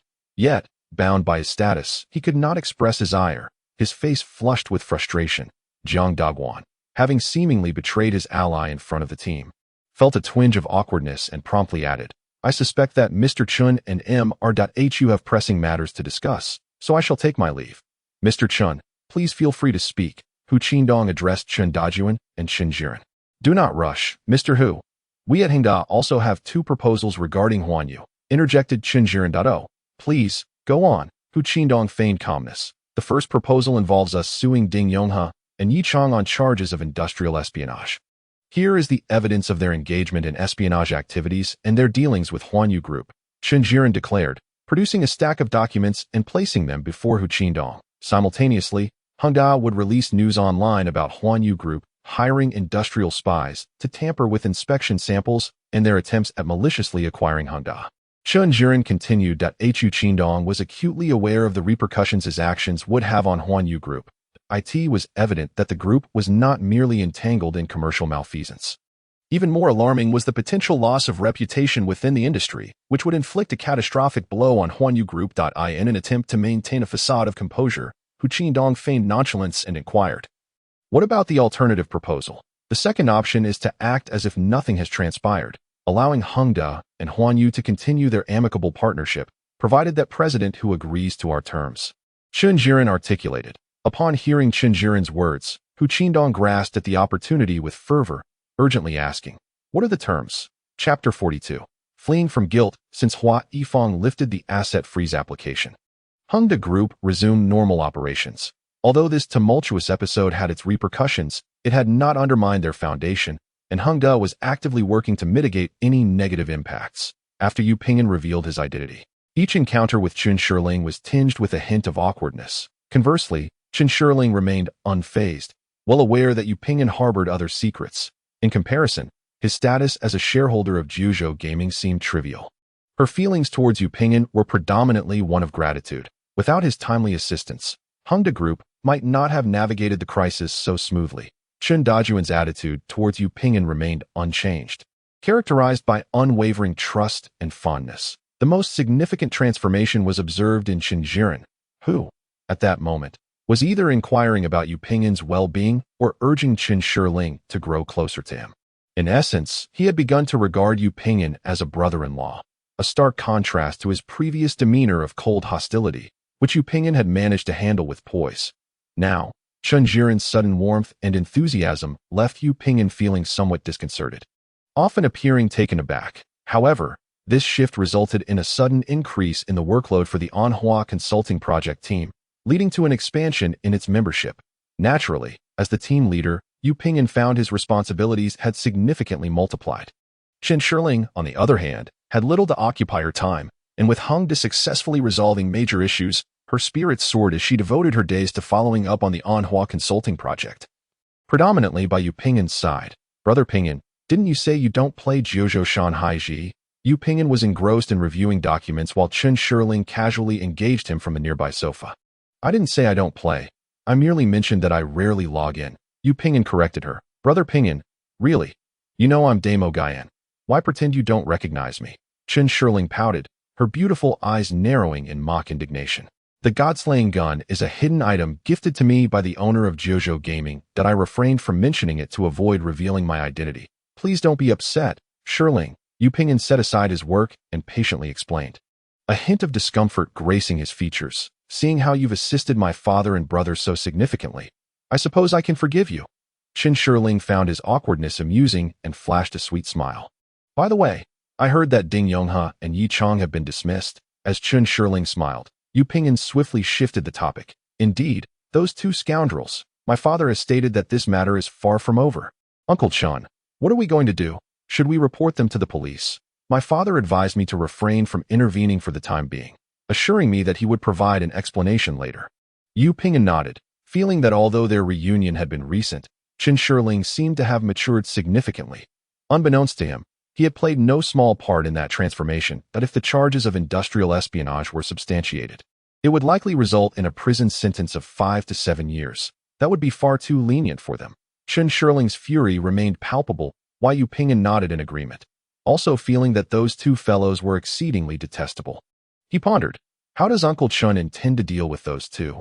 Following their dismissal, Ding Yonghe and Yi Chong, anxious about potential retaliation from the Qin family, hastily fled a city without even completing their resignation procedures or returning home.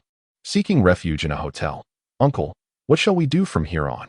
At that moment, Yi Chong had lost all the airs of the chairman's assistant, his unkempt appearance a stark contrast to his former self. Alas, Chun Dajuan's luck is truly remarkable. Where on earth did he procure so much money? It's inconceivable. Indeed, as the director of the board office, I too am oblivious to the source of those funds. A grave miscalculation. I never anticipated that Qin Dajuan had such a trump card up his sleeve. Had I known how unreliable Jiang Dogwan and Hu Qindong were, we should never have assisted them. Ding Yonghe lamented, expressing his frustration.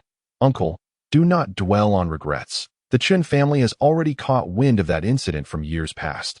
Even without subsequent developments, we can no longer remain at Hangda. We might as well take a gamble. Even if we lose, we shall have no cause for regret." Yi Chong reassured him. "True enough. Fortunately, we were well prepared and have saved a considerable sum. Once this storm passes, we can find a place where no one knows us and continue to live well." Ding Yonghe consoled himself. While the uncle and nephew envisioned their future, Ding Yonghe's phone suddenly rang. His heart raced as he glanced at the screen. Revealing an unfamiliar number, summoning his courage, he answered the call. "Hello. Who are you looking for?"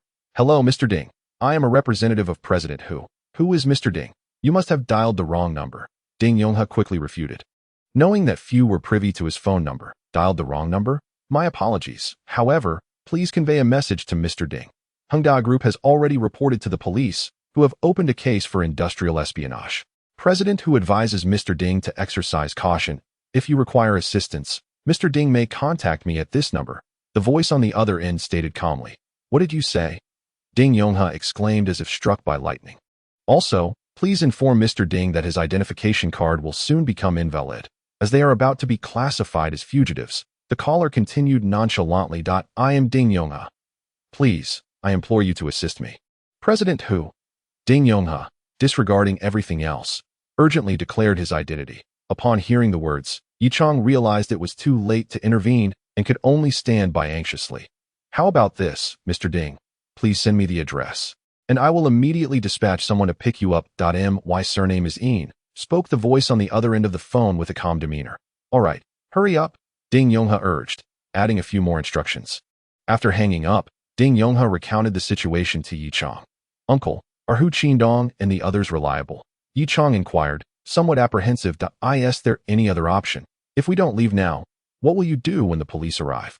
Ding Yonghe exclaimed in frustration, venting all his pent-up anger onto Yi Chong. Yi Chong found himself momentarily at a loss for words and had no choice but to accept the harsh reality before him. Shortly thereafter, a vehicle arrived at their hotel. Without checking out, Ding Yonghe and Yi Chong hurriedly got into the car. Once inside, they cautiously glanced at the driver, a young man in his 20s, with a competent-looking middle-aged man in the passenger seat. "Are you from Huanyu?" Ding Yonghe asked tentatively. "What Huanyu? We were sent by Brother Een. Aren't you Ding Yonghe and Yi Chong?" The middle-aged man remained relatively polite, yet he seemed unaware of Huanyu Group. Ding Yonghe furrowed his brow and glanced at Yi Chong, thinking, "It appears Hu Qindong has found people from the underworld. It's us. Let us go." Ding Yonghe anxiously peered out the window. "Let us move," the middle-aged man instructed the young driver. The sedan swiftly vanished into the night. Chapter 43. A new lead. Upon learning that the crisis at Hangda had been averted, Zhuge Yichen promptly sought out Qin Shirling. eager to arrange a gathering to celebrate. However, Chun Shirling declined, feeling inexplicably weary of the once thrilling chaos that marked her life. After a prolonged absence, Chun Shirling recounted her recent harrowing experiences to Zhuge Yichen. Yet, in an effort to protect Yu Ping'an's secret, she withheld the fact of Yu Ping'an's identity as a shareholder in JoJo Games that it was truly perilous. One misstep could have led to unimaginable consequences. Zhuge Yichen sighed, still shaken by her narrative. Indeed, I used to think my father and brother were unsympathetic, but now I realize that a heart of stone is simply untenable in this world. Absolutely. Business is akin to warfare, Zhuge Yichen added with a sense of reflection. Has there been any progress in that homicide case? Chun Shirling suddenly inquired. Oh, if you hadn't mentioned it, I would have forgotten. I've recently been in touch with Officer Liu. What's the update? Chun Shirling pressed. That aren't they investigating similar cases? They actually found a comparable cold case that turned out that after reviewing a substantial number of past cases, they discovered a 5-year-old unsolved case where the clues left by the perpetrator bore a striking resemblance to those in the current homicide case. Notably, the estimated height and weight of the suspect derived from the footprints were identical. And the unique knotting technique used to bind the victim was also precisely the same. Most crucially, although the perpetrator had never been apprehended in that case, DNA had been extracted from the victim's body. In other words, if the suspect can be identified now, it would be possible to determine whether they are the perpetrator through a DNA comparison. After listening to Zhuge Yichen's description, Chun Shirling analyzed. If the two cases were indeed committed by the same individual, I believe it should be feasible to convict the culprit. However, we have yet to identify a suspect, Zhuge Yichen responded, but then he immediately recalled that Yu Ping'an was indeed a suspect, and tentatively inquired, Shirling, are you considering obtaining Yu Ping'an's DNA? Chun Shirling did not refute Zhuge Yichen, but fell into silence, evidently contemplating this idea. If the comparison reveals a discrepancy with the previous DNA, it could absolve the suspicion. That would indeed be a positive development. Zhuge Yichen continued. Nevertheless, regardless of whether we test the DNA, we must clarify the relationship between Brother Ping'an and Li Yuqing. Chun Shirling felt a conflict within her heart.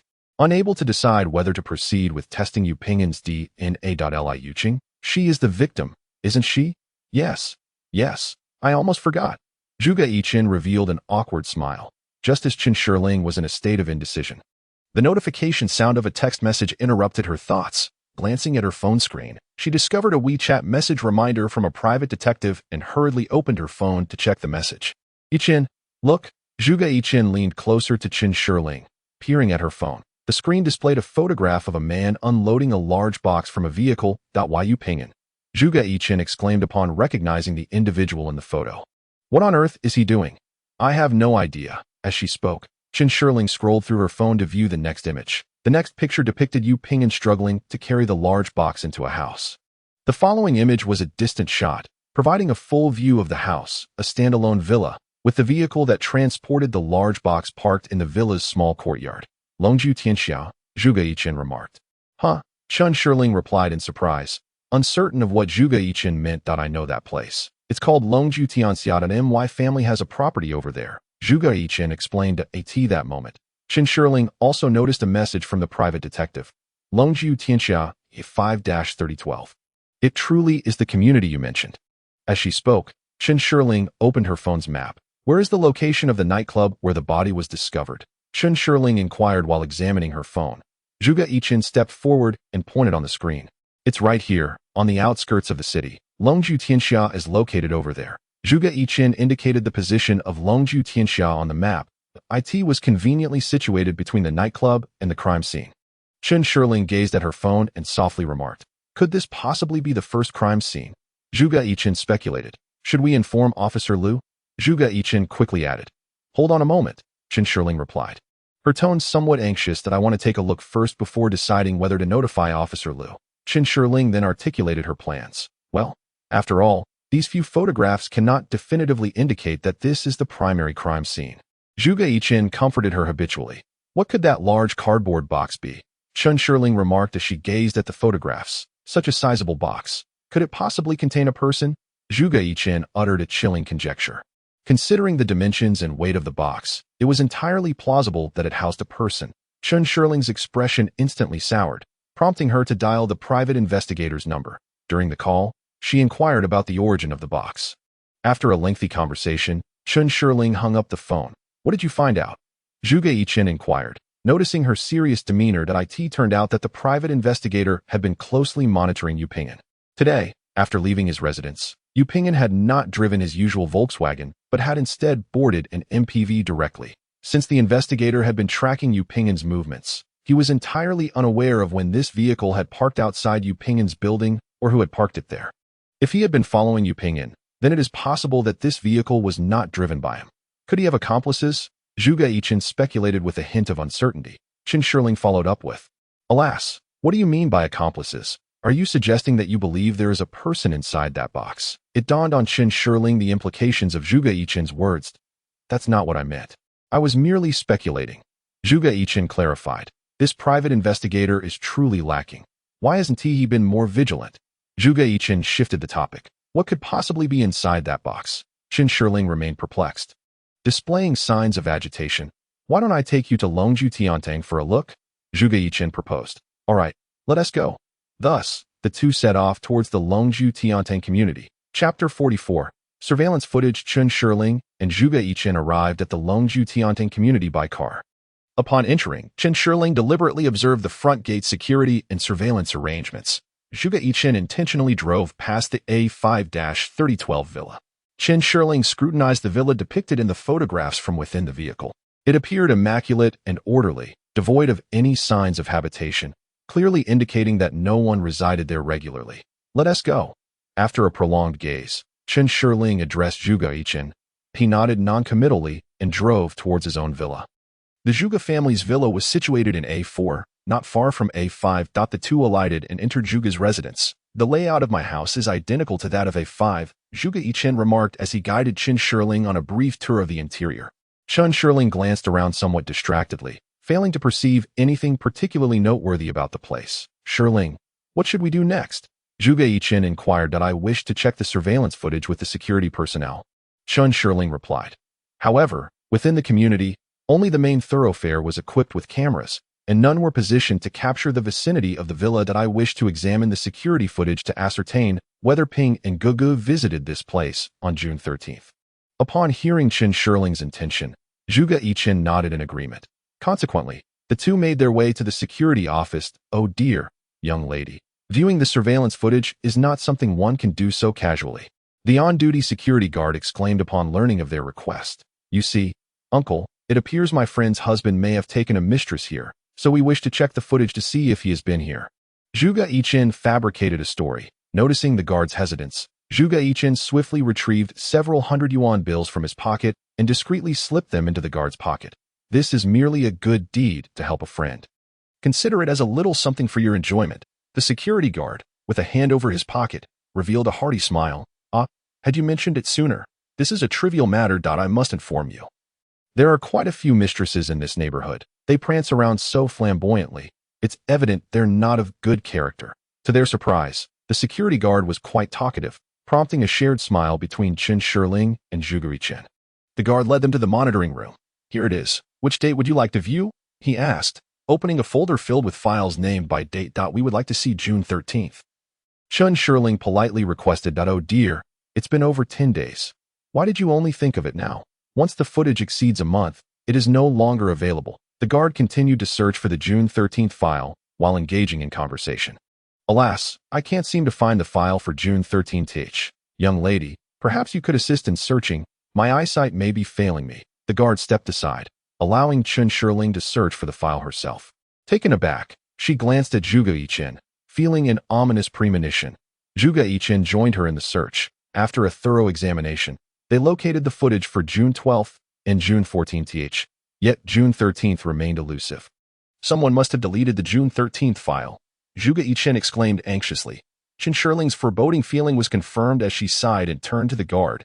Has anyone tampered with this surveillance footage previously? Now that you mention it, I recall a young man came to request footage before. Could it have been him? The guard recollected. When did this occur? Chen Shirling inquired hastily. Let me think. I can't quite recall. But it seemed to be around June 15th. Chen Shirling furrowed her brow and glanced at Zhuge Yichen, who was equally perplexed, sensing that something was amiss. The disappearance of the June 13th file seemed too coincidental. Uncle, do you remember what the individual looked like on that day? After a moment of contemplation, Chen Shirling asked again. I have a vague impression. He was a tall and handsome young man. Uncle, could you take a look and see if this is him? Chen Shirling offered her phone for the guard to identify. Indeed. This young man. Alas, my dear girl, could this person possibly be your husband? Upon hearing this, Zhuge Yichen hurriedly approached, eager to glimpse the identity of the individual in Chen Shirling's phone. The screen displayed a photograph of Yu Pingyan. Zhuge Yichen couldn't help but be taken aback, swiftly turning to Chen Shirling with a concerned inquiry. Shirling, what shall we do? With that, he silently made his way towards the exit. Young lady, try to look on the bright side. It's quite rare to find a three-legged toad, yet there are plenty of two-legged men around. The security uncle, noticing Chen Shirling's demeanor, offered words of consolation from behind. Observing this, Zhuge Yichen promptly bid farewell to the security uncle and hurriedly followed suit. What are those two doing? The middle-aged security guard, arriving for a shift change, inquired curiously about Chen Shirling and Zhuge Yichen. They came to check the surveillance footage, claiming they're here to catch a mistress. As the security uncle tidied up his belongings, he replied, I find that woman rather attractive, the middle-aged guard remarked, gazing at Chen Shirling's graceful silhouette as she departed. As the saying goes, a flower from home can't compare to a wildflower. Moreover, those residing here are affluent. Isn't it quite normal for them to have multiple partners? The security uncle chuckled. So, did you catch her? When? The middle-aged guard pressed for details. Just on June 13th, the middle-aged guard fell silent. By the way, where have you been lately? It's been almost half a month since I've seen you. The middle-aged guard smiled. Zhuge Yichen drove with Chen Shirling. Shirling, what should we do? Should we consult Officer Liu? At this point, Zhuge Yichen felt that further concealment was futile, proposing to Chen Shirling, I prefer to wait a little longer. Chen Shirling's expression remained impassive, betraying nothing of her current feelings. Zhuge Yichen surmised that she was likely enduring a difficult time. However, Shirling, if we continue to hide, I fear. Zhuge Yichen had always been attentive to Chen Shirling's emotions. Yet even now he attempted to persuade her. Yichen, let's do this. Tomorrow you arrange to meet Officer Liu. I will divulge everything we know to him. What do you think? Very well. I will contact Officer Liu tomorrow. Zhuge Yichen nodded in agreement. Alone at home until nightfall, Chen Shirling dialed the private detective's number. Where are you now? Chen Shirling inquired directly. Shen Qingqiu responded politely. All right, continue monitoring downstairs. If he leaves the house, notify me immediately. Understood. You can rest assured. Additionally, please find me a reliable locksmith. Miss, what are you planning to do? Just keep an eye on Yu Pingyan. Nothing else is necessary. Very well. I will reach out right away. Please hold on. Chapter 45. Acting independently that evening, Chen Shirling drove alone to Longju Tianxia. After much contemplation, she felt compelled to uncover the secrets hidden within Yu Pingyan's villa, before deciding whether to share the information she currently possessed with Officer Liu. At this moment, Chen Shirling felt that she could no longer delay her actions. Thus, she resolved to venture alone that evening to the villa previously frequented by Yu Pingyan in search of the truth. Since Chen Shirling was not a resident of Longju Tiantang, she had to register at the main gate before being granted access to the community. Upon her arrival at A5-3012, she found the individual sent by the private detective already waiting there, concealed in an inconspicuous corner. Greetings, I was sent by Brother Shun to assist you. The person, clad entirely in black and wearing a cap, spoke. Chen Shirling skillfully presented an envelope. The individual squeezed the envelope to ascertain its thickness before promptly stowing it away. As we agreed, I shall only assist you in unlocking the door. Once it is unlocked, I will leave immediately. Any occurrences hereafter are of no concern to me. Rest assured, you may unlock the door, and then you can depart without delay. Chen Shirling replied with a nod. Before proceeding, Chen Shirling made one last call to the private detective. How are things on your end? She inquired. No movement yet. I'm still stationed downstairs, came the response. Notify me immediately if anything occurs. Understood, Shen Qingqiu assured her. Chen Shirling was aware that even if Yu Pingyan departed his home now, it would take him at least 10 minutes to arrive. And with the private detective on alert, she felt secure in her investigation of the villa. With everything in place, Chen Shirling prepared to enter the villa. The lock is open. I'm leaving now. The locksmith glanced around cautiously after unlocking the door. Chen Shirling nodded silently. The individual then vanished into the night. Once he departed, Chen Shirling steadied her nerves and gently pushed open the grand door.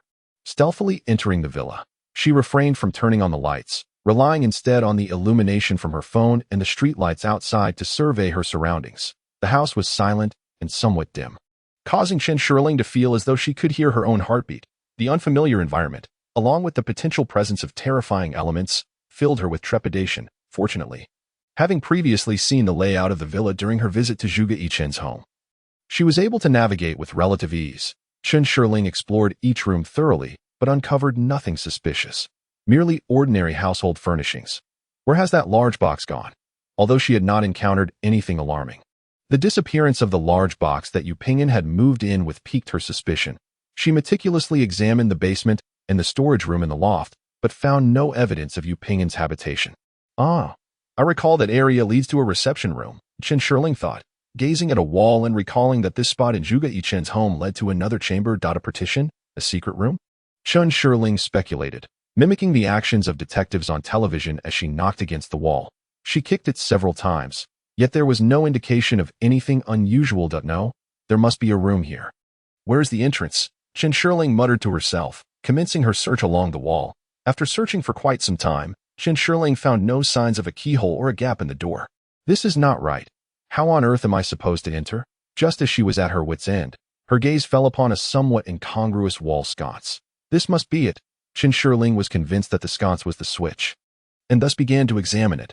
After a prolonged effort, she finally pulled down on the sconce, which yielded to her force. As the sconce was drawn downward, the wall slowly creaked open. At this moment, Chen Shirling felt a surge of anxiety, her hands and feet trembling slightly. Holding her phone aloft, she cautiously approached the now open doorway.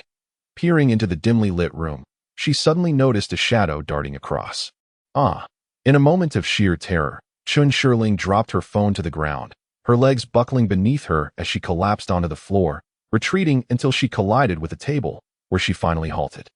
Phew. Sitting on the ground, she pressed her right hand against her heart and her left hand over her mouth, her eyes fixed intently on the gaping door, striving to regain her composure. Without the illumination from her phone, the doorway appeared merely as a gaping black void. Fortunately, nothing rushed out from the chamber, and save for the sound of her rapid breathing, the room remained enveloped in a deathly silence. Just then, a blinding beam of light struck her eyes. Startled once more by this sudden occurrence, Chen Shirling instinctively shielded her eyes. Miss, what are you doing? A middle-aged man's voice called from the direction of the light. Straining to open her eyes and look over, she realized it was the security guard from the front door who had registered her entry, now shining a flashlight in her direction. Upon recognizing him as security, Chen Shirling felt a slight sense of relief and gradually rose to her feet. I wasn't doing anything. It's just as she began to explain, it dawned on her. How could this guard have entered someone else's room so casually? Did he think she was a thief? Why did you enter someone else's house without permission? Chen Shirling countered, taking the initiative. Miss, is this your home? The guard inquired as he slowly approached her. This is my friend's house. What's it to you? Chen Shirling replied. However, the middle-aged guard remained silent, continuing his advance. Don't come any closer. If you don't believe me, I can call the police right now. Sensing the situation turning dire, Chen Shirling admonished sharply. Instinctively reaching for her phone to call for help, she realized it had fallen at the entrance to the chamber. Meanwhile, the guard was closing in. As Chen Shirling clearly saw his face, he was wearing a grotesque and lecherous grin directed at her. Alarm bells rang in her mind as she yearned to escape. However, the exit to the villa lay behind the guard. With no other option, she turned and dashed up the stairs. The middle-aged guard, noticing the security guard, pressed his knee firmly against Chen Shirling's back, pinning her to the ground, rendering her unable to breathe, and stifling any cries for help. Subsequently, he skillfully bound Chen Shirling's hands behind her back with a prepared rope and gagged her mouth with a cloth. Despite her desperate writhing, she could not break free from her restraints, only managing to emit a sound of reluctant whimpering. Little beauty, you came to me willingly, so don't blame me, the guard gasped, flinging Chen Shirling onto the bed. Realizing the impending danger, she immediately rolled off the bed. The guard lunged forward, gripping her neck, and menacingly warned, Little beauty, cooperate, or I will strangle you right now. Chen Shirling, fixated on the guard's menacing visage, nodded repeatedly, signaling her willingness to comply. That's more like it, he replied, pressing her down onto the bed once again. Just as he was about to tear at her clothing, a figure suddenly lunged at him from behind. The force of the impact caused them to become entangled and tumble to the ground. Rolling away, the two began to grapple fiercely. Their heights and weights were evenly matched, leading to a flurry of punches and kicks exchanged in chaos. Chun Shirling struggled to her feet and, illuminated by the light from the street lamp outside, recognized her savior, Yu Pingon. Instinctively, she attempted to call out his name, but the gag muffled her voice, producing only a series of sounds. Shirling, run! Yu Pingon shouted while grappling with the guard. In the midst of speaking, he received a heavy blow to the face, causing his vision to darken as he nearly lost consciousness.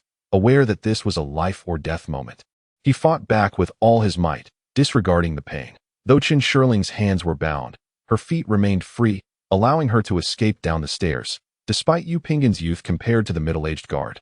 His long hours of desk work had diminished his physical strength, and he gradually began to find himself at a disadvantage. During the scuffle, the guard managed to pin Yu Pingon down, gripping his neck tightly.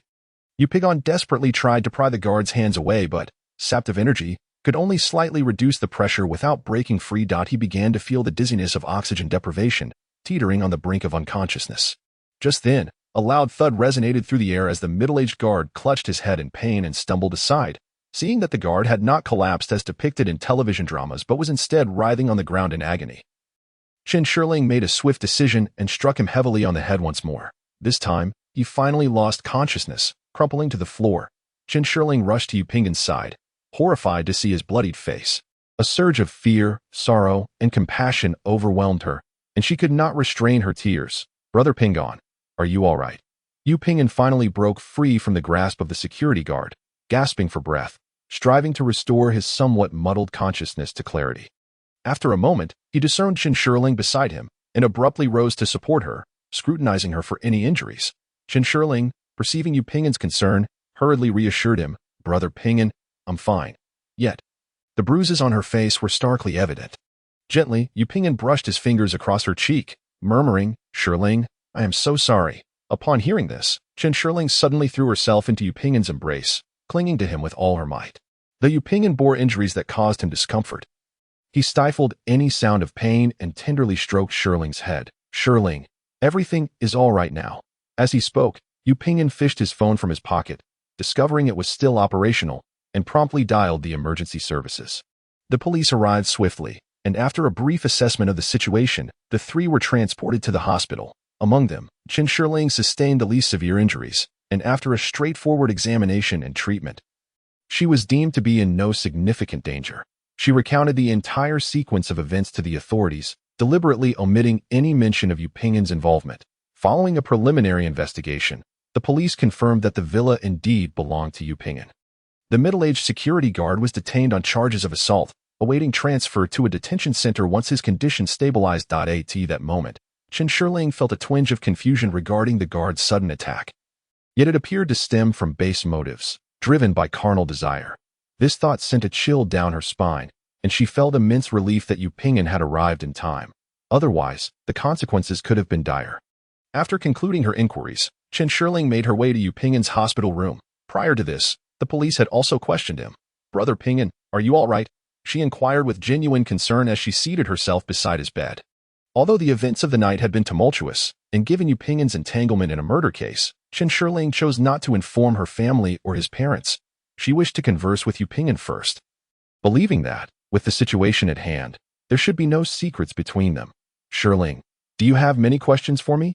Yu Pingon asked, his breath shallow and his gaze evasive. Sensing his discomfort, Chun Shirling smiled and replied, "Let me speak first. Brother Pingon, I have so much to tell you." Why Yu Pingon was indeed filled with questions, perplexed as to how Chun Shirling had discovered the villa he was renting and why she had ventured there alone in the dead of night. What exactly did she know? He regarded Chun Shirling and nodded noncommittally. Thus, she recounted how Chun Jiren had hired a private investigator to follow Yu Pingon, detailing the photographs and the findings of her own discreet investigations. Sharing everything with him. "Brother Pingon, I believe you are not the murderer," Chun Shirling stated firmly. Despite the substantial suspicions surrounding Yu Pingon, she remained resolute in her conviction of his innocence, hoping only for him to elucidate the circumstances. After listening to Chun Shirling's account, Yu Pingon felt a tumult of emotions within him and sighed deeply, saying, "Shirling, the entire matter is indeed my fault." Chapter 47. The testing plan following the completion of the Chronicles of Juzhou Mountains and Seas. Yu Ping'an had refrained from further creative endeavors. However, he had never relinquished his aspirations for writing, consistently gathering materials and accumulating ideas, all in the hope of crafting an even more captivating novel.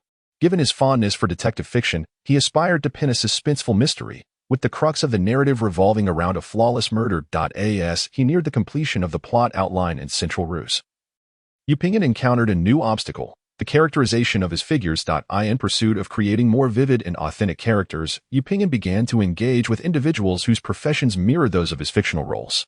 Among these characters was a courtesan. However, as a science-oriented recluse, Yu Ping'an had never ventured into such vibrant locales, let alone grasped the thoughts and feelings of women in that profession. Thus, he resolved to frequent bar districts, hoping to glean insights into the characteristics of courtesans. In a bold stroke of inspiration, Yu Ping'an contemplated striking up a conversation with a barmaid, intending to conduct some observations on her reactions when faced with peril. On that fateful night, he drove a rented luxury vehicle to the vicinity of the bar district. Having visited the area several times prior, Yu Ping'an meticulously mapped out a route that would circumvent all surveillance cameras, ensuring a flawless simulation of the perfect crime. But he parked his car in a blind spot and sat patiently, awaiting a suitable target to appear. In the dead of night, a stylishly dressed young woman emerged from the entrance of a nightclub. Clad in a form-fitting mini dress that accentuated her figure, her long, fair legs were exposed to the cool breeze. She instinctively zipped her jacket to the top and tucked her hands into her pockets as she strolled towards her residence. Not far from the bar district, she ventured down a narrow path. She heard the sound of an engine revving from the road behind her, accompanied by the glare of headlights approaching.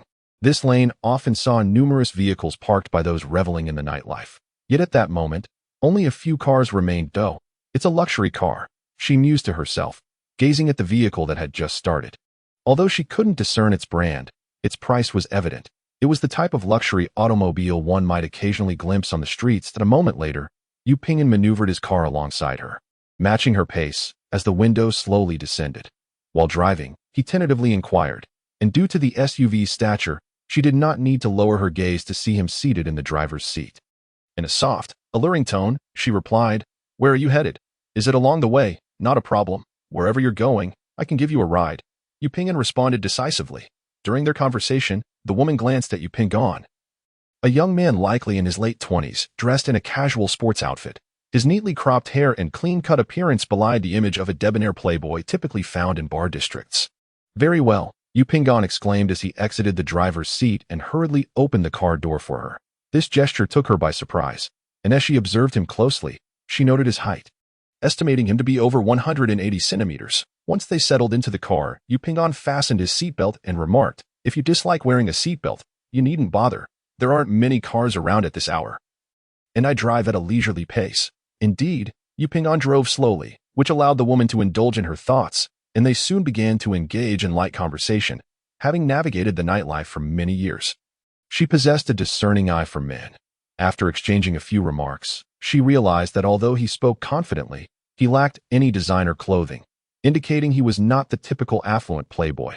Instead, she sensed a hint of awkwardness in his demeanor while conversing with her. "Where do you live?" Yu Ping'an inquired next. "Aren't you going to treat me to a late-night snack?" The woman replied with a playful smile, her arms crossed over her ample bosom, accentuating her allure. "Why not come to my place? I reside in Longju Tiantang," Yu Ping'an suggested. The woman recognized Longju Tiantang as an upscale residential community located in the southern outskirts of the city, where the affluent lived. Realizing she had a significant catch on her hands, she saw no reason to decline and readily accepted his invitation. Subsequently, Yu Ping'an expressed a desire for her to assist him with a small test, promising compensation in return. Having encountered all manner of men and their peculiar pickup lines throughout her years in the nightlife, including those with eccentric preferences, she regarded Yu Ping'an, who appeared earnest yet handsome, as a man reluctant to admit his lecherous tendencies. She feigned a coy acceptance with a nod. Thus, Yu Ping'an drove them to the vicinity of Longju Tiantang. Just as they were about to enter the community, he suddenly remarked, "I believe I dropped my key on your side. Could you help me look for it?" Without hesitation, the woman leaned down in the passenger seat to search, and after a brief moment, she indeed found a key. Once she settled back into her seat, she realized they had entered Longju Tiantang. Rolling into the courtyard of a villa, they exited the car, and Yu Ping'an led her into the living room. Observing her surroundings, she casually inquired, "Do you live here?" "I don't usually stay here. I come occasionally," he replied. "Doe. That makes sense. Let me show you something," Yu Pingan said, guiding her to one side of the living room. Where there was only a wall, he gently adjusted a wall lamp, and to her astonishment, the wall magically opened inward, revealing a hidden compartment. The woman stared at this secret chamber, reminiscent of something from a television drama. Her curiosity piqued, yet a subtle sense of unease began to stir within her. The woman cast a wary glance at Yu Pingan. "Would you like to see my collection?" Yu Pingan gestured for her to enter and take a look. The woman hesitated, rooted to the spot that Yu Pingan stepped into the compartment and switched on the light. From outside, the woman beheld the treasures within the secret chamber, discovering that they consisted mainly of figurines and toys. Filling 3 entire walls, the room was adorned with several life-sized figurines of audaciously dressed female characters. To the woman, these appeared to be mere children's toys. She furrowed her brow and inquired, "What on earth is all this?" Yet, in her mind, she pondered, could he possibly be a pervert? Why is he showing me these things? Do you know? On our way here, we evaded all the surveillance cameras, and when we entered the community, you were searching for your keys, so the camera at the entrance did not capture your appearance either. Suddenly, Yu Pingan shifted the conversation, initiating a test to gauge the woman's reaction upon hearing his words. The woman felt a surge of fear but maintained a facade of composure, sternly demanding, "What do you mean? What are your intentions? My point is, no one knows you are here, not even the police could trace your whereabouts." Yu Pingan articulated each word with precision. "Don't come any closer, or I will call the police." The woman, in a state of panic, began rummaging through her bag, inadvertently toppling it to the ground. Once she retrieved her phone, she recalled that it had run out of battery and shut down, yet she still assumed a threatening posture as if to intimidate Yu Pingan.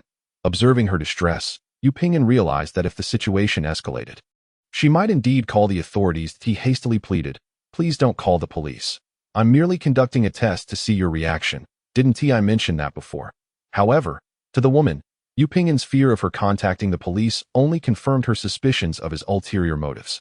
As she feigned dialing a number, she retreated towards the door. The more Yu Pingan attempted to clarify the situation, the more frightened she became, rendering her unable to listen. "Stay back."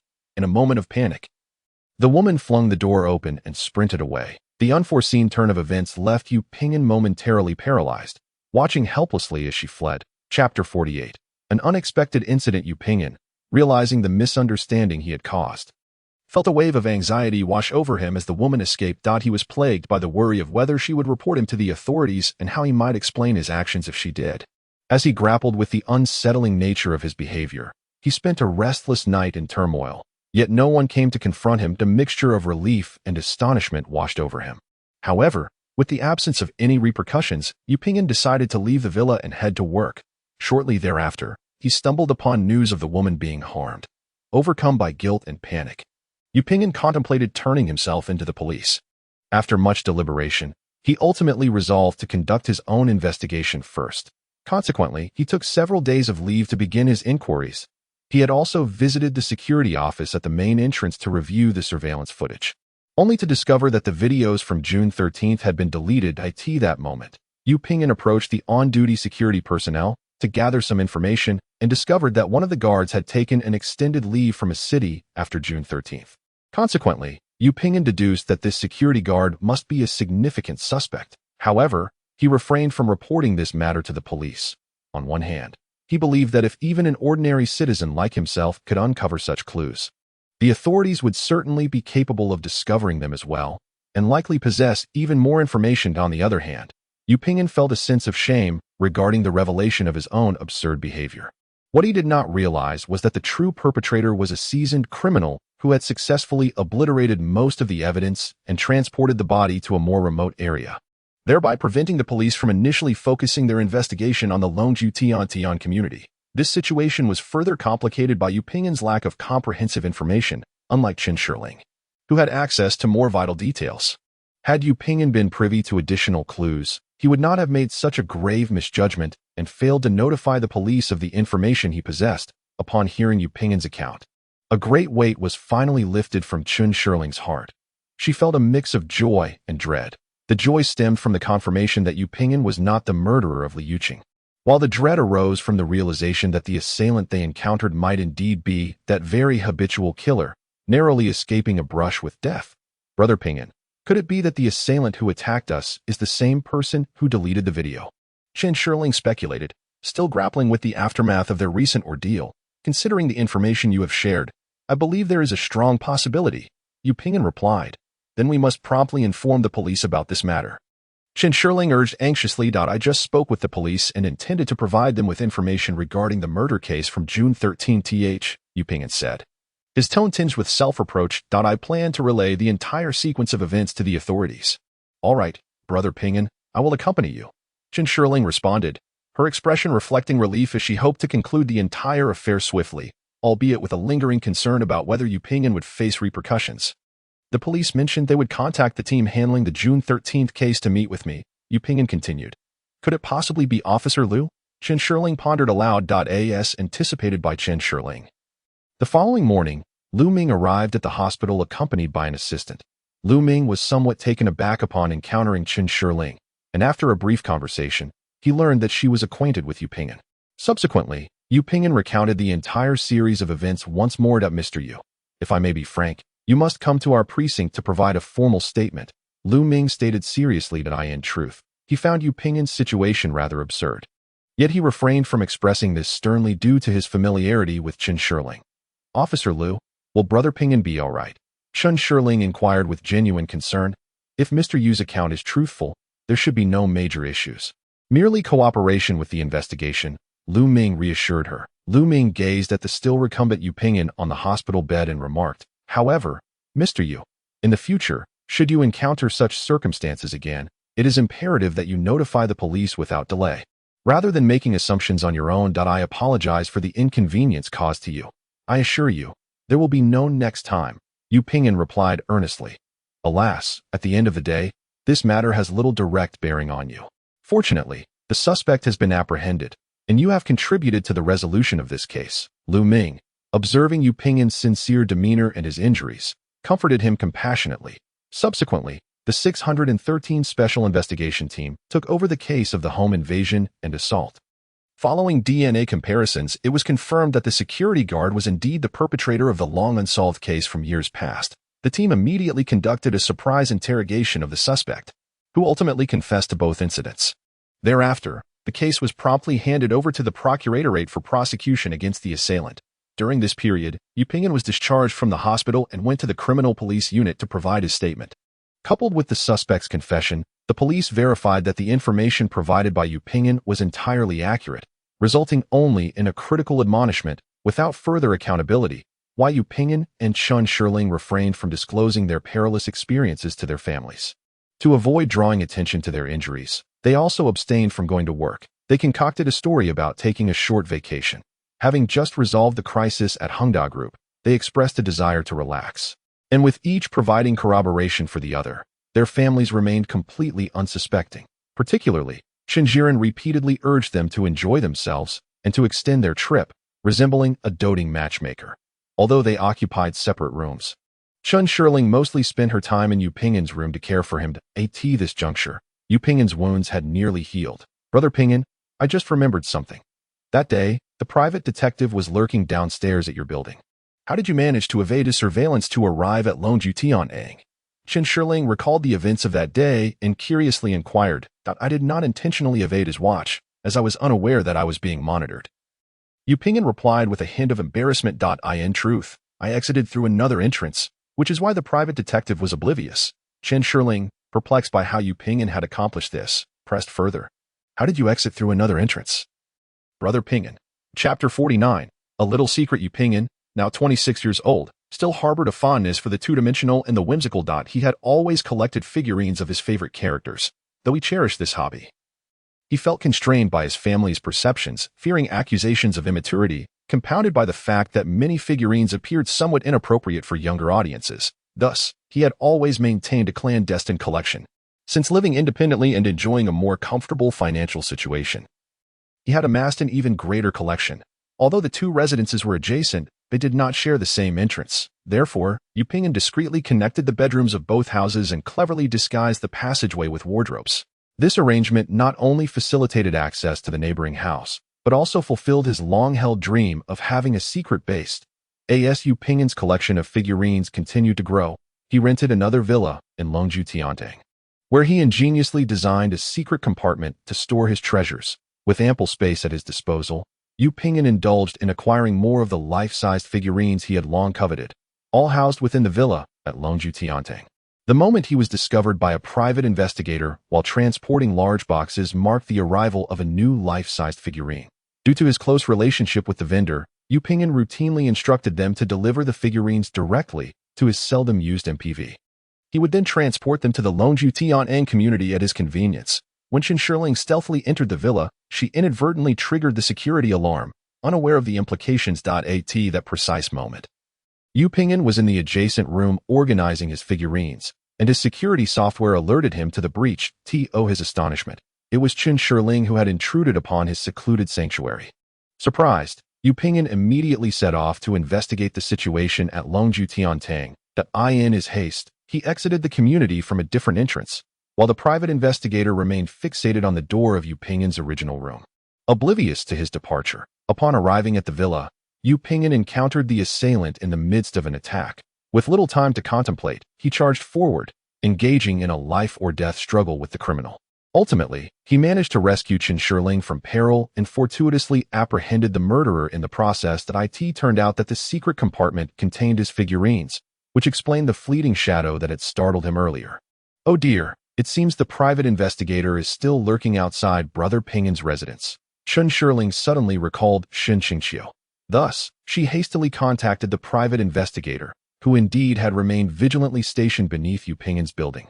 Faithfully adhering to Chen Shirling's directives, feeling somewhat guilty for not revealing the truth, she merely suggested that he cease his surveillance, promising to transfer the payment to his account. After several days of waiting outside Yu Ping'an's residence, Shen Qingqiu finally found respite. Shirling, I truly apologize. It is because of me that you encountered such danger. Since that incident, Yu Ping'an had been plagued by guilt, and now that Chen Shirling had become entangled in it, he felt a deeper remorse. Offering her his apologies that I too have concealed things from Brother Ping'an. Had I been forthright from the beginning, we would not have faced so many misunderstandings, and we could have apprehended that murderer sooner. She replied. Chen Shirling, grappling with her own feelings towards Yu Ping'an, particularly given Chen Jiren's hiring of the private investigator to monitor him, was concerned that Yu Ping'an might harbor resentment. If I were in your shoes, I would have acted similarly. After all, my suspicion was the greatest at that time. Your brother only meant well. Shirling, please do not take this matter to heart. Yu Ping'an not only dismissed her concerns but also sought to comfort her. Chen Shirling felt a warmth in her heart at his words. As for Yu Ping'an's more reckless actions, Chen Shirling, being a young person herself who disliked conformity, found them quite acceptable. Who would have imagined that the entire affair would be fraught with such coincidences? Chen Shirling remarked with a hint of sentimentality, feeling a sense of relief as she finally shed the burdens of anxiety that had weighed heavily upon her heart. Yet, an inexplicable sense of loss lingered within her. Alas, were it not for my shortcomings, that girl would not have suffered. Yu Ping'an's expression bore traces of anguish. Through her understanding of him, Chen Shirling could genuinely perceive his remorse and regret. The girl's name was Li Yuqing. I have already contacted her family through the police, providing them with anonymous support, and I shall continue to do so in the future. Dear Brother Ping'an, do not bear too much guilt. The entire incident was precipitated by a series of unfortunate coincidences, and the true perpetrator remains that murderous fiend. Chen Shirling hurriedly consoled him. Her name is Li Yuqing. Shirling, thank you for your thoughtfulness. Let us support them together. I will ensure her parents are well taken care of in their twilight years. As he spoke, Yu Ping'an was visibly moved and, without realizing it, grasped Chen Shirling's hand, expressing heartfelt gratitude. He had never before taken the initiative to draw close to her. Yet in this moment, it felt entirely natural. Their shared experiences of life and death had forged an unspoken bond, and now, with their misunderstandings laid bare, they finally opened their hearts to one another. Dear Brother Ping'an, whatever challenges lie ahead, let us face them together. Chen Shirling gazed at him with tender affection.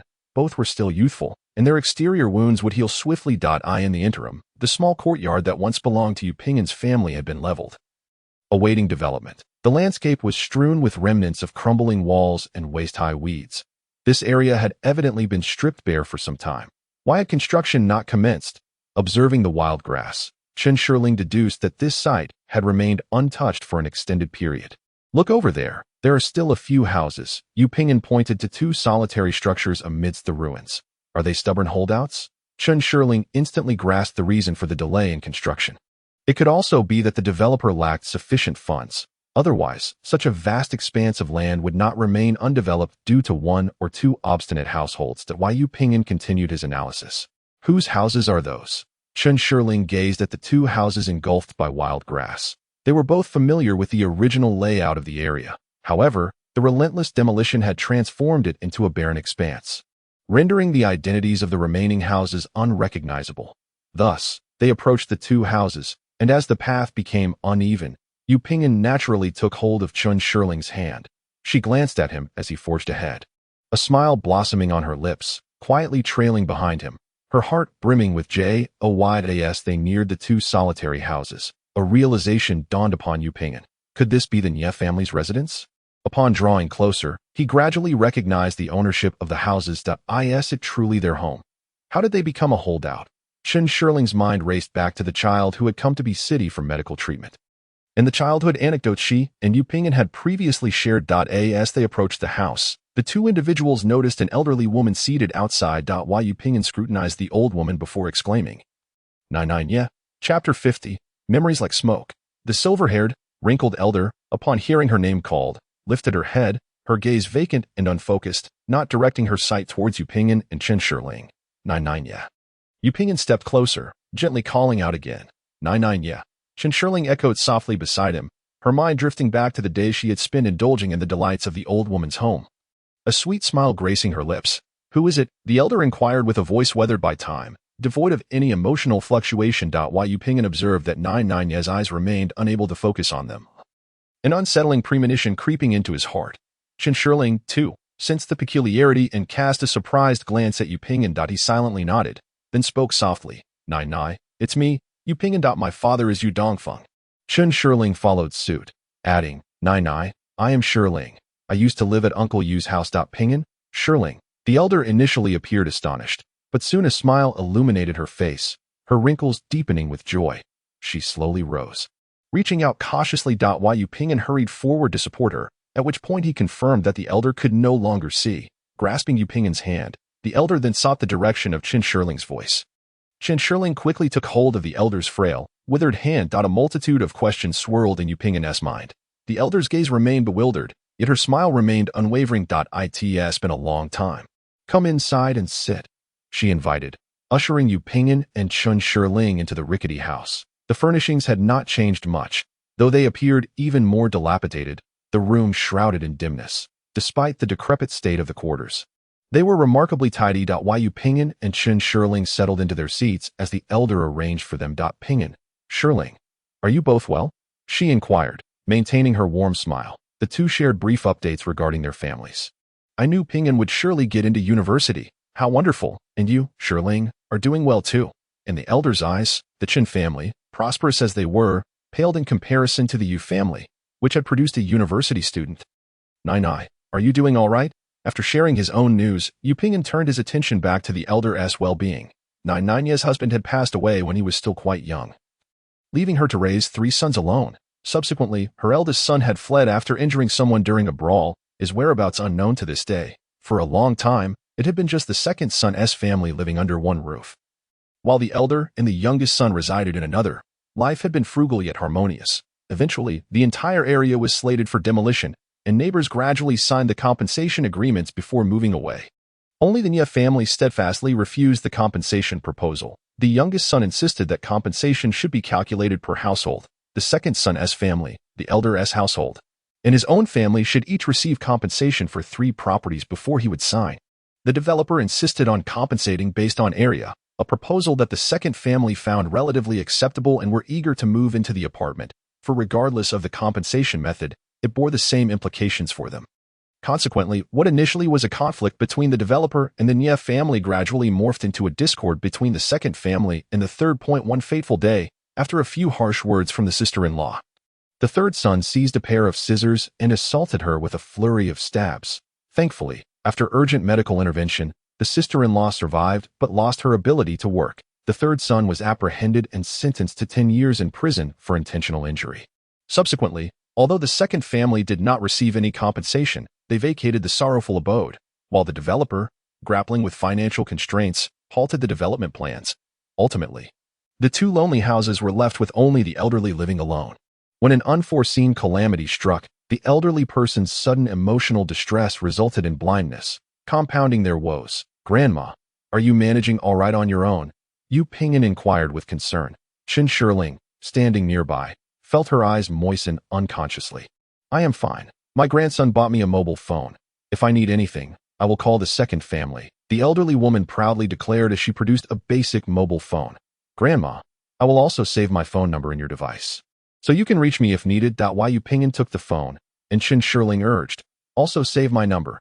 Yu Ping'an noticed that the elderly woman's phone contained only a single contact, with the call log filled with nuisance calls, stirring a sense of sadness within him. "Grandma, I've set up quick dial for both mine and Shirling's numbers," he said, demonstrating how to use the shortcuts. The persistent smile on the elderly woman's face only deepened Chen Shirling's discomfort.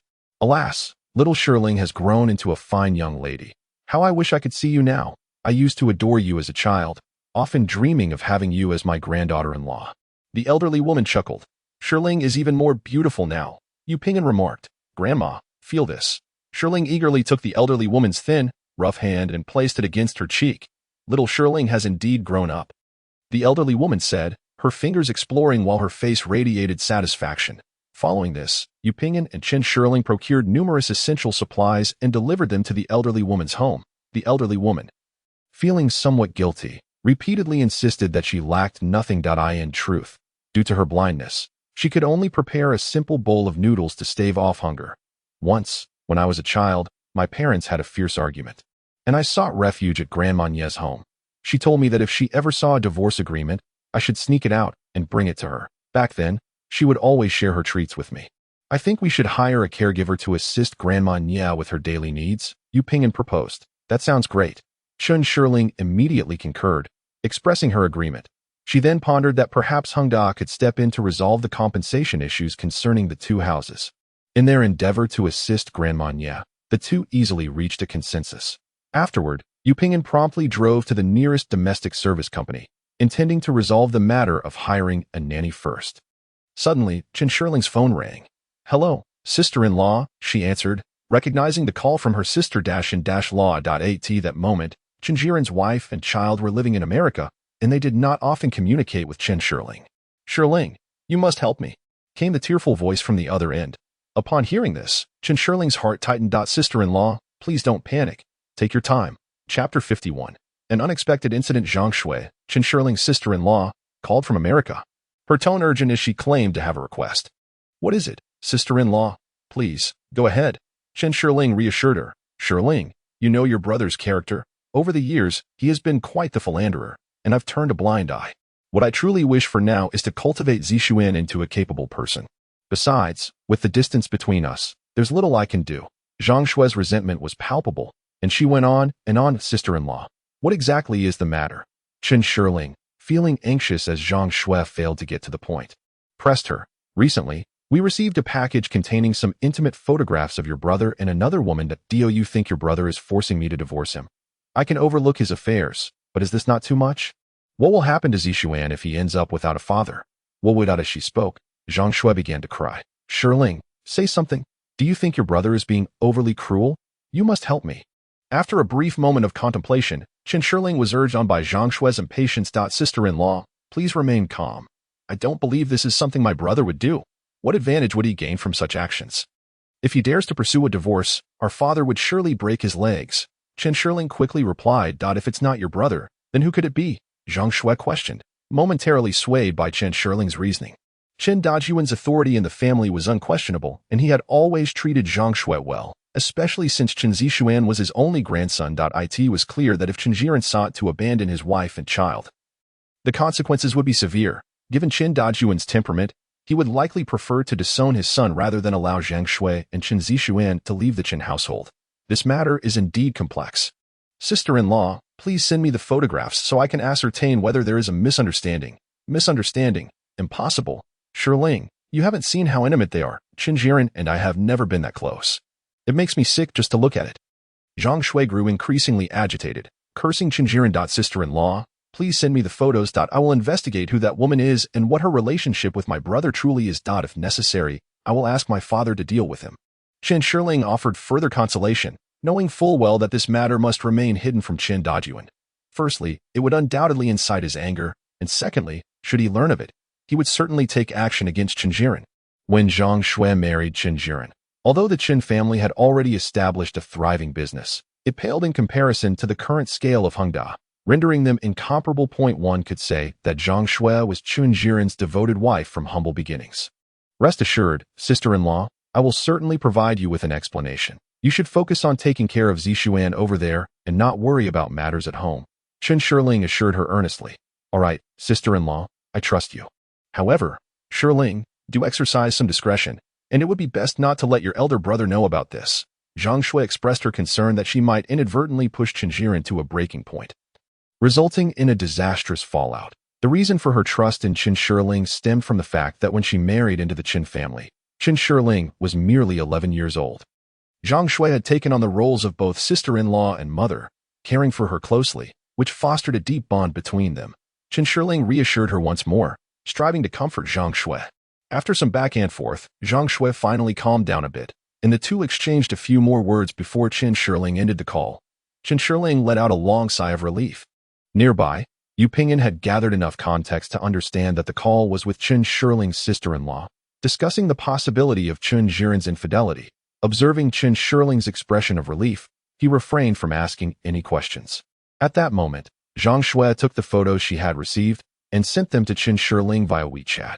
Chen Shirling scrutinized the images on her phone. One photo depicted Chen Jiren strolling alongside a woman, their silhouettes side by side. The woman wore a figure-hugging dress, exuding a mature and poised elegance. From the back, she appeared to be a stunning beauty. Chen Shirling thought to herself, what's the big deal? They're merely shopping together. She then examined the second photo, which appeared to be taken on the same day, but the scene had shifted to an underground parking lot. In this image, Chen Jiren and the woman were embraced tightly, seemingly bidding farewell. The photo was taken from a side angle, capturing their close embrace, with Chen Jiren's head obscuring the woman's face, leaving only her curvaceous figure visible. Upon seeing this photo, Chen Shirling confirmed that Chen Jiren was indeed involved with this woman. However, this revelation did not come as a surprise to her. For years, it had been an open secret that Chen Jiren had women on the side. Despite Chen Dajuan's frequent admonitions, he was, after all, a wealthy middle-aged man, and with his wife and children absent, everyone could only hope that Chen Jiren would not go too far. Brother Pingyan, you heard everything I discussed with sister-in-law, right? Yu Pingyan nodded in acknowledgement but remained silent. Subsequently, Chen Shirling waved the photo of Chen Jiren embracing the woman in front of Yu Pingyan. In truth, we all know that elder brother has someone on the side, but I am uncertain who sent this photo to my sister-in-law. I suspect that the sender must have ulterior motives. My sister-in-law suspects it was elder brother, but I find that unlikely. Although elder brother enjoys flirting, he would never dare to abandon sister-in-law. Otherwise, Chen Dajuan would certainly throw him out. Chen Shirling articulated her thoughts. Upon seeing the photo, Yu Pingyan felt an inexplicable tension, as if a familiar scene was replaying itself, leaving him feeling somewhat embarrassed. Shirling, what are you planning to do? Yu Pingyan inquired. I need to investigate who this woman is. Additionally, I must ascertain the identity of the person who sent the photograph. Yu Pingyan added. Exactly. We must clarify the intentions of the individual who sent the photo. Chapter 52. Right and wrong. Since the incident of the home invasion, Chen Shirling had not seen Zhuge Yichen for several days. However, they maintained contact through their mobile phones, and Zhuge Yichen had learned from Officer Lu Ming that the perpetrator responsible for Li Yuqing's murder had been apprehended. When they reunited, Chen Shirling updated Zhuge Yichen on recent developments. Zhuge Yichen couldn't help but feel a sense of melancholy, while also being relieved that the entire affair had finally reached a resolution. Your brother Pingyan truly embodies the essence of a melodramatic youth, Zhuge Yichen remarked with a hint of sarcasm. It said that men die youthful. A touch of melodrama is quite endearing. Chen Shirling defended. I can see that if Pingyan were to commit heinous acts, you would find it acceptable too. Zhuge Yichen retorted. Brother Pingyan is already burdened with guilt. He genuinely did not anticipate this outcome. Chen Shirling responded earnestly. I was merely jesting. Let us refrain from discussing this further. Zhuge Yichen consoled her. Zhuge Yichen continued. Now, my elder brother no longer opposes our relationship, but mentioning Chen Jiren made Chen Shirling somewhat anxious. What troubles you? Zhuge Yiqin noticed Qin Shiling hesitating and promptly asked. Consequently, Qin Shiling recounted the matter of the photograph to Zhuge Yiqin in a way. After hearing Qin Shiling's account, Zhuge Yiqin expressed his astonishment. Alas, I too find this rather perplexing. Why do I keep encountering such incidents? Qin Shiling lamented. Yiqin, what is your perspective on this matter? It is quite straightforward. Clearly, the mistress seeks to usurp your sister-in-law's position, deliberately provoking her to incite conflict with your elder brother. Eventually, through this turmoil leading to a divorce, the mistress can seamlessly take her place. Zhuge Yiqin analyzed. That makes sense. However, we must first determine the identity of the woman in the photograph. Regrettably, her features are not discernible in the image. Compared to Zhuge Yiqin, Qin Shiling lacked experience in such matters. Shiling, what do you intend to do? I plan to investigate alongside Brother Ping'an. Yiqin, will you assist me as well? This time, Qin Shiling decided against hiring a private detective. On one hand, Qin Qingxia was affiliated with Qin Jiren, and on the other, Qin Shiling wished to keep her family's scandal private. Moreover, this issue was not as pressing as a murder case. That's perfectly fine. Zhuge Yiqin found the situation rather intriguing and eagerly agreed. After all, such gossip is far more entertaining than a murder investigation. Yu Ping'an first met with the members of the Anhua project team. Recently, due to various complexities, Yu Ping'an had been somewhat neglectful of the project team's responsibilities. Fortunately, he had previously arranged most of the work. Now, he merely needed to monitor and assess everyone's progress and outcomes. Although it pertains to coordination and supervision, a considerable amount of work has been neglected in recent days. Upon joining Hengda, Yu Ping'an immediately immersed himself in his duties. Meanwhile, Qin Shiling sought out Qin Jiren. Has Shiling come to work? How was the outing with Ping'an? Was it enjoyable? Quite well. How has my elder brother been lately? What has kept him occupied? Qin Shiling couldn't help but internally scoff. She almost lost her life, and yet he speaks of enjoyment. I've been somewhat busy. Although the betting agreement has been resolved, there remains a plethora of follow-up tasks to attend to.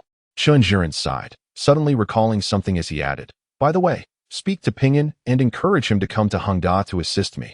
I shall inquire with elder brother Ping'an. Qin Shiling absent-mindedly agreed, her mind preoccupied with other matters. Shiling, elder brother genuinely wishes for Ping'an to join Hengda. You must earnestly discuss this with him. He will certainly heed your words. Why would he listen to me? Aren't you two in a romantic relationship? Not at all.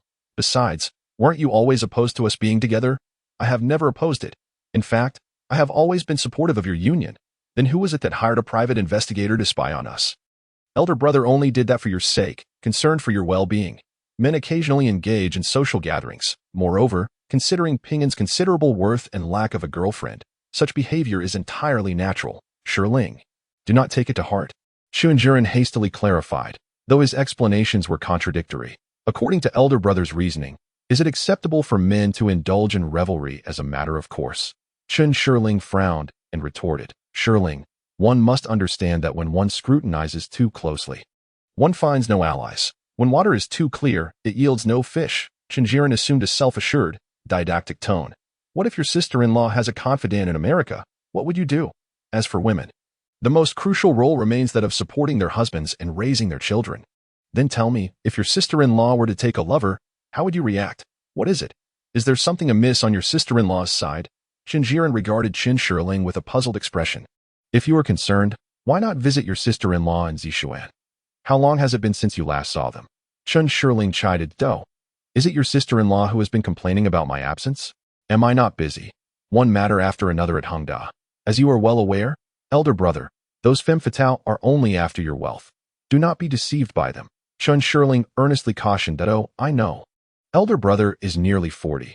What sort of people has he not encountered? Rest assured, a hero finds it difficult to resist the allure of beauty, and considering your reputation as a notorious flirt, if you do not exercise caution, you will inevitably fall prey to a woman. Qin Shiling discerned that Qin Jiren's lack of denial implied his tacit acceptance of having other women outside. Shiling, do not worry. Focus on taking care of yourself and solidifying your relationship with Ping'an. In truth, Qin Jiren's dalliances were hardly a secret, hence his nonchalant demeanor. By the way, do not forget about Ping'an coming to Hengda. Qin Jiren began to shift the topic. Understood, Qin Shiling said with irritation. Make sure to call your sister-in-law and Zishuan a few more times to show your concern for the two of them. The next day, Qin Dajuan summoned his daughter and two sons early in the morning, and even specifically called for Yu Ping'an. There is something I need to discuss with you all today, he stated, casting a serious gaze at the four individuals. The others exchanged puzzled looks, uncertain as to what significant matter Chindajuan was about to announce. Chapter 53. Retribution. Chindajuan gathered everyone and displayed several photographs for them.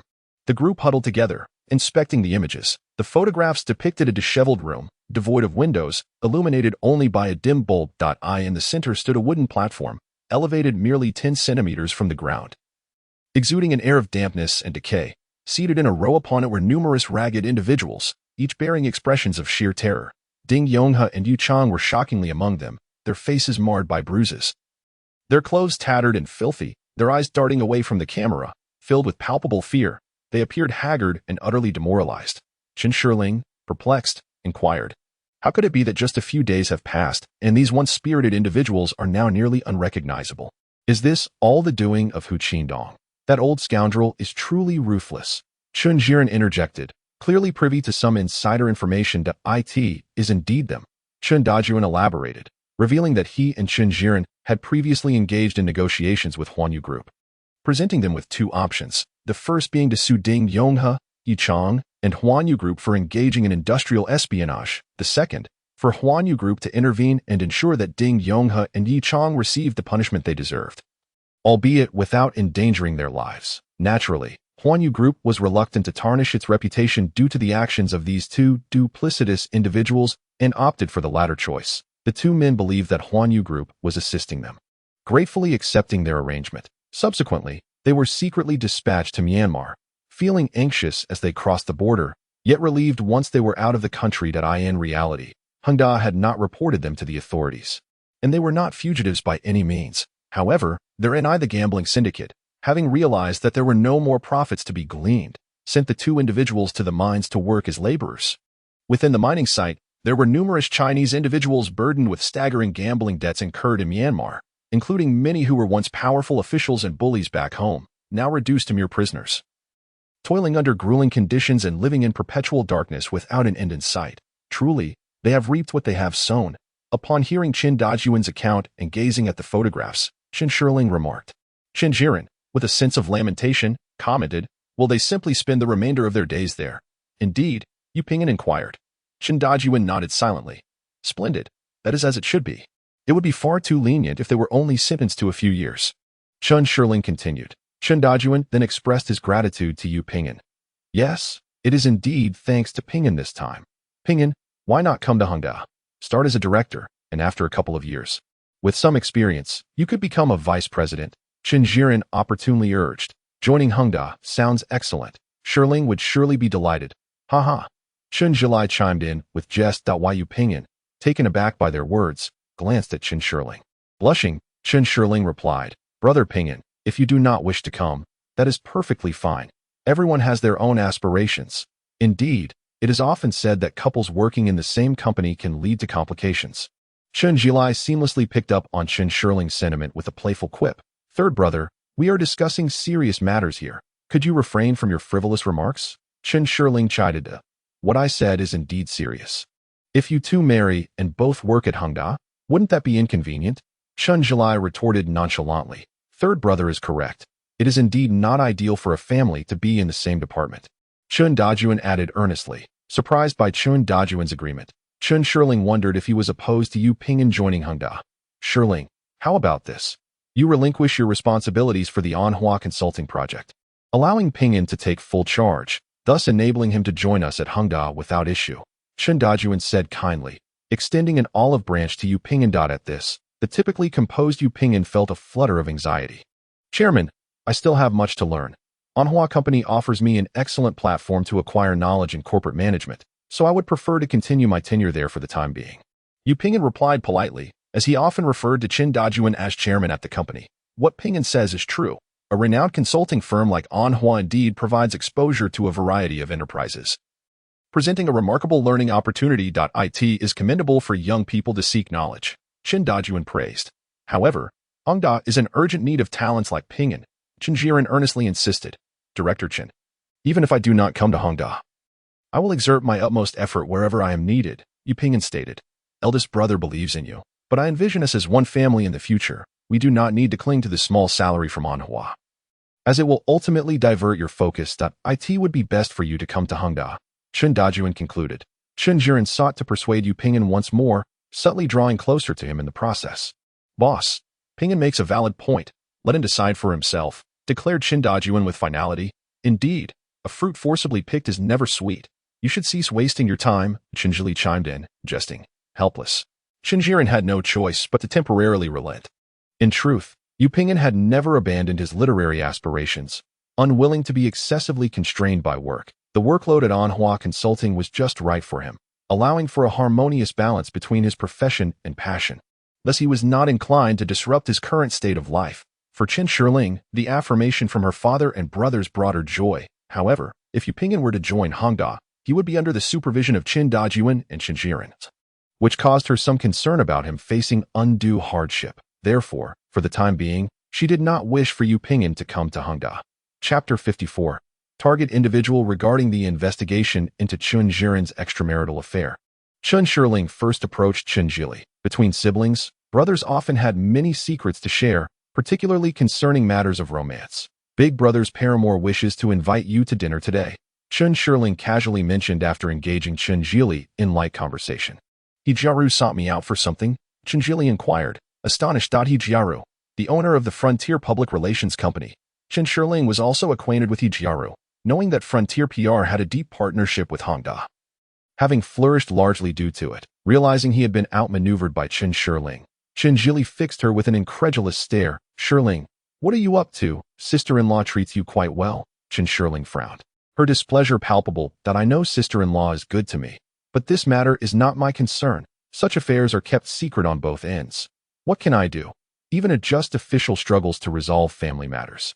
Should I inform sister-in-law that big brother has someone outside? It would only serve to add to her troubles. Chen Jili reasoned matter-of-factly. Chen Shirling understood the logic in Chen Jili's words, and although she considered herself an open-minded young person, she found herself naturally aligning with sister-in-law, thus becoming an adversary to her brothers. I've met He Jiaru a few times. She possesses a certain charm and is fairly attractive, not unpleasant at all, Chen Shirling remarked, choosing not to debate Chen Jili further. Are all women like this, engaging in the literary disdain for one another, when clearly He Jiaru is exquisite in both appearance and figure? Yet, you describe her as merely average. Chen Jili scoffed, feeling that Chen Shirling was deliberately undermining her. Are you perhaps smitten with He Jiaru? Chen Shirling expressed her disdain. I speak only the truth. Do not misinterpret my words. She is simply impressive. Chen Jili replied. I've heard Frontier PR is thriving and holds a significant position in the industry. Chen Shirling can be considered a person of objectivity and fairness, not one to judge others solely based on personal likes or dislikes. Indeed, over the years, He Jiaru's company has thrived remarkably, and in the recent incident of the subpar sample inspection, her company certainly exerted considerable effort, reaping substantial profits from our Hangda as well. Chen Jili mentioned the collaboration between Qianyin and Hangda. Chen Shirling nodded, acknowledging the assistance Qianyin provided to Hangda. What kind of person is He Jiaru, anyway? Although Chen Shirling had met He Jiaru on several occasions, she did not know her very well. Do not be misled into thinking that He Jiaru is merely a pretty face. She possesses both capability and cunning. Chen Jili scrutinized Chen Shirling and remarked, what are you planning? I advise you not to provoke her. You might end up in a troublesome situation. Humph, what I plan to do is none of your concern. Chen Shirling coldly retorted, fine, do as you wish. It has nothing to do with me, just don't mention me. Chen Jili feigned indifference. Understood, rest assured, Chen Shirling replied impatiently. By the way, does my brother have any other lovers? Those other flirts are not even in the same league as He Jiaru. My brother is not the kind of man who would be interested in just anyone. To my knowledge, the one closest to him is precisely He Jiaru. Humph, all these old lechers talk as if they have exquisite taste. They are merely lusting after her beauty. Chen Shirling could not help but scoff. Shirling, if you continue to speak like that, be careful that Ping'an doesn't want you anymore. You sound like a middle-aged, bitter woman, Chen Jili teased in retort. Having initially assessed the situation, Chen Shirling promptly sought out Yu Ping'an and Zhuge Yichen to discuss the forthcoming action plan. He Jiaru, I know her. She is indeed a poised and capable beauty. Upon hearing Chen Shirling's words, Zhuge Yichen immediately responded. Chen Shirling shot a glance at Zhuge Yichen, seemingly reproaching him for letting others overshadow her own presence. Yu Ping'an took out his phone and searched for Hijiru's name on Baidu, discovering a wealth of information about the Qinyan Public Relations Company, along with several photos of Hijiru, most of which were from large conferences and events. Which one is Hijiru? Yu Ping'an asked, showing the phone to Zhuge Yichen. This one. Zhuge Yichen pointed at the screen. The photograph was from a large fashion event, featuring numerous young models and celebrities, with Hijiru standing out among the crowd of beauties. She is indeed a woman of grace, resembling the figures in those photographs, that Yu Ping'an stated gravely. Hearing this, Chen Shirling's face puffed up in indignation. Is it that Brother Ping'an prefers mature, elegant women? Yu Ping'an was still intently observing the photos of Hijiru and did not catch the implication in Chen Shirling's question. He merely nodded. Indeed, she is of the mature and elegant type. Zhuge Yichen discreetly nudged Yu Ping'an with his elbow, giving him a knowing look. Yu Ping'an, suddenly aware of Chen Shirling's intense gaze upon him, promptly adopted a serious demeanor and remarked, Shirling, you are mistaken. Hijiru indeed embodies the essence of a mature beauty, yet she does not align with my personal preferences. What type does Brother Ping'an prefer? Chen Shirling queried assertively. As I have mentioned before, I am drawn to those with whom I can engage in meaningful conversation. Yu Ping'an replied, after a moment's hesitation. Observing Yu Ping'an's nervousness, Chen Shirling's stern expression melted into a radiant smile. She approached and intertwined her arm with his, softly whispering, from now on, Brother Ping'an may only fancy me. Oh dear, there is still a living person here. Even when showering affection, one must observe certain limits.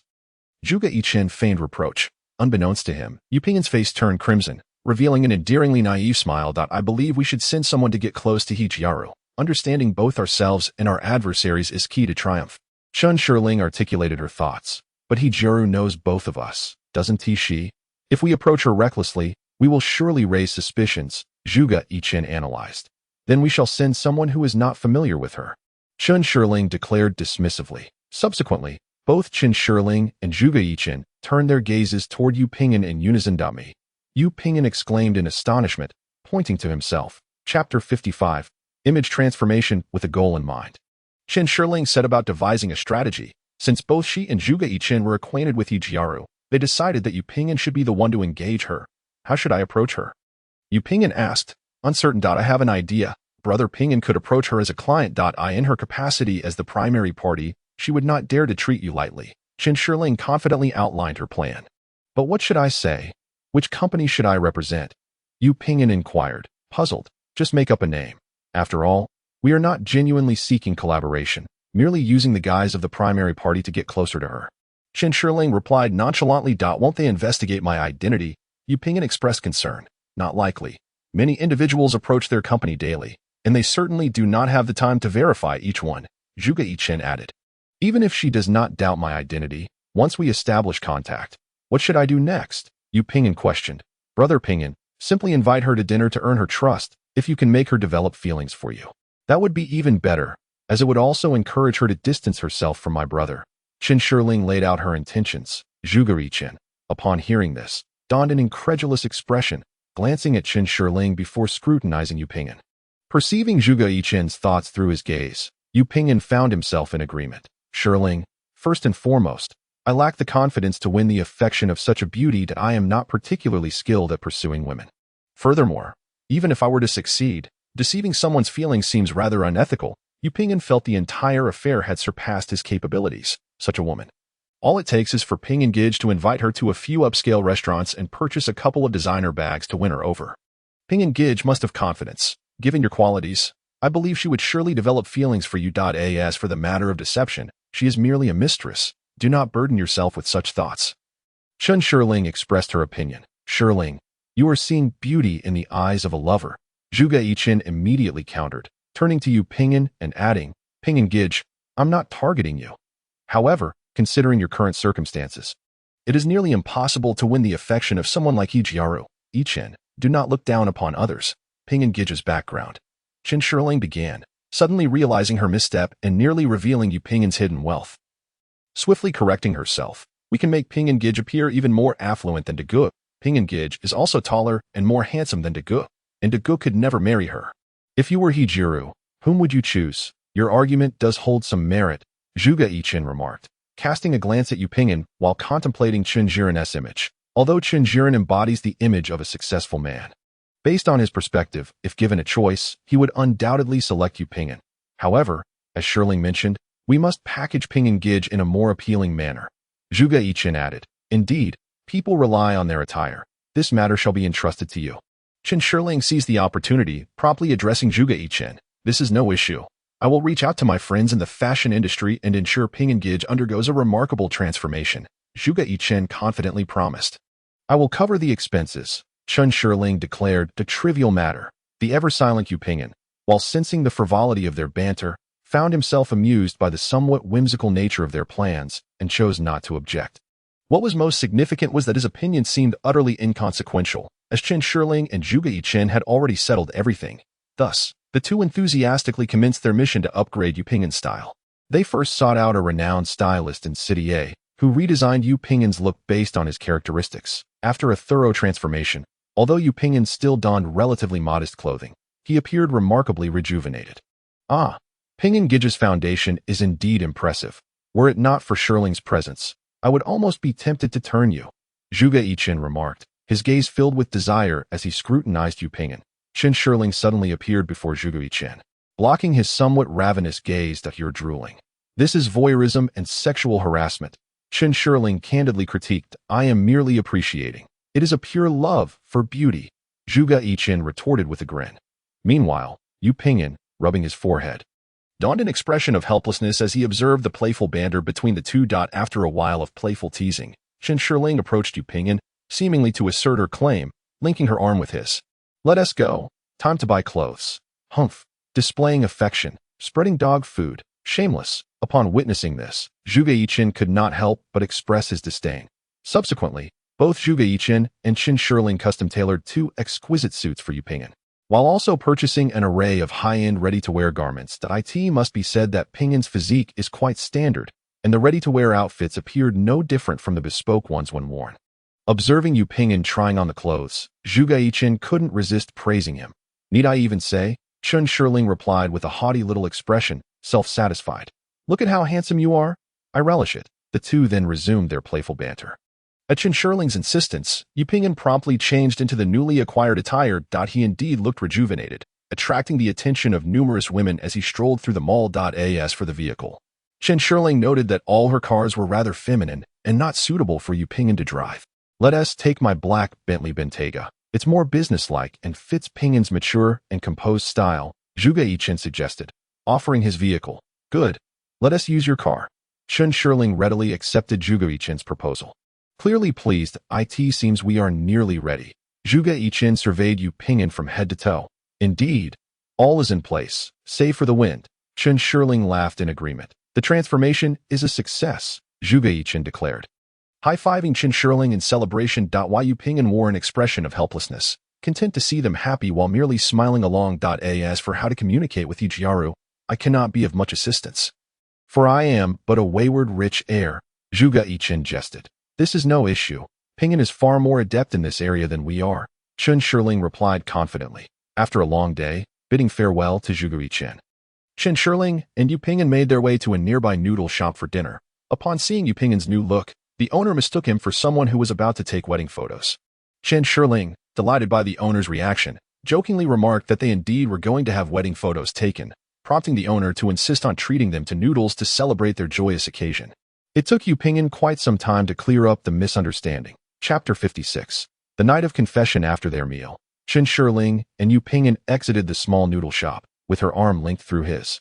Yu Ping'an had grown accustomed to this manner of interaction with Chen Shirling. "Ping'an, I wish to see your secret room," Chen Shirling whispered softly, leaning close to him, having long desired to explore his secret base and his collection of anime memorabilia. However, she was apprehensive that Yu Ping'an might mind, so she had been waiting for the right moment to broach the subject. Before coming to the noodle shop, she had resolved to satisfy her curiosity while also gauging Yu Ping'an's current disposition towards her, whether they had reached a level of openness without concealment. "Actually, I have been wanting to take you there as well. Today is just perfect," Yu Ping'an replied in a deep voice, without a trace of hesitation. Based on Chen Shirling's understanding of Yu Ping'an, he has always been devoid of pretense or flattery. If he expresses something, it is undoubtedly a reflection of his true thoughts. Unconsciously, the corners of his mouth curve upward, evoking a sense of happiness. In truth, if those collectibles were to be seen by someone with similar interests, there would be no issue. However, those who do not share such inclinations might find it rather peculiar. Although Yupingen readily agreed, he felt it prudent to discuss matters with Chan Shirling in advance to alleviate any potential awkwardness. I too am fond of the world of anime, he exclaimed. I adored watching Shi Yongnong and the Bear Brothers during my childhood. In an effort to dispel Yupingen's concerns, Chan Shirling hurriedly interjected. Yet, her comment only served to solidify Yupingen's belief that her appreciation for anime diverged significantly from his own. Upon entering Yupingen's bedroom for the very first time, Chan Shirling curiously surveyed the surroundings. Aside from a bed, a wardrobe, and a small desk, the room contained little else. A map and numerous sticky notes adorned the wall opposite the desk, inscribed with phrases denoting time, location, and events, items Chan Shirling had previously glimpsed from a distance while in the living room. What is all this? Chan Shirling queried, gesturing towards the map and sticky notes. These are index cards for recording inspiration. Whenever I have a brilliant idea, I jot it down. Yupingen elucidated. Is this for the mystery novel you're writing? Chan Shirling nodded. Continuing her inquiry. Why Yupingen affirmed her question with a nod. It all seems so complex. Writing a novel must be quite a challenging endeavor, she remarked, observing the intricate web of thoughts represented by the map and notes, feeling somewhat bewildered. Shirling, over here, Yupingen called. As he opened the wardrobe, pushing aside the hanging garments to reveal a hidden door within.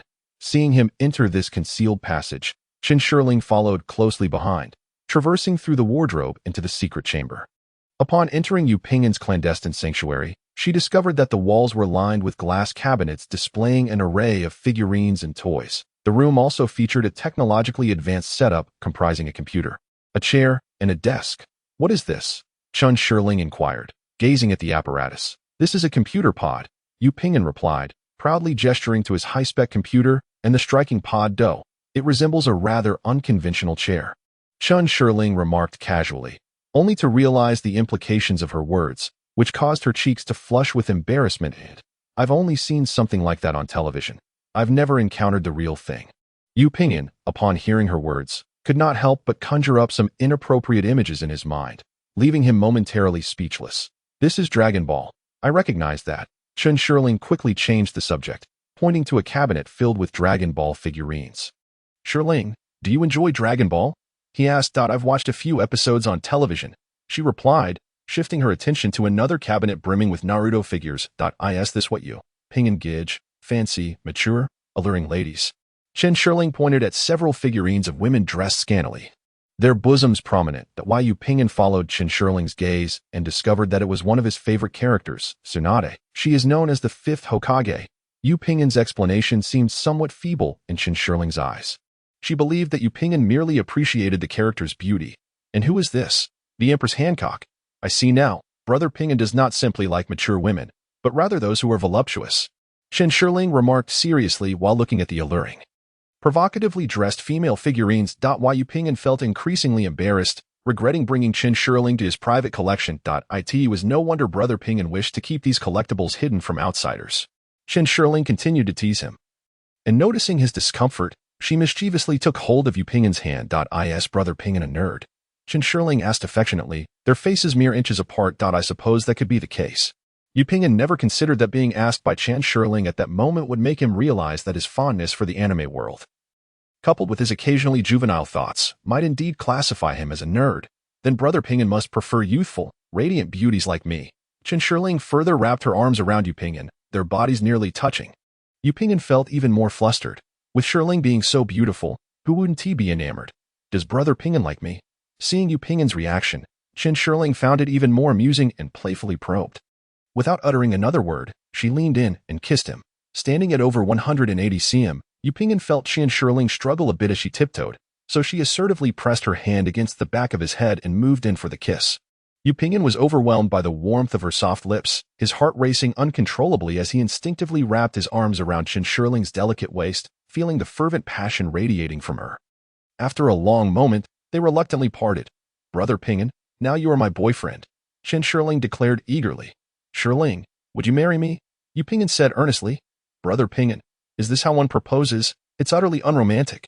Chan Shirling pouted slightly, playfully scolding him. Shirling, I apologize. I will. Just as Yupingen began to explain, Chan Shirling interjected. resting her head against him and holding him tightly. Brother Ping'an, I really like you. We must stay together for the rest of our lives. Chen Shirling said with a smile that I also wish to always be by your side, and that the moonlight is truly beautiful tonight. Yu Ping'an replied. Chapter 57. The action plan having confirmed their relationship, Chen Shirling was in high spirits and promptly sought out Zhuge Yichen to share the joyous news. Yu Ping'an confessed to you? Zhuge Yichen asked incredulously. What? Am I capable of deceiving you? Chen Shirling replied, adopting a proud expression. Why do I get the feeling that you are desperately trying to become someone's girlfriend? Surely, you aren't just boasting to me. Zhuge Yichen remarked with a playful grin. Oh, you know how Brother Ping'an confessed his feelings to me? Chen Shirling, in high spirits, cheerfully inquired, choosing not to engage in a verbal spar with Zhuge Yichen. What other way is there to confess? It's simply I like you or I love you. After all, one can't very well say they wish to share a bed with you. Zhuge Yichen replied dismissively. Brother Ping'an said, the moonlight is truly beautiful tonight. Chen Shirling declared with pride. What nonsense is this? You mean to tell me that Yu Ping'an expressed his feelings with that? Have you lost your mind? Zhuge Yichen responded, bewildered. But do you know Natsum Seiki, that Japanese fellow? Who on earth is that? What does he do? A literary giant, once featured on the Yin. Oh, and what of it? Zhuge Yichen retorted nonchalantly. It was Natsum Seiki who believed that translating I love you as lacked beauty. So he transformed it into the moonlight is truly beautiful tonight. Chen Shirling patiently explained. Isn't that just pretentious? Zhuge Yichen couldn't help but scoff. How romantic. Chen Shirling replied, her face aglow with happiness. Did you look that up on Baidu? I can't believe you understood that from the start. Just because you lack knowledge doesn't mean everyone else does. Chen Shirling's words carried a hint of insecurity, as she indeed had consulted Baidu to grasp the meaning behind Yu Ping'an's words. Fortunately, Yu Ping'an had proposed first. Otherwise, Chen Shirling might have remained uncertain about his feelings. All right, you both are well educated. That's settled then. Zhuge Yichen chuckled. I suppose you owe me a meal. This calls for a celebration. Of course, I will definitely treat you. Chen Shirling readily agreed. In order to assist Chen Shirling, Yu Ping'an took 2 days to arrange his recent work commitments, ensuring all schedules were in order before feeling at ease. Chen Shirling, along with Yu Ping'an and Zhuge Yichen, gathered together once more. Shirling, I researched some cutting-edge companies online, and I found that they are hiring project managers and executive assistants. I believe it would be better to approach He Jiaru as a candidate. Yu Ping'an articulated his thoughts. Brother Ping'an's character does indeed differ somewhat from that of a domineering CEO. If you infiltrate the enemy's ranks as a job seeker, that would be more advantageous. Zhuge Yichen concurred with Yu Ping'an's suggestion. Yes, quite right. Brother Ping'an is likely to appeal to a female superior, so let's aim for the executive assistant position. This will yield more useful information than working on the client side. Chen Shirling nodded in agreement, while recalling Li Xiuyu. Why Yu Ping'an fell silent at the mention of Li Xiuyu, opting for the wisdom of silence. What if you encounter your elder brother? Zhuge Yichen queried. No worries. Brother Ping'an can't remain at the forefront indefinitely. He can adapt as the situation unfolds. At the very least, we should establish contact with He Jiaru, Chen Shirling reasoned, believing it was not a significant issue. Yu Ping'an also felt uncertain about whether he would be hired if he truly attended the interview. Does that mean I don't need to drive a luxury car or wear designer clothes? He remarked. Wearing designer brands is not an issue. Many leading companies are closely associated with the fashion and entertainment industries, thus they maintain high standards regarding their employees' appearances, Zhuge Yichen elucidated. Yichen is right. Brother Ping'an, you can consider yourself a low-key affluent individual experiencing life. Women like He Jiaru are certainly more attracted to wealthy and handsome men, Chen Shirling opined, believing this persona was essentially Yu Ping'an himself. A role he could naturally embody. Why Yu Ping'an nodded, thinking that it would be preferable to assume such a role rather than that of a client, especially since he had spent years being a service provider. Just another corporate COG.as an interviewee approaching He Jiaru. He felt a surge of confidence. Why Yu Ping'an promptly submitted his resume online, essentially refining his original resume to align with the requirements of the leading companies. He soon received an interview notification, marking a smooth beginning to his endeavor. Meanwhile, Chen Shirling and Zhuge Yichen commenced their surveillance of Chen Ziren. Is it truly effective to shadow your brother like this? We have no idea who he meets or what he does, Chen Shirling remarked as they awaited Chen Jiren in the parking lot of Nanshan Club, where he was attending a formal dinner. Tonight is a formal gathering. We need to confirm who my brother's lover is, primarily by observing whom he meets in informal settings. Chen Shirling articulated her thoughts. That you're right. Zhuge Yichen nodded. By the way, Could you install a listening software on your brother's phone? That would certainly make things easier. I merely wish to identify his lover. I don't need to delve into such private matters. It would be quite awkward to overhear anything inappropriate. Chen Shirling continued. True, after all, he is your biological brother. Zhuge Yichen concurred. The two promptly followed in their vehicle. Just a moment, Chen Shirling said patiently, keeping her eyes on Chen Jiren's residence. After waiting a while, they saw Chen Jiren drive off in his luxury car. Zhuge Yichen quickly started the car and pursued him. At his age, my brother is undoubtedly full of energy. It's no surprise he isn't resting early. Zhuge Yichen thought Chen Shirling was quite perceptive. Am I wasting your precious time by having you accompany me? Chen Shirling joked. I have always been loyal to my friends. Sisters are like family, while men are merely clothing. Zhuge Yichen chuckled. Let's not delve into that. Our perspectives on men differ vastly.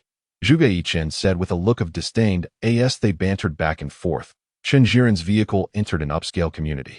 Observing that he drove straight into the complex, it was evident that he frequented this place.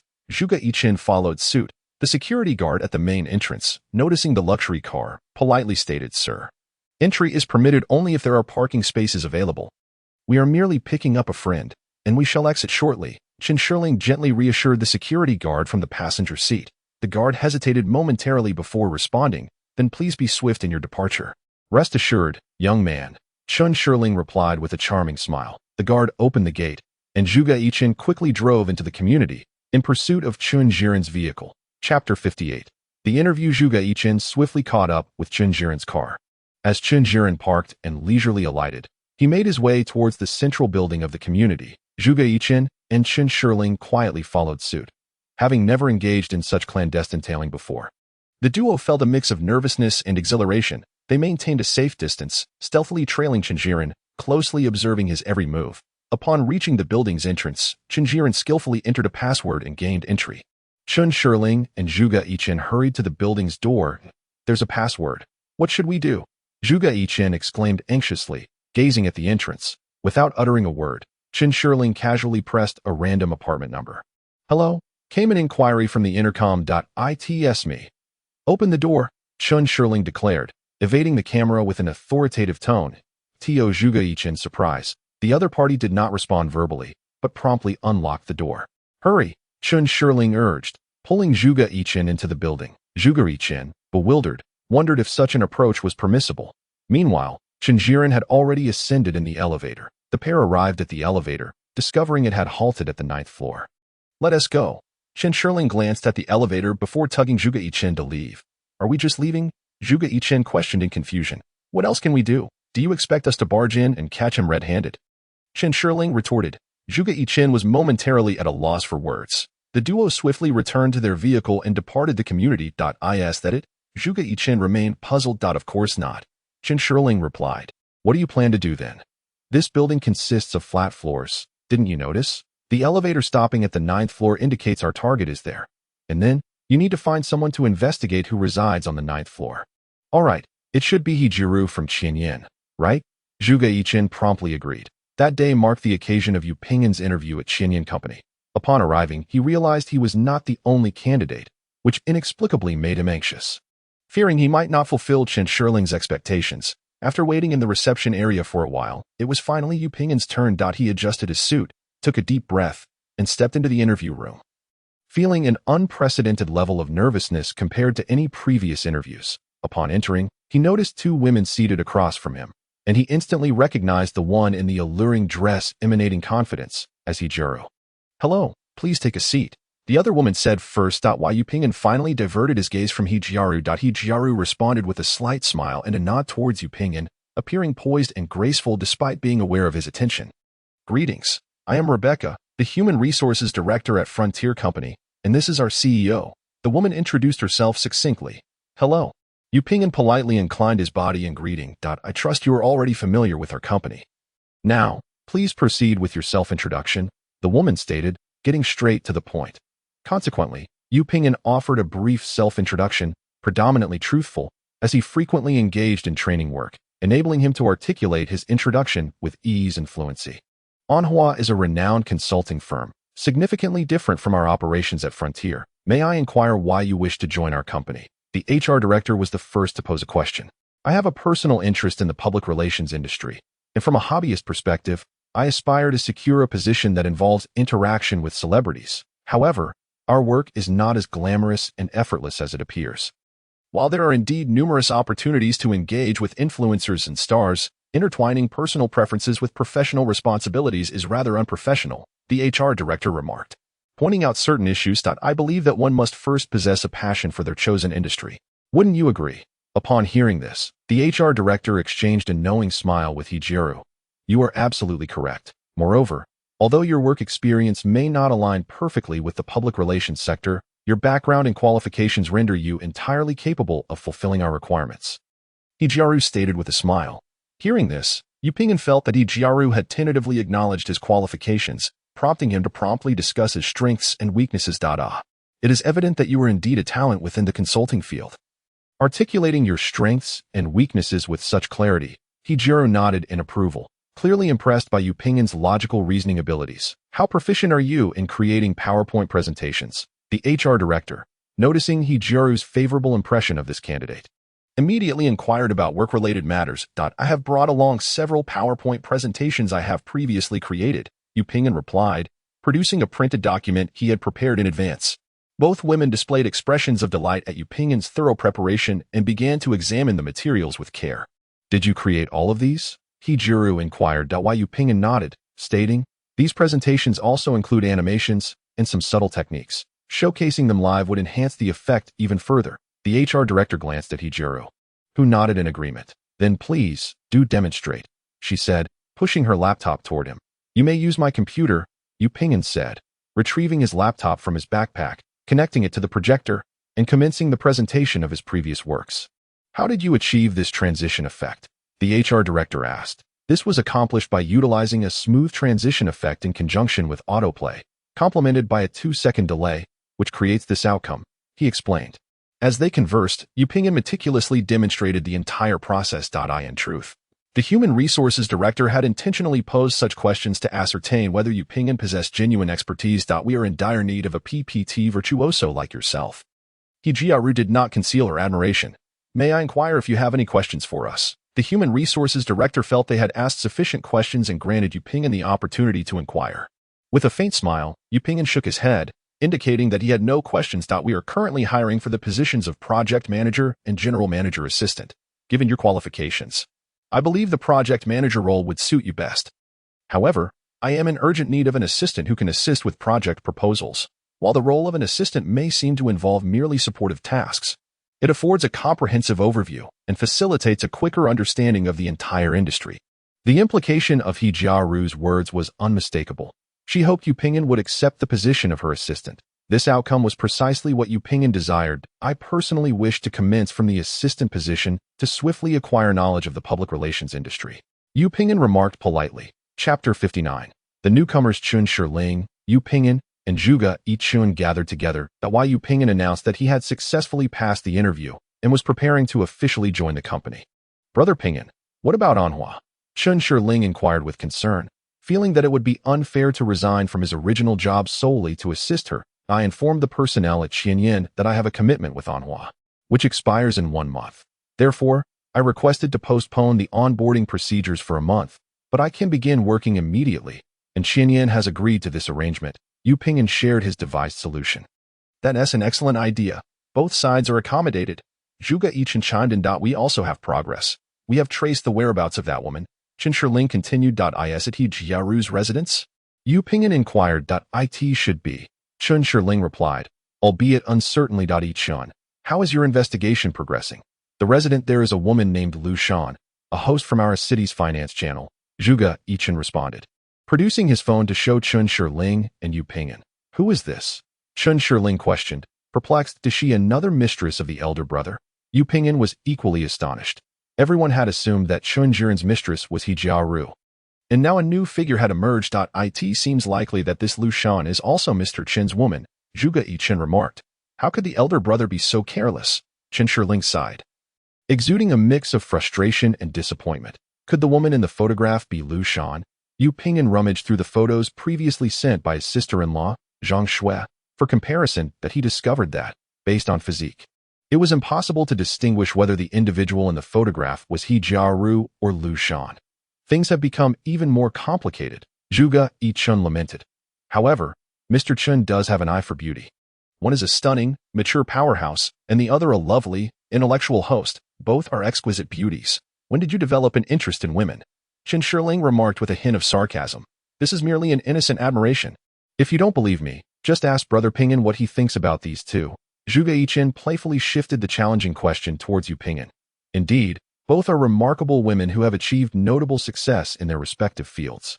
Yet, it is unfortunate that they entangle themselves with a married man. The straightforward Yu Ping'an candidly expressed his thoughts, while Chen Shirling cast a piercing glare filled with palpable tension in his direction. Zhuge Yichun could not help but stifle a laugh upon witnessing Yu Ping'an's apparent misstep. If Brother Ping'an had to choose, who would it be? Chen Shirling feigned composure as she inquired that a man with a family should not engage with such women. It would be irresponsible to his wife and children, as well as to the two ladies, Yu Ping'an stated with utmost seriousness. Brother Ping'an has a commendable perspective, Zhuge Yichun teased, adding, by the way, I have a question I've always wanted to ask you. Go ahead, Yichun, Yu Ping'an responded instinctively glancing towards Chen Shirling. With a subtle smile, he remarked, if you also harbor feelings for the other party, then simply say, the wind is gentle, the moonlight tonight is truly beautiful. Zhuge Yichun repeated those two phrases, seemingly touched by the beauty they encapsulated, nodding thoughtfully. But what if one does not feel the same? Zhuge Yichun inquired further, if there are no feelings, then one might say, it's suitable for hunting the hedgehog. Yu Ping'an replied. Hedgehog? Zhuge Yichun questioned, perplexed. Yes, the one from the story of the young Runtu. Chen Shirling interjected, striking a pose reminiscent of the classic image of Runtu wielding a forked dough. Huh? Zhuge Yichun immediately envisioned the scene from their textbooks of Runtu hunting the hedgehog under the moonlight. Erupting in laughter, Yichun, could you assist me in renting an apartment in Lu Shan's building? Amidst the banter, Chen Shirling directed her request to Zhuge Yichun. Are you intending to get closer to Lu Shan yourself? Zhuge Yichun quickly grasped Chen Shirling's intentions. Chen Shirling nodded. While Brother Ping'an investigates He Jiru's situation, we shall look into Lu Shan. All right, I will find someone to see if there are suitable properties available. Zhuge Yichun readily agreed. That day, Yu Ping'an officially commenced his employment at the Frontier Company. The HR director first escorted him to He Jiaru's office. After exchanging a few pleasantries, He Jiaru summoned her personal assistant. Jessica, please show Ping'an around and introduce him to everyone. He Jiaru instructed her assistant. Of course, boss. Jessica cast a meaningful glance at Yu Ping'an, flashing a charming smile as she said, let's go. Yu Ping'an politely greeted her before following Jessica out of He Jiaru's office.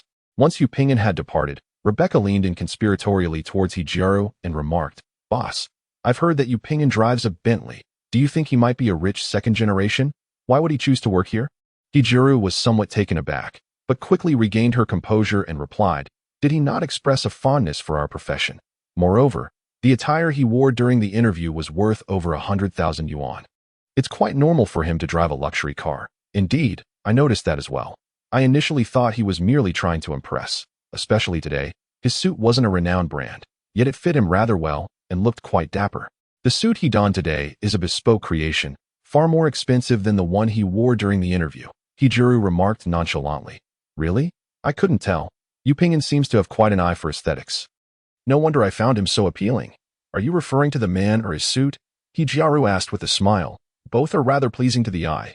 He, it seems you hold him in high regard. Rebecca, who had been by He Jiaru's side since the onset of her entrepreneurial journey and was also a close friend, teased her. I do indeed have a penchant for that type, although his attire and vehicle are a bit ostentatious. Nevertheless, his demeanor and approach to matters are quite refined and poised, devoid of the pretentiousness often associated with wealthy heirs or playboys. Oh my, it is rare for you to lavish such praise upon someone. Our General Chun has never received such high accolades from you. Rebecca laughed. Chinjiren? Oh, let us not delve into that. He Jiaru replied, her expression suggesting she had more to say but held back. What's the matter? Did you have a quarrel with General Chin? Rebecca inquired. Chapter 60, Emotional Entanglements. He Jiaru confided in her dear friend Rebecca about Chinjiren. Alas, the two of us scarcely meet once or twice a month. And oftentimes our encounters are solely due to work-related matters. He Jiaru sighed deeply. Rebecca exhibited a look of confusion. She was aware that Chinjiren was married, yet in America, he and He Jiaru had always appeared inseparable. With Chinjiren providing significant support to her career, the old yearns for the new, yet the new outshines the old. Hijiaru said with a melancholic smile. Has General Chen found a new affection? A man like him would certainly not lack for female admirers. Hijiaru replied with resignation. However, from my perspective, General Chen is still a commendable man, although he has a family and has never given you a formal title. He has treated you well in other aspects. Rebecca continued, It is precisely because of this that he refuses to acknowledge the truth. Even though love has evidently waned, I wonder what he is still grappling with. He likely fears hurting you. Rebecca suggested. I am not an ignorant young girl. I was aware that our relationship held no future from the very beginning. Are you certain he has developed feelings for someone else? What do you intend to do about it? You cannot let this situation linger indefinitely. We women cannot afford to waste time. Rebecca expressed her indignation, knowing that the two would not result in anything fruitful, yet also recognizing that a fallout with Chen Jiren would significantly impact their business. That I heard from a close friend of Chen Jiren that he is planning to pursue a handsome and high-quality man to encourage me to initiate the breakup. Hijiaru spoke with a bitter smile, revealing an expression of helplessness and confusion. As someone well-versed in the public relations industry, she navigated social situations with remarkable agility. Her social circles significantly overlapped with Chen Jiren's, leading to a plethora of mutual acquaintances, some of whom shared a closer bond with Hijiaru than with Chen Jiren. Rebecca was quite perplexed. Chen Jiren had a tendency to be indecisive and somewhat sycophantic. I suspect he intends to avoid feeling indebted to me, which is why he seems to be maneuvering for me to initiate a breakup myself. That I truly do not know whether to label him as a scoundrel or a warm-hearted individual. To go to such lengths for a separation, perhaps he believes that if I develop feelings for someone else, it will lighten his burden. So, what do you plan to do? Rebecca inquired with concern.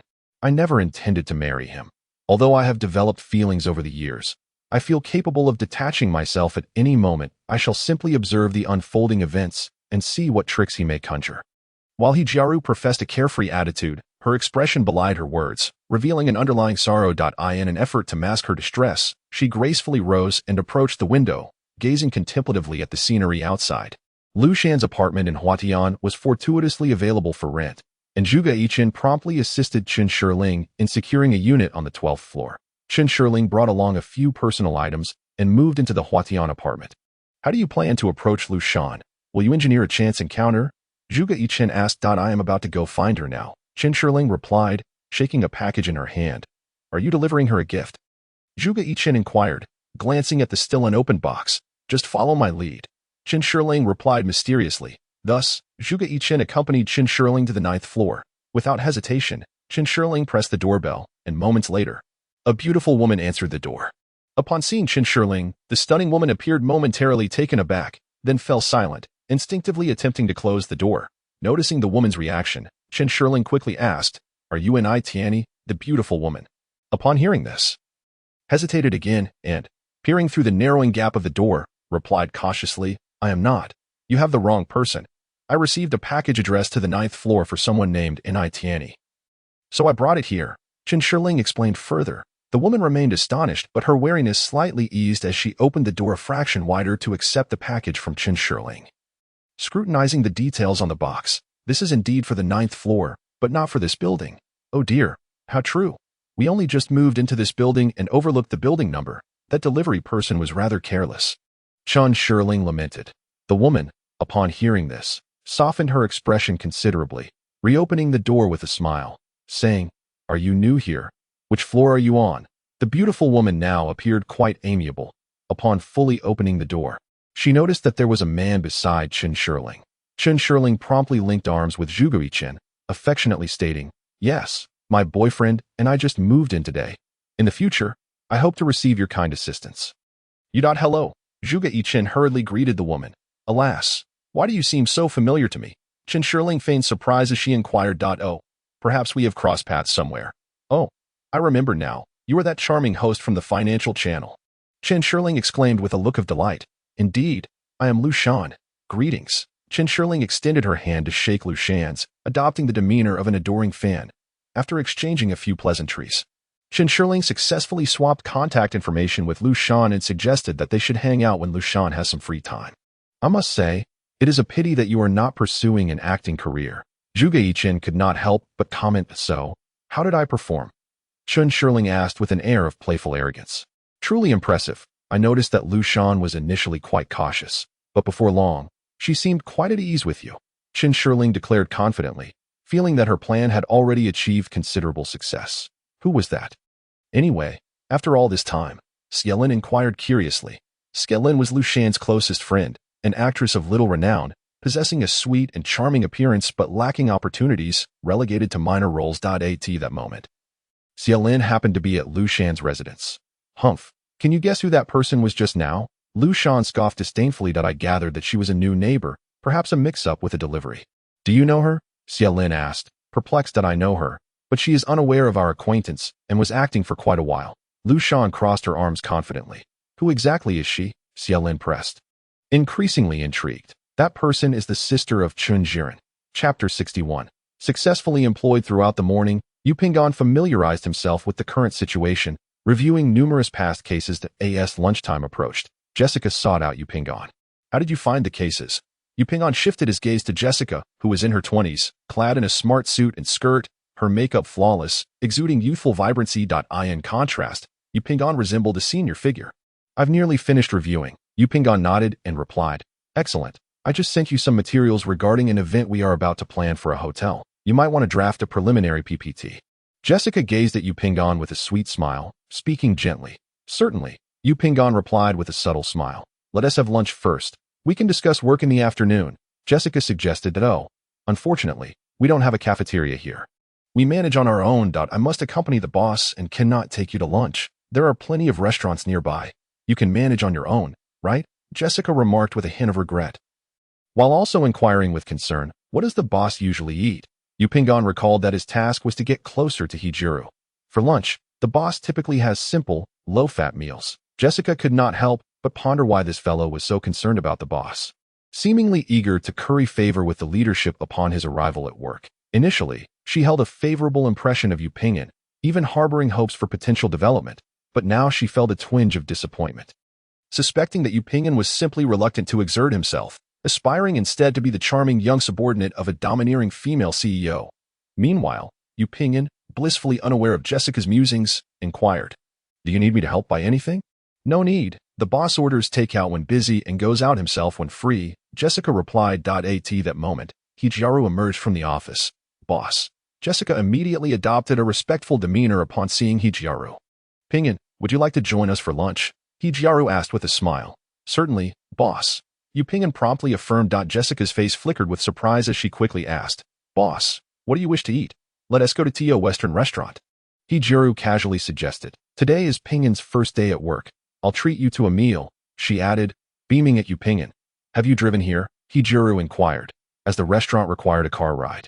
Since Jessica could not drive, Hijiro typically handled the driving herself, never minding it. However, with the three of them heading out this time, Jessica immediately thought of having Yu Pinggan drive, finally sparing the boss from the task. I'll drive. Yu Pinggan quickly grasped Jessica's intention and turned to Hijiro. She nodded with a smile. Thus, the trio made their way to the parking lot. Is this your car? Jessica exclaimed in surprise upon seeing Yu Pinggan's Bentley. Had it not been for Hijiro mentioning this to her previously, she might have been equally astonished. I drove it here. Yu Pinggan, who preferred honesty, found himself in a bit of a dilemma and spoke vaguely. Hijiro naturally took her seat in the back. Seeing this, Jessica and Yu Pinggan hurriedly got into the car. Pinggan, are you a rich second generation?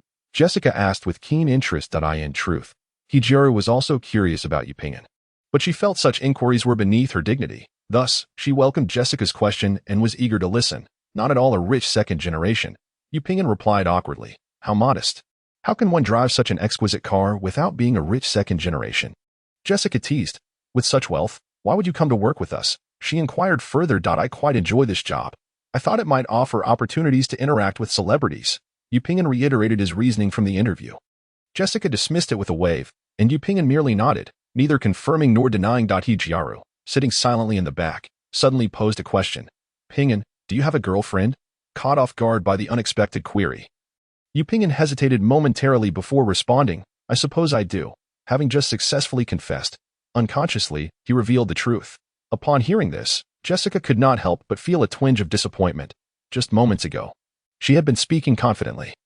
But now she suddenly fell into silence. Pinggan, what are your impressions of the company? Hijiro inquired eagerly. Everything is quite splendid. The team is composed of truly wonderful individuals, Yu Pinggan responded. He observed that the industry was predominantly female, with a scarcity of men, and most of the employees were stylishly attired, which made working in such an environment rather pleasing to the eye. The group continued their lively conversation as they made their way to the restaurant at Huatian apartment. Xiaolin was taken aback by Lu Shan's words. Are you saying that the woman we just saw is Qin Jiren's sister? Lu Shan nodded, her expression laced with disdain. What is she doing here? Is she aware of your relationship with Qin Jiren? Xiaolin pressed on. I believe she knows, but she pretends otherwise, likely aiming to get closer to me. Lu Shan replied. Initially, when Lu Shan opened the door to see Qin Shiling, her first thought was that Qin Shiling had come to confront her. Instinctively, she almost shut the door, but after listening to Qin Shiling's words, she realized there were other circumstances at play. Lu Shan and Qin Jiren had met during an interview, and there was an undeniable attraction between them. After several encounters, Lu Shan swiftly became Qin Jiren's lover. Lu Shan was deeply invested in Qin Jiren and knew him inside out, naturally being aware of his sister, Qin Shiling. Although they had not formally met, Lu Shan had encountered Qin Shiling at various events. But Qin Shiling had never taken notice of her. Unbeknownst to Qin Shiling, who was reveling in her own cleverness, the astute Lu Shan quickly discerned Qin Shiling's intentions but feigned ignorance to play along. What do you think she intends to do? Xiaolin asked with concern. At worst, she might try to catch me in the act or attempt to drive me away from Qin Jiren. Lu Shan replied coldly, a mocking expression crossing her face. What do you plan to do? Xiaolin inquired, a hint of worry evident in her tone. I shall simply wait to see what trick she has up her sleeve. If things escalate, all the better. I am not afraid of them. The shame will fall upon the Qin family. Lu Shan continued. But won't Qin Jiren be displeased? Xiaolin expressed her unease. He surely wants me to remain his secret lover. If things blow up, it will be an opportunity for me to confront him. Will there be a chance for a formal relationship? We wouldn't want both sides to suffer. I have my own methods, Lu Shan stated confidently, all the while caressing her abdomen. Chapter 62. Initial contact. The hotel event, which had initially been unhurried, abruptly received notification that a preliminary proposal must be submitted by the following day. This left everyone feeling utterly unprepared. Jessica had intended for Yuping and to gain some experience with the project and had not been in a hurry to draft a proposal. But now the situation was quite dire. We absolutely must produce a version of the proposal today, Hijiru declared firmly. The members of the project team exchanged glances, confusion apparent on their faces. One project manager spoke up. Boss, we have nearly organized all the materials and submitted them to Jessica. The implication of the project manager's words was crystal clear. They had completed their responsibilities. Time is of the essence, and it is impossible for Jessica to shoulder everything alone. You all need to lend a hand as well. Hijiru expressed her displeasure. She had long been dissatisfied with the report preparation standards of the project team. As it was predominantly Jessica who consolidated and summarized the information, a habit everyone had grown accustomed to. While the group nodded in agreement, each of them harbored the thought that report writing is subjective, and even if they wished to assist, they would be unable to contribute meaningfully. Observing the situation, Jessica quickly intervened, saying, Boss, it's all right, I will definitely produce a version today. As she spoke, Jessica turned to the project team members and added, Everyone, if I need assistance, I will certainly let you know. Upon hearing this, the tension eased considerably. Jessica was known for her empathy, which was precisely why Hijiru had appointed her as her assistant. The team held great fondness for this diligent and capable young lady. Very well. Let Ping'an assist you. I will accompany you all today, and once completed, report back to me immediately, Hijiru instructed Jessica. Preparing to stay late as well. Anxious, Jessica hurried to find Ping'an and relayed the situation to him. We need to work overtime today. Oh, I have already completed about 2/3 of that proposal. Shall I send it to you for review? Ping'an responded promptly. In Anhua. It was not uncommon for urgent revisions to proposals, and for someone as seasoned as Ping'an, it was hardly a challenge. You've already started? Jessica inquired with a look of skepticism, doubting the usability of his work. When Jessica eventually viewed the PPT that Ping'an had prepared, her surprise deepened. Did you do all of this? She asked incredulously. Why Ping'an nodded, reflecting on the young and vibrant assistant before him, thinking to himself, after nearly 3 decades as a professional, he had indeed crafted numerous PPTs. It's quite impressive. Jessica seemed reluctant to concede. Yet she acknowledged it. Then I shall continue to finish the remaining parts, shall I? Ping'an offered considerately. All right, once completed, send it to me. We still need to report to the boss. Jessica's feelings were conflicted. On one hand, she felt her status as the foremost PPT creator was at risk, while on the other hand, she was grateful for Yu Ping and timely assistance, for without it, they might have had to work through the night. As dinner time approached, Chen Shiling and Zhuge Yichen waited downstairs. We've been here for over an hour. Lushan isn't coming down, is she? Zhuge Yichen remarked to Chen Shiling beside him. Let us wait a little longer. I refuse to believe that Lushan won't come down, Chen Shiling insisted, her gaze fixed on the entrance. Just be careful not to run into your brother. It would be for naught. No worries. We're just lying in wait here. If Big Brother arrives, we'll make our exit, Zhuge Yichen conceded, observing Chen Shiling's enthusiastic demeanor. After a while, Lushan and Xia Lin finally made their appearance. Chen Shiling first glanced around, noting the absence of Chen Shiren, before following Zhuge Yichen. Sister Lu, going out. Chen Shiling feigned surprise as she approached Lushan from behind. Is that you, Xiao Yu? Previously, when Chen Shiling and Lushan introduced themselves, they stated that their name was Li Xiaoyu. Sister Lu, are you going out for dinner? Indeed. And what about you? We are also heading out for a meal. Is this lady a friend of Sister Lu? She is truly exquisite, Chen Shiling remarked, admiring Xia Lin, who stood beside Lushan. Are you the enchanting fairy from The Which Awaits Your Charm? Zhuge Yichen inquired with excitement, having recognized Xia Lin. Have you watched the play I performed in? Haha. Yes, that's me, Xia Lin replied, visibly pleased that Zhuge Yichen recognized her. Indeed, I have, Zhuge Yichen responded with a smile. The atmosphere among the group became considerably more animated. Sister Lu, let us dine together. I am not well acquainted here. So you can guide me, and I'll treat you all, Chen Shiling suggested opportunely. Sounds great. I happen to be alone as well. Lushan feigned delight and immediately agreed. I have plans for the evening, so I won't be joining you. Xia Lin expressed her regret. Why not invite your new boyfriend? I haven't met him yet. Lushan proposed. No, I'll introduce him to you when the time is right. Xia Lin declined, waving goodbye to the group as she departed alone. Sister Lu, why aren't you dining with your boyfriend? Chen Shiling tentatively inquired. Lushan responded deliberately. Sister Lu, are you married? Chen Shiling asked in astonishment. No, it's just a habit to call him that.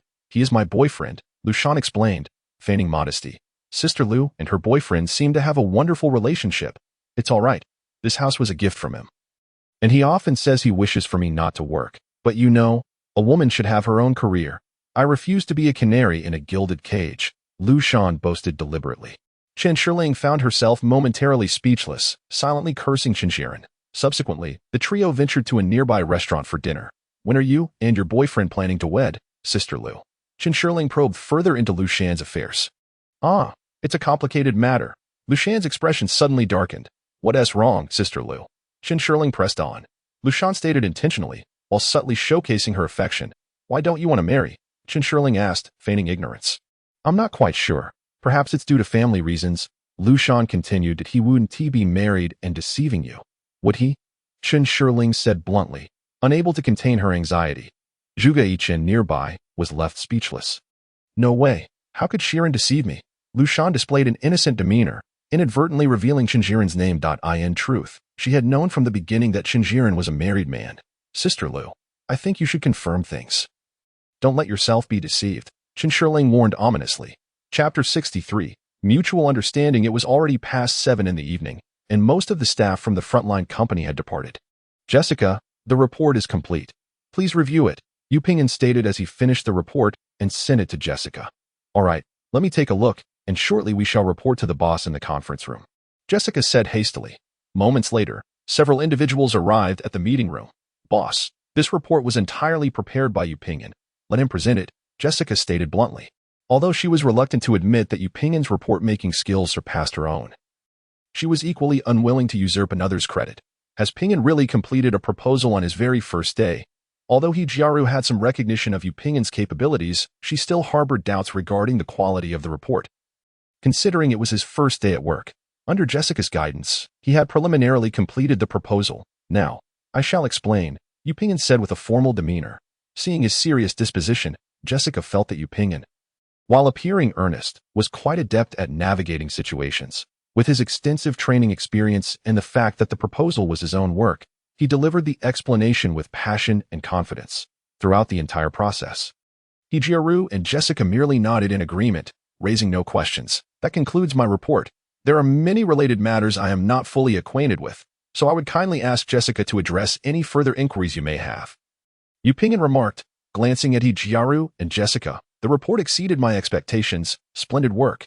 Jessica, please review it once more and then send it to the client, Hijiaru said with satisfaction, glancing at the clock and noting that it was just around 8 o'clock. Earlier than she had anticipated. Let's wrap things up for today. We can finalize the remaining tasks tomorrow, she added with a smile towards both of them. Boss, may I treat you to a meal? Yu Ping'an suddenly proposed. Hijiaru rarely encroached upon her employees' personal time after work, so she had not suggested dining together. With Yu Ping'an's unexpected invitation, she turned to Jessica. I would like to organize the proposal further, so I shall refrain from joining. Then let us dine casually, Ping'an, Hijiaru replied. Thus, the two made their way to a nearby restaurant, known for its tranquil and elegant ambience. They sat opposite each other and began to chat. I am still living alone, Yu Ping'an stated somewhat subtly, indicating that although he had a girlfriend, they did not cohabitate. Are you okay with working overtime? Hijiaru smiled slightly, her eyes sparkling with intrigue. It's no bother at all, boss. What do you enjoy doing after work? Yu Ping'an inquired opportunely. Our line of work is quite demanding, with many social events and gatherings, so when I find a moment of leisure, I prefer to relax and catch up on some shows, Hijiaru replied with a smile. So, you also live alone? Hijiaru easily discerned the underlying meaning in Yu Ping'an's words, and, looking at the upright Yu Ping'an, smiled gently. Like you, I have a boyfriend who does not live with me. Though we have been together for many years, Hijiaru spoke in a calm tone, as if recounting an old tale. Devoid of any tumult, is it due to a long-distance relationship? Yu Ping'an feigned ignorance. Are you genuinely concerned about your boss's personal life? Ping'an, Hijiaru smiled gently and playfully said, I apologize, boss. No worries at all, replied Yu Ping'an. I didn't mean to imply any blame. Observing Yu Ping'an's statement, Hijiaru hurried to reassure him. Our situation is quite complicated and difficult to explain. She was uncertain where to begin. And though she harbored a fondness for Yu Ping'an, they had only just met, and it was not yet the time for deep confessions. The inquiries posed by Yu Ping'an inevitably led Hijiaru to ponder whether he harbored feelings for her beyond mere professional interest. However, given that she was accustomed to the attention of many admirers, she felt relatively unfazed. Moreover, as she held no aversion towards Yu Ping'an, she found nothing particularly strange about any potential romantic inclinations he might possess. Noticing that the other party seemed disinclined to continue on that topic, Yu Ping'an deftly shifted the conversation to other matters. Meanwhile, Chen Shirling and Lu Shan had finished their meal, and it was nearing 9 p.m. Isn't your boyfriend coming today, Lu Jia? Chen Shirling inquired, linking her arm with Zhuge Yichen's as she looked at Lu Shan. P.S. Quite busy with work. He can only come over when he has free time. Lu Shan replied casually.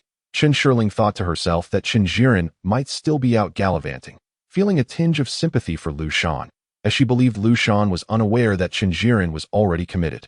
This led her to worry unnecessarily about how Lu Shan would react if she were to learn the truth. What do you usually enjoy doing? Lu Jia, when I have free time, I like to read. I don't have any particular hobbies. I consider myself quite dull, Lu Shan answered self-deprecatingly. Upon hearing this, Chen Shirling mused that it was indeed characteristic of a host to have such cultured interests. Let us go out together sometime, Chen Shirling proposed. Xiaoyu, what do you enjoy doing in your spare time? Lu Shan inquired with a smile, as if she had already accepted Chen Shirling as a friend. I play mobile games, hang out at bars, sing karaoke, travel. Anything that seems interesting, Chen Shirling replied while counting on her fingers. Your lives are truly vibrant, Lu Shan expressed with an envious smile, after their meal. The group grew more familiar with one another. I think Lu Shan is quite a decent person, Chen Shirling remarked on her impression, but I find her somewhat pretentious, Zhuge Yichen confessed, preferring the straightforward nature of Chen Shirling over women who put on airs. After all, she is a television host. It's only natural for her to maintain a certain decorum in conversation, but I wonder how she could so readily accept your invitation. Chen Shirling countered, we're all neighbors. Sharing a meal is quite normal. Zhuge Yichen dismissed her concern. That may be true for you. You're so laid back. How could someone like Lu Shan easily trust a stranger? With Zhuge Yichen's comment. Chen Shirling couldn't help but feel that the situation had unfolded a little too smoothly. Either Lu Shan was genuinely naive, or she had ulterior motives. Yet, no matter how Chen Shirling contemplated, she couldn't fathom any ulterior motives Lu Shan might have towards her, leading her to believe that Lu Shan was indeed easy to get along with. Subsequently, Chen Shirling placed a call to Yu Ping'an. Hello. Ping'an, have you arrived home? Oh, I had to work overtime today. I am currently dining with my boss. At this moment, Yu Ping'an is still at the restaurant with Hijiro. Upon hearing that Yu Ping'an is with Hijiro, Chen Shirling inexplicably feels a wave of anxiety. On the other end of the call, Yu Ping'an hangs up and offers a faint smile to the attentive Hijiro, declaring, "She is my girlfriend." "Is your girlfriend checking up on you?" Hijiro chuckles. "No, she was just asking if I was home yet," Yu Ping'an replies with a smile. Meanwhile, after hanging up, Chen Shirling reveals a perplexed expression. "Hijiro is currently with Ping'an." "What? So, that means your elder brother is not with Hijiro." Zhuge Yiqing comprehends Chen Shirling's implication. Consequently, Chen Shirling swiftly calls the nanny of Chen Jiren. "Elder brother is not home either." Chen Shirling hangs up the phone, her confusion deepening. Perhaps he has gone out for social engagements. Zhuge Yiqing speculates. "I must investigate where he has gone," Chen Shirling declares ominously. Chapter 64. In death investigation, Yu Ping'an bids farewell to Hijiro. Feeling a sense of relief wash over him. Although it is already past 9 o'clock, he seeks out Chen Shirling. The group gathers to discuss the events of the day. Chen Jiren's phone is turned off. "I have no idea where he has gone," Chen Shirling exclaims in frustration. "For now, we should primarily keep an eye on Hijiro and Lu Shan," Zhuge Yiqing suggests non-committally, feeling that focusing on these two is already quite taxing. Leaving little energy to concern himself with Chen Jiren's other activities. Yu Ping'an nods in agreement, stating, "I believe Yiqing is correct. We should concentrate our efforts on the primary conflict, adhering to the Pareto principle." Upon hearing this, Chen Shirling reluctantly nods in agreement. It appears that Lu Shan is likely not the one sending the photos, as she is completely unaware of the existence of the elder sister-in-law. "Are you implying that the photos were sent by Hijiro?" Zhuge Yiqing analyzes. "Ping'an, what is your perspective?" Chen Shirling inquires. "I sense that when Hijiro mentioned my elder brother, she seemed quite composed, showing no signs of resentment. Rather, she appeared to be indifferent toward the relationship." Yu Ping'an shares his insights. "She must be putting on an act. She probably isn't familiar with you, thus feigning superiority." Chen Shirling has already concluded that Hijiro is the one provoking the elder sister-in-law. "The person in the photograph must be Lu Shan, correct?" Zhuge Yiqing remarks. "This still requires further confirmation, but I believe there is no need to worry excessively about Lu Shan. If absolutely necessary, we can simply inform her that my elder brother is a married man." Chen Shirling ponders thoughtfully. "Once Lu Shan learns about my elder brother, won't she cause a scene at Hongda?" Zhuge Yiqing expresses his concern. "Lu Shan is also a television host. She is unlikely to create a situation that leads to mutual destruction. Worst case, we might have to compensate her a bit, but it shouldn't escalate into anything serious." Chen Shirling articulates her viewpoint, maintaining that Lu Shan is not a significant threat. A few individuals deliberated on their forthcoming actions, after which Zhuge Yiqing thoughtfully excused himself, granting Chen Shirling and Yu Ping'an the opportunity for solitude. The couple had only recently solidified their relationship and had yet to indulge in the tender exchanges of love, having been preoccupied with assisting Chen Shirling's sister-in-law in uncovering infidelity. At this moment, they finally found themselves alone. Chen Shirling joyfully settled beside Yu Ping'an, leaning her frame against him. "Brother Ping'an, what shall we do?" she asked with a radiant smile, her eyes glimmering with affection as they locked onto Yu Ping'an's gaze. The warmth of her presence made Yu Ping'an's body tense with anticipation. That he glanced at the time, and, lacking the romantic sensibility, replied, "Brother Ping'an, can you bear to leave me here all alone? I am in a strange place.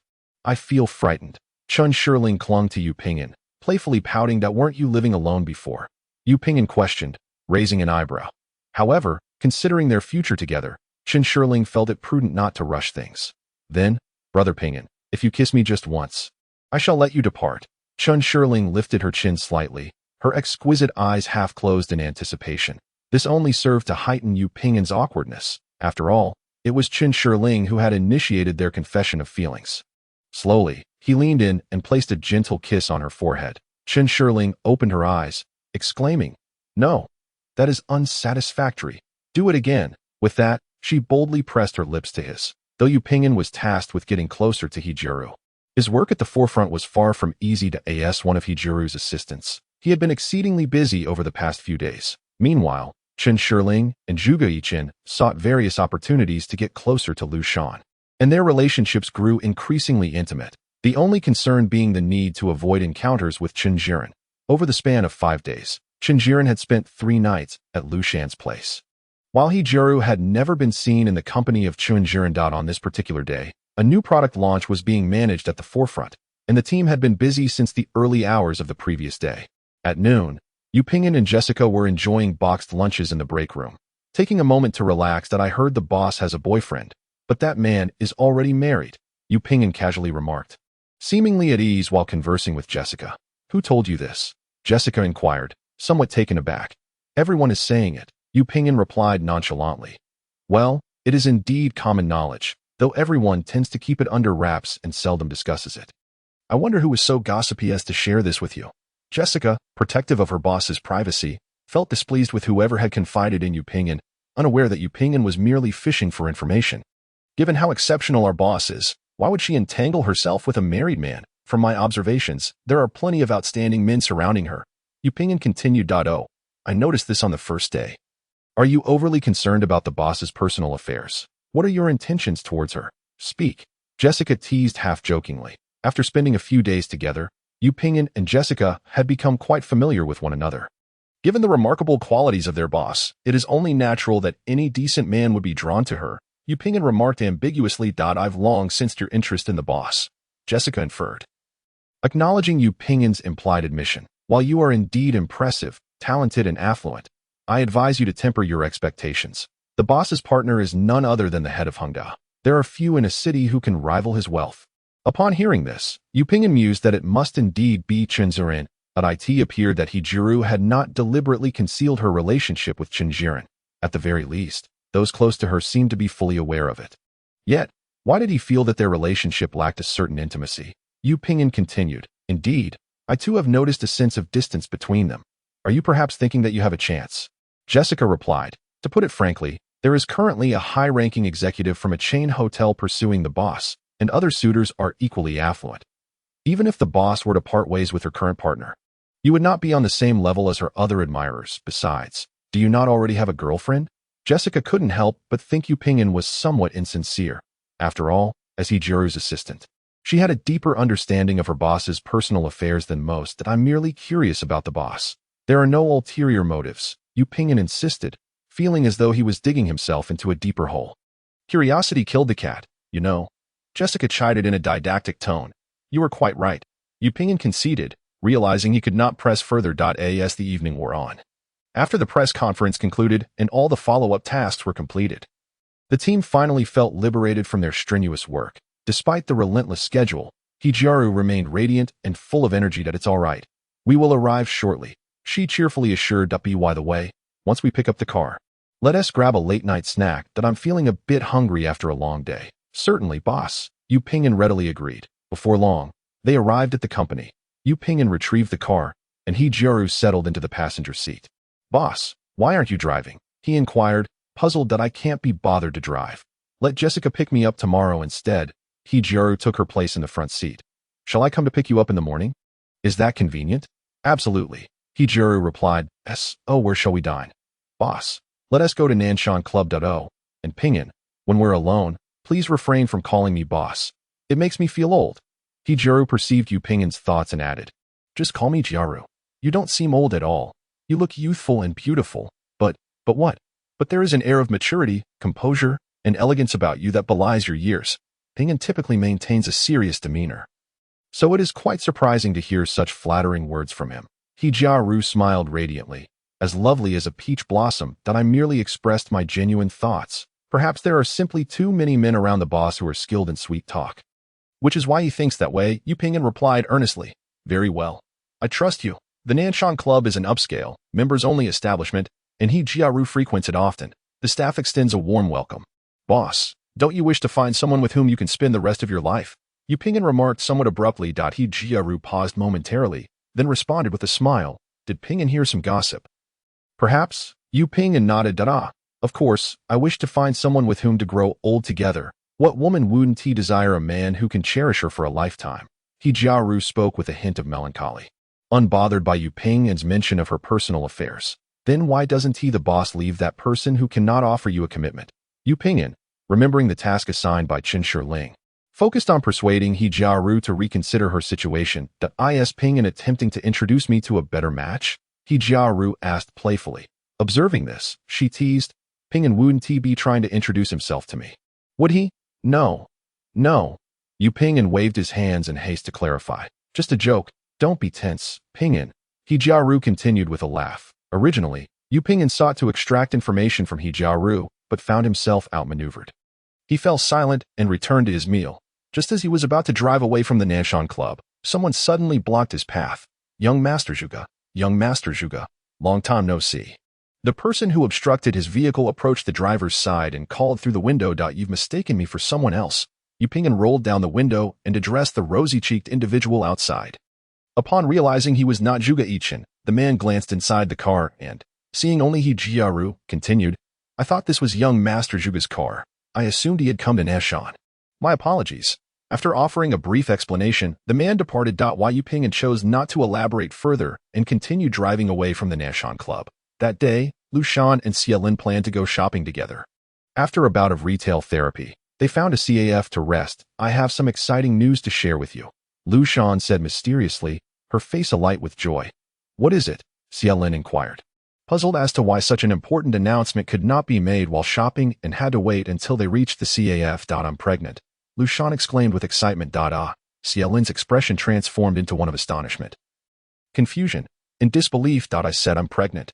Lu Shan, assuming her friend hadn't heard her clearly, felt that Xie Lin should be congratulating her rather than displaying such a complex expression, so she reiterated her news. Does Chen Jiren know? I haven't told him yet. I need to find the right moment. What about Chen Jiren's sister? That foolish girl, ensnared by my deception, remains utterly oblivious, Lu Shan declared with a triumphant expression. Humph. Chen Jiren has always believed that I was on contraceptive pills, while in truth, I am merely biding my time until I am with child, at which point I shall confront the Chen family. Let us see how he responds. Lu Shan articulated her scheme. Are you not concerned that Chen Jiren might be displeased with your actions? Lu Shan's demeanor turned icy as she disdainfully replied. What are your next steps? Xie Lin inquired. That I have yet to fully contemplate my course of action. In any case, I must pressure Chen Jiren. Otherwise, he will undoubtedly refuse to marry me. Through Chen Shirling? Xie Lin asked again. That is indeed a possibility. However, that little girl is rather dim-witted. She has persistently believed that I am unaware of Chen Jiren's marital status, and she even expresses sympathy for me, thinking I have been deceived by him. Is it not amusing? Ha ha ha. Lu Shan mocked. I believe Chen Shirling will likely side with her sister-in-law. Xie Lin remarked. I concur, which is why I haven't considered employing her to pressure Chen Jiren. I find it quite entertaining to toy with her, even if just for amusement. Lu Shan continued. He Jiaru summoned the Human Resources Director, Rebecca. Rebecca, could you assist me in investigating Yu Pingyan? Due to previous incidents at Nanshan Club, He Jiaru harbored some suspicions about Yu Pingyan. What is the matter? We conducted a background check previously, and he is indeed employed at Anhua Company, Rebecca responded, puzzled. I suspect Yu Pingyan is not as simple as he appears, and his arrival at our forefront may harbor ulterior motives. He Jiaru stated gravely, is he a corporate spy? Our industry primarily relies on connections rather than core technology. Rebecca remained perplexed. Please investigate the relationship between Yu Pingyan and Chen Jiren.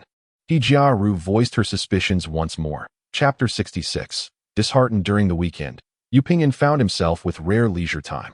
Chen Shirling sought out Yu Pingyan, desiring to spend an entire day together, only to discover that there was to be a celebration dinner at Xianyan Company that evening. This left Chen Shirling feeling somewhat anxious, especially since it was she who had organized the work for Yu Pingyan. Brother Pingyan, have there been any new revelations? Chen Shirling nestled against Yu Pingyan as they lounged on the sofa, watching a film. No significant discoveries. I observe that He Jiaru is preoccupied with work daily, showing little concern for matters of the heart. Yu Pingyan remarked regarding He Jiaru. I believe it is because the elder brother is reluctant to see her. He spends most of his time seeking out Lu Shan. Chen Shirling noted, sharing her recent observations. I have heard that He Jiaru and the elder brother have been together for several years now, yet he has found a new love. I wonder why he has not yet ended things with He Jiaru? With all these days passing, the elder brother has yet to visit He Jiaru. Could it be that he has already parted ways with her, but she is unwilling to accept this reality? Chen Shirling speculated, suggesting that she might be sending photographs to the sister-in-law in a misguided attempt to salvage their relationship by disrupting the elder brother's family. He Jiaru does not strike me as the type to act in such a manner, though that is merely my impression. Why Yu Pingyan expressed his thoughts. Why do I feel that Pingyan Gij has a strong affection for He Jiaru? Chen Shirling, upon hearing this, sat up straight and fixed her gaze on Yu Pingyan, inquiring further. Indeed, Hijiaru is quite remarkable. She possesses great abilities and does not carry the airs of a boss. She prefers to be hands-on with everything. Yu Pingyan, oblivious to the tense atmosphere, continued to praise Hijiaru. She is exactly the mature and sophisticated woman that Pingyan Gij admires. Chen Shirling's tone was less than pleasant. It was only then that Yu Pingyan sensed the discord and quickly pulled Chen Shirling closer. I only have feelings for Shirling now. In the future, I will only love Shirling, Yu Pingyan said with a faint smile, uttering words that were once difficult to articulate. That's more like it. Chen Shirling nestled against Yu Pingyan, playfully retorting. Is there any progress with Lushan? We are becoming increasingly familiar with each other. I've visited her home twice, and she has been quite warm and welcoming. To be honest, if it weren't for the fact that there's an older brother involved, we'd be quite suited to be friends. Chen Shirling shared her impressions of Lushan. Can we be certain that the matter regarding the photograph doesn't involve her? She is unaware that the older brother is already committed, so I doubt it's her. However, while visiting her home, I discreetly glanced into her wardrobe and found no trace of the dress seen in the photograph. Are you suggesting that the photograph was not sent by her, and that the woman in the photograph is also not her? I believe it is indeed Hijiaru, Chen Shirling stated confidently, her conviction unwavering. If the photograph was sent by Hijiaru, then who is the woman depicted? Yu Pingyan questioned, perplexed. It is her, of course. A self-directed performance? Isn't she from a public relations company? These are their specialties. Chen Shirling remarked disdainfully. While Yu Pingyan nodded non-committally, yet he still felt that Hijiaru would not resort to such tactics. What are your plans regarding Lushan? Yu Pingyan inquired. I haven't figured it out yet. I fear that if I directly inform her that the older brother is already committed, she might not take it well. Chen Shirling expressed her concerns. Continuing to delay may leave the sister-in-law with no explanation, Yu Pingyan added. Indeed, just yesterday, the sister-in-law asked me about it, and I didn't know how to respond, so I fabricated some excuses to brush it off. Should we inform the older brother directly about this matter? That would be futile. My father cannot even manage his affairs outside. I think we need to find a way for Lushan to withdraw on her own. What should we do? The usual method. I'll have Chen find a tall, handsome, wealthy suitor to pursue her, prompting her to willingly step back. Yu Pingyan found it amusing that Chen Shirling still wished to extol Chen Jiren at this moment. By the way, the day before yesterday, the older brother contacted me and asked why I hadn't been to Hongdao recently. What did you say? Chen Shirling inquired. I mentioned that I was dealing with some matters regarding Anhua. Chen Shirling nodded. The older brother also mentioned. What did he say? He said he would discuss our engagement with my parents. How come I wasn't informed about this? The older brother is truly something. Chen Shirling found her elder brother rather peculiar, yet upon reflection, she surmised that he must have believed she would be more than willing. Thus he did not seek her opinion, although it seemed somewhat abrupt of him. She nonetheless felt a flicker of joy within. Chen Shirling gazed at Yu Pingyan and tentatively inquired in a gentle tone, if Uncle Chen and my parents have no objections, I am indifferent. After all, we will be together for the long haul, so why not establish our relationship definitively? Yu Pingyan, naturally, had no objections to the notion of marriage, having previously proposed to Chen Shirling. While he was not particularly romantic, Chen Shirling found great delight in his straightforwardness, and she playfully clung to him. Brother Pingyan, the moonlight is truly enchanting tonight, Chen Shirling exclaimed, drawing closer to him. You are even more beautiful than the moonlight. Shouldn't it be said that the breeze is gentle as well? Chen Shirling pondered. Somewhat perplexed. Hijiaru and Rebecca convened at a CAF. I conducted further inquiries into Yu Pingyan's background and discovered that he indeed has some connection to Chen Jiren. Rebecca disclosed her findings. Hijiaru maintained a composed demeanor, seemingly unperturbed by the revelation. How did you come to know this? Rebecca asked curiously. What is the nature of the relationship between Yu Pingyan and Chen Jiren? Although Yu Pingyan was affiliated with Anhua, he was currently overseeing the consulting project at Hongda, and according to sources from Hongda, he had significant ties to the Chen family, particularly with Chen Dajuan and Chen Jiren. Rebecca elaborated on her investigation. That's Chen Jiren. Hijiaru shook her head in resignation. Are you implying that Yu Pingyan was sent by Chen Jiren to pursue you? Could there be any other possibility? Hijiaru retorted. Rebecca shook her head, adding, Yu Pingyan appears quite earnest and honest. Moreover, did he not claim to have a girlfriend? Perhaps that is their clever strategy, knowing that those wealthy playboys or pretty boys would be ineffective against me. They deliberately crafted a harmless persona. If what you suggest is true, that is truly alarming, Rebecca exclaimed, her expression somewhat exaggerated. What do you intend to do? She continued. Let's just fulfill Chen Jiren's wishes. I no longer wish to prolong this. Hijiaru replied. But how can you do that? Wouldn't that be too much of a compromise for yourself? In contrast to Hijiaru's unwavering tranquility, Rebecca appeared quite agitated. Oh, once you let go, it becomes inconsequential. I've contemplated various outcomes, and this is not the worst. As she spoke, Hijiaru turned her gaze toward the bustling street scene outside the CF, tears silently cascading down her cheeks. Chapter 67. Bidding farewell to the past. That evening, Yu Ping'an arrived at the venue for the celebration as promised. Colleagues had already gathered in small clusters, engaged in lively conversation. Shortly thereafter, Hijiaru arrived at the venue. In a fleeting glance, Yu Ping'an was astonished to see that Hijiaru was adorned in a stunning dress that perfectly accentuated her figure. Identical to the one in the photograph, Hijiaru gracefully walked to the center of the venue and declared, "This press conference has been a resounding success, and our clients are exceedingly pleased. Everyone has worked diligently lately." As she spoke, Hijiaru slightly nodded, conveying her gratitude to all. "Furthermore, we have recently welcomed several new colleagues to our forefront team, and I would like to take this opportunity to extend a warm welcome to them." Hijiaru continued, gesturing towards the new arrivals. The two newly appointed project managers, upon hearing this, immediately stood up to wave at their colleagues, and Yu Ping'an, noticing this, hastily rose to greet everyone as well. Subsequently, the celebration banquet commenced, filled with lively exchanges and clinking glasses. That moment, Yu Ping'an felt a mix of emotions as he gazed at Hijiaru, his mind inevitably wandering. The woman in the photograph must undoubtedly be Hijiaru. Unless it was an extraordinary coincidence that another woman possessed the same dress and was also Chen Jiren's lover. Although such a possibility could not be entirely dismissed, it seemed exceedingly unlikely.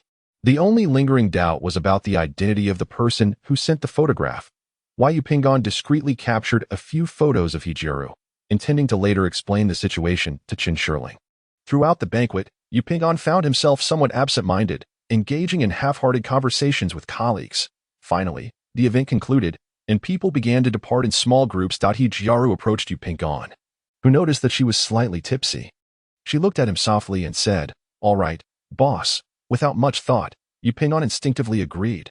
They both got into the car, and Yu Ping'an asked a question. At that moment, Hijiaru suddenly seized Yu Ping'an's collar, forcefully pulling him to the passenger seat, and without further ado, kissed him. Yu Ping'an was taken aback by this unexpected turn of events and instinctively attempted to push her away. However, Hijiaru held on tightly, passionately continuing to kiss him. After a struggle, Yu Ping'an finally managed to push her away, noticing her flushed face, disheveled hair, and attire. Hijiaru, shedding her earlier wild demeanor, now sat quietly, gently smoothing her tousled hair. Yu Ping'an, still bewildered by her sudden change, remained silent. Suddenly, the once calm Hijiaru buried her face in her hands and wept. Yu Ping'an grew increasingly uneasy, asking, "Boss, are you all right? I initially believed I could calmly accept this reality, but I have overestimated myself." Hijiaru whispered sorrowfully. "Boss, are you okay?" Yu Ping'an remained perplexed. After a while, Hijiaru managed to compose herself slightly, lifting her tear-streaked face and disdainfully saying to Yu Ping'an, "You should go tell Chen Jiren that I have found someone new, that I have grown weary of him, that I no longer love him. Present the video screenshots as evidence." As she spoke, she pointed to the camera in the car. This point, Yu Ping'an began to grasp some of the situation and tentatively said, "Boss, it seems there is some misunderstanding here." With that, Hijiaru prepared to exit the vehicle. Upon witnessing the scene, Yu Ping'an seized Hijiaru's hand and implored, "Boss, please hold on for a moment. There is something I must convey to you." After a brief period of contemplation, Yu Ping'an resolved to lay bare the entire situation. As he sensed from Hijiaru's demeanor that she was prepared to sever ties with Chen Jiren completely, and that she might have misconstrued his intentions, since the initial objective had been achieved, there was no longer any need for further deception. Consequently, Yu Ping'an recounted the entire saga to Hijiaru, presenting her with the incriminating photographs. "This is indeed me," Hijiaru exclaimed, recognizing herself in the images. "Who took these photographs?" she inquired, her brow furrowed in confusion. To be candid, we initially speculated that this was a performance orchestrated by you. Yu Ping'an relayed Chen Shirling's conjecture. "Why would I do such a thing? Although I share feelings for Chen Jiren, I would never stoop to that level," Hijiaru retorted, a hint of anger in her voice. "Truth be told, I have long wished to extricate myself from this fruitless relationship." But her thoughts were tumultuous, and after hearing Yu Ping'an's account, her confusion intensified. "Boss, I have faith in you," Yu Ping'an affirmed resolutely. "Please refrain from calling me boss. There is no matter of trust here, in this relationship. Neither Chinjiren nor I are virtuous individuals. This relationship ought not to exist. Hijiaru remarked with self-deprecation. Perhaps this is for the best. Otherwise, I would never have mustered the resolve to leave him. I apologize, boss, for deceiving you as well, Yu Pingyan responded softly. What I did just now was also an affront. I believed you were sent by Chinjiren to pursue me, which is why I attempted to cooperate with you. Hijiaru whispered, her cheeks flushed with embarrassment. In truth, a person as exceptional as you will undoubtedly encounter someone even better. Yu Pingyan reassured her. By the way, among those who are courting you, there may indeed be individuals arranged by Chinjiren. So do exercise caution. That is of no concern. Tomorrow I shall formally approach Chinjiren to propose a breakup. If there are indeed people he has arranged, they will naturally withdraw. Hijiaru appeared remarkably at ease, as if she had come to terms with her situation. Boss, each day is the first day of the rest of your life. Therefore, please greet tomorrow joyfully as the inception of a new chapter. Indeed, tomorrow shall herald a brand new me, Hijiaru replied with a smile, adding, Oh, Pingyan, I have no qualms about a May-December romance, nor do I mind if my partner's financial standing is not on par with mine. As she exited the vehicle, Hijiaru flashed a playful smile and cast a flirtatious glance at Yu Pingyan. Before he could respond, she had already departed. Gazing at her enchanting silhouette, Yu Pingyan felt a whirlwind of emotions. Chapter 68. The suicide incident after a weekend had elapsed. The work week commenced anew. Zhuge Yichen arrived early at Qin Shiling's office. Qin Shiling apprised Zhuge Yichen of the developments concerning Hijiaru. So, it follows that the photographs certainly were not sent by Hijiaru? Zhuge Yichen proposed, contemplating the implications. Given Hijiaru's current stance, it may indeed not be her. Qin Shiling had to concede that her initial deduction was mistaken. Could it be Lu Shan? No, that seems unlikely. I truly don't believe it could be her. Although she had ruled out Hijiaru's suspicions, Qin Shiling remained convinced that Lu Shan was not the true instigator. Has your elder brother been here in the past couple of days? Zhuge Yichen inquired. No, Qin Shiling replied, shaking her head. You haven't seen Lu Shan these past few days? Zhuge Yichen questioned, puzzled. No. When I arrived, her car was still in the parking lot. Could she be ill? As she spoke, Qin Shiling took out her phone and dialed Lu Shan's number. After a brief wait, she hung up when the call went unanswered. She's still not picking up, Qin Shiling said, tucking her phone away with a sense of resignation. If we can't reach her, let's go out for a stroll today, Zhuge Yichen suggested casually, proposing a moment of relaxation. All right, but let's first check the 9th floor. If she is indeed unwell, we ought to lend our support, Qin Shiling remarked. Very well, let's go take a look, Zhuge Yichen agreed. Observing Qin Shiling's evident concern for Lu Shan, Zhuge Yichen occasionally found himself questioning Qin Shiling's stance, genuinely worried that she might be treating Lu Shan as her new sister-in-law. Upon reaching the 9th floor, Qin Shiling pressed the doorbell. Given that the apartments here were spacious, she worried that Lu Shan might not hear her knock, so she knocked several times with force, calling out, Sister Lu, open the door. Let's give it up. She is probably not home. Let's leave, Zhuge Yichen said impatiently, offering his advice. Qin Shiling, finding no alternative, reluctantly decided to abandon the effort. Just before departing, an impulsive thought crossed her mind, and she pulled on the front door, only to discover that it was unlocked, allowing her to push it open. Surprised by the unlocked door, Qin Shiling glanced at Zhuge Yichen, whose face mirrored her astonishment. Without further hesitation, she stepped inside, continuing to call out, Sister Lu, it's Li Xiaoyu. Should we check the bedroom? Qin Shiling tentatively asked, mindful that they were in someone else's home. Why not? Zhuge Yichen thought. They had already come this far, so why be polite? Qin Shiling and Zhuge Yichen quietly pushed open the bedroom door, and at once, they saw Lu Shan lying on the bed, appearing to be asleep. Sister Lu, you're home. Why aren't you responding when I call? Qin Shiling said, somewhat reproachfully, while contemplating the possibility that Lu Shan was genuinely ill, given how deeply she seemed to be sleeping. The two approached the bedside. Zhuge Yichen, feeling anxious, nudged Qin Shiling with his elbow, signaling her to look at something on the nightstand. Following Zhuge Yichen's gaze, Qin Shiling noticed a bottle of open medication and a half-consumed bottle of red wine on the nightstand. Is she really sick? Qin Shiling muttered to herself, leaning closer to assess Lu Shan's condition. Shiling, take a closer look at that medication, Zhuge Yichen cautioned, preventing her from getting too close to Lu Shan. What kind of medication is it? Qin Shiling meticulously examined the medicine bottle, which bore the inscriptions Wapizaklong in a prominent line below it stating suitable for various types of insomnia, sleeping pills, Chen Shirling exclaimed. Surely, she hasn't taken her own life. Zhuge Yichen's voice trembled slightly. Hastily, Chen Shirling rushed to Lu Shan's side, vigorously shaking her shoulders. From the very touch, she sensed that something was amiss. She let go of Lu Shan and proceeded to check for any signs of breath. There was still no response. Overwhelmed, Chen Shirling instinctively recoiled from the bed, distancing herself from the woman who had now become a lifeless corpse. Dead, Chen Shirling stared vacantly at Lu Shan, who lay on the bed as if merely asleep. Observing this, Zhuge Yichen promptly began dialing emergency services and the police. Before long, both doctors and officers arrived at the scene. May I ask who you two are? A police officer inquired of Chen Shirling and Zhuge Yichen. We reside on the 12th floor. We are friends of Lu Shan, and we have been unable to contact her for the past 2 days, so we came to check on her, Zhuge Yichen elucidated. At that moment, Chen Shirling felt somewhat disoriented, her mind clouded with confusion. How did you enter this room? Zhuge Yichen explained, with Chen Shirling nodding in agreement beside him. Based on the circumstances at the scene, it appears that the deceased likely took an overdose of sleeping pills and committed suicide. Suicide? How could she possibly take her own life? Though she had anticipated this conclusion, Chen Shirling still questioned in astonishment. As for the reasons behind the suicide, further investigation is necessary. Aren't you her friends? You should know her circumstances better than we do. The officer regarded Chen Shirling and Zhuge Yichen with a scrutinizing expression. I truly believe she would not take her own life. Chen Shirling voiced her conviction, which was precisely why she found it so difficult to accept the grim reality before her throughout their time together. She had detected no signs whatsoever. Yichen, Shirling, what are you doing here? Chen Shirling and Zhuge Yichen turned towards the voice, only to find Officer Lu Ming. The two swiftly relayed their understanding of the situation to him. There are many reasons why individuals choose to end their lives. Some are indeed entirely undetectable. Lu Ming addressed Chen Shirling's concerns. Yet, Chen Shirling remained steadfast in her belief, utterly perplexed as to why Lu Shan would take such a drastic step. At that moment, an officer handed a piece of paper to Lu Ming, saying, Lu team leader, take a look at this.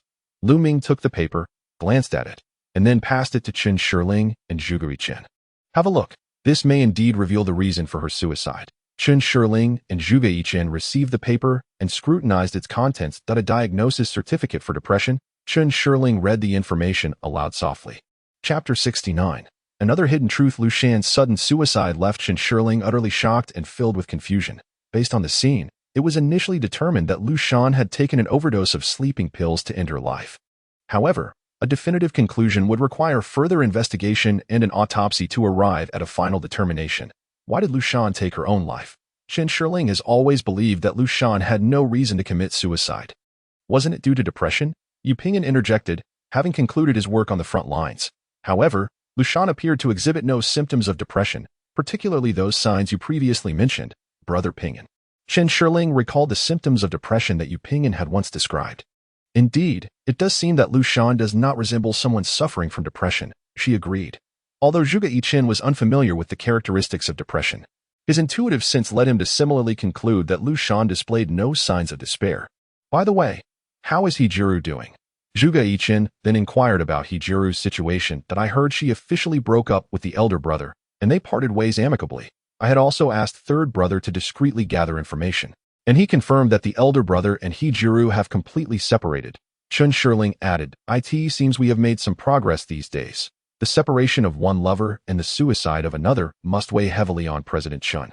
Zhuge Yichen expressed concern for Chen Jiren's emotional state. That why Yu Pingyan speculated. Could it be that she did not genuinely wish to end her life, but rather aimed to frighten the elder brother? Upon hearing this, Chen Shirling sensed that there might be more to the story. However, we were the first to discover Lu Shan's tragic demise. Zhuge Yichen questioned, Is it possible that Lu Shan intended to threaten the elder brother with suicide? But it backfired and she truly perished? Chen Shirling continued her analysis. Alas, a life has been lost. Our speculations are futile, and this is not our burden to bear. Zhuge Yichen responded dismissively. Such a vibrant life. Extinguished just like that. Chen Shirling felt a twinge of sadness, perceiving Zhuge Yichen's indifference towards the passing of an individual as somewhat callous. Why Yu Pingyan remained silent. Yet he harbored a vague sense that the matter was not as straightforward as it appeared. On that day, Chen Jiren was in the office of Hengda when several individuals unexpectedly arrived. After presenting their credentials, the secretary, upon realizing they were police officers, dared not intervene, but hurriedly followed them into Chen Jiren's office. Chen Jiren was taken aback by their sudden entrance and glanced at the secretary, seeking an explanation. Mr. Chen, these officers say they need to speak with you. The secretary promptly clarified. Very well, you may leave for now. Chen Jiren replied, noting the serious expressions of the officers. Hello, are you Chen Jiren?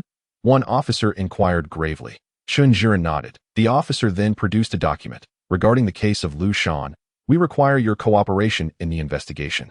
This is a summons for questioning. Upon hearing this, Chen Jiren's expression darkened, yet he did not appear overly alarmed, as if he had anticipated this moment. Chen Jiren cautiously asked, Yes, please accompany us. Chen Jiren was summoned by the police, prompting Chen Dajun to call upon Chen Shirling and Chen Jilai.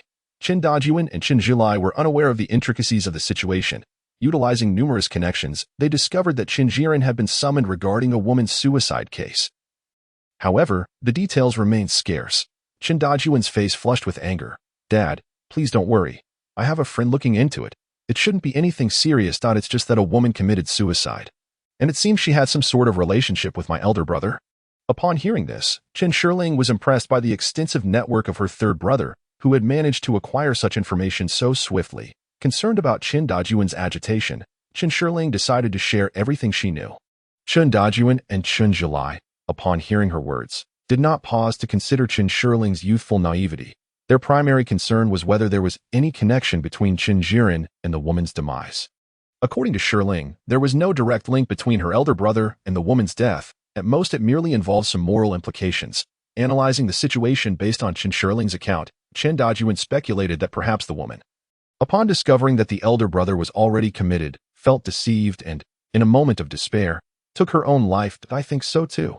If that's the case, my brother should be fine. Chen Jilai concurred. The sudden apprehension of Chen Jiren by the police caught Chen Shirling off guard.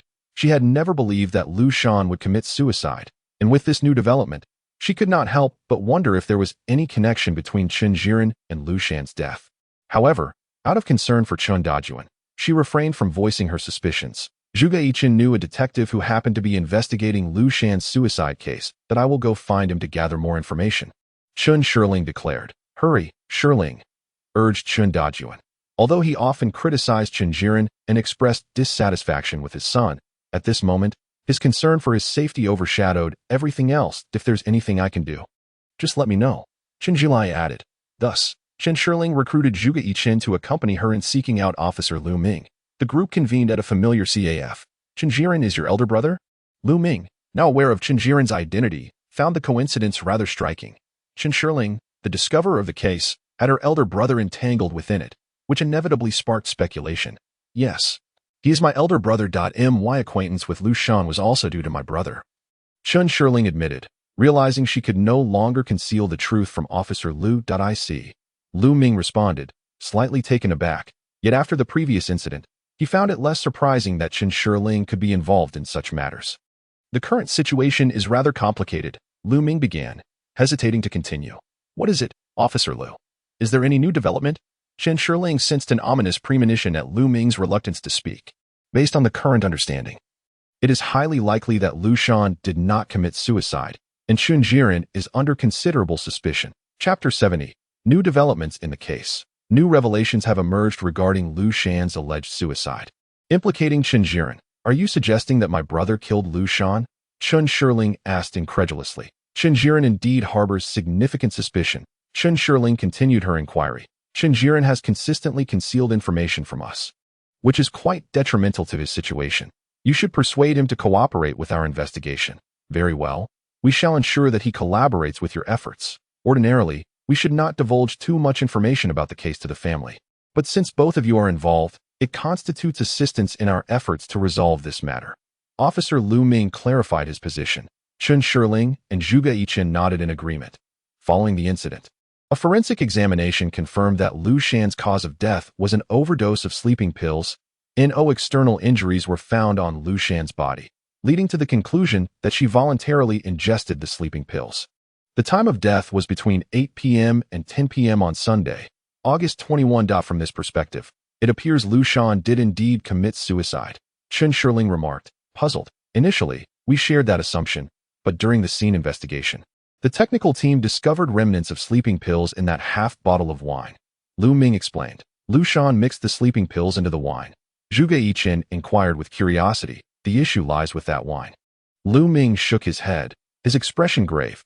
Tests revealed that the components of the sleeping pills in the wine differed from those found at the deceased's bedside. The sleeping pills at the bedside were a type known as Zalplon, which has minimal side effects, whereas the sleeping pills in the wine were triazolam, a potent medication that can be lethal with just 5 or 6 tablets. Are you implying that Lu Shan ingested 2 different types of sleeping pills? Chun Shirling questioned, somewhat confused. Could it be that Lu Shan unknowingly consumed the wine containing triazolam? Zhuge Yiqin speculated. Lu Ming nodded, indicating that this possibility is quite strong, and the results from the autopsy confirmed that Lu Shan's death was indeed due to an overdose of triazolam, rather than Zalplon poisoning. Chun Shirling remained perplexed. What does this have to do with my brother? After investigation, we discovered that Qin Jiren had visited Lu Shan's residence around 5 a.m. on August 22nd. According to the autopsy results, Lu Shan had already passed away by that time, yet Qin Jiren did not report the incident. He simply left Lu Shan's residence quietly. So, we were not the first to discover Lu Shan's death? Zhuge Yiqin remarked. Indeed, based on our investigation, Qin Jiren should be the first person to have found the deceased, yet we do not know why he chose not to report it. Lu Shan is the lover of my brother. He must be concerned that if he reports to the authorities, their relationship will be exposed, which is why he has refrained from doing so, Qin Shirling attempted to explain. Indeed, although your brother admits to having visited Lu Shan's residence, he steadfastly asserts that they are merely friends, claiming he left upon believing she was asleep at that moment. Lu Shan was already deceased. While it is indeed questionable that Qin did not report the incident, it does not necessarily implicate him in her death, does it? Zhuge Yiqin raised an inquiry. Upon investigation, we discovered that the wine bottle bore Qin Jiren's fingerprints, and the deceased had sent him a message prior to her demise. Qin Shirling and Zhuge Yiqin were left speechless upon hearing this. Did my brother place sleeping pills in that wine? Qin Shirling could hardly fathom that Qin Jiren would commit such an act. It cannot yet be conclusively determined that it was your brother, as his explanation is that he indeed purchased that bottle of wine and placed it in the cabinet, which is why his fingerprints were found on it. What message did Lu Shan send to Chun? Zhuge Yiqin inquired. The gist of it was a demand for Qin Jiren to provide her with a formal acknowledgement of their relationship. Otherwise, she threatened to end her life to make a statement. Lu Shan is attempting to pressure him, isn't she? Zhuge Yiqin realized with a start. Why would she resort to such extremes? Could it be that she discovered my brother is already committed? Qin Shirling still could not comprehend. Perhaps it is because she is with child? Lu Ming suggested. What? Lu Shan is pregnant. Both Qin Shirling and Zhuge Yiqin exclaimed in astonishment. Indeed, all current evidence indicates that Qin Jiren is a prime suspect. With both motive and method of murder clearly outlined, Lu Ming stated gravely, that cannot be. It is impossible. Qin Shirling was in disbelief, yet the harsh reality remains that Qin Jiren is the principal suspect. Furthermore, Lu Shan represents a tragic loss of 2 lives. Regardless of circumstances, it is a small life, causing Qin Shirling immense sorrow. At present, Qin Jiren remains unwilling to cooperate with our investigation, leaving many aspects ambiguous.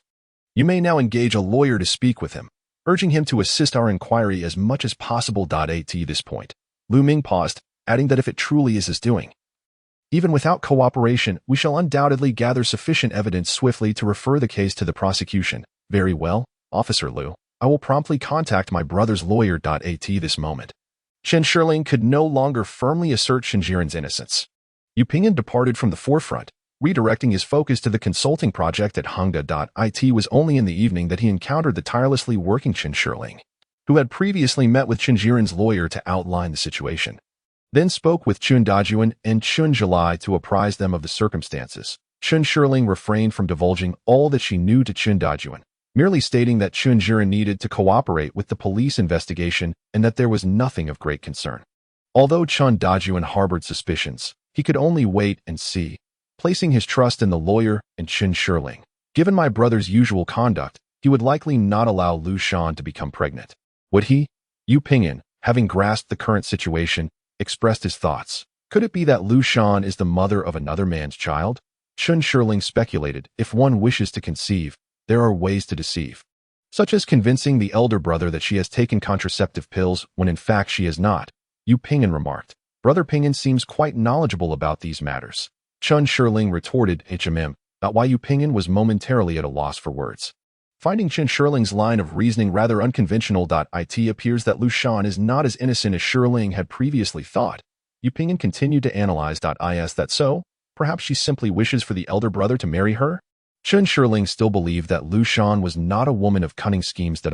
However, think that those photographs might have been sent by Lu Shan to your sister-in-law. Yu Pingyan maintained his stance that Lu Shan was indeed a complex character. Chapter 71. Analyzing the case. Yu Pingyan felt there were many ambiguities surrounding Lu Shan's case. When was the last time the elder brother visited Lu Shan? He inquired that on Friday, the elder brother stayed overnight at Lu Shan's place. He likely did not return on Saturday or Sunday. At least I haven't noticed him doing so, came the reply. The current situation revealed that the wine bottle bore the elder brother's fingerprints, indicating he had indeed handled it. Yet this did not necessarily imply that the sleeping pills were placed in the wine by him. Why Yu Pingyan shared his thoughts. Exactly. Perhaps she placed them there herself? After the elder brother left, did anyone else visit Lu Shan's home over the weekend? I didn't pay much attention. I usually focus on the elder brother's movements. That's fine. We can check the elevator surveillance with the property management to see who visited the 9th floor. Are you suggesting that someone else might have placed the sleeping pills in the wine? There is a significant possibility. Yu Pingyan continued. Moreover, Lu Shan contacted the elder brother before her death, likely intending to coerce him into action. She probably believed that upon receiving her message, he would come to find her. However, it was unexpected that he only went to see her in the morning, by which time she had already passed away. But why did the elder brother wait until morning to visit Lu Shan instead of going to see her immediately after receiving her message? Perhaps he simply didn't see it. Chen Shirling speculated.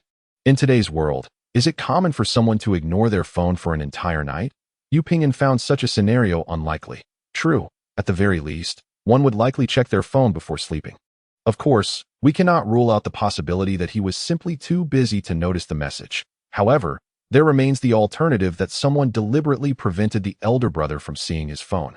But why would that person do such a thing? Chen Shirling remarked, astonished. Could it be that this individual wished for Lu Shan to perish? Indeed, this person could very well be the instigator behind Lu Shan's accidental ingestion of the sleeping pills. Yu Pingyan articulated his deduction. So, whoever the elder brother was with on Sunday night becomes the prime suspect. Chen Shirling realized, provided that the elder brother was indeed unaware of Lu Shan's use of sleeping pills.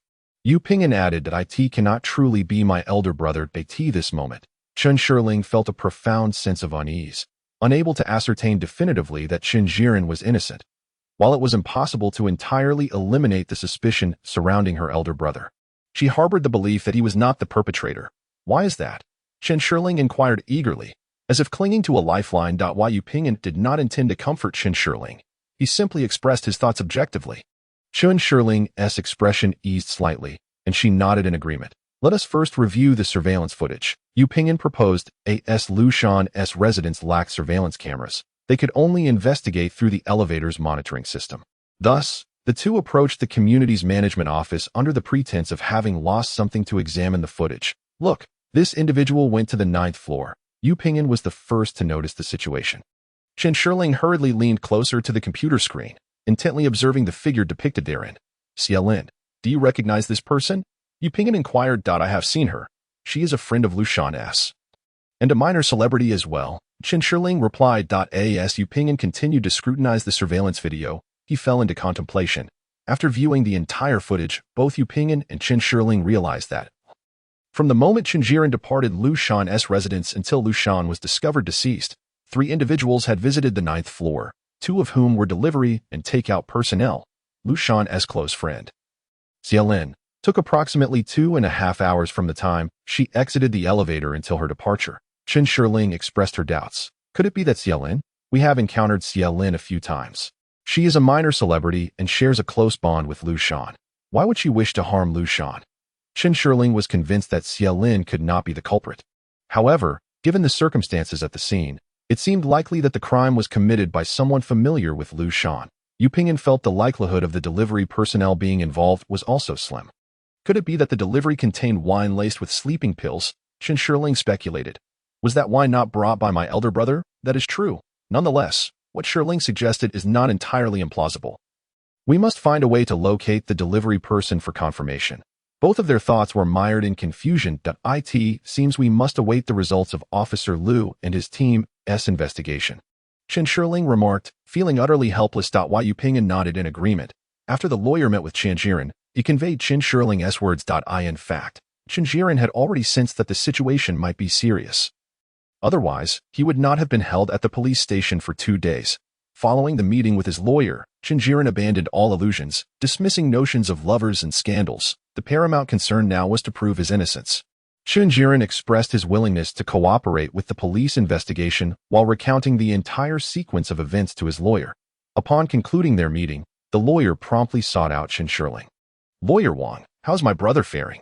Chen Shirling asked anxiously. "Mr. Chen is currently well, though he is somewhat anxious," the lawyer replied with a professional demeanor. "What has my brother stated?" Mr. Chen indicated his intention to cooperate with the police investigation. Subsequently, the lawyer relayed Chen Jiren's statements back to Chen Hiling. It was revealed that Chen Jiren spent Sunday in the company of another woman.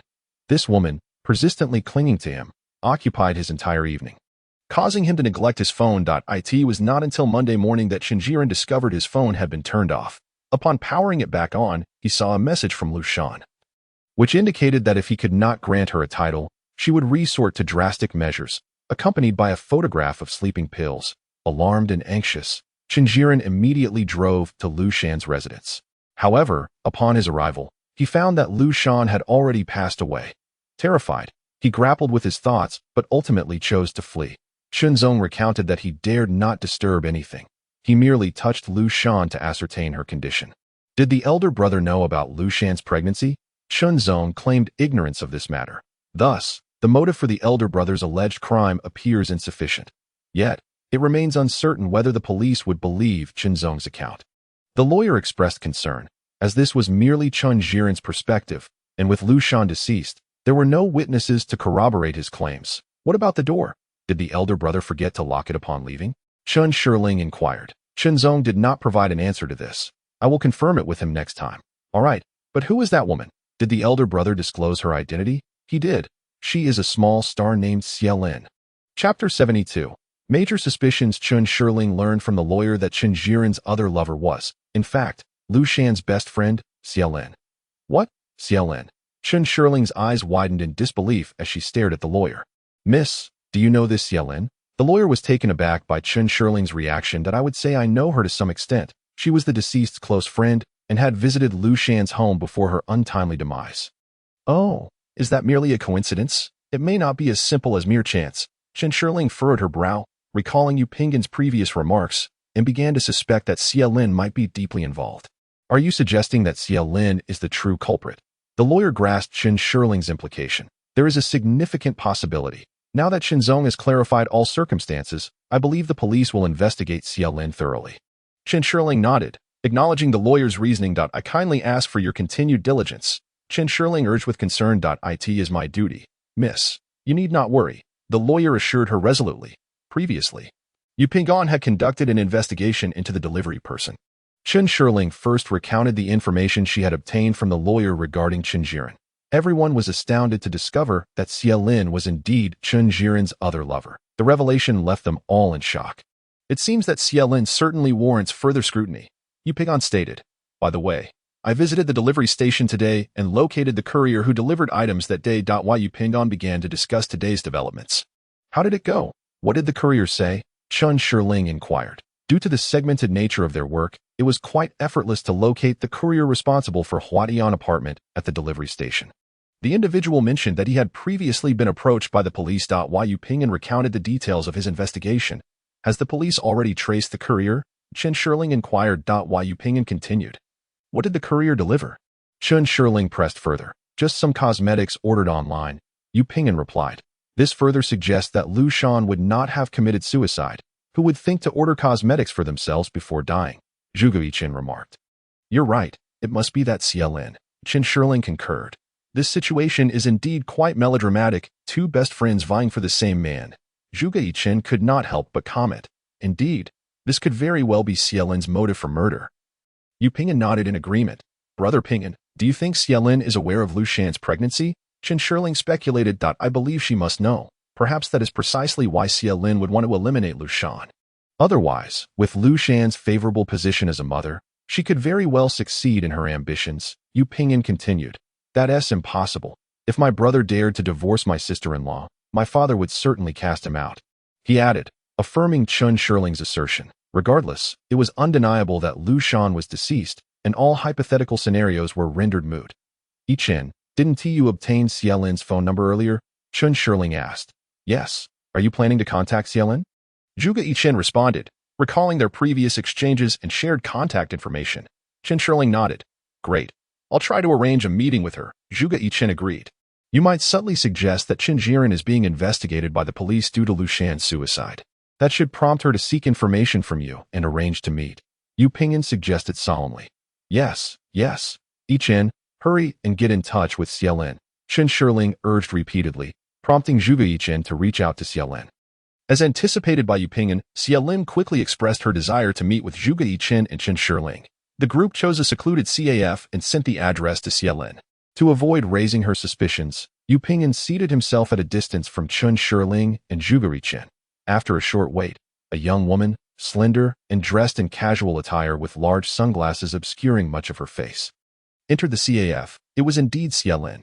She scanned the CAF's interior and quickly spotted Chun Shirling and Zhuge Yichen. Swiftly, she approached them, and they exchanged a few pleasantries. Xielin did not remove her oversized sunglasses. Concealing her expression, Chun Shirling, pondering, attempted to gauge Xielin's current emotional state, but found it challenging due to the sunglasses obscuring her eyes. Nevertheless, her tone and demeanor appeared composed and untroubled. You are aware of Lu Shan's situation, aren't you? Chun Shirling inquired. I am. I heard she overdosed on sleeping pills, Xielin replied. How could she suddenly succumb to despair? Xielin uttered sorrowfully, her tone laden with grief. Chun Shirling and the others. Xielin's demeanor appeared more akin to a feigned sorrow, as she, being an actress, could effortlessly assume such a guise. A police acquaintance of mine informed me that Lu Shan's suspected suicide may be linked to an individual named Qin Jiren. Zhuge Yichen still claimed Lu Shan's death was a suicide to avoid alarming the perpetrator. Oh, you know this Qin Jiren? Chun Shirling inquired knowingly. What difference does it make whether I do or not? Xielin replied cautiously. Well, I believe you might know why Lu Shan took her own life. After all, we are friends. Chun Shirling haphazardly proposed a rationale. Since Lu Shan is already gone, I shall disclose the truth. Xielin sighed, her words trailing off enigmatically. Chun Shirling and Zhuge Yichen leaned in, intent on grasping what Xielin was about to reveal. In fact, when you first approached Lu Shan, she recognized you immediately. You are not Li Xiaoyu. You are Chun Shirling, the sister of Qin Jiren, correct? Xielin paused, then continued. Chun Shirling and Zhuge Yichen were left dumbfounded. It turned out that the hunter, who believed herself to be concealed in the shadows, was the true prey. Are you saying Lu Shan knew Shirling's identity? Then why did she pretend otherwise? Zhuge Yichen was the first to ask, because Lu Shan was aware that you were approaching her for the sake of Qin Jiren. She feigned ignorance, quietly observing your intentions. Did Lu Shan know my brother has a wife and children? Chun Shirling asked plaintively. If Lu Shan recognized you as his sister, do you think she was unaware that Qin Jiren was married? Xielin retorted with a hint of disdain. It dawned on Chun Shirling that she had been thoroughly deceived by Lu Shan, whom she had always perceived as a pure and kind-hearted woman. A wave of shame and anger washed over her, causing her face to flush crimson. Observing Chun Shirling's reaction, Xielin, with a malicious glee, continued. Not only did Lu Shan know that Qin Jiren was married, but she also. Chapter 73. The Love Triangle in Chun Shirling's Eyes. Lu Shan, seemingly harmless, harbored numerous secrets unbeknownst to others. Chun Shirling and her companions were bewildered by how thoroughly they had been duped by Lu Shan. Xielin, amused by the astonished and indignant expressions on the faces of the two, felt an inexplicable thrill and hastily continued. Lu Shan not only knew Qin Jiren was married, she also knew he had a long-term mistress named He Jiaru. Are you familiar with her? Chun Shirling and Zhuge Yichen nodded in unison. Acknowledging their acquaintance with He Jiaru, Lu Shan had hired someone to clandestinely photograph Qin Jiren with He Jiaru and sent those photos to Qin Jiren's wife. In Lu Shan's words, it was a clever plan that killed two birds with one stone. It would dismantle Qin Jiren's family while also sowing discord between him and He Jiaru. Xielin elaborated. Those photos were sent by Lu Shan? Chun Shirling realized. But how could Lu Shan know the address of Qin Jiren's wife in America? Zhuge Yichen questioned, perplexed. Lu Shan once confided in me that she discovered that American address through Qin Jiren's Taobao account, presumably something he had previously purchased for his wife and children. Xielin sipped her coffee leisurely, the steam forming a mist upon her sunglasses. This Lu Shan is truly scheming. Zhuge Yichen could not help but scoff. Entirely forgetting the heavy price Lu Shan had already paid. At that moment, Chen Shiling had completely relinquished her thoughts, once believing herself to be astute and in control, yet realizing she was the most naive of all. What are your thoughts on Lu Shan's demise? Zhuge Yichen, not having forgotten the purpose of their gathering, inquired tentatively. What do I think? How could I possibly know? I'm not a worm in her belly. Am I? Xiaolin exhibited her aversion to the topic, deftly diverting the conversation. Are you aware that Lu Shan suffers from depression? Chen Shiling followed up with a question. I know that. She indeed has depression. But to me, she hardly seems like someone with such a condition. Chen Shiling expressed her bewilderment. You haven't known Lu Shan for long. After all, she is a renowned host, and of course, she presents a cheerful facade in front of others. That's the persona she has crafted for herself. She is, by nature, two-faced. As the conversation progressed, Xiaolin began to critique Lu Shan. So, are you suggesting that Lu Shan indeed committed suicide due to her depression? Chen Shiling pressed further. I never claimed that. I merely stated she suffers from depression. Why she chose to end her life remains beyond my knowledge. Do you believe it could be because of my brother? At this juncture, Chen Shiling saw no need to conceal her identity any longer and asked directly, I've already said I don't know. Why won't you let it go? Zhuge Yichen suddenly interjected, Lu Shan is pregnant. You know. I know. What's the matter? Xiaolin responded, her tone still composed. Nothing. I just wonder if her pregnancy contributed to her despair. Zhuge Yichen remarked. You are quite amusing. Does pregnancy still hold significance nowadays? The antics of those young models and actors could make anyone question their existence. Xiaolin disdainfully replied, looking down upon this uninformed, wealthy second generation. Zhuge Yichen shared her disdain, thinking that Xiaolin, a mere B-list celebrity, should not look down on her peers. Chen Shiling brought up Chen Jiren once more. This time, Xiaolin refrained from hastily denying or countering, but instead asked, How is your brother faring now? Is he all right? Chen Shiling, somewhat reticent about the case, responded perfunctorily. Why are they apprehending your brother? What connection does Lu Shan's suicide have with him? Xiaolin queried, perplexed. You and my brother are also in a romantic relationship, correct? Chen Shiling, no longer wishing to prolong the entanglement, asked directly, since you are both aware. Why the pretense? Xiaolin's tone was no longer as sharp as before. Isn't your brother your best friend's man? Why would you do this? Chen Shiling found it incomprehensible why Xiaolin would act in such a manner. What does it matter? Lu Shan, fully aware that Chen Jiren is a married man with children, chose to be with him regardless. Ultimately, we are all the same. Xiaolin discerned the hostility in Chen Shiling's tone and retorted coldly. How could you wealthy second-generation individuals possibly comprehend the immense effort we expend just to secure a better life? What Lu Shan possesses, why should I not be entitled to as well? Both Chen Shiling and Zhuge Yichen found Xiaolin's argument somewhat forced, yet recognized a semblance of truth in her words. Why go through all this? There are countless affluent men out there. Zhuge Yichen lamented, feeling a tinge of regret that Xiaolin could have chosen a better path. Unbeknownst to Zhuge Yichen, while Xiaolin outwardly presented herself as Lu Shan's confidant, she harbored deep-seated jealousy towards everything Lu Shan had. Finding a wealthy man was indeed Xiaolin's ambition. If she could also usurp Lu Shan's partner in the process, it would grant her even greater satisfaction. Did you come here today simply to preach to me? Xiaolin said with palpable annoyance. Chen Shiling and Zhuge Yichen found themselves momentarily at a loss for words, their suspicions towards Xiaolin intensifying. How is your brother doing now? With the conversation having stalled, Xiaolin softened her tone somewhat. He is still cooperating with the police investigation. Chen Shiling replied slowly, reluctant to divulge further information. For just a suicide case, they are making such a fuss. Xiaolin scoffed. Indeed, it's quite ridiculous. Zhuge Yichen feigned agreement. At least this trip was not in vain. We finally clarified the situation regarding those photographs. Chen Shiling reflected. All events stemmed from those photos. Now that the identities of the woman in the pictures and the sender had been established, the only thing left to uncover was the truth behind Lu Shan's death. I never expected Xiaolin to be such a person. Alas, Zhuge Yichen sighed deeply, as if the image of his perfect fairy had been shattered. I believe the police will soon trace the matter back to Xiaolin, and then the truth will be revealed. Yu Ping'an asserted, confident that clarity would soon emerge. Chen Shiling let out a long sigh. Chapter 74. The Truth Behind Illness. Friendship Hospital and City A is a comprehensive medical facility that perpetually exudes a sense of being overcrowded, regardless of the hour. The bustling lobby is filled predominantly with individuals bearing grave expressions and hurried footsteps. creating a stark contrast to the leisurely demeanor of Chen Shirling and her companions. On that day, Chen Shirling had previously seen Lu Shan's diagnosis certificate and had taken note of the hospital's name. Thus, today, the group ventured to Friendship Hospital, intending to investigate whether Lu Shan genuinely suffered from depression. Zhuge Yichen leveraged his connections to reach the head of the psychiatric department at Friendship Hospital. Having arranged the meeting time and place in advance, they proceeded directly to the office of the department head. The director, engrossed in reviewing case files, recognized the trio upon their arrival and immediately recalled that they were Zhuge Yichen's party.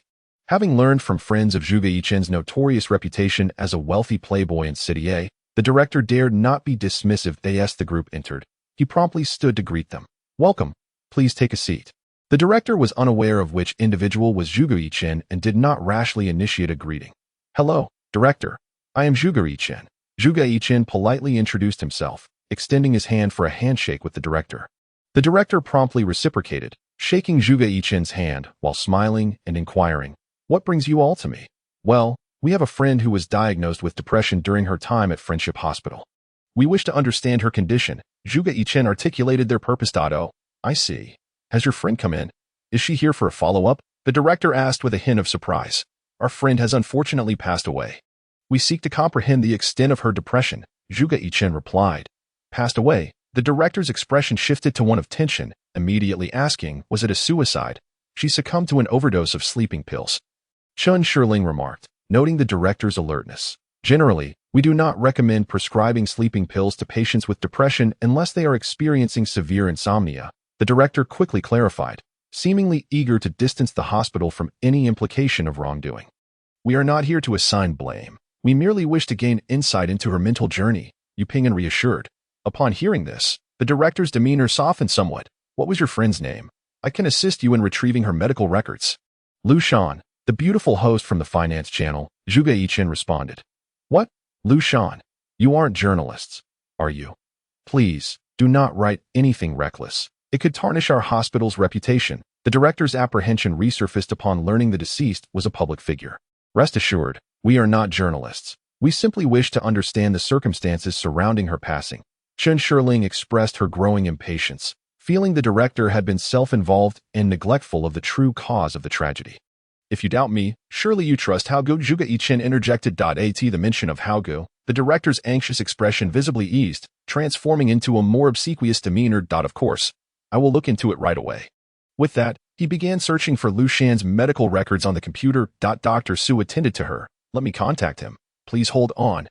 After a brief wait, Dr. Su, as referenced by the director, arrived at the office. Appearing somewhat breathless, as if he had hurried over. "Director, you called for me?" The individual, in his 40s and donned in a white coat, exuded a sense of vigor and professionalism. These individuals wished to inquire about certain matters.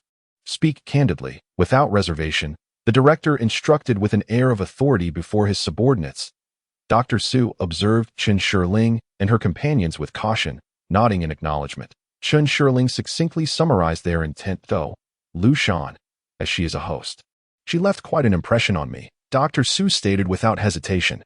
"Her symptoms were indicative of typical depression. At that time, I recommended she engage in more physical activity, consume foods rich in melatonin, and prescribe some antidepressants.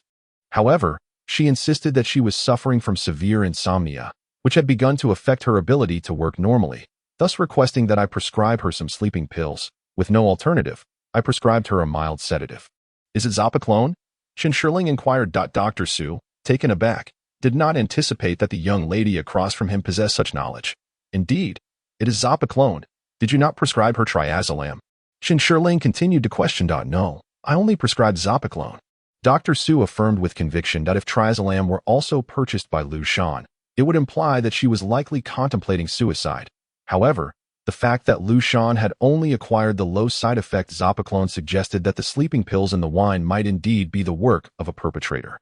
"At that time, did you notice anything peculiar about Lu Shan?" Yu Ping'an proceeded to ask. "If I were to point out something odd, it would likely be that when Lu Shan described her symptoms, she articulated them in a very systematic manner, using precise terminology, almost as if she had prepared for it. At that moment, I did not think much of it, speculating that she might have visited a psychiatric department at another hospital, thus possessing a basic understanding of depression symptoms and descriptions."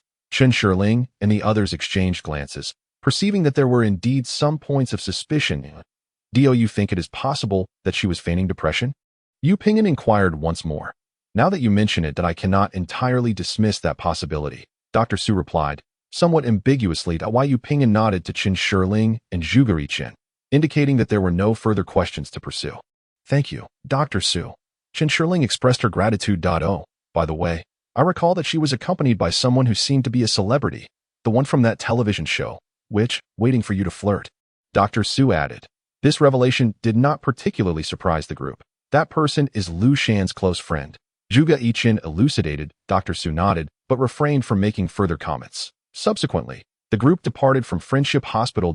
I believe Lu Shan very well could have been pretending to suffer from depression in order to persuade the doctor to prescribe her sleeping pills. Chen Shirling articulated her thoughts. Why Yu Ping'an and Zhuge Chen simultaneously nodded in agreement. Xia Lin must also be involved. If Lu Shan truly was feigning depression, then Xia Lin's insistence yesterday that Lu Shan was depressed would undoubtedly be a lie. Yu Ping'an analyzed that Xia Lin is likely the perpetrator. Zhuge Chen stated rather bluntly. Her suspicion is indeed substantial. Yet, we must await the police's final conclusions, Yu Ping'an remarked. No sooner had he spoken than his phone rang. Upon checking, he discovered it was a call from Hijiro. Why Yu Ping'an answered the call. Ping'an, could we possibly meet? Hijiro's tone was calm and gentle as she inquired. Chapter 75. Unforgettable thoughts. Yu Ping'an ended the call and turned to Chen Shirling, saying, Hijiro has requested to meet. What does she want from you? Chen Shirling asked, somewhat perplexed, not perceiving any impropriety. Is it related to President Chen? Zhuge Chen speculated. I also suspect it might be related to my elder brother. Hijiro may have heard something, which is why she wishes to understand the situation here. Why Yu Ping'an chimed in, continuing to gaze at Chen Shirling, seemingly awaiting her approval. Upon noticing Yu Ping'an's reaction, Chen Shirling smiled and said, Go ahead, brother Ping'an. We're not even through the door, and you're acting like a timid bride. Observing the playful interaction between Yu Ping'an and Chen Shirling, Zhuge Chen could not resist teasing. Look at you two. Chen Shirling, fearing that Yu Ping'an might feel embarrassed, leaned towards Zhuge Chen, pinching his face with both hands while playfully saying, If you keep talking nonsense, I'll tear your mouth off. Zhuge Chen, unable to retaliate, merely patted Chen Shirling's hands repeatedly, whimpering, I want to say another word. I want to say another word. Yu Ping'an stood by, unable to contain his laughter as he watched the two banter. In a nearby CAF close to the Frontier Company, the atmosphere was relatively quiet, with only a few patrons scattered in secluded corners, engrossed in their writing endeavors on laptops. Upon entering, Yu Ping'an immediately spotted Hijiro seated in one such corner. She was adorned in a beautiful dress, her makeup as exquisite as ever, exuding an enchanting charm that captured attention. Hijiro also noticed Yu Ping'an and elegantly waved her hand in greeting. Yu Ping'an offered a faint smile as he approached and took a seat across from her. How have you been lately? Hijiro inquired with poised eye. In that moment, Yu Ping'an inexplicably recalled the scene from the car that day. Feeling somewhat hesitant to meet her captivating gaze. I'm doing well. How about you, Miss He?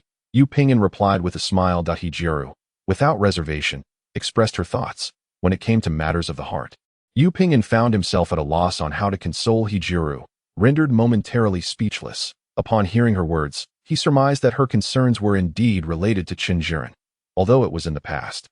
She still seemed preoccupied with his current situation. Why Yu Ping'an could not help but feel a sense of injustice for Hijiro, lamenting the years of youth and emotional investment she had squandered on someone unattainable.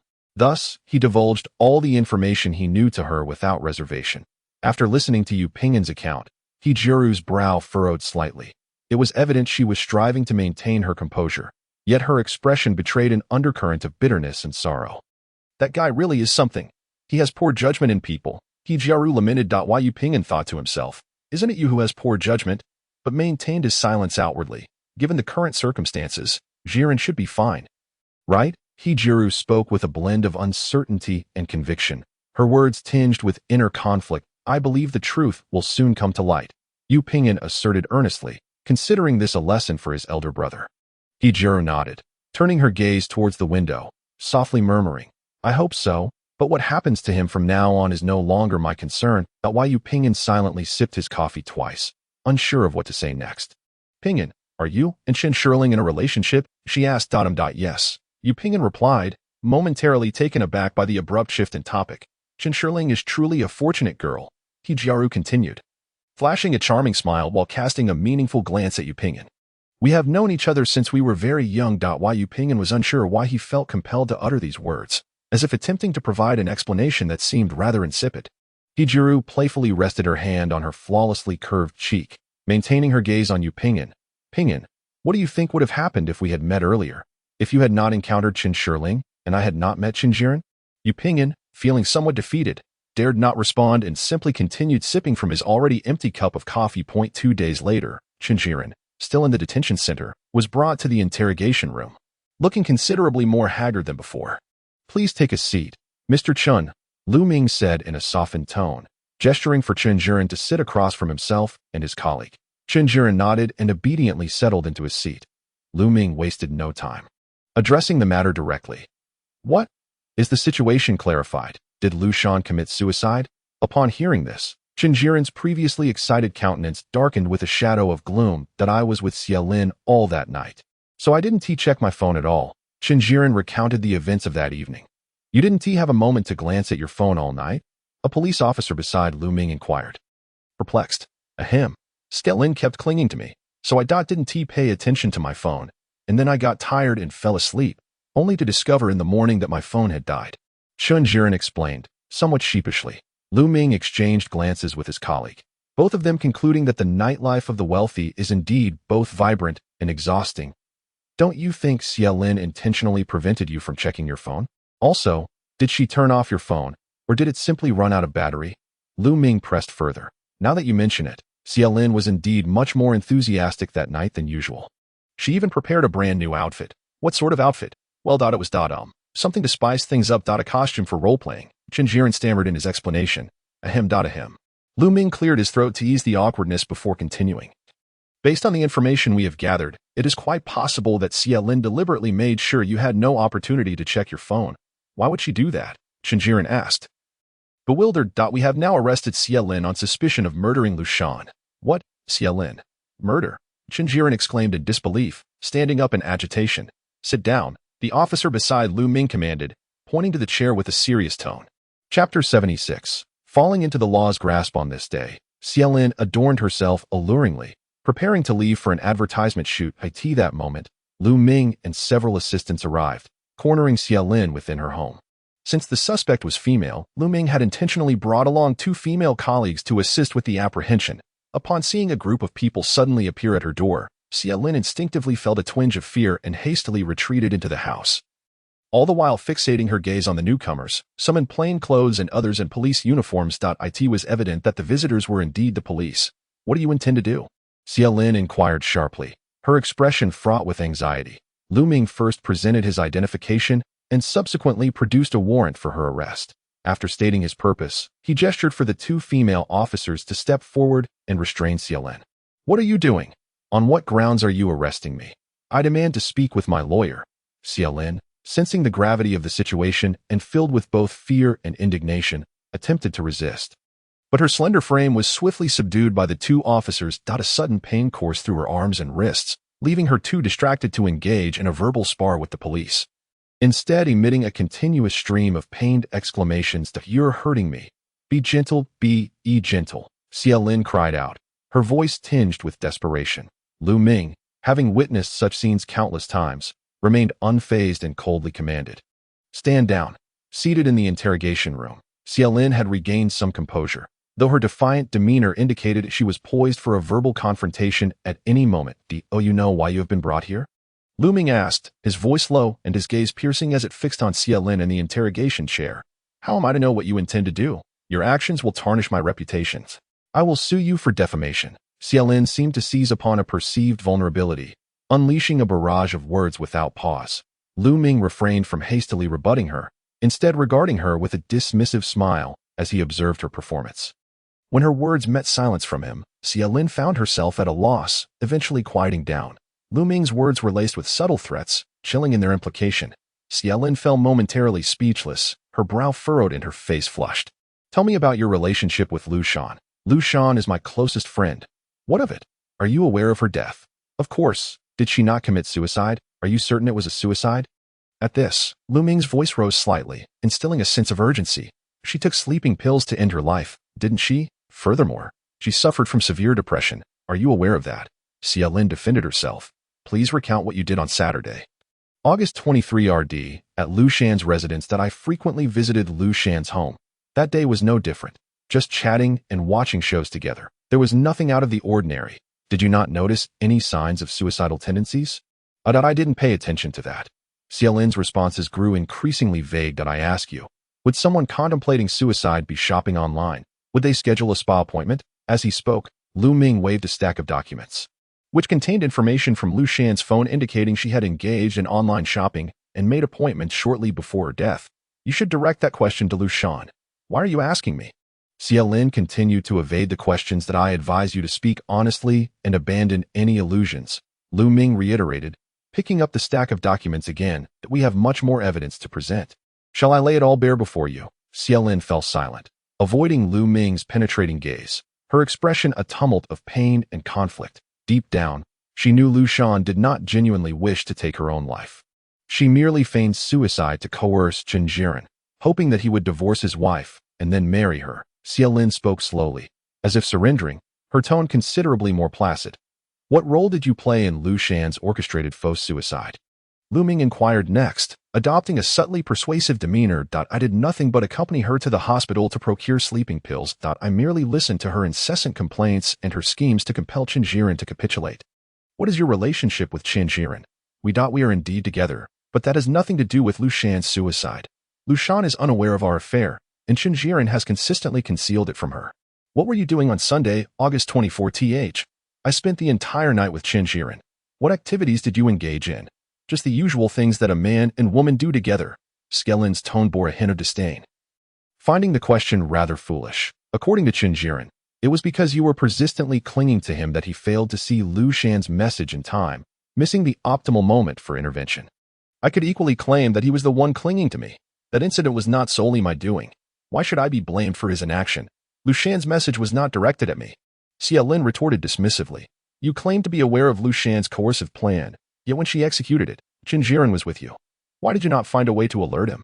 Lu Ming pressed sternly. Xia Lin fell silent, lowering her head in anxiety. Even so, Lu Shan ultimately committed suicide, which has nothing to do with me.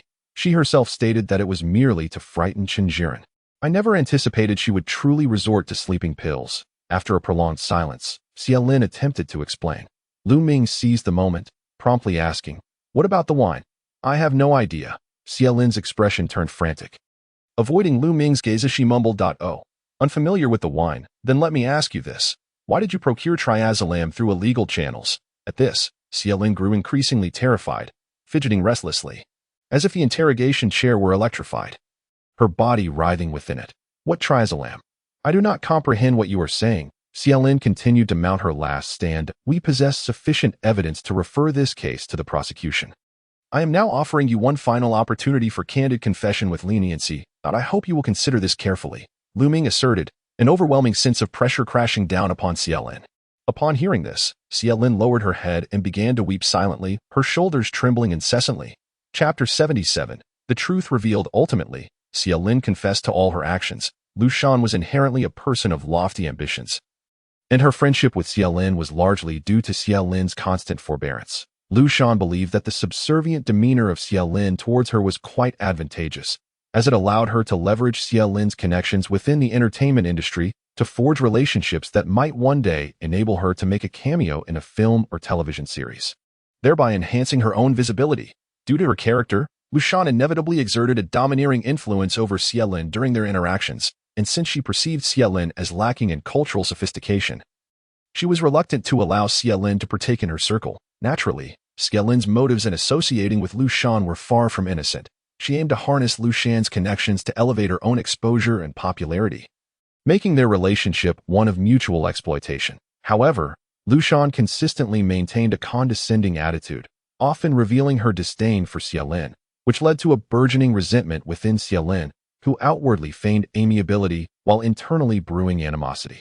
After Lu Shan became involved with Chen Jiren, she did not shy away from acknowledging Xia Lin's existence, even going so far as to flaunt her relationship in front of Xia Lin, which only stoked the flames of jealousy within Xia Lin. On one occasion, when Chen Jiren departed from Lu Shan's residence, Xia Lin seized the opportunity to follow him. expressing a desire for him to accompany her for a while. Naturally, Chen Jiren, charmed by Xie Lin's beauty and allure, was more than willing to oblige. Well-versed in the seductive arts of the entertainment world, Xie Lin initiated flirtation with Chen Jiren during their drive. Despite Chen Jiren being a seasoned player in such affairs, he found himself irresistibly drawn into Xie Lin's intoxicating charm, and they quickly began an affair. Enraptured by her gentleness, Chen Jiren once suggested ending his relationship with Lu Shan to devote himself entirely to Xie Lin. However, Xie Lin, citing a desire not to hurt her close friend, declined his kindness. Chen Jiren, deeply moved by Xie Lin's apparent concern, indulged her with extravagant gifts, renting a luxurious apartment and purchasing a new car.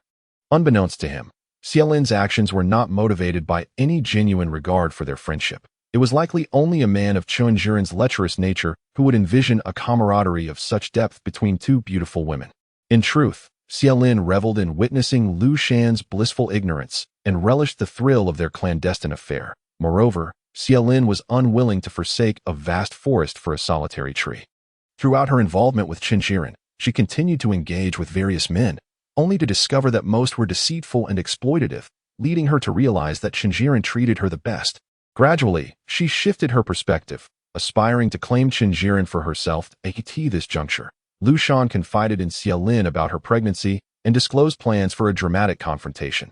This revelation incited a tempest of fury within Xie Lin, as she feared that the impending child might compel Chen Jiren to choose Lu Shan. Despite maintaining the facade of a supportive friend, Xie Lin secretly plotted against Lu Shan. Ultimately, Lu Shan resolved to leverage a false suicide and the unborn child as leverage to force Chen Jiren into making a choice.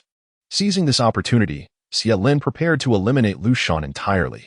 Due to Xie Lin's knowledge of Lu Shan's every scheme, she procured a potent sleeping pill and secretly mixed it into the wine, all the while donning gloves. However, she failed to consider that the wine had been purchased by Chen Jiren, leaving his fingerprints behind, which ultimately implicated him in the affair. After lacing the wine with the powerful sedative, Xie Lin deceived Lu Shan, claiming that the combination of wine and a small dosage of the sleeping pill would enhance its effects without any risk, thereby making the appearance of suicide even more convincing. Believing Xie Lin's words, Lu Shan was persuaded to follow her advice in executing her plan. Once everything was arranged, Xie Lin departed from Lu Shan's residence, taking with her some of the sleeping pills Lu Shan had purchased.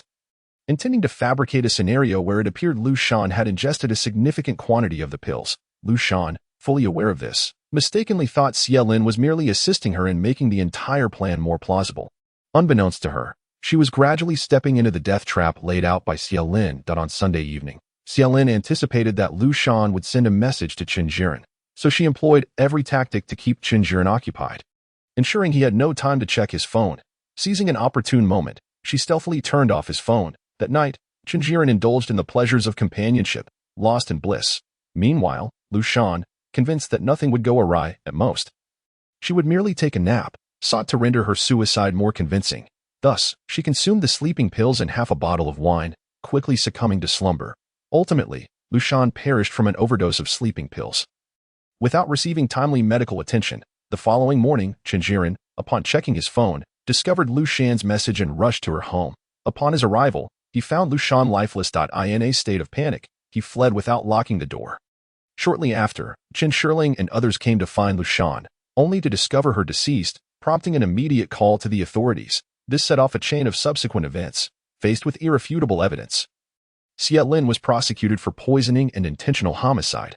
Chen Jiren, having failed to report the incident promptly, received stern admonishment from the police before being released. As he left the police station, Chen Jiren appeared haggard and despondent. Though the entire ordeal was not of his own design, it nonetheless stemmed from his actions. The deaths of Lu Shan and her unborn child weighed heavily on him, and upon learning that Xie Lin was behind it all, he was gripped by a profound sense of dread and revulsion. It was unfathomable that the gentle and enchanting figure by his side was capable of such ruthless treachery, much like a beautiful poppy, adorned with a captivating exterior, yet a deadly toxin that ensnares the unwary. Exiting the police station, Chen Shirling and Yu Ping'an awaited him outside. Upon seeing them, Chen Jiren managed a self-deprecating smile, tinged with embarrassment. He glanced back at the place he hoped never to return to, then looked up at the azure sky, standing lost in thought for a moment. Chen Shirling paused for a moment before stepping forward to speak softly. It seemed as if Chen Jiren had completed his farewells, as he turned to Qin Shiling with a smile and spoke. Thus, Yu Pingyan drove Qin Shiling and Chen Jiren in the direction of home. Chapter 78. The dust settles. Over half a year had passed since the poisoning murder case, and as the Lunar New Year approached, it appeared that everyone had returned to their normal routines. Regarding Lu Shan and Xia Lin, those in the know were tight-lipped, and a tacit understanding prevailed that no one would mention them again. Chen Jiren had thoroughly learned his lesson this time. Upon encountering beautiful women who approached him, he could not shake the feeling of impending danger. This delighted Chen Jilai, who frequently sought out his elder brother to express his gratitude. However, in Chen Jiren's eyes, his younger brother's actions felt like a mockery. Yet, he had no recourse but to immerse himself in work, occasionally seizing on his brother's shortcomings to impart some paternal wisdom in place of their father. While busy with work and enjoying the company of his wife and children, Chen Jiren suddenly found this life quite agreeable. Having spent many years away from his children, he now harbored a sense of regret for his absence. Thus, aside from his work commitments, he dedicated most of his time to being with his family, hoping to compensate for his years of absence as a father. Zhang Shui, Chen Shiling's sister-in-law, was deeply gratified by the changes in her husband, and she expressed her heartfelt thanks to her sister-in-law. She often remarked that she should have sought Chen Shiling's assistance sooner. Chen Shiling, however, did not divulge all the events to Zhang Shui. Instead, she merely assured her sister-in-law that her elder brother had completely severed ties with those frivolous women. Easing her worries, Zhang Shui had witnessed Chen Jiren's transformation and naturally believed in Chen Shiling. She pretended that his former affairs were non-existent and never deliberately brought up those matters. Chen Shiling admired her sister-in-law, recognizing that, compared to the women who clung to their husband's past mistakes, Zhang Shui was indeed a wise woman. Yet, Chen Shiling felt inadequate, believing she could not match her sister-in-law's magnanimity if it were her. The conflict with her elder brother might never cease. That day marked a family banquet at the Chen household, intended to welcome Zhang Shui and Chen Zixuan. Before the meal, the family gathered in small clusters, chatting and laughing. Pingyan is truly a handsome young man. When are you two getting married? Zhang Shui, having known Yu Pingyan for some time, but meeting him in person for the first time, sincerely remarked as she observed the tall and handsome Yu Pingyan standing beside Chen Shiling. Greetings, sister-in-law, Yu Pingyan replied with a faint smile, maintaining his usual succinctness. Chen Shiling, beaming with joy akin to blooming peach blossoms, linked her arm with Yu Pingyan and said, Sister-in-law, I'm still young. There's no rush for marriage. Pingyan, it's been nearly a year. You must have learned most of what you needed to know for your work at Anhua. When will you come to Hengdao? Chen Jiren approached his wife and instinctively started discussing matters related to Hengdao with Yu Pingyan. Elder brother, why do you go on endlessly? Chen Shiling teased. Why Yu Pingyan, ever obedient, remained silent beside them. What do you mean endlessly? I am merely considering the development of Hengdao. Chen Jiren spoke his mind sincerely. Let us discuss this matter when the time is ripe. There's no need to rush. Zhang Shui, with her considerate nature, deftly mediated the situation, not out of concern for the potential quarrel between the two siblings, as their banter was quite customary and had become routine for everyone. All right, let us set this matter aside for now. Pingyan, I have something urgent that you need to assist me with next week. Chen Jiren shifted the conversation back to work. Certainly, elder brother. You may send me the materials to review first. Upon mentioning work, Yu Pingyan immediately seized the conversation. All right, I'll have my secretary send it to you. Chen Jiren, feeling no need for formality, responded, Oh dear, why trouble Pingyan on a weekend like this? After spending time together, the rapport between Zhang Shui and Chen Jiren had blossomed into an unprecedented harmony, their exchanges resembling those of a long-married couple. We are family. There's no such thing as disturbance. Chen Jiren remarked dismissively. By the way, we must expedite the engagement matter. It has been delayed for far too long. I assent it because she began to voice her grievances about her elder brother's flirtations, which had entangled both herself and Yu Pingyan. Chen Shiling swallowed her words. Oh, Shiling, are you planning to travel? Where to? Zhang Shui inquired with interest. We haven't decided yet. Chen Shiling casually replied, Come here and help me. Chen Zixuan, who had always shared a close bond with Chen Shiling, called out to her while holding his phone. Coming. Chen Shiling responded cheerfully as she approached him, observing Chen Zixuan's earnest focus on his phone. Zhang Shui couldn't help but remarked to Chen Jiren, Let the child play. It's what he enjoys. After all these years, Chen Jiren had barely managed his own son, and with mending their father-son relationship still in the works, he dared not discipline the Chen family's eldest son. You speak so lightly. The child's primary duty is to study. I'm always the villain, while you get to play the good cop. Zhang Shui lamented about the children. By the way, Pingyan, as a graduate of a prestigious university, when you have some free time, please guide Shirling in mentoring this child and assisting him with his studies. He listens best to his little aunt. Yu Pingyan smiled faintly, accepting this new responsibility, and was reminded of the times he had tutored Qin Shirling, a warmth blooming in his heart, his face illuminating with a joyful smile. Just moments ago, Zhang Shui had been critiquing Qin Jiren for securing Yu Pingyan a job, and now she was assigning him the role of a tutor, a clear indication that they were indeed one family. Accepting this new task, Yu Pingyan approached Qin Shirling and Qin Zixuan, who remained engrossed in his phone. A quick glance at the screen revealed that Qin Zixuan was playing Jiuzhou Shanhaiji, while Qin Shirling provided expert-level guidance. Upon noticing Yu Pingyan's arrival, she looked up and offered him a subtle smile before immersing herself once more into her role as a game coach. Chapter 79. Family Matters. When dinner time arrived, the family gathered around the table, and Qin Dajuan was in exceptionally high spirits. Everyone, stop dawdling. Let us eat. Qin Dajuan gestured with his hand, encouraging them. Initially, everyone was seated with a sense of formality, believing that this rare family dinner must herald some significant announcement from Chun Dian. To their surprise, Qin Dajuan casually refrained from saying anything of import. The guests exchanged glances, a hint of astonishment evident. Yet they quickly broke into smiles and resumed their meals. Pingyan, Zixuan has always been in the United States. Since he returned, he has struggled to keep up with his studies. When you have the time, please teach Zixuan, Qin Dajuan remarked concerning his eldest grandson's academic endeavors, inadvertently aligning with his daughter-in-law's sentiments. Dad, I spoke with Pingyan today, and he said it would be no problem. Zhang Shui interjected hastily. Oh, you've already mentioned it. Qin Dajuan beamed, addressing Zixuan, your father, along with your second and third uncles, did not excel academically. You must not follow in their footsteps. Instead, learn diligently from your uncle Pingyan. Qin Dajuan directed a few more words toward Qin Zixuan while simultaneously taking jabs at his sons. Grandfather, my little aunt excels in her studies, right? I can learn from her. Qin Zixuan, who shared a close bond with Qin Shirling but was less familiar with Yu Pingyan, cleverly thrust Qin Shirling forward as a shield, fearing that his grandfather might appoint a strict tutor for him. The room erupted in suppressed laughter at Qin Zixuan's words, particularly because Qin Shirling's academic performance was hardly commendable. However, Qin Dajuan never dared to criticize his precious daughter, leading Qin Zixuan to mistakenly believe that his aunt was quite accomplished. Qin Shirling, possessing a keen self-awareness, mused that while playing with this boy was acceptable, teaching him was a different matter altogether. Zixuan, indeed, your little aunt excels in her studies, but that's largely due to the excellent guidance of your uncle Pingyan back in the day. Therefore, you must follow his example and study diligently. Qin Shirling said with a mischievous smile, adopting an exaggeratedly earnest tone. Oh, all right. Qin Zixuan, left with no alternative, lowered his head in acquiescence, stealing a glance at Yu Pingyan, who was also observing him with a faint smile, prompting him to quickly focus on his meal. Certainly, Uncle Qin. I will gladly tutor Zixuan when I have the opportunity, though I must admit that it has been a long time since my graduation, and I fear I may have forgotten many key concepts. Yu Pingyan replied to Qin Dajuan. Excellent. Qin Dajuan's face brightened with a hearty smile. What Zixuan lacks is the method and approach to studying, an area in which Pingyan excels. By the way, Pingyan, I wish to invite your parents to join us for a meal. Qin Dajuan suddenly recalled, continuing. All right, Uncle Qin, may I ask what the occasion is?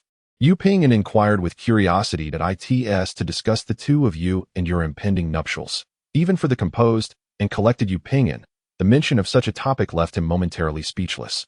Uncertain whether to decline or engage in polite conversation, after much contemplation, he opted for a sheepish smile to convey his delight. After all, this was Qin Shirling's domain, and she remained poised and gracious. That sounds wonderful. It has been ages since we last dined with Uncle Yu and Auntie Xie, Qin Shirling observed. Though she frequently visited the Yu household, the two families had not had the opportunity to gather since their last meal together. Upon hearing these words, Zhang Shui couldn't help but feel a twinge of disappointment. She had initially believed that she and her son were the true stars of today's family banquet, only to find that Qin Dajuan intended to address this matter. Yet, looking at her dashing future brother-in-law and her jubilant sister-in-law, she felt a surge of happiness. Oh, our silly girl is finally going to be married off. I have always worried that you wouldn't find a suitable match. Qin Zhilai, as ever, jested, teasing his sister for amusement. What a splendid occasion. Congratulations, Shirling. Ping'an, Chen, who seldom visited a city, spoke with a certain formality that felt somewhat distant. You're the one worried about me finding a spouse? You should be the one to hurry and find a bride. Dad, just take a look at third brother, Chen Shirling retorted without hesitation. Indeed, you're not exactly a child anymore. Third brother, you must have had your fill of fun by now. It's high time you settled down and found a wife. Upon hearing this, Chen Dajuan immediately grasped the cue and redirected the spotlight onto Chen Jilai. Chen Jilai had a tendency to forget past reprimands. Had Chen Dajuan not been present, he might have managed to gain some ground with Chen Shirling. However, with Chen Dajuan around, he always ended up retreating in defeat.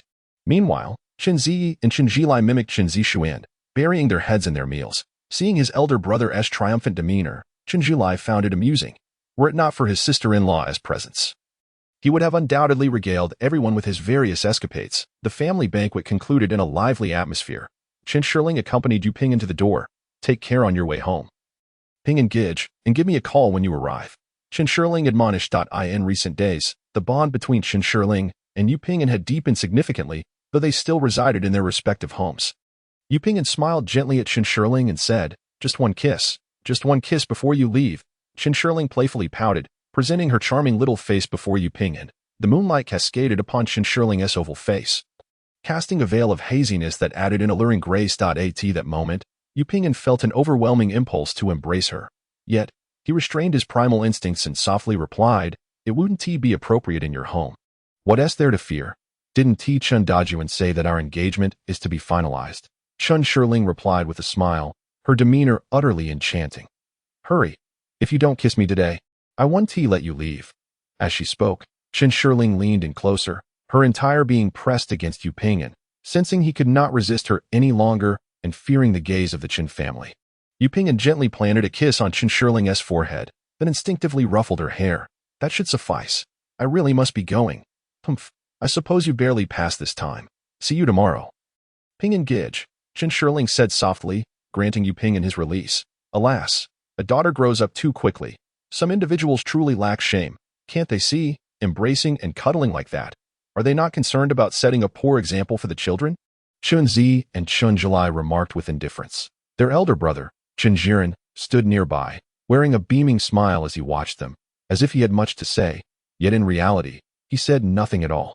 Chen Shirling experienced a wave of social embarrassment. Chapter 80. Preparedness is key. Ever since the conclusion of Anhua's consulting project, Yu Ping'an no longer needed to report to Hengda.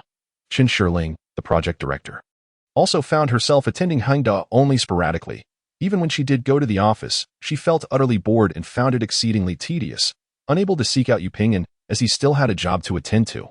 Chen Shirling often found herself visiting Zhuge Yichen during her idle hours. Zhuge Yichen continued to play the role of a devoted best friend, always available for Chen Shirling unless a pressing matter arose. One day, the two gathered together and logged into Jiuzhou Shanghai, Xi, for a while. At this juncture, thanks to Yu Ping'an's support, Chen Shirling's guild faced no formidable opponents, rendering the experience somewhat lackluster for both her and Zhuge Yichen. However, as the guild leader, Chen Shirling felt compelled to maintain her presence and oversee the daily operations of the guild, displaying a greater sense of responsibility towards this role than her official duties at Hengda. I say, you two have been together for so long. Why are you still living apart? You might as well move in together, Zhuge Yichen jested, alluding to the current status of Chen Shirling and Yu Ping'an. I'm not someone who can be easily swayed, Chen Shirling retorted, pouting.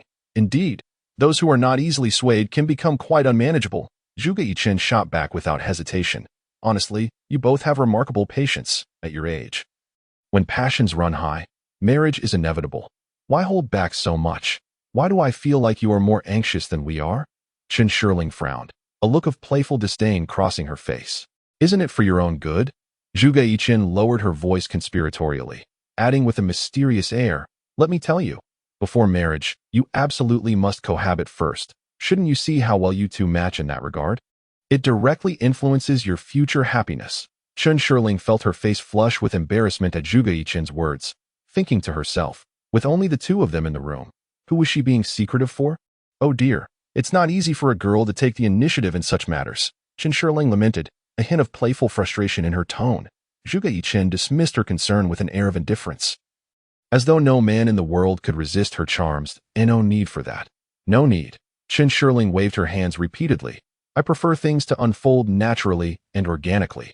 Well, you certainly can't wait until your wedding day to consummate the marriage. We're not living in feudal times. Zhuge Yichen expressed her exasperation, her expression one of disdain. Upon hearing this, Chen Shirling conceded that Zhuge Yichen had a valid point and nodded, saying, we are planning to travel abroad soon. By then, it will naturally. As she spoke, her face grew increasingly crimson. Oh, splendid. Traveling is one of the top 5 scenarios where one is most likely to lose their virtue, Zhuge Yichen remarked with a teasing grin. The top 5 scenarios? What are they? Chen Shirling inquired with curiosity. That's not important. Zhuge Yichen had merely spoken offhandedly, not expecting Chen Shirling to probe further. Thus, she deftly shifted the topic, saying, now you must prepare well for this trip. Ensure that all necessary matters are attended to. What is there to prepare for? Chen Shirling inquired, puzzled that of course there's much to prepare. Zhuge Yichen replied, casting a glance at Chen Shirling with a look reminiscent of one caring for a child with intellectual disabilities. Firstly, you should have a partner, right? Upon hearing this, Chen Shirling rolled her eyes dramatically at Zhuge Yichen. Could you refrain from uttering such nonsense? She retorted sharply, pretending to advance menacingly towards Zhuge Yichen. Let's speak seriously. Zhuge Yichen hastily gestured for her to calm down. Chen Shirling adopted a serious expression, ready to absorb his words, which caused Zhuge Yichen to stifle a chuckle. You see, first and foremost, you ought to buy 2 sets of alluring and attractive lingerie. It will be convenient to wear. To remove, Zhuge Yichen stated with utmost seriousness. Chen Shirling nodded in agreement, her head bobbing slightly. What else? Additionally, you must prepare safety measures. Men can be reckless in their impulses, and women must learn to protect themselves. You mean condoms? Condoms are the bare minimum, Zhuge Yichen replied dismissively. What else is needed? Should I prepare some pepper spray for self-defense? Chen Shirling couldn't help but scoff at Zhuge Yichen's teasing. For a girl, the first time can be quite nerve-wracking, and she may not know how to please a man, so it's best to prepare some lubricant or the like to ensure everything goes smoothly. Oh, Chen Shirling genuinely had no idea there were so many intricacies involved, and her expression reflected newfound enlightenment. Moreover, you ought to learn some foreplay. Otherwise, you might just lie there like a log, which would be quite unfortunate. Zhuge Yichen continued. And also, Chen Shirling, upon hearing this, felt that the matter was becoming overly complicated and her patience was waning. This is far too troublesome, she grimaced, resembling a reluctant student facing an exam. Women must put in the effort. Only then can they seize happiness. Zhuge Yichen couldn't help but feel that Chen Shirling was indeed a rather hopeless case, and he poured a bit of toxic inspiration into her. And don't forget about body hair and perfume. Zhuge Yichen continued to ramble on. The two conversed for a while longer, and soon it was approaching the time Yu Ping'an finished work that I'm going to dinner with Brother Ping'an tonight. You should join us, Chen Shirling announced, preparing to seek out Yu Ping'an. I won't be joining you too in your dog food antics. I've spent the whole day with you, and I need to find my boyfriend. Zhuge Yichen decisively declined Chen Shirling's invitation. In truth, Chen Shirling was merely being polite. Both understood each other well and happily went their separate ways. To ride with Yu Ping'an. Chen Shirling opted not to drive herself, but instead called for a ride-hailing service to take her to Anhua Company. As usual, Yu Ping'an finished work punctually, and upon exiting the company, he encountered Chen Shirling waiting at the entrance. You've been here for quite a while, haven't you? Yu Ping'an said with a faint smile. Approaching her. I just arrived. Chen Shirling revealed a sweet smile as she stepped forward to take Yu Ping'an's hand. This moment. Anhua's colleagues were also aware that Yu Ping'an and Chen Shirling were in a romantic relationship. Thus Yu Ping'an no longer had to concern himself with whether his colleagues would notice them. What do you feel like eating tonight? Yu Ping'an inquired softly, his face beaming with happiness. Anything is fine. Then let's have Japanese cuisine, Yu Ping'an suggested. Sounds great. Chen Shirling readily agreed. Consequently, the two drove Yu Ping'an's modest Volkswagen to the Japanese restaurant. Chapter 81. Joyous tidings approaching as it was not the weekend. The Japanese restaurant was not particularly crowded. Chen Shirling and Yu Ping'an arrived at a tatami-matted private room. The space was small yet clean and tidy, embodying a quintessential Japanese structure where they sat on the floor. A waitress clad in a kimono greeted them in Japanese with a warm welcome before presenting the menu. Chen Shirling briefly scanned the menu and opted for the day's set meal. The waitress then respectfully exited the room. Icz Xian is also playing Kyushu Shanhai Ji.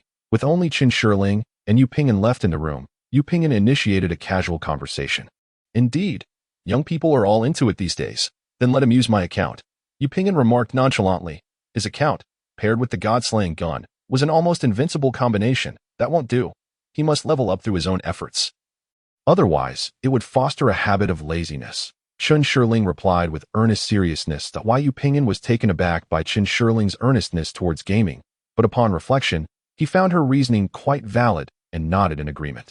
Given your guild strength, Xian should level up quickly, right?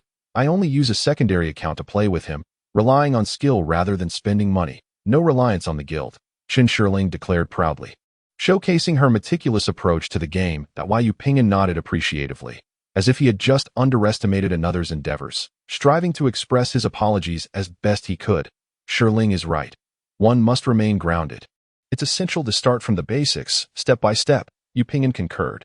Indeed, Chen Shiling nodded in satisfaction at Yu Pingyan's response. Shiling, what do you think about us traveling to Japan? Yu Pingyan broached the topic of their long-planned trip. Upon hearing this, Chen Shiling inexplicably recalled her discussions with Zhuge Yichen and felt a slight flush on her cheeks. I want to go to Japan too. Chen Shiling was aware of Yu Pingyan's fondness for all things related to the two-dimensional world. Although she had visited Japan several times, she was still thrilled at the prospect of going once more with Yu Pingyan. Then let us go to Japan. I will take care of the preparations, Yu Pingyan said with a smile as he looked at Chen Shiling. Speaking of preparations, Chen Shiling was reminded of the task Zhuge Yichen had mentioned, pondering whether she should start preparing as well. In an instant, her mind filled with a chaotic array of thoughts, and her delicate face flushed even more. Lost in a whirlwind of thoughts, Chen Shiling gently tapped her forehead, internally blaming Zhuge Yichen for her incessant daydreaming. Shiling, what troubles you? Yu Pingyan inquired, noticing the weight of concern etched on her face. It's nothing. Nothing at all. Chen Shiling chuckled self-deprecatingly. Is it too warm in here? Your face is quite flushed. Yu Pingyan asked with genuine concern. Chen Shiling touched her warm cheeks, a hint of embarrassment gracing her smile as she replied, not warm. I'm perfectly fine. Yu Pingyan enthusiastically began discussing their upcoming trip to Japan, observing his exuberance. Chen Shiling found herself enveloped in a sense of happiness. Gazing affectionately at Yu Pingyan as he spoke animatedly, the gathering's purpose was, of course, to deliberate on the matrimony between Chen Shiling and Yu Pingyan. Previously, Yu Pingyan had seized an opportune moment to reveal to his parents that he was, in fact, a hidden affluent individual. The Yu family was somewhat taken aback by their son's wealth, yet they found no oddity in his prior concealment, as Yu Pingyan had always maintained a demeanor of discretion, embodying the adage that silence is golden. Initially, Yu Pingyan's parents harbored concerns regarding the potential marriage, fearing that the disparity in their family backgrounds might invite disdain and mistreatment from the Chen family. However, upon learning of Yu Pingyan's financial standing, those worries dissipated. Their previous favorable impressions of Chen Shiling and Chen Dajuan only strengthened with the realization of their son's success, alleviating any lingering apprehension. Consensus regarding the couple's engagement was swiftly reached, and the date for the betrothal was promptly established. Throughout the proceedings, Chen Shiling and Yu Pingyan exchanged glances, seemingly detached from the situation, as if the matter bore no relation to them. Whether it was engagement or marriage, to them, it felt like merely a formality. Pingyan, you must hurry and purchase a house. You can't be living in a rented place when you get married. Xie Chunhua broached the subject of home buying. Sister-in-law, you need not worry about the housing matter. Let the children reside next to us. That villa is prepared specifically for Shiling. Chen Dajuan had long envisioned placing Chen Shiling's new home adjacent to his own. That simply won't do. Pingyan is not a son-in-law by marriage. He cannot reside with you. Xie Chunhua insisted on Yu Pingyan procuring his own home. Sister-in-law, it's not about living in our house, but rather in a property next door. I have already arranged it for Shiling, Chen Dajuan explained with a smile. Pingyan is a man. He should indeed buy a house. Xie Chunhua remained steadfast in her perspective. Very well, very well. The house belongs to the children. They may choose where they wish to reside, Chen Dajuan remarked jovially, deeming it inconsequential for Yu Pingyan to purchase a home, thus suggesting they move past the matter. Indeed, the children should decide for themselves. Let us not interfere, Yu Dongfeng concurred, appearing to endorse both sides' viewpoints. Mother, the place where Shiling currently resides is quite satisfactory. I think we should leave things as they are. She has grown accustomed to it there. Yu Pingyan interjected tentatively, expressing his opinion. Is that so, Shiling? Xie Chunhua paid no heed to her son, instead turning her attention to Chen Shiling. Indeed, she had settled quite comfortably there, and the place was spacious enough for Uncle Yu and Mama Xie to visit in the future without any concerns. Before the wedding, we shall tidy up and prepare a room for you, Chen Shiling gently remarked while linking arms with Xie Chunhua. Her few tender words brought immense joy to the elderly lady, who nodded fervently, exclaiming, "Wonderful, wonderful, as long as Shirling is happy." Meanwhile, Chun Dajuan, listening from the side, felt a twinge of discomfort, yet he couldn't help but feel a sense of pride in his daughter for having grown up and learned how to please her future mother-in-law. "We ought to prepare a room for Uncle Chun as well," Yu Ping'an chimed in. Hearing this, Chun Dajuan smiled with gratification, though he replied, "No need to trouble yourselves. It's not far to stay." While he spoke those words, his mind was already calculating whether he should purchase an apartment in Chen Shirling's community, preferably on the same floor. Chapter 82. A journey abroad before they knew it. April had arrived, bringing with it Chen Shirling's long-anticipated trip to Japan. After a flight of just over 3 hours, Chen Shirling and Yu Ping'an landed at Narita Airport in Japan, having visited Japan several times before. Chen Shirling felt quite familiar with the journey, lacking much of the novelty. In contrast, Yu Ping'an, a devoted enthusiast of the ACG culture, was visiting his dreamland of Japan for the first time, having been preoccupied with work and his introverted nature since graduating from university. He appeared noticeably more excited than usual, radiating an abundance of happiness. Previously, Chen Shirling had only traveled to Japan with her affluent friends, indulging in shopping for luxury brands and frequenting high-end venues. This time, however, the entire itinerary was orchestrated by Yu Ping'an, who had kept the details secret from Chen Shirling.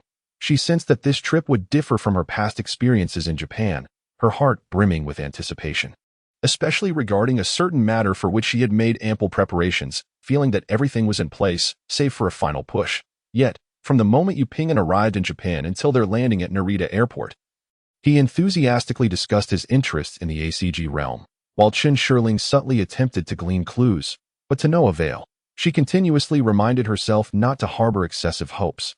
After all, the greater the expectation, the greater the disappointment. Moreover, Chen Shirling was aware that Yu Ping'an was a grounded individual, not one to indulge in flowery words or petty romantic gestures to win a girl's affection.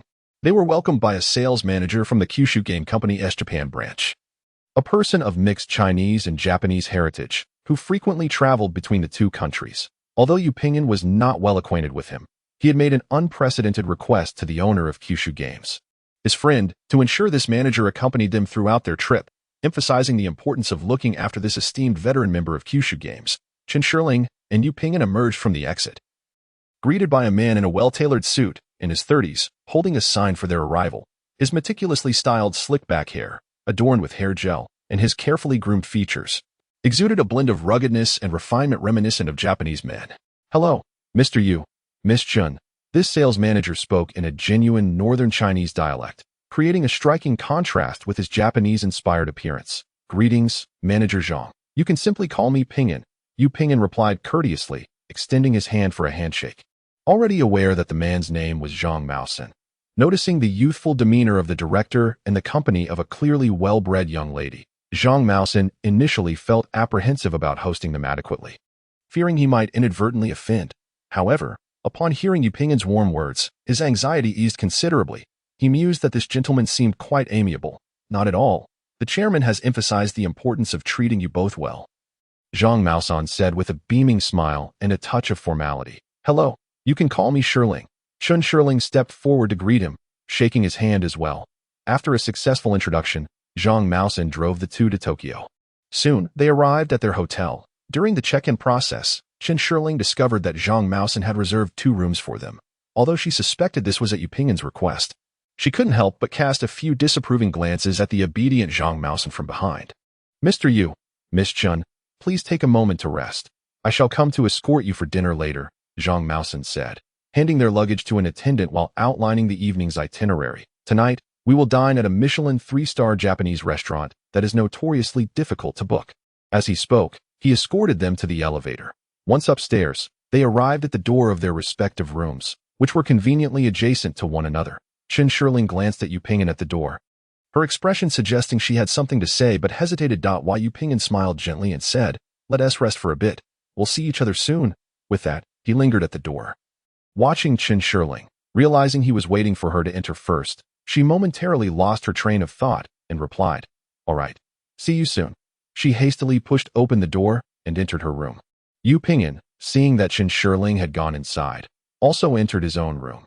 After taking a shower, Chen Shirling caught a glimpse of herself in the mirror, adorned in exquisite lingerie, and couldn't help but think that her carefully chosen attire would, for the time being, remain unutilized. When dinner time arrived, Zhang Maosen was already waiting in the hotel lobby. As soon as the two descended, he led them to the reserved restaurant. This establishment was one Chen Shirling frequented every time she visited Japan, so it didn't evoke a sense of novelty. Fortunately, the cuisine was indeed delectable, ensuring that their time was well spent. For Yu Pingyan, however, it was his first experience savoring authentic sushi prepared right before him by a master chef, which he found quite intriguing. After their meal, the group proceeded to the iconic Tokyo Tower. Overlooking the shimmering nightscape of Tokyo from the tower, the city's vibrant illumination was truly a spectacular sight. Chen Shirling couldn't help but express her sentiments. When immersed in the experience, she merely perceived an ordinary array of bright lights and lively nightlife. However, upon ascending to a vantage point and gazing down upon the illuminated expanse of Tokyo, it evoked an entirely different sensation. Shirling, have you ever watched Tokyo Love Story? It is a classic romantic drama. Yu Pingyan stood beside Chen Shirling, admiring the night scenery. At your age, it was natural that she had never even heard of this old Japanese drama. Yet, from its title, it was evidently related to love. Chen Shirling couldn't help but ponder if Yu Pingyan was contemplating proposing to her atop Tokyo Tower. As this thought crossed her mind, her heart began to race, and her tense body grew somewhat rigid.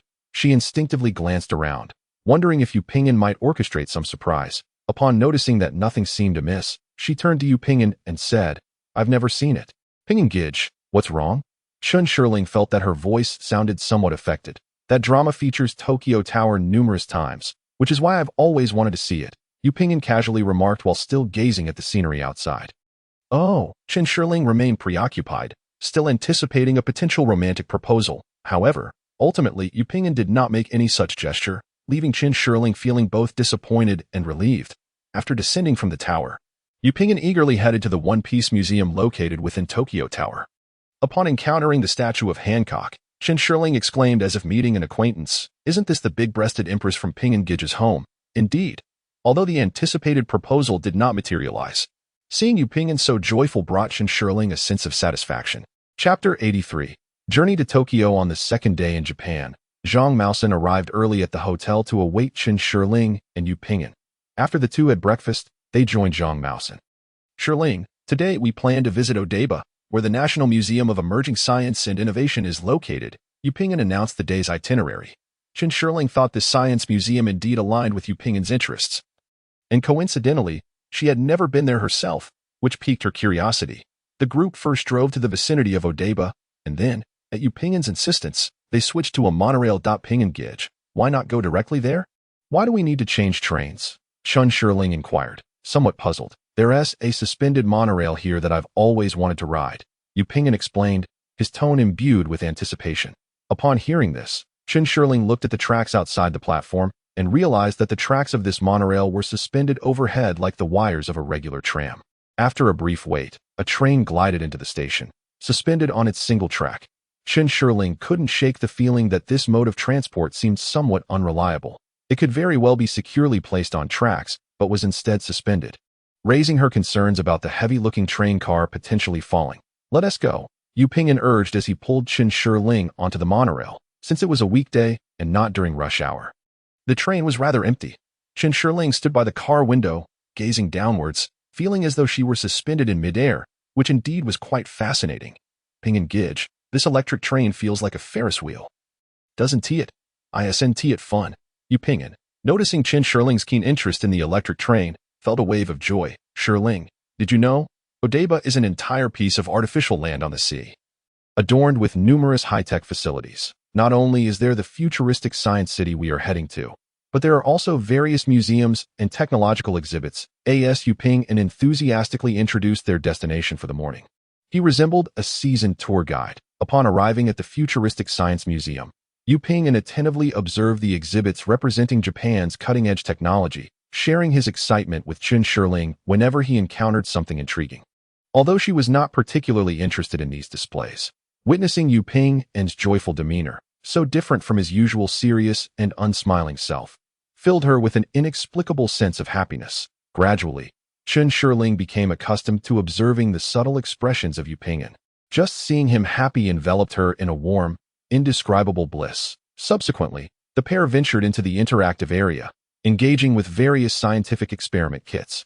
Unlike the exhibits that could only be seen but not touched, these hands-on displays delighted Chen Shirling, and they reveled in their playful exploration as they played. Chen Shirling was pleasantly surprised to find that Yu Ping infrequently held her hand, whether it was the unfamiliar surroundings enhancing their bond, or Yu Ping genuinely enjoying himself and expressing his true feelings. It undeniably brought forth an unprecedented sense of intimacy for Chen Shirling. She couldn't help but think that this trip to Odaiba was truly worthwhile. Finally, they watched a robot performance. Japan's robots have always been at the forefront of technology, and the lifelike robots made Chen Shirling wonder if there was indeed a person hidden inside performing as she observed the elegantly dancing robots. She found herself daydreaming, pondering whether this was not the perfect proposal setting. In her imagination, after the performance, one robot would suddenly pull her and Yu Ping into the center of the stage, while another would present a large bouquet of roses and yet another would offer a diamond ring, placing it into Yu Ping's hand as he knelt before her in a proposal. Unfortunately, as the robot show concluded, and Yu Ping led her away from the science museum, the scene she had envisioned never materialized. Thus, Chen Shirling reminded herself not to dwell on fanciful thoughts. After concluding their visit to Odaiba, the group proceeded to the mecca of anime, Akihabara. Sensing that Chen Shirling might not be particularly interested in the anime culture, Yu Ping allotted only half a day for exploring Akihabara. If it were up to him, he could have spent several days indulging in its offerings. Upon arriving in Akihabara, Chen Shirling finally experienced a semblance of the familiar tourist encounters in Japan, albeit somewhat different from her previous escapades with friends who would frenzy over luxury purchases.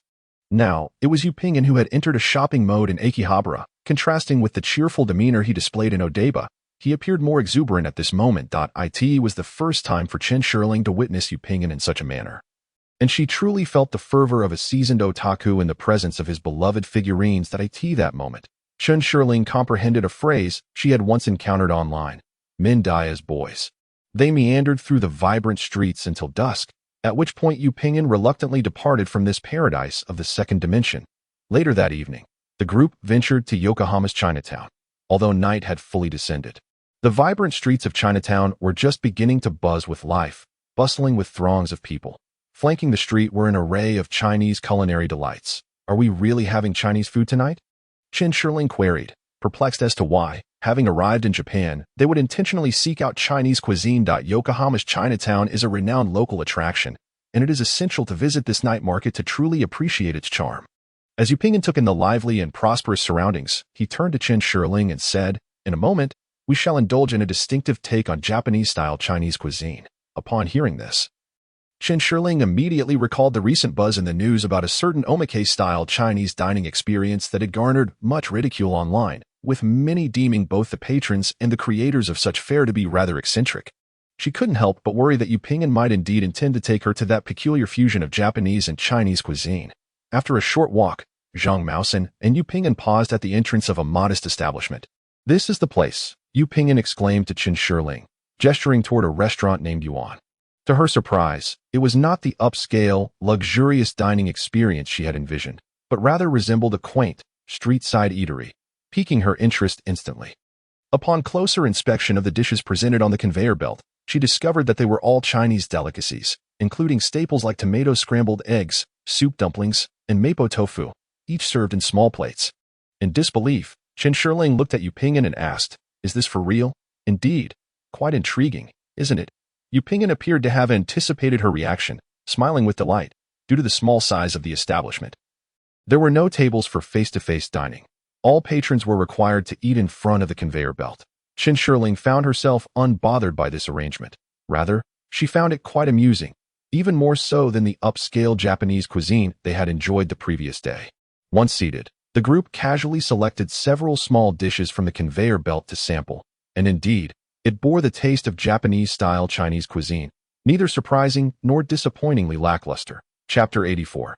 Ocean Park. On the third day of their itinerary, they were set to visit Tokyo Disneyland. As a major attraction in Tokyo, Chen Shirling had already been to Disneyland before. However, she never mentioned this, instead feigning excitement and expressing her fondness for the Disney princesses, declaring that she was eager to see them up close this time. In truth, Chen Shirling did not possess that sort of girlish sentiment. She found Disneyland to be somewhat juvenile and had previously visited in a state of fleeting attention. Merely skimming through the experience. On this occasion, Yupingen entrusted Zhang Maosen with the purchase of VIP tickets for Disneyland, which included the accompaniment of Disney staff throughout the experience. Guests would enjoy expedited access to all attractions without the need to queue, with specific preferences for activities communicated in advance, thus eliminating the time spent waiting and searching for points of interest. Upon their arrival at the park, a uniformed female guide warmly greeted them. Subsequently, under the guidance of the staff, they commenced their adventure along the VIP pathway. Despite the carefully curated selections, Chen Shirling could not help but feel a sense of childish tedium. Moreover, the guide had arranged a tightly packed itinerary to ensure that the VIP guests could experience as many attractions as possible, leaving Chen Shirling with the impression of being hurried along. Noticing her lack of enthusiasm, Yu Ping'an suggested, "If you find this place uninteresting, Shirling, shall we head to the ocean park instead? The Disney Ocean Park is the only one of its kind in the world." "Sure, let us go to the ocean park," Chen Shirling replied, indifferent to the choice of destination. Thus, the group spontaneously altered their plans and ventured to the ocean park, although it was the unique Disney Ocean Park. Chen Shirling still found the attractions to be rather juvenile and lacked significant interest, though she made an effort to appear cheerful on the surface. They continued their escapade until evening, at which point they checked into the Disney-themed hotel. Chen Shirling finally breathed a sigh of relief. A day filled with relentless activities had left her somewhat fatigued. Upon entering the hotel, she collapsed onto the bed, ready for a well-deserved rest. After dozing off for a while, she was stirred by a knock at the door. Upon opening it, she discovered Yu Ping'an standing there. "Let us go, Shirling. We're off to see the fireworks show." Before she could react, Yu Ping'an whisked her away. Chen Shirling noticed that although night had fully descended, the park remained bustling with visitors, all heading toward the artificial lake. Following Yu Ping'an, she curiously inquired, "I've always come to Disneyland in a hurry before, and never stayed until this time." "Indeed, the fireworks show at the ocean park is particularly stunning. It will start shortly," Yu Ping'an explained as they walked. After progressing toward the artificial lake, Chen Shirling observed that the number of tourists dwindled, until only the staff and Zhang Maosen remained. "Where has everyone gone?" Chen Shirling asked, puzzled. "Miss Chun, Mr. Yu has reserved the VIP viewing area ahead. Therefore, tonight, only the two of you will enjoy the fireworks from the exclusive area," Zhang Maosen thoughtfully clarified. Seemingly aware of Yu Ping'an's reserved nature and his reluctance to boast, Chen Shirling recognized that Yu Ping'an was not one to spend extravagantly. She was taken aback by his generous gesture tonight. A thought crossed her mind. Could it be that Yu Ping'an was planning to propose this evening, orchestrating such an elaborate affair? Moments later, they were escorted by the staff to a quaint castle, then led to a spacious outdoor viewing terrace on the upper level of the castle. The staff members and Zhang Maosen thoughtfully withdrew, leaving only Chen Shirling and Yu Ping'an on the castle's observation deck. Despite repeatedly reminding herself to refrain from fanciful thoughts, Chen Shirling found her imagination wandering once again to envisioning Yu Ping'an's proposal. "Brother Ping'an, reserving this place must have cost a pretty penny." Chen Shirling gazed affectionately at Yu Ping'an and inquired softly. "Fortunately, compared to renting out the entire park, this was far more economical. I truly cannot afford to reserve the whole park." Yu Ping'an did not disclose the actual expenditure, but instead revealed a somewhat extravagant plan that had ultimately fallen through. Upon hearing this, Chen Shirling was deeply touched to realize that Yu Ping'an had once contemplated reserving the entire park for her, even though this plan had been thwarted by financial constraints. While Chen Shirling was still moved by this revelation, a distant voice from the loudspeaker broke the moment. Although she could not decipher the announcement, it was evident that it was a reminder that the show was about to commence. Moments later, from the still waters of the artificial lake, a colossal structure emerged, resembling a fantastical tower, accompanied by grandiose music. Several soaring jets of water erupted from the lake, forming various captivating shapes. Simultaneously, the sky ignited with a dazzling array of fireworks, illuminating the entire park. At that moment, a seemingly fearsome steel dragon also ascended from beneath the water, its mechanical form thrashing about while exuding a scorching plume of fire from its mouth. Instantly, water and fire, along with the fireworks above, intertwined to create a breathtakingly magnificent tableau. Standing atop the castle, Chen Shirling felt the wave of heat and moisture wash over her, profoundly moved by this spectacular scene. No longer perceiving Disney as a place of childishness. Yu Ping'an grasped Chen Shirling's hand, his eyes sparkling with excitement as they gazed at the brilliant fireworks display, overwhelmed by the resplendent scenery. Chen Shirling leaned her head against Yu Pingan's shoulder. Observing this, Yu Pingan instinctively enveloped her in his embrace, to which Chen Shirling readily reciprocated. Without the need for Chen Shirling's prompting, Yu Pingan could not resist leaning in for a kiss. Beneath the radiant fireworks, the two lovers shared a tender embrace. After a moment, they reluctantly parted, and Chen Shirling felt a dizzying sensation wash over her. Her cheeks flushed with a rosy hue as she gazed deeply into Yu Pingan's eyes. Brother Pingan, thank you for arranging this fireworks display. I absolutely loved it. This is one of Disney's signature attractions, not my arrangement, Yu Pingan replied with a smile. Chen Shirling clung to Yu Pingan, waiting patiently until the entire fireworks show concluded and all the visitors began to disperse. It was then that Chen Shirling fully awakened from her dream, reluctantly confronting the harsh reality once more. She couldn't help but scold herself for indulging in whimsical thoughts, acknowledging the adage that greater hopes lead to greater disappointments. Chen Shirling felt a twinge of frustration with herself. Yet, upon seeing Yu Pingan, who was gentle and cheerful while holding her hand, she found it impossible to remain angry. Chapter 85. A moment of deceit on the fourth day. They departed from Tokyo. This time, they boarded Japan's Shinkansen. This Shinkansen pales in comparison to our high-speed trains. Chen Shirling sat in the carriage, expressing her grievances about the Shinkansen while also taking a moment to commend our own high-speed rail. Indeed, from a technological perspective, Japan's once proud Shinkansen has fallen significantly behind the high-speed rail. Yu Pingan chimed in, clearly in agreement with Chen Shirling's viewpoint, though their focuses differed somewhat. But why, then, does Brother Pingan insist on taking the Shinkansen?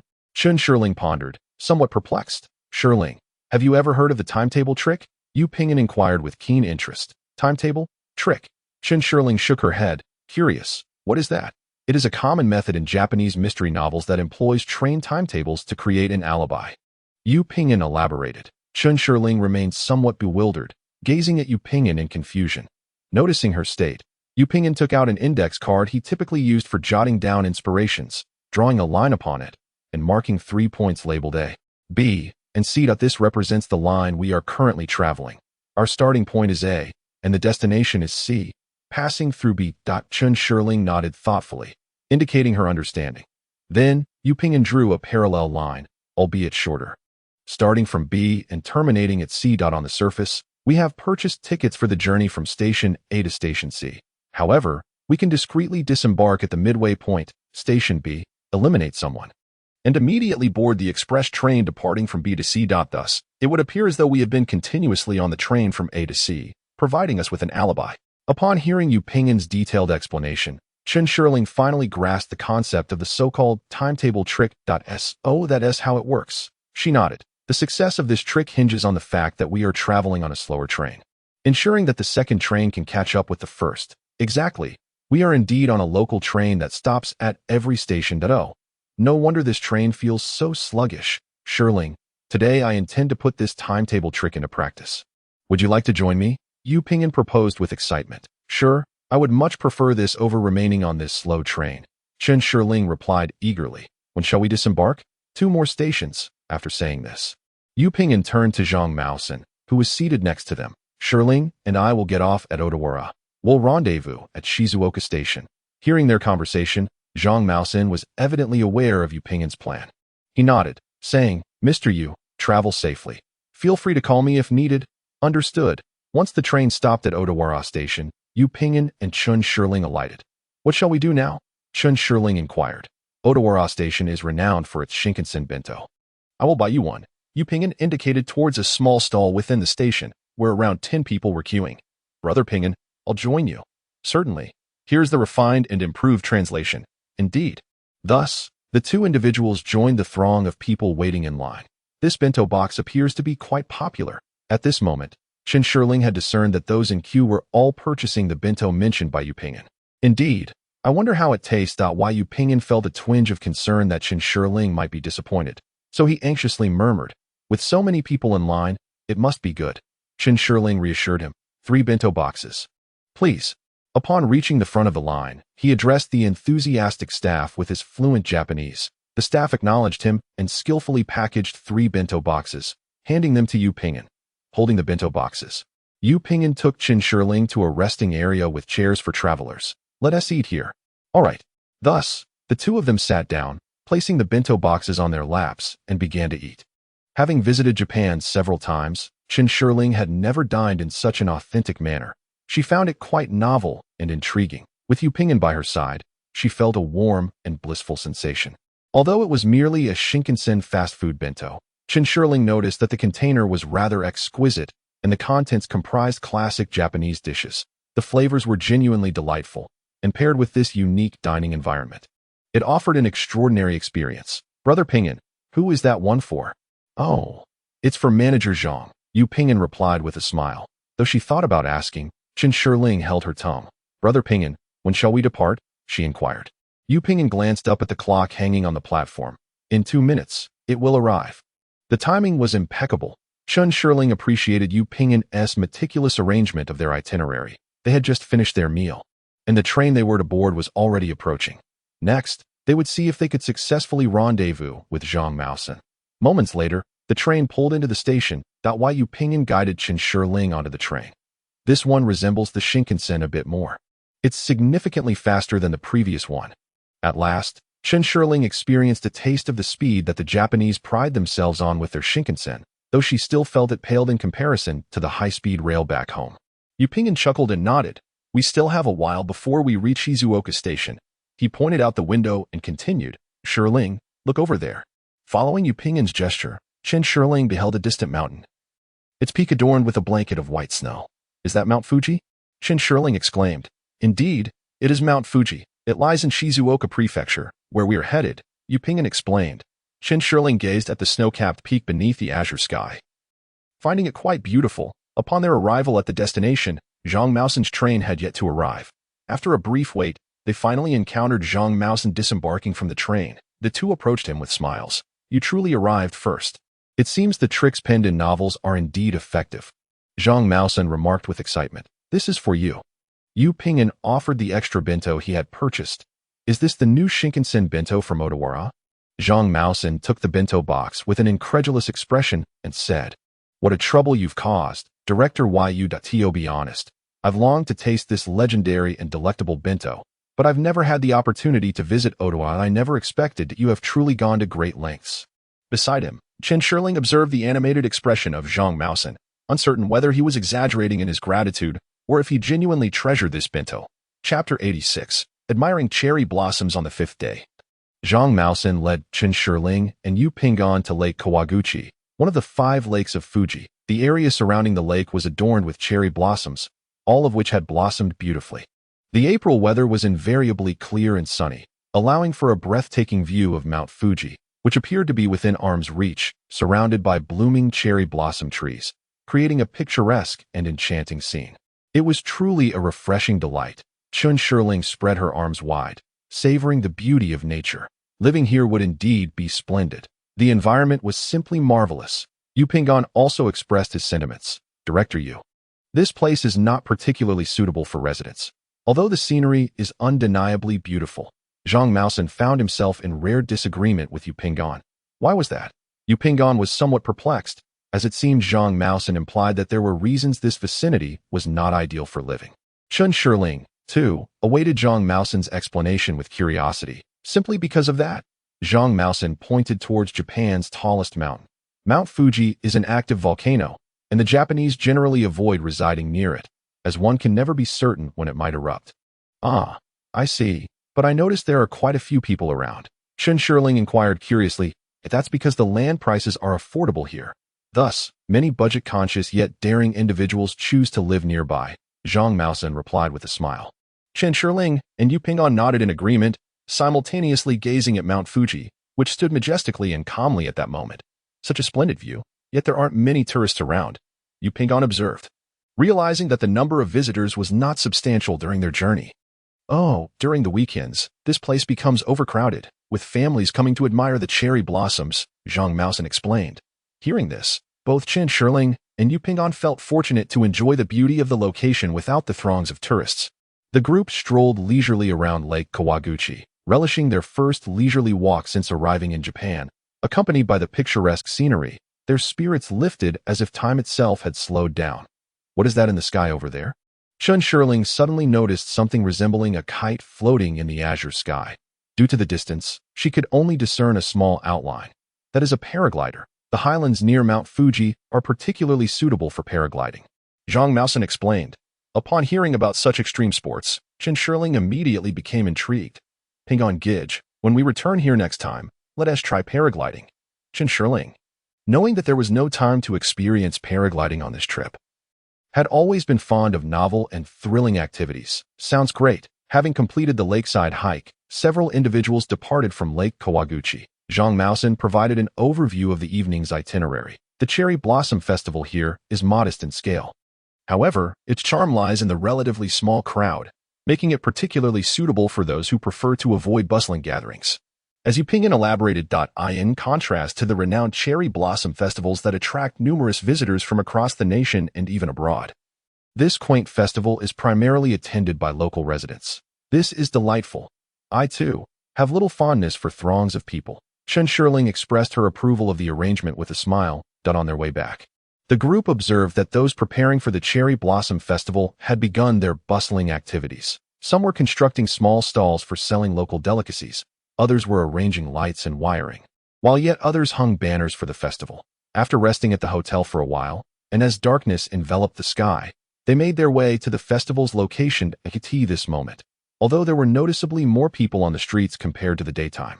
The number of tourists could still be described as scant in comparison to the bustling vibrancy of Tokyo. Many attendees donned beautiful yukatas, enriching the festival's Japanese ambience. A seasoned enthusiast of the anime world, Yu Ping'an felt as though he had stepped into a scene from countless animated and cinematic works. Finally immersed in the experience, he was filled with joy, eager to try the familiar yet novel street foods and games. Under Yu Ping'an's guidance, Chen Shirling indulged in an array of authentic Japanese street snacks and engaged in various games. As they strolled about, Chen Shirling noticed the crowd growing larger and sought a more open vantage point, prompting her to pause. The fireworks display is about to commence, Zhang Maosen reminded them. Let us go. Yu Ping'an responded, following suit. Where to? Chen Shirling inquired with curiosity. Manager Zhang has arranged a splendid spot for us. Since arriving in Japan, Yu Ping'an had always been somewhat enigmatic, speaking only halfway through his sentences. However, Chen Shirling found this intriguing, appreciating the preservation of a hint of mystery. Thus, the group followed a narrow path leading them up a small hill. After a while, they emerged into a vast open space, revealing a grand Japanese garden. This area was privately owned, thus inaccessible to others. As Zhang Maosen explained, I asked a friend to find the owner of this place, and he graciously permitted us to enjoy the fireworks from his garden. Manager Zhang, it would be a shame if you didn't pursue a career in tourism. I believe you could develop a high-end tour package that would surely be profitable. I'll recommend my friends. They would undoubtedly adore it, Chen Shirling remarked, taking in the beauty of the exquisite Japanese garden, singing Zhang Maosen's praises. The garden was adorned with meticulously pruned, aesthetically pleasing flora, alongside a vast expanse of raked pebbles and sand, creating a serene dry landscape. The group settled onto a wooden platform extending from the house, gazing up at the star-studded night sky, with little light pollution in the vicinity. The stars appeared exceptionally vivid. Shirling, look, the Milky Way, Yu Ping'an exclaimed, pointing at the sky, where a dense band of shimmering silver stretched across the horizon. How magnificent! Chen Shirling naturally leaned against Yu Ping'an, lazily admiring the brilliant starry sky. At that moment, a splendid firework burst forth in the air, soon followed by a cascade of other beautiful fireworks. How lovely! Chen Shirling couldn't help but exclaim. Indeed, how beautiful! Yu Ping'an echoed, simultaneously wrapping one arm around Chen Shirling. In the ambience created by the moment, Chen Shirling couldn't help but ponder that under such circumstances, a proposal wouldn't be too bad, would it? She glanced up at Yu Ping'an, noticing him intently gazing at the fireworks. Sensing her gaze, he turned to her and asked, "What's the matter?" "Nothing. Just looking at you," Chen Shirling replied with a soft smile. Seeing this, Yu Ping'an affectionately ruffled her hair. The two exchanged knowing smiles. Another day without a proposal had passed, but Chen Shirling had grown accustomed to it. Chapter 87. The hot spring journey. On the sixth day, Yu Ping'an and Chen Shirling took a flight directly to Sapporo, a metropolitan city in Hokkaido. This was the final destination of their journey in Japan, a hot spring retreat. After disembarking from the plane, they boarded a car driven by Zhang Maosen, heading towards a hot spring named Shernai Creek. The Shernai Creek Onsen is an ancient private hot spring inn with an 800-year history. However, due to its inconvenient location and a lack of modern facilities, it sees few visitors. Only seasoned hot spring enthusiasts venture there. As Zhang Maosen drove, he began to introduce their destination. The sky was overcast. I hope it won't rain, Chen Shirling remarked, gazing out at the somewhat oppressive weather, compared to the vibrant spring in Tokyo with its blooming cherry blossoms. Hokkaido felt rather desolate. The weather forecast predicts rain, so we should hurry, Zhang Maosen replied. Why the rush? Will the rain affect our plans? Yu Ping'an inquired, somewhat puzzled. Well, the Shernai Creek is nestled deep in the mountains. With winding roads all the way at this time of year, there is still a lot of winter snow that hasn't melted. If it rains, it could potentially trigger a landslide and block the road. Zhang Maosen explained. I see. Yu Ping'an nodded in understanding. How long will it take to get there? Chen Shirling asked, having gathered from Zhang Maosen's explanation that the journey would not be short. It should take a little over 4 hours. Zhang Maosen casually replied, Mr. Yu. Miss Chen, please rest for a while. I'll wake you when we arrive. He kindly suggested. 4 hours. No wonder so few people are willing to go, Chen Shirling remarked, though she found the idea of a secluded path with no disturbances quite appealing. So the distance didn't bother her. After an indeterminate amount of time, Chen Shirling had dozed off on Yu Ping'an's shoulder. When she blinked her eyes open, she found Yu Ping'an beside her, engrossed in an e-book. Awake? Yu Ping'an smiled gently. Are we there yet? Chen Shirling asked, her voice slightly drowsy as she stretched her shoulders and looked out the window. Almost there. In half an hour, we shall arrive, Zhang Maosen declared with a resonant voice. Outside the car window, a lush expanse of mountainous trees unfolded, while in the distance, towering peaks remained cloaked in thick, pristine snow. Gazing ahead, they encountered a winding mountain road barely wide enough for 2 vehicles. Disappearing into the horizon, upon arriving in Japan, Chen Shirling experienced for the first time a profound sense of desolation. Given Japan's limited land and dense population, every inch of territory is maximally utilized. Whether driving or riding the Shinkansen in Tokyo, residences, fields, and even factories seem to dominate every visible space. Here, however, as far as the eye could see, there were only trees, the rugged path, and the sheer cliffs on the other side of the car, devoid of any signs of human presence. Are you feeling tired, Shirling? Yu Ping'an inquired with genuine concern. A little. Chen Shirling and Yu Ping'an never resorted to pretense. They spoke candidly. Once we reach the onsen Ryokan, let us soak in the hot springs and have a proper rest. Certainly. After approximately 40 more minutes of driving uphill, the scenery along the roadside began to transform, resembling a winter wonderland, with patches of unmelted snow visible everywhere. Wow, so much snow, Chen Shirling exclaimed, her excitement palpable as she admired the view outside. The vehicle arrived at a clearing that resembled a parking lot, with several cars already stationed there. Chen Shirling counted 3 vehicles in total. Zhang Maosen parked beside them. Where is the onsen Ryokan? Chen Shirling observed the area, which appeared deserted, lacking the anticipated Ryokan. The road ends here. We must walk for a while to reach the inn. As he spoke, Zhang Maosen pointed upwards. Chen Shirling looked in the direction he indicated and noticed only a narrow stone staircase leading into the dense forest, with no other buildings in sight. How much longer do we have to walk?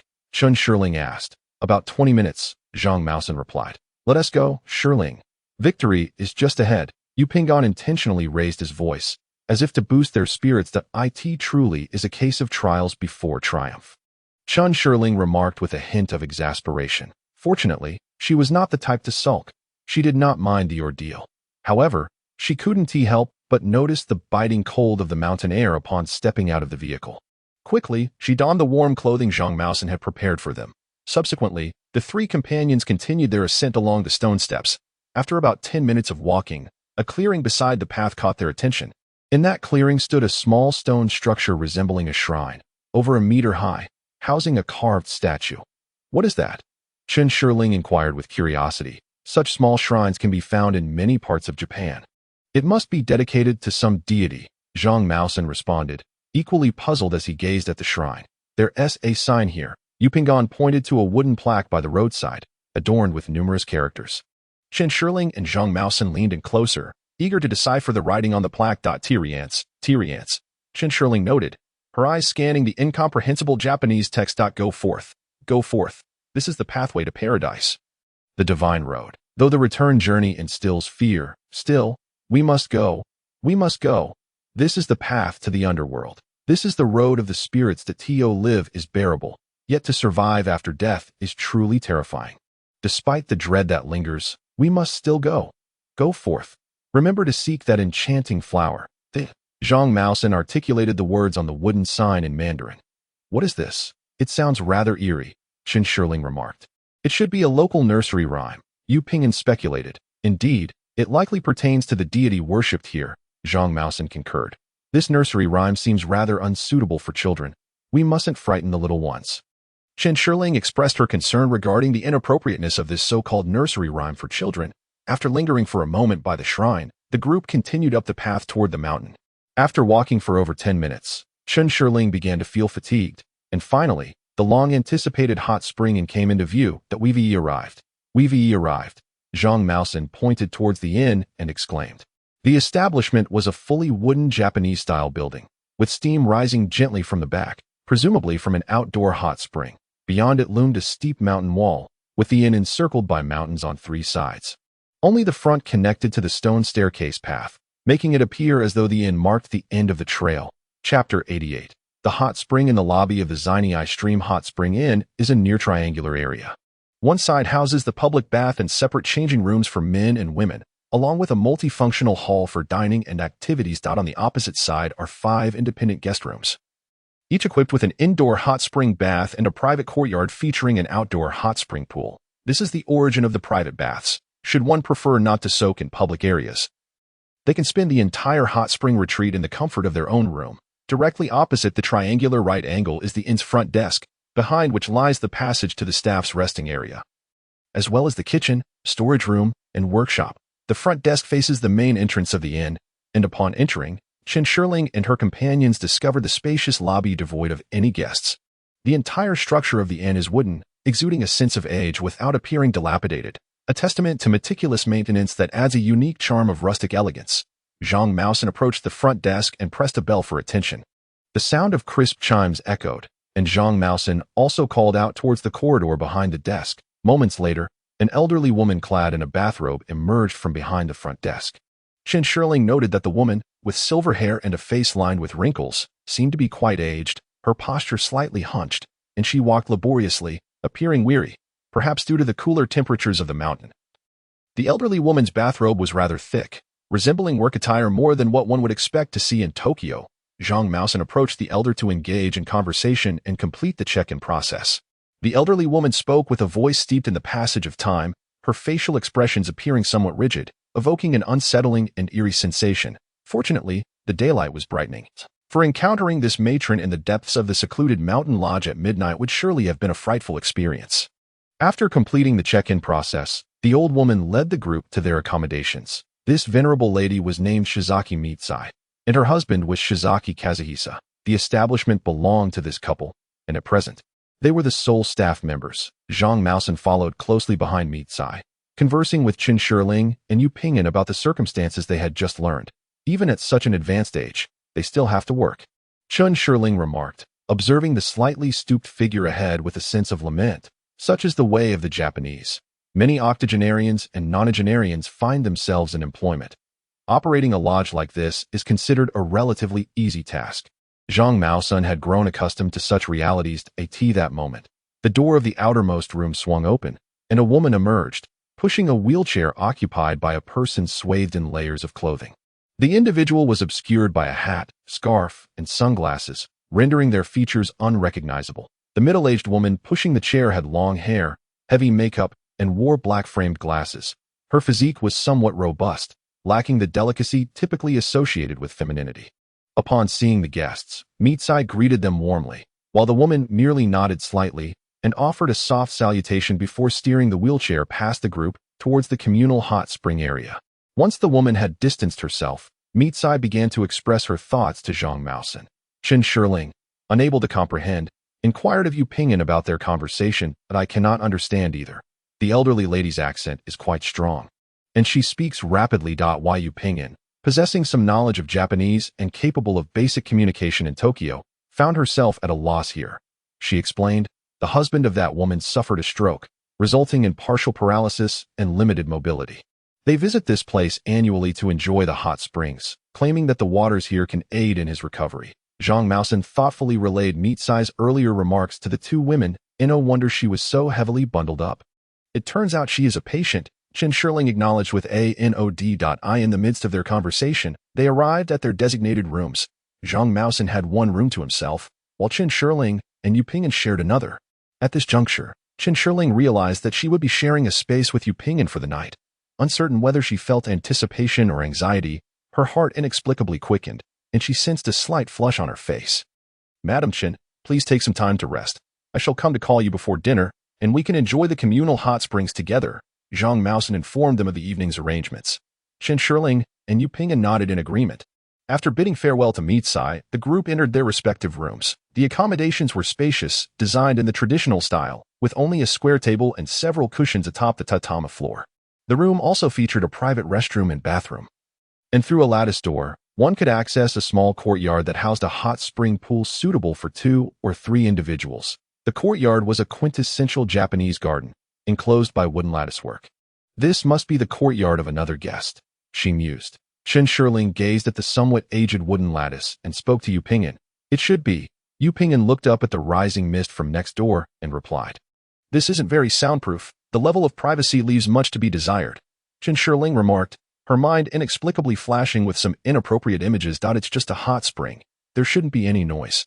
Just don't speak too loudly." "I doubt the neighbors can hear you." Why Yu Pingyan seemed unfazed. Chen Shirling felt a slight flush on her cheeks and quickly changed the subject. "Look at those mountains behind us. They are quite steep. It's a bit frightening. If a rock were to tumble down from the mountain, it would be disastrous." The small courtyard faced a steep cliff that nearly formed a right angle with the ground. Yu Pingyan also glanced at the sheer cliff, nodded, and said, "Indeed, it looks rather perilous. Fortunately, the trees on the mountain are dense, so mudslides are generally uncommon."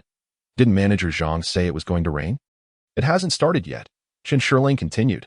"Yes, just in time. We can still enjoy the outdoor hot spring. If it rains, we won't be able to soak," Yu Pingyan said with a hint of relief. "Shirling, let's take a shower and change our clothes first," he added. "All right," Chen Shirling replied. "You go ahead." She almost blurted out, "Should we go together?" but suddenly recalled that Yu Pingyan meant showering, not soaking in the hot spring. "Okay, I'll be quick," she said, her face reddening as she hurried to the bathroom to wash up and change. After her shower, Chen Shirling donned her swimsuit and draped a Japanese yukata provided by the inn over it before stepping out of the bathroom. "Pingyan Gij, I've changed," she announced, pulling aside her yukata. "I've put on my swimsuit as well. It will be convenient for the hot spring later." Yu Pingyan, feeling bashful, turned his head away, unable to look at Chen Shirling's delicate figure, and hurriedly said, "All right, I'll just wear my swimsuit too." Seeing Yu Pingyan's flushed face, Chen Shirling found it amusing and gently said, "Okay, Pingyan Gij, I will wait for you." Chapter 89. Leisure and entertainment. Chen Shirling and Yu Pingyan enjoyed soaking in the hot spring in the small courtyard for a while. Although the scenery was beautiful, the confined space left both of them eager to visit the public bath. Before long, Zhang Maosen arrived to find them at this point. Zhang Maosen had also changed into the inn's yukata. The three gathered and made their way to the public hot spring. They each entered the respective changing rooms to remove their yukatas, and then they met again in the public bathing area. The public bath was similarly divided into indoor and outdoor sections. Unlike the small pool in their room, the pools here were significantly larger and offered a variety of options. There was the green emerald spring, the blue lapis lazuli spring, and the milky pearl spring. Upon reaching the outdoor bathing area, a sense of openness enveloped them. The spacious outdoor bath featured a large pool. Chen Shirling noticed that a couple was already enjoying the hot spring in the pool at that moment. Two individuals nestled closely together in the warm embrace of the hot spring. Before the man lay a wooden tray floating serenely on the water, adorned with a sake bottle and cups. Due to the biting chill of the outside temperature, Zhang Maosen approached to greet the pair, prompting them to hastily immerse themselves in the soothing waters. Upon entering the hot spring, a wave of refreshing sensation washed over them. The expansive view of the lush surroundings and the distant snow-capped peaks truly uplifted the spirit. With the scarcity of travelers in this locale, the two earlier guests naturally struck up a conversation with Chen Shirling and her companions. With Zhang Maosen predominantly speaking and occasionally assisting Chen Shirling with translations, the couple spoke with such clear diction that Yu Pingyan was able to engage in a normal exchange with them. It turned out that the two were a couple visiting from Tokyo as well. The man's name was Nakamura, and the woman's name was Minako. They were a strikingly handsome pair, seemingly perfectly matched. Zhang Maosen inquired about a couple they had encountered upon arriving at the inn. Minako expressed that she found a certain rapport with the woman and conveyed her sympathy and admiration for her. The wife was named Keiko, while her husband, who had suffered a stroke, was called Yamashita. The group shared laughter and conversation as they soaked. Zhang Maosen then suggested, Chen Shirling had heard that the Japanese are somewhat aloof. Yet witnessing this passionate couple has certainly altered her perspective on the Japanese. The restaurant was styled in a traditional manner, featuring 2 rows of small tables and tatami mats. Each table was barely sufficient for one individual. Come, Director Yu, Miss Chun, let us sit over here, Zhang Maosen declared, choosing a seat. Chen Shirling surveyed the 2 rows of tables, totaling 8, with 4 on each side. Just as they settled in, the elderly couple, Xiaomi and her husband, Kiku, entered the restaurant bearing dishes. They exchanged greetings while placing dinner before the group. Chen Shirling noticed that Kiku, the elder, was dressed in a garment resembling Xiaomi's work uniform. He, too, sported a mane of silver hair and a face etched with wrinkles. The elderly man spoke in a deep, resonant voice that was somewhat uncomfortable to hear. In a short while, they had laid out a sumptuous feast before the small table. Kiku elaborated on the ingredients of the evening's meal, clearly taking pride in the dishes he had personally prepared. At this juncture, Nakamura and Minako had yet to arrive. Although the meal for the 2 had already been set, Kiku expressed disdain for the tardy couple, deeming them quite rude, and even suggested removing their portions. However, Xiaomi managed to persuade him otherwise. As they departed, Xiaomi repeatedly bowed and apologized. Chen Shirling couldn't help but feel that the couple's personalities complemented each other well. One fiery, the other gentle and humble. This small interlude left the others exchanging glances in surprise. Director Yu, Miss Chen, shall we begin our meal? Zhang Maosen proposed. Very well. Let us commence dining. Yu Pingyan concurred with Zhang Maosen's suggestion. Just as they prepared to indulge, Nakamura and Minako entered, leisurely taking their seats at the designated spots. Alas, it seems we have arrived rather late, Nakamura, upon seeing that the meal was already laid out, remarked in astonishment to Minako.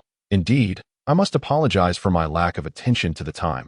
Minako gently responded, willingly admitting her own oversight. I am truly sorry. We had promised to dine together. Nakamura scratched the back of his head, offering an embarrassed smile as he addressed Chen Shirling and the others cheerfully. Chen Shirling thought to herself, you ought to be apologizing to old man Nagahisa instead. We are rather indifferent to it. No worries. We just arrived ourselves. Zhang Maosen interjected to ease the tension. After exchanging a few casual pleasantries, the group commenced their meal. Shouldn't we prepare the bedding? Chen Shirling inquired, gazing at the empty tatami mats. Directing her question to Yu Pingyan. Yes, I noticed that the tatami is typically covered with a mattress, allowing one to sleep directly on the floor. Yu Pingyan concurred, though he appeared uncertain about how to proceed. At that moment, a knock echoed through the room. Why Yu Pingyan opened the door to reveal the elderly woman, Xiaomi. After a brief exchange, Yu Pingyan gathered that she had come to assist with the bedding. Expressing his gratitude, he welcomed her into the room as anticipated. Xiaomi headed straight for the closet, retrieved the bedding, and began to lay it out. Once she had finished, she offered a few words of advice before departing. Pingyan, what did you discuss with her just now? Chen Shirling inquired with curiosity. She asked whether I wanted 1 bed or 2. I told her to prepare 2. Yu Pingyan gestured towards the 2 neatly arranged sets of bedding. Chen Shirling looked at the 2 sets and felt a cold sweat trickle down her forehead. Those 2 beds indeed symbolized the pure love between 2 individuals. Chapter 90. The murder incident. Chen Shirling and Yu Pingyan maintained their innocent boyfriend-girlfriend relationship and lay down side by side. As she nestled under the covers, Chen Shirling found herself tossing and turning, feeling a sense of unfulfilled desire, despite having made ample preparations. She found no opportunity to express her feelings and felt a twinge of regret for not daring to tempt Yu Pingyan. While lost in her thoughts, she suddenly heard the sound of rain in the courtyard. Pingyan. It's raining, Chen Shirling whispered to Yu Pingyan, who was not far from her indeed. I hope it ceases by tomorrow. Yu Pingyan replied quietly, as if to avoid disturbing anyone else. Pingyan, do you think there are any wild beasts in these mountains? Chen Shirling asked, feeling somewhat exasperated. Her initial worries about mountain predators were exacerbated by Yu Pingyan's comment. Fear not, Shirling. I will be by your side. Even if there is a bear, you shall run swiftly. Pingyan, can you fight a bear? Chen Shirling asked, astonished. I cannot, but I believe I would provide it with quite the meal. Yu Pingyan chuckled. Chen Shirling was amused by Yu Pingyan's jest, and the tense atmosphere dissipated entirely. The two engaged in light-hearted banter until they gradually drifted off to sleep. That on the seventh day, in the early morning, as dawn began to break, Chen Shirling and Yu Ping'an remained ensconced in their dreams. Help! Help! A series of sharp, aged voices pierced the air, awakening both Chen Shirling and Yu Ping'an. It seemed that something had gone awry. Startled, Yu Ping'an sat upright, while Chen Shirling hastily followed suit, recognizing that the voice belonged to Xiaomi.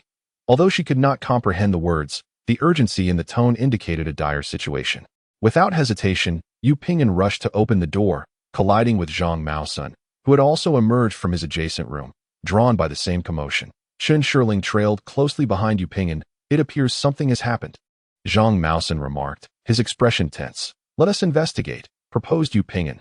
Meanwhile, in a distant room, Huizi, who was attending to her husband afflicted by a stroke, had also heard the sounds and peeked out, witnessing Chen Shirling and the others making their way towards the work area. Thus, Huizi decided to follow suit. The four of them swiftly searched the work area and soon discovered a storage room. There, they found the elderly Xiaomi kneeling beside a bloodied figure sprawled on the ground, incessantly calling out and shaking the lifeless body. Yet, the individual showed no signs of response. Chen Shirling recognized the familiar work uniform of the individual, and although she had yet to see the person's face, it was not difficult to deduce that it was the boss, Hijio. What has happened? Zhang Maosun and Huizi inquired urgently upon seeing the scene. The distraught Xiaomi lamented helplessly, continuing to shake the motionless form. Yu Ping'an and Zhang Maosun approached to assess the situation, with Chen Shirling following closely behind. Huizi aided in supporting the elderly Xiaomi to a nearby spot, offering her comfort, that while Yu Ping'an and Zhang Maosun bent down to examine the fallen individual. And at that moment, Chen Shirling clearly discerned that it was indeed Hijio. His head was covered in blood, and beside him lay a blood-stained log, evidently the weapon that had felled him. Yu Ping'an checked Hijio's wrist, and then tested for breath near his nose that he is already deceased. What? That cannot be, Zhang Maosun exclaimed in disbelief. Mirroring Yu Ping'an's actions, that it appears he truly is without breath. And there is no pulse, Zhang Maosun stated sternly, his expression fraught with tension. Miss Chun, you should also verify. We may have made an error. Zhang Maosun seemed unable to accept that Hijio lay lifeless before them. Chen Shirling had encountered the specter of unnatural death before. Though alarmed, she steeled herself to check Hijio's pulse. His wrist was cold, yet there was no rigidity, indicating he had not been dead long. While his body temperature had cooled, it had not yet entered rigor mortis. Indeed, there is no pulse. Chen Shirling reached the same conclusion. Gazing at the blood-soaked head, she found herself lacking the courage to further ascertain Hijio's breath. Mr. Hijio must have passed away, Zhang Maosun stated gravely as he approached Huizi and the elderly Xiaomi Dada. Upon hearing this, the elderly Xiaomi fainted. Xiaomi, Xiaomi, Huizi cried out, rushing to embrace Xiaomi as she called for her. Zhang Maosun proposed. After ensuring that the unconscious Xiaomi is settled, the group exchanged bewildered glances, unsure of what to do. Shouldn't we contact the police? Huizi suggested. It appears that Mr. Jiojio met his demise due to a blow to the back of his head with a log. We must report this immediately, Yu Ping'an analyzed. Indeed. Let us hurry and call the authorities, Zhang Maosun echoed in agreement. Consequently, they all made their way to the front desk, where Huizi dialed the emergency number. The police informed them that the road to Neishi was blocked due to a landslide caused by last night's heavy rain, and they could not send anyone at the moment. They instructed the group to secure the scene and assured them that assistance would arrive as soon as the road was cleared. With a look of panic, Huizi exclaimed, "What? Is this for real? How could this happen?" Zhang Maosun shouted in disbelief. "So, we can't leave here at all. In that case, let us heed the police's advice and protect the scene," Yu Ping'an stated. Concerned, Chen Shirling expressed her worry. "We've been at the crime scene for quite some time. Surely, he compromised the evidence." Huizi nodded. "I will check on Xiaomi's condition." Huizi stepped forward and called out, and the elderly Xiaomi gradually regained consciousness. Upon seeing that Xiaomi was awake, Huizi explained the current situation. Realizing that someone had murdered her husband, the elderly Xiaomi wept. "Who could have done this? Let us secure the scene first," Yu Ping'an suggested. However, as they reached the doorway, the elderly woman stood frozen, suddenly letting out a piercing scream. The group rushed to the door, following Xiaomi's gaze to their horror. The lifeless body of Mr. Jiujio, which had been lying on the ground, had vanished, leaving only a pool of blood behind. Chapter 91. The vanishing incident. Zhang Maosun exclaimed in terror, his expression one of sheer astonishment. The others shared similar reactions. utterly unable to comprehend the surreal events unfolding before them. It's a supernatural occurrence. The spirits have come. At that moment, Xiaomi, perhaps in shock, stood there with a vacant stare, repeatedly muttering, "It's a supernatural occurrence. The spirits have come." Huizi quickly stepped forward to comfort her. While Chen Shirling looked bewildered, glancing at Yu Ping'an. Yu Ping'an remained calm, his brow furrowed as he scrutinized the situation in the storage room, deep in thought. "Where are Nakamura and Minako?" Yu Ping'an suddenly inquired. "Yes, we haven't seen them at all," Zhang Maosan chimed in. "Could they be involved?" Huizi's expression turned suspicious. "Let us go find them," Yu Ping'an proposed. Thus, the group departed the work area and arrived at the door of Nakamura and Minako's room in the guest area. Zhang Maosan took the lead, knocking on the door while calling out, "Mr. Nakamura? Are you there?" Yu Ping'an, Chen Shirling, and Huizi waited anxiously outside the door, straining to hear any sounds from within. After a moment, Nakamura appeared in a bathrobe. Startled to see several people gathered outside, his brows furrowed as he scrutinized the agitated crowd. "What is the matter?" Nakamura looked at the anxious and bewildered crowd with astonishment. "Mr. Hisashi has been murdered," Zhang Maosan stated bluntly. "What? Is he really dead? We must call the police immediately," Nakamura exclaimed in shock. Keiko leaned towards the doorway, glancing into the room while skeptically asking, "Where's Minako?" "She is taking a shower in the bathroom." The group turned their gazes towards the direction of the bathroom, faintly hearing the sound of the shower running. Subsequently, Keiko briefly explained the current situation. How could this happen?" Upon hearing Keiko's account, Nakamura exhibited an expression of horror. "Mr. Nakamura, let us gather in the dining room shortly. Before the roads are cleared, we must first ascertain the current circumstances," proposed Yu Ping'an. "Very well. Please hold on." Nakamura hurriedly agreed, then closed the door, presumably waiting for Minako to finish her shower so they could proceed to the dining room together. The remaining individuals prepared to head to the dining room to await Nakamura and Minako. As Chen Shirling passed by the doorway, she stole a glance into the room and noticed a figure lying on the floor, covered entirely by a blanket, with only the head exposed, lying there motionless. Chen Shirling speculated that it must be Keiko's husband, Yama, because it was merely a fleeting glance. She did not clearly discern the person's features, only sensing that their complexion appeared rather pallid. Yu Ping'an and the others arrived at the dining room. Before they could even sit down to rest, Yu Ping'an spoke up. "I believe we should go to the scene. How could the body simply vanish? Indeed, it is exceedingly strange," Zhang Maosan concurred. "If it was murder, the perpetrator might still be nearby." Yu Ping'an voiced a chilling thought. "Yes, what if the murderer is in the inn?" Zhang Maosan realized the gravity of the situation upon hearing this. Could it be that someone from the inn is responsible? Chen Shirling, however, held a differing opinion. "We cannot dismiss this possibility in any case. Let us go and investigate the situation." Yu Ping'an continued. He first went to the kitchen and found a stick, just in case. "Shirling, make sure to stay right behind me. Manager Zhang, you bring up the rear while I lead the way." "All right." Zhang Maosan, seeing this, also grabbed a stick. Observing their actions, Chen Shirling grew anxious as well and casually picked up a spatula. The kitchen seemed devoid of any abnormalities. The body should not be hidden there. While searching for weapons, Yu Ping'an also surveyed the kitchen's condition. The group emerged from the kitchen with their weapons and continued to explore the work area. As they passed by Xiaomi and Hisashi's room, they heard Xiaomi's voice from within.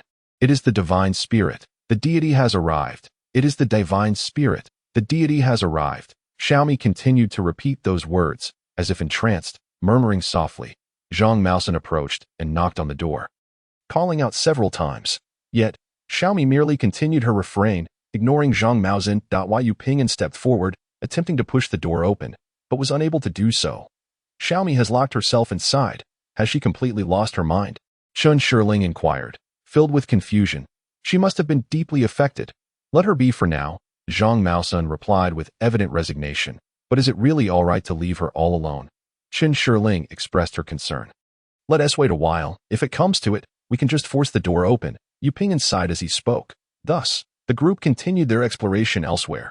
The storeroom remained as it had been, save for the bloodstains on the floor and the long-vanished corpse. Yu Ping'an cautiously surveyed the storeroom, confirming that the body was not concealed among the items within. Chen Shirling assisted in sifting through the chaotic piles of supplies, which included materials for home repairs such as wood and cement, numerous essential items like toilet paper and trash bags, as well as toiletries for guests and cleaning agents, brooms, and mops. There were even 2 large barrels of strong acid for cleaning the bath.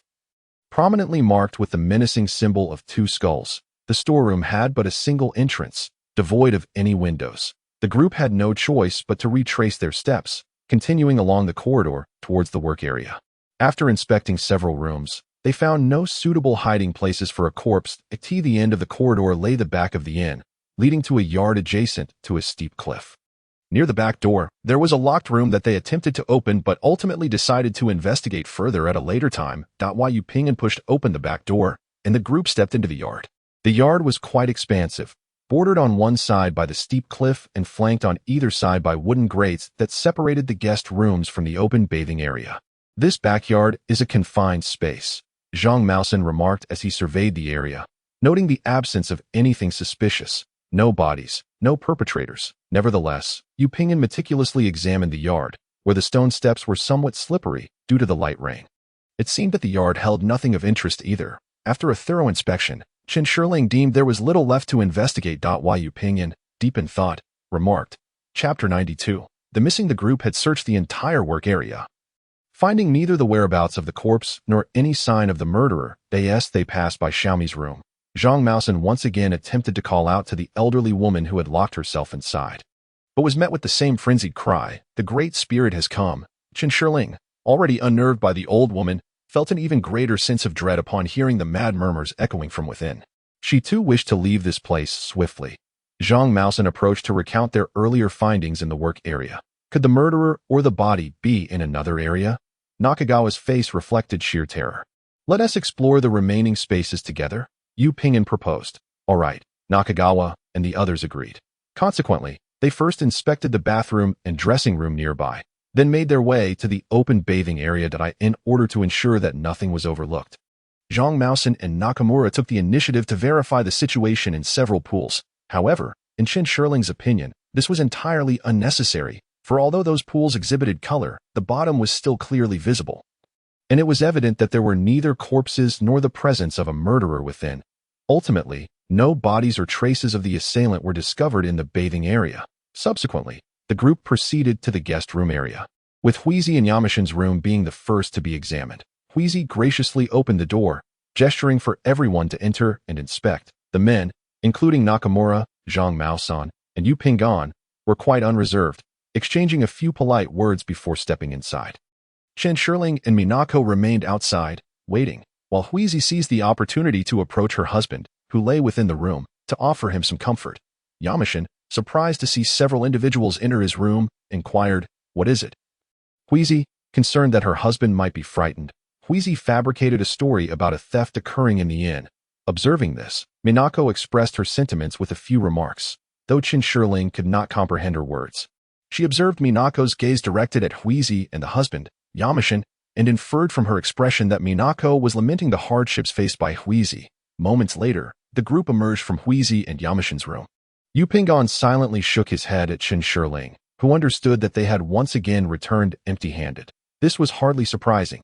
As compared to the work area and bathing area, it was exceedingly unlikely for the murderer and the body to be found in the occupied guest rooms.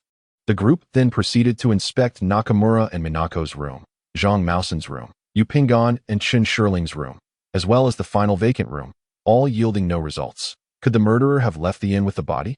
Nakamura speculated. This inn is surrounded on three sides by steep cliffs. If one were to leave, it could only be through the front entrance, Yu Ping analyzed.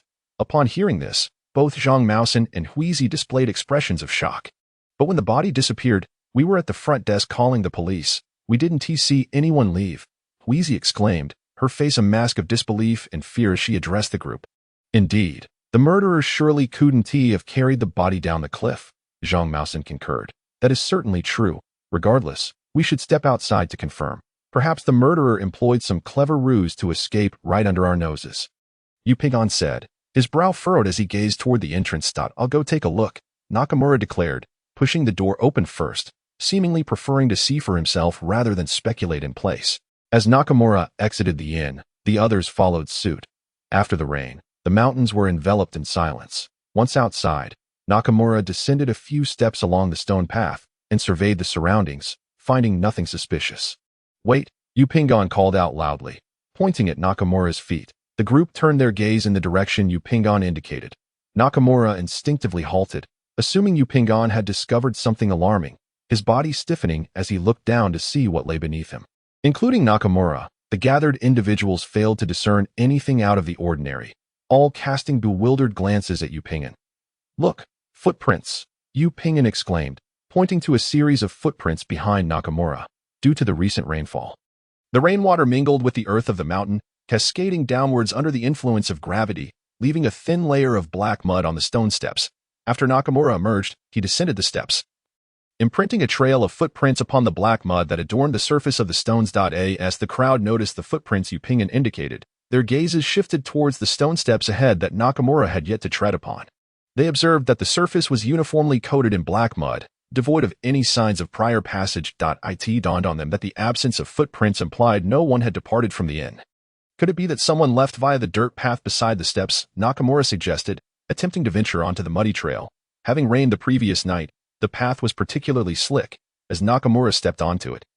His foot sank into the soft earth, leaving a more pronounced footprint. At this moment, a consensus among the group emerged, a chilling realization. Since the rain began, no one had left the inn, nor had anyone entered it. Chen Shirling gazed down through the trees, noting that 4 cars remained parked in the lot below, unchanged. The fact that no one had departed meant that the murderer was among the individuals within the inn, plunging everyone into a silence thick with tension. Each person's expression turned grave, and they reconvened in the dining area at this juncture, apart from the somewhat deranged elderly woman, Xiaomi, and the bedridden and immobile Shan Shan. All others had gathered in the dining room. Each person harbored their own thoughts, exchanging glances laden with unspoken concerns. Could this truly be a case of divine disappearance? You all witnessed the nursery rhyme outside the shrine, did you not? Huizi was the first to break the silence. The other young people expressed skepticism, dismissing the notion of supernatural occurrences, yet the inexplicable mystery surrounding the missing body loomed large. What is divine disappearance? Chen Shirling inquired of Yu Pingan and Zhang Maozhen. It refers to someone vanishing into thin air, Zhang Maozhen elucidated. You may not be aware, but the Xinyi Creek was historically regarded by locals as a passageway to the heavens and the underworld, with numerous instances of divine disappearances recorded throughout history. Seeing the incredulous expressions on her companions' faces, Huizi began to recount the history and past legends associated with the area. No wonder Xiaomi was incessantly muttering about divine disappearances and deities. Chen Shirling recalled the ramblings of the deranged elderly woman, surmising that her profound belief in such legends must have instilled in her a deep-seated fear. Chapter 93, commencing the investigation as a fellow visitor to Xinyi Creek. Huizi recounted the lore surrounding divine disappearances. While the current circumstances were indeed perplexing, the young individuals did not endorse the notion that the mysterious disappearance of the body constituted a divine event. I believe we should each recount our whereabouts and actions from last night until now, particularly during the moments surrounding the incident, Yu Pingan proposed, his expression grave as he surveyed the faces of those present. Do you suspect that the murderer is among us? Huizi spoke first. At this point, we cannot dismiss any possibilities, Yu Pingan remarked nonchalantly. Upon hearing this, Huizi displayed a look of terror, gazing at the individuals in the room. As if the true perpetrator was more terrifying to her than the incident itself, Nakamura and Minako exchanged glances, tentatively nodding in agreement with Yu Pingan's suggestion. While Yu Pingan proceeded to outline the events from yesterday up to the present moment. As he spoke, Huizi pointed towards Chen Shirling and the other 2. Ms. Huizi, we did not see you in the dining room yesterday. Yu Pingan inquired. Oh, we had dinner in our room. As you all know, my husband is not very mobile, so I asked the proprietress to bring the meal to our room, Huizi explained. The others nodded, finding no cause for suspicion in Huizi's words. Next, it was Nakamura's turn. May I ask if you heard Miss Xiaomi's cries? If you did, why did you not come out immediately, waiting instead for us to knock before emerging? Yu Pingan posed a question.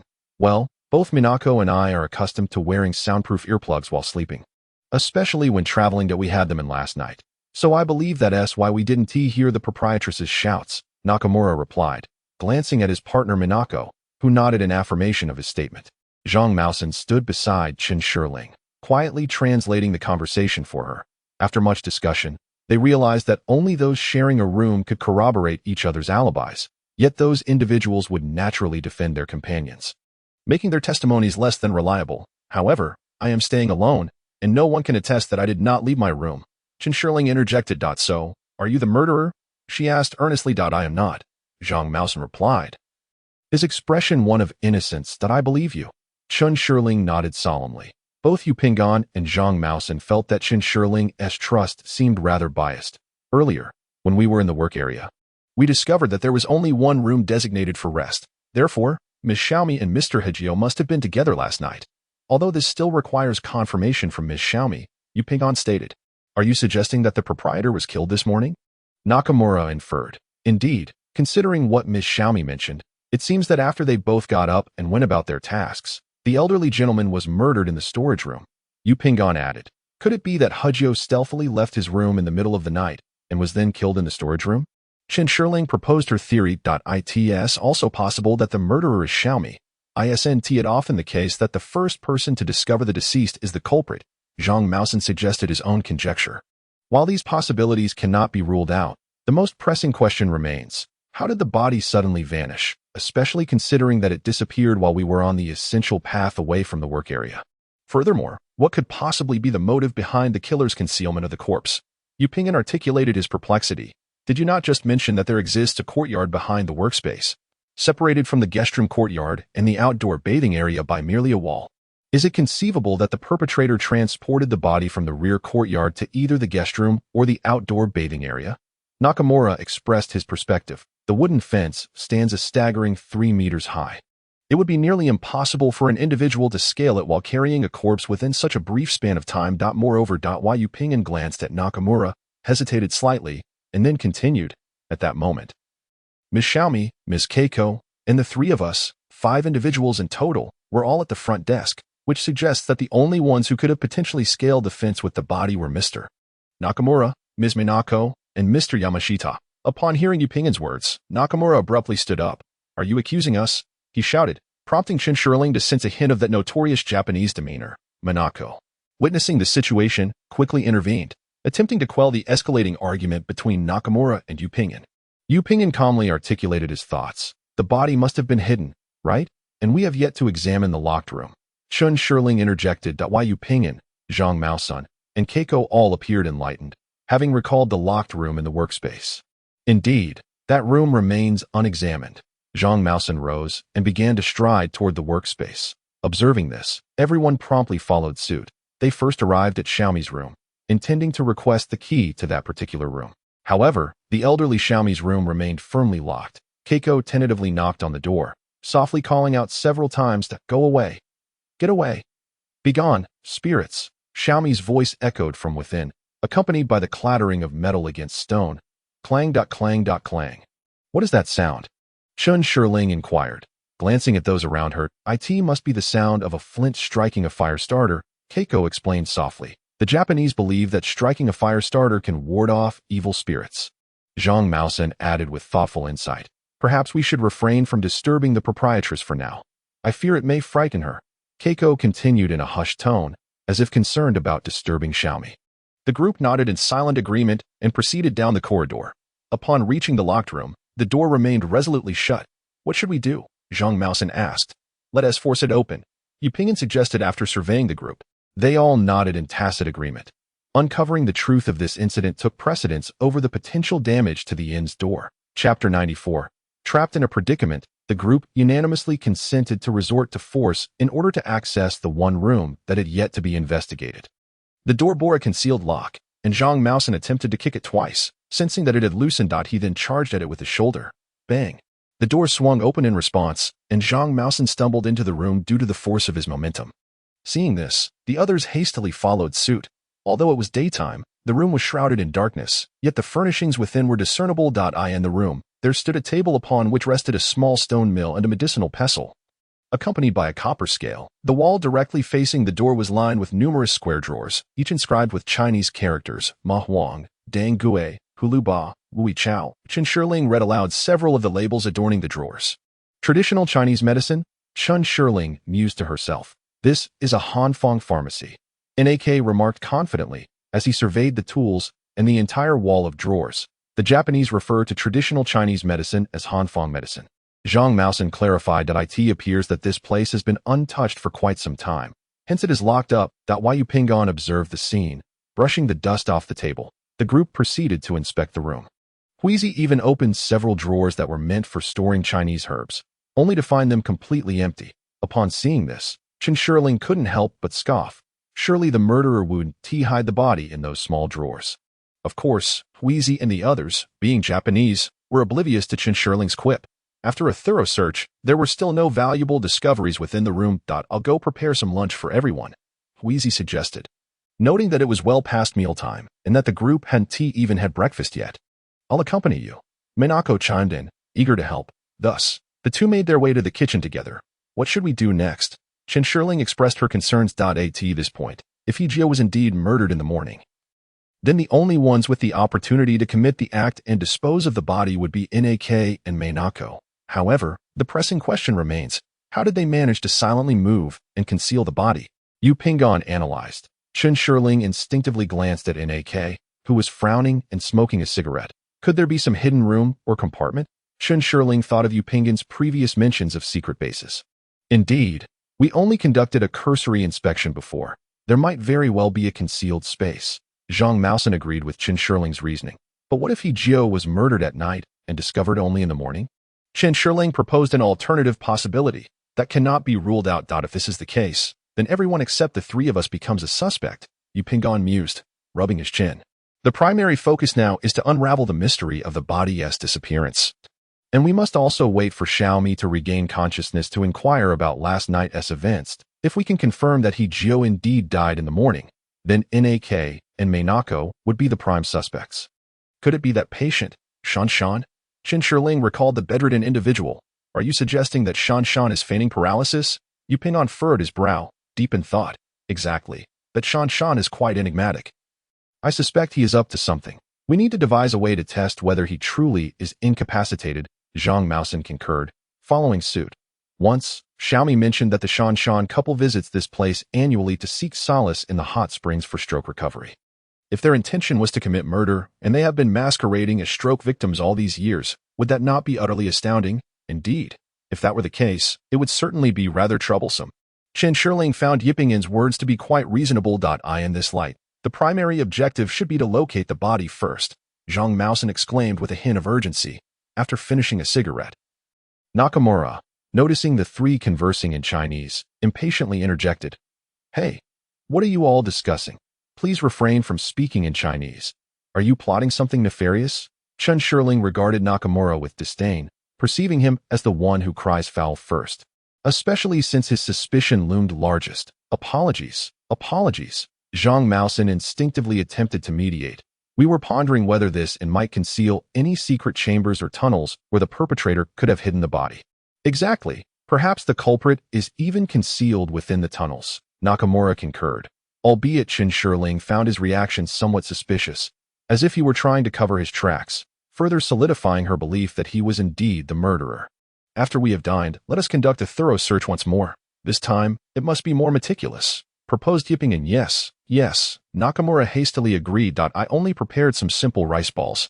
I hope you all won't mind, Huizi said, a bit embarrassed. The group immediately expressed that it was no trouble at all, offering their gratitude. Ms. Huizi, please take care, Yipingen advised. Very well. If anything arises, I shall call for you all. Huizi slightly bowed in appreciation and then departed from the dining area. After their meal, the group prepared to undertake another search of the inn. They first sought out Huizi, who expressed her desire to join in the search. Given that everyone was a suspect, they unanimously agreed to search together. This time, they meticulously examined every inch of the floors and walls. For an entire afternoon, they managed to recheck the public bath and work area, even scouring the outdoor baths and the backyard soil. Yet found no traces of secret passages or hidden chambers. As twilight fell, night had completely enveloped them. Now, only Xiaomi's room and the guest rooms remain unsearched, Yipingen remarked. Shall we perhaps leave the rest for tomorrow? By then, the roads may be cleared, and the police could arrive, suggested Huizi. Chen Shirling found Huizi's proposal agreeable, primarily because she was exhausted and famished after a long day, yearning for a hearty meal and a good night's sleep. However, Yipingen expressed concern. But what if something happens to Xiaomi? What other options do we have? Nakamura replied, still displaying impatience, as the afternoon's search seemed to have extinguished his last vestige of patience. Mr. Yu, shall we conclude for today?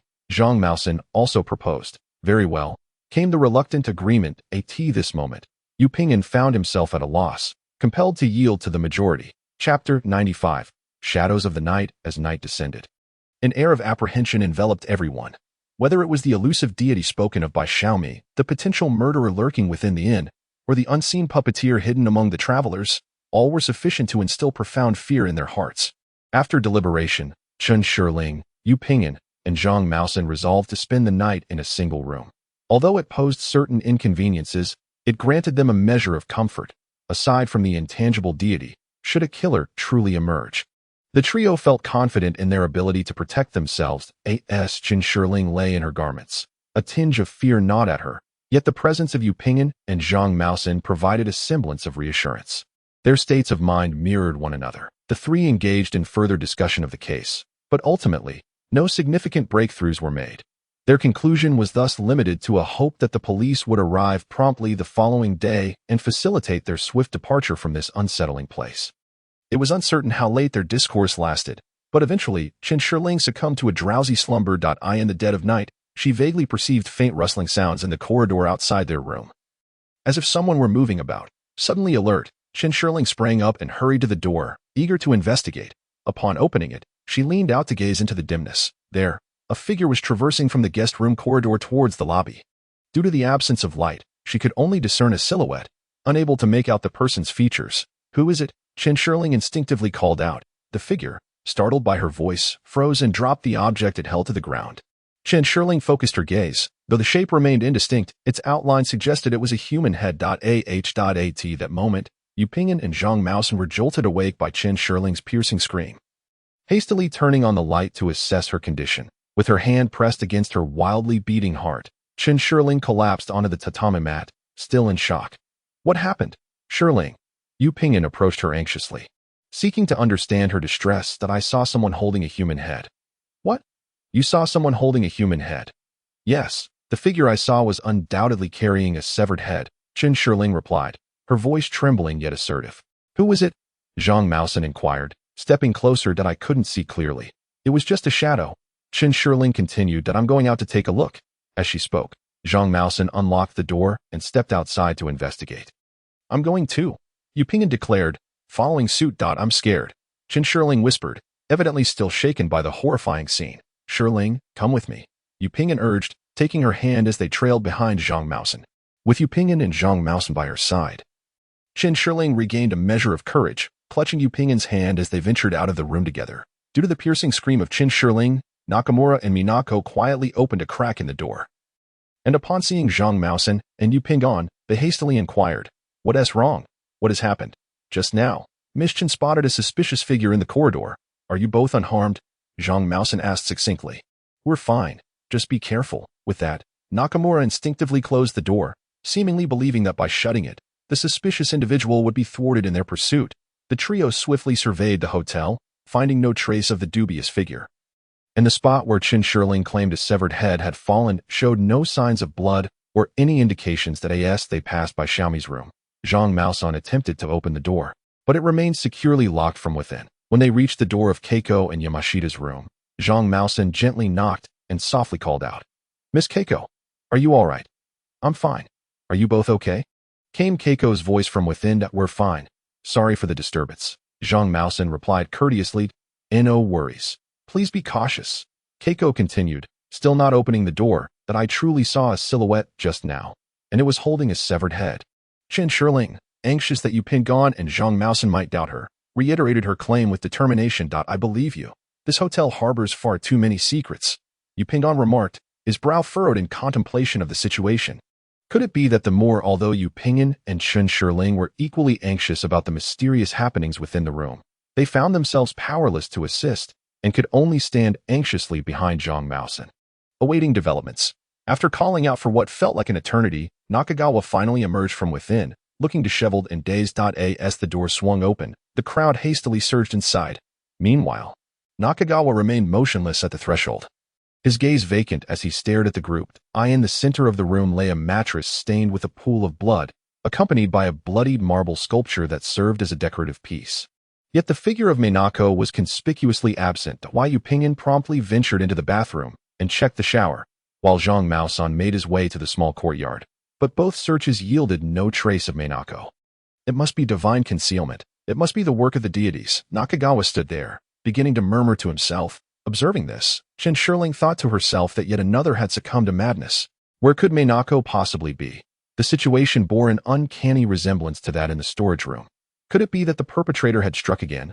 Was it truly, as they speculated, a case of supernatural disappearance?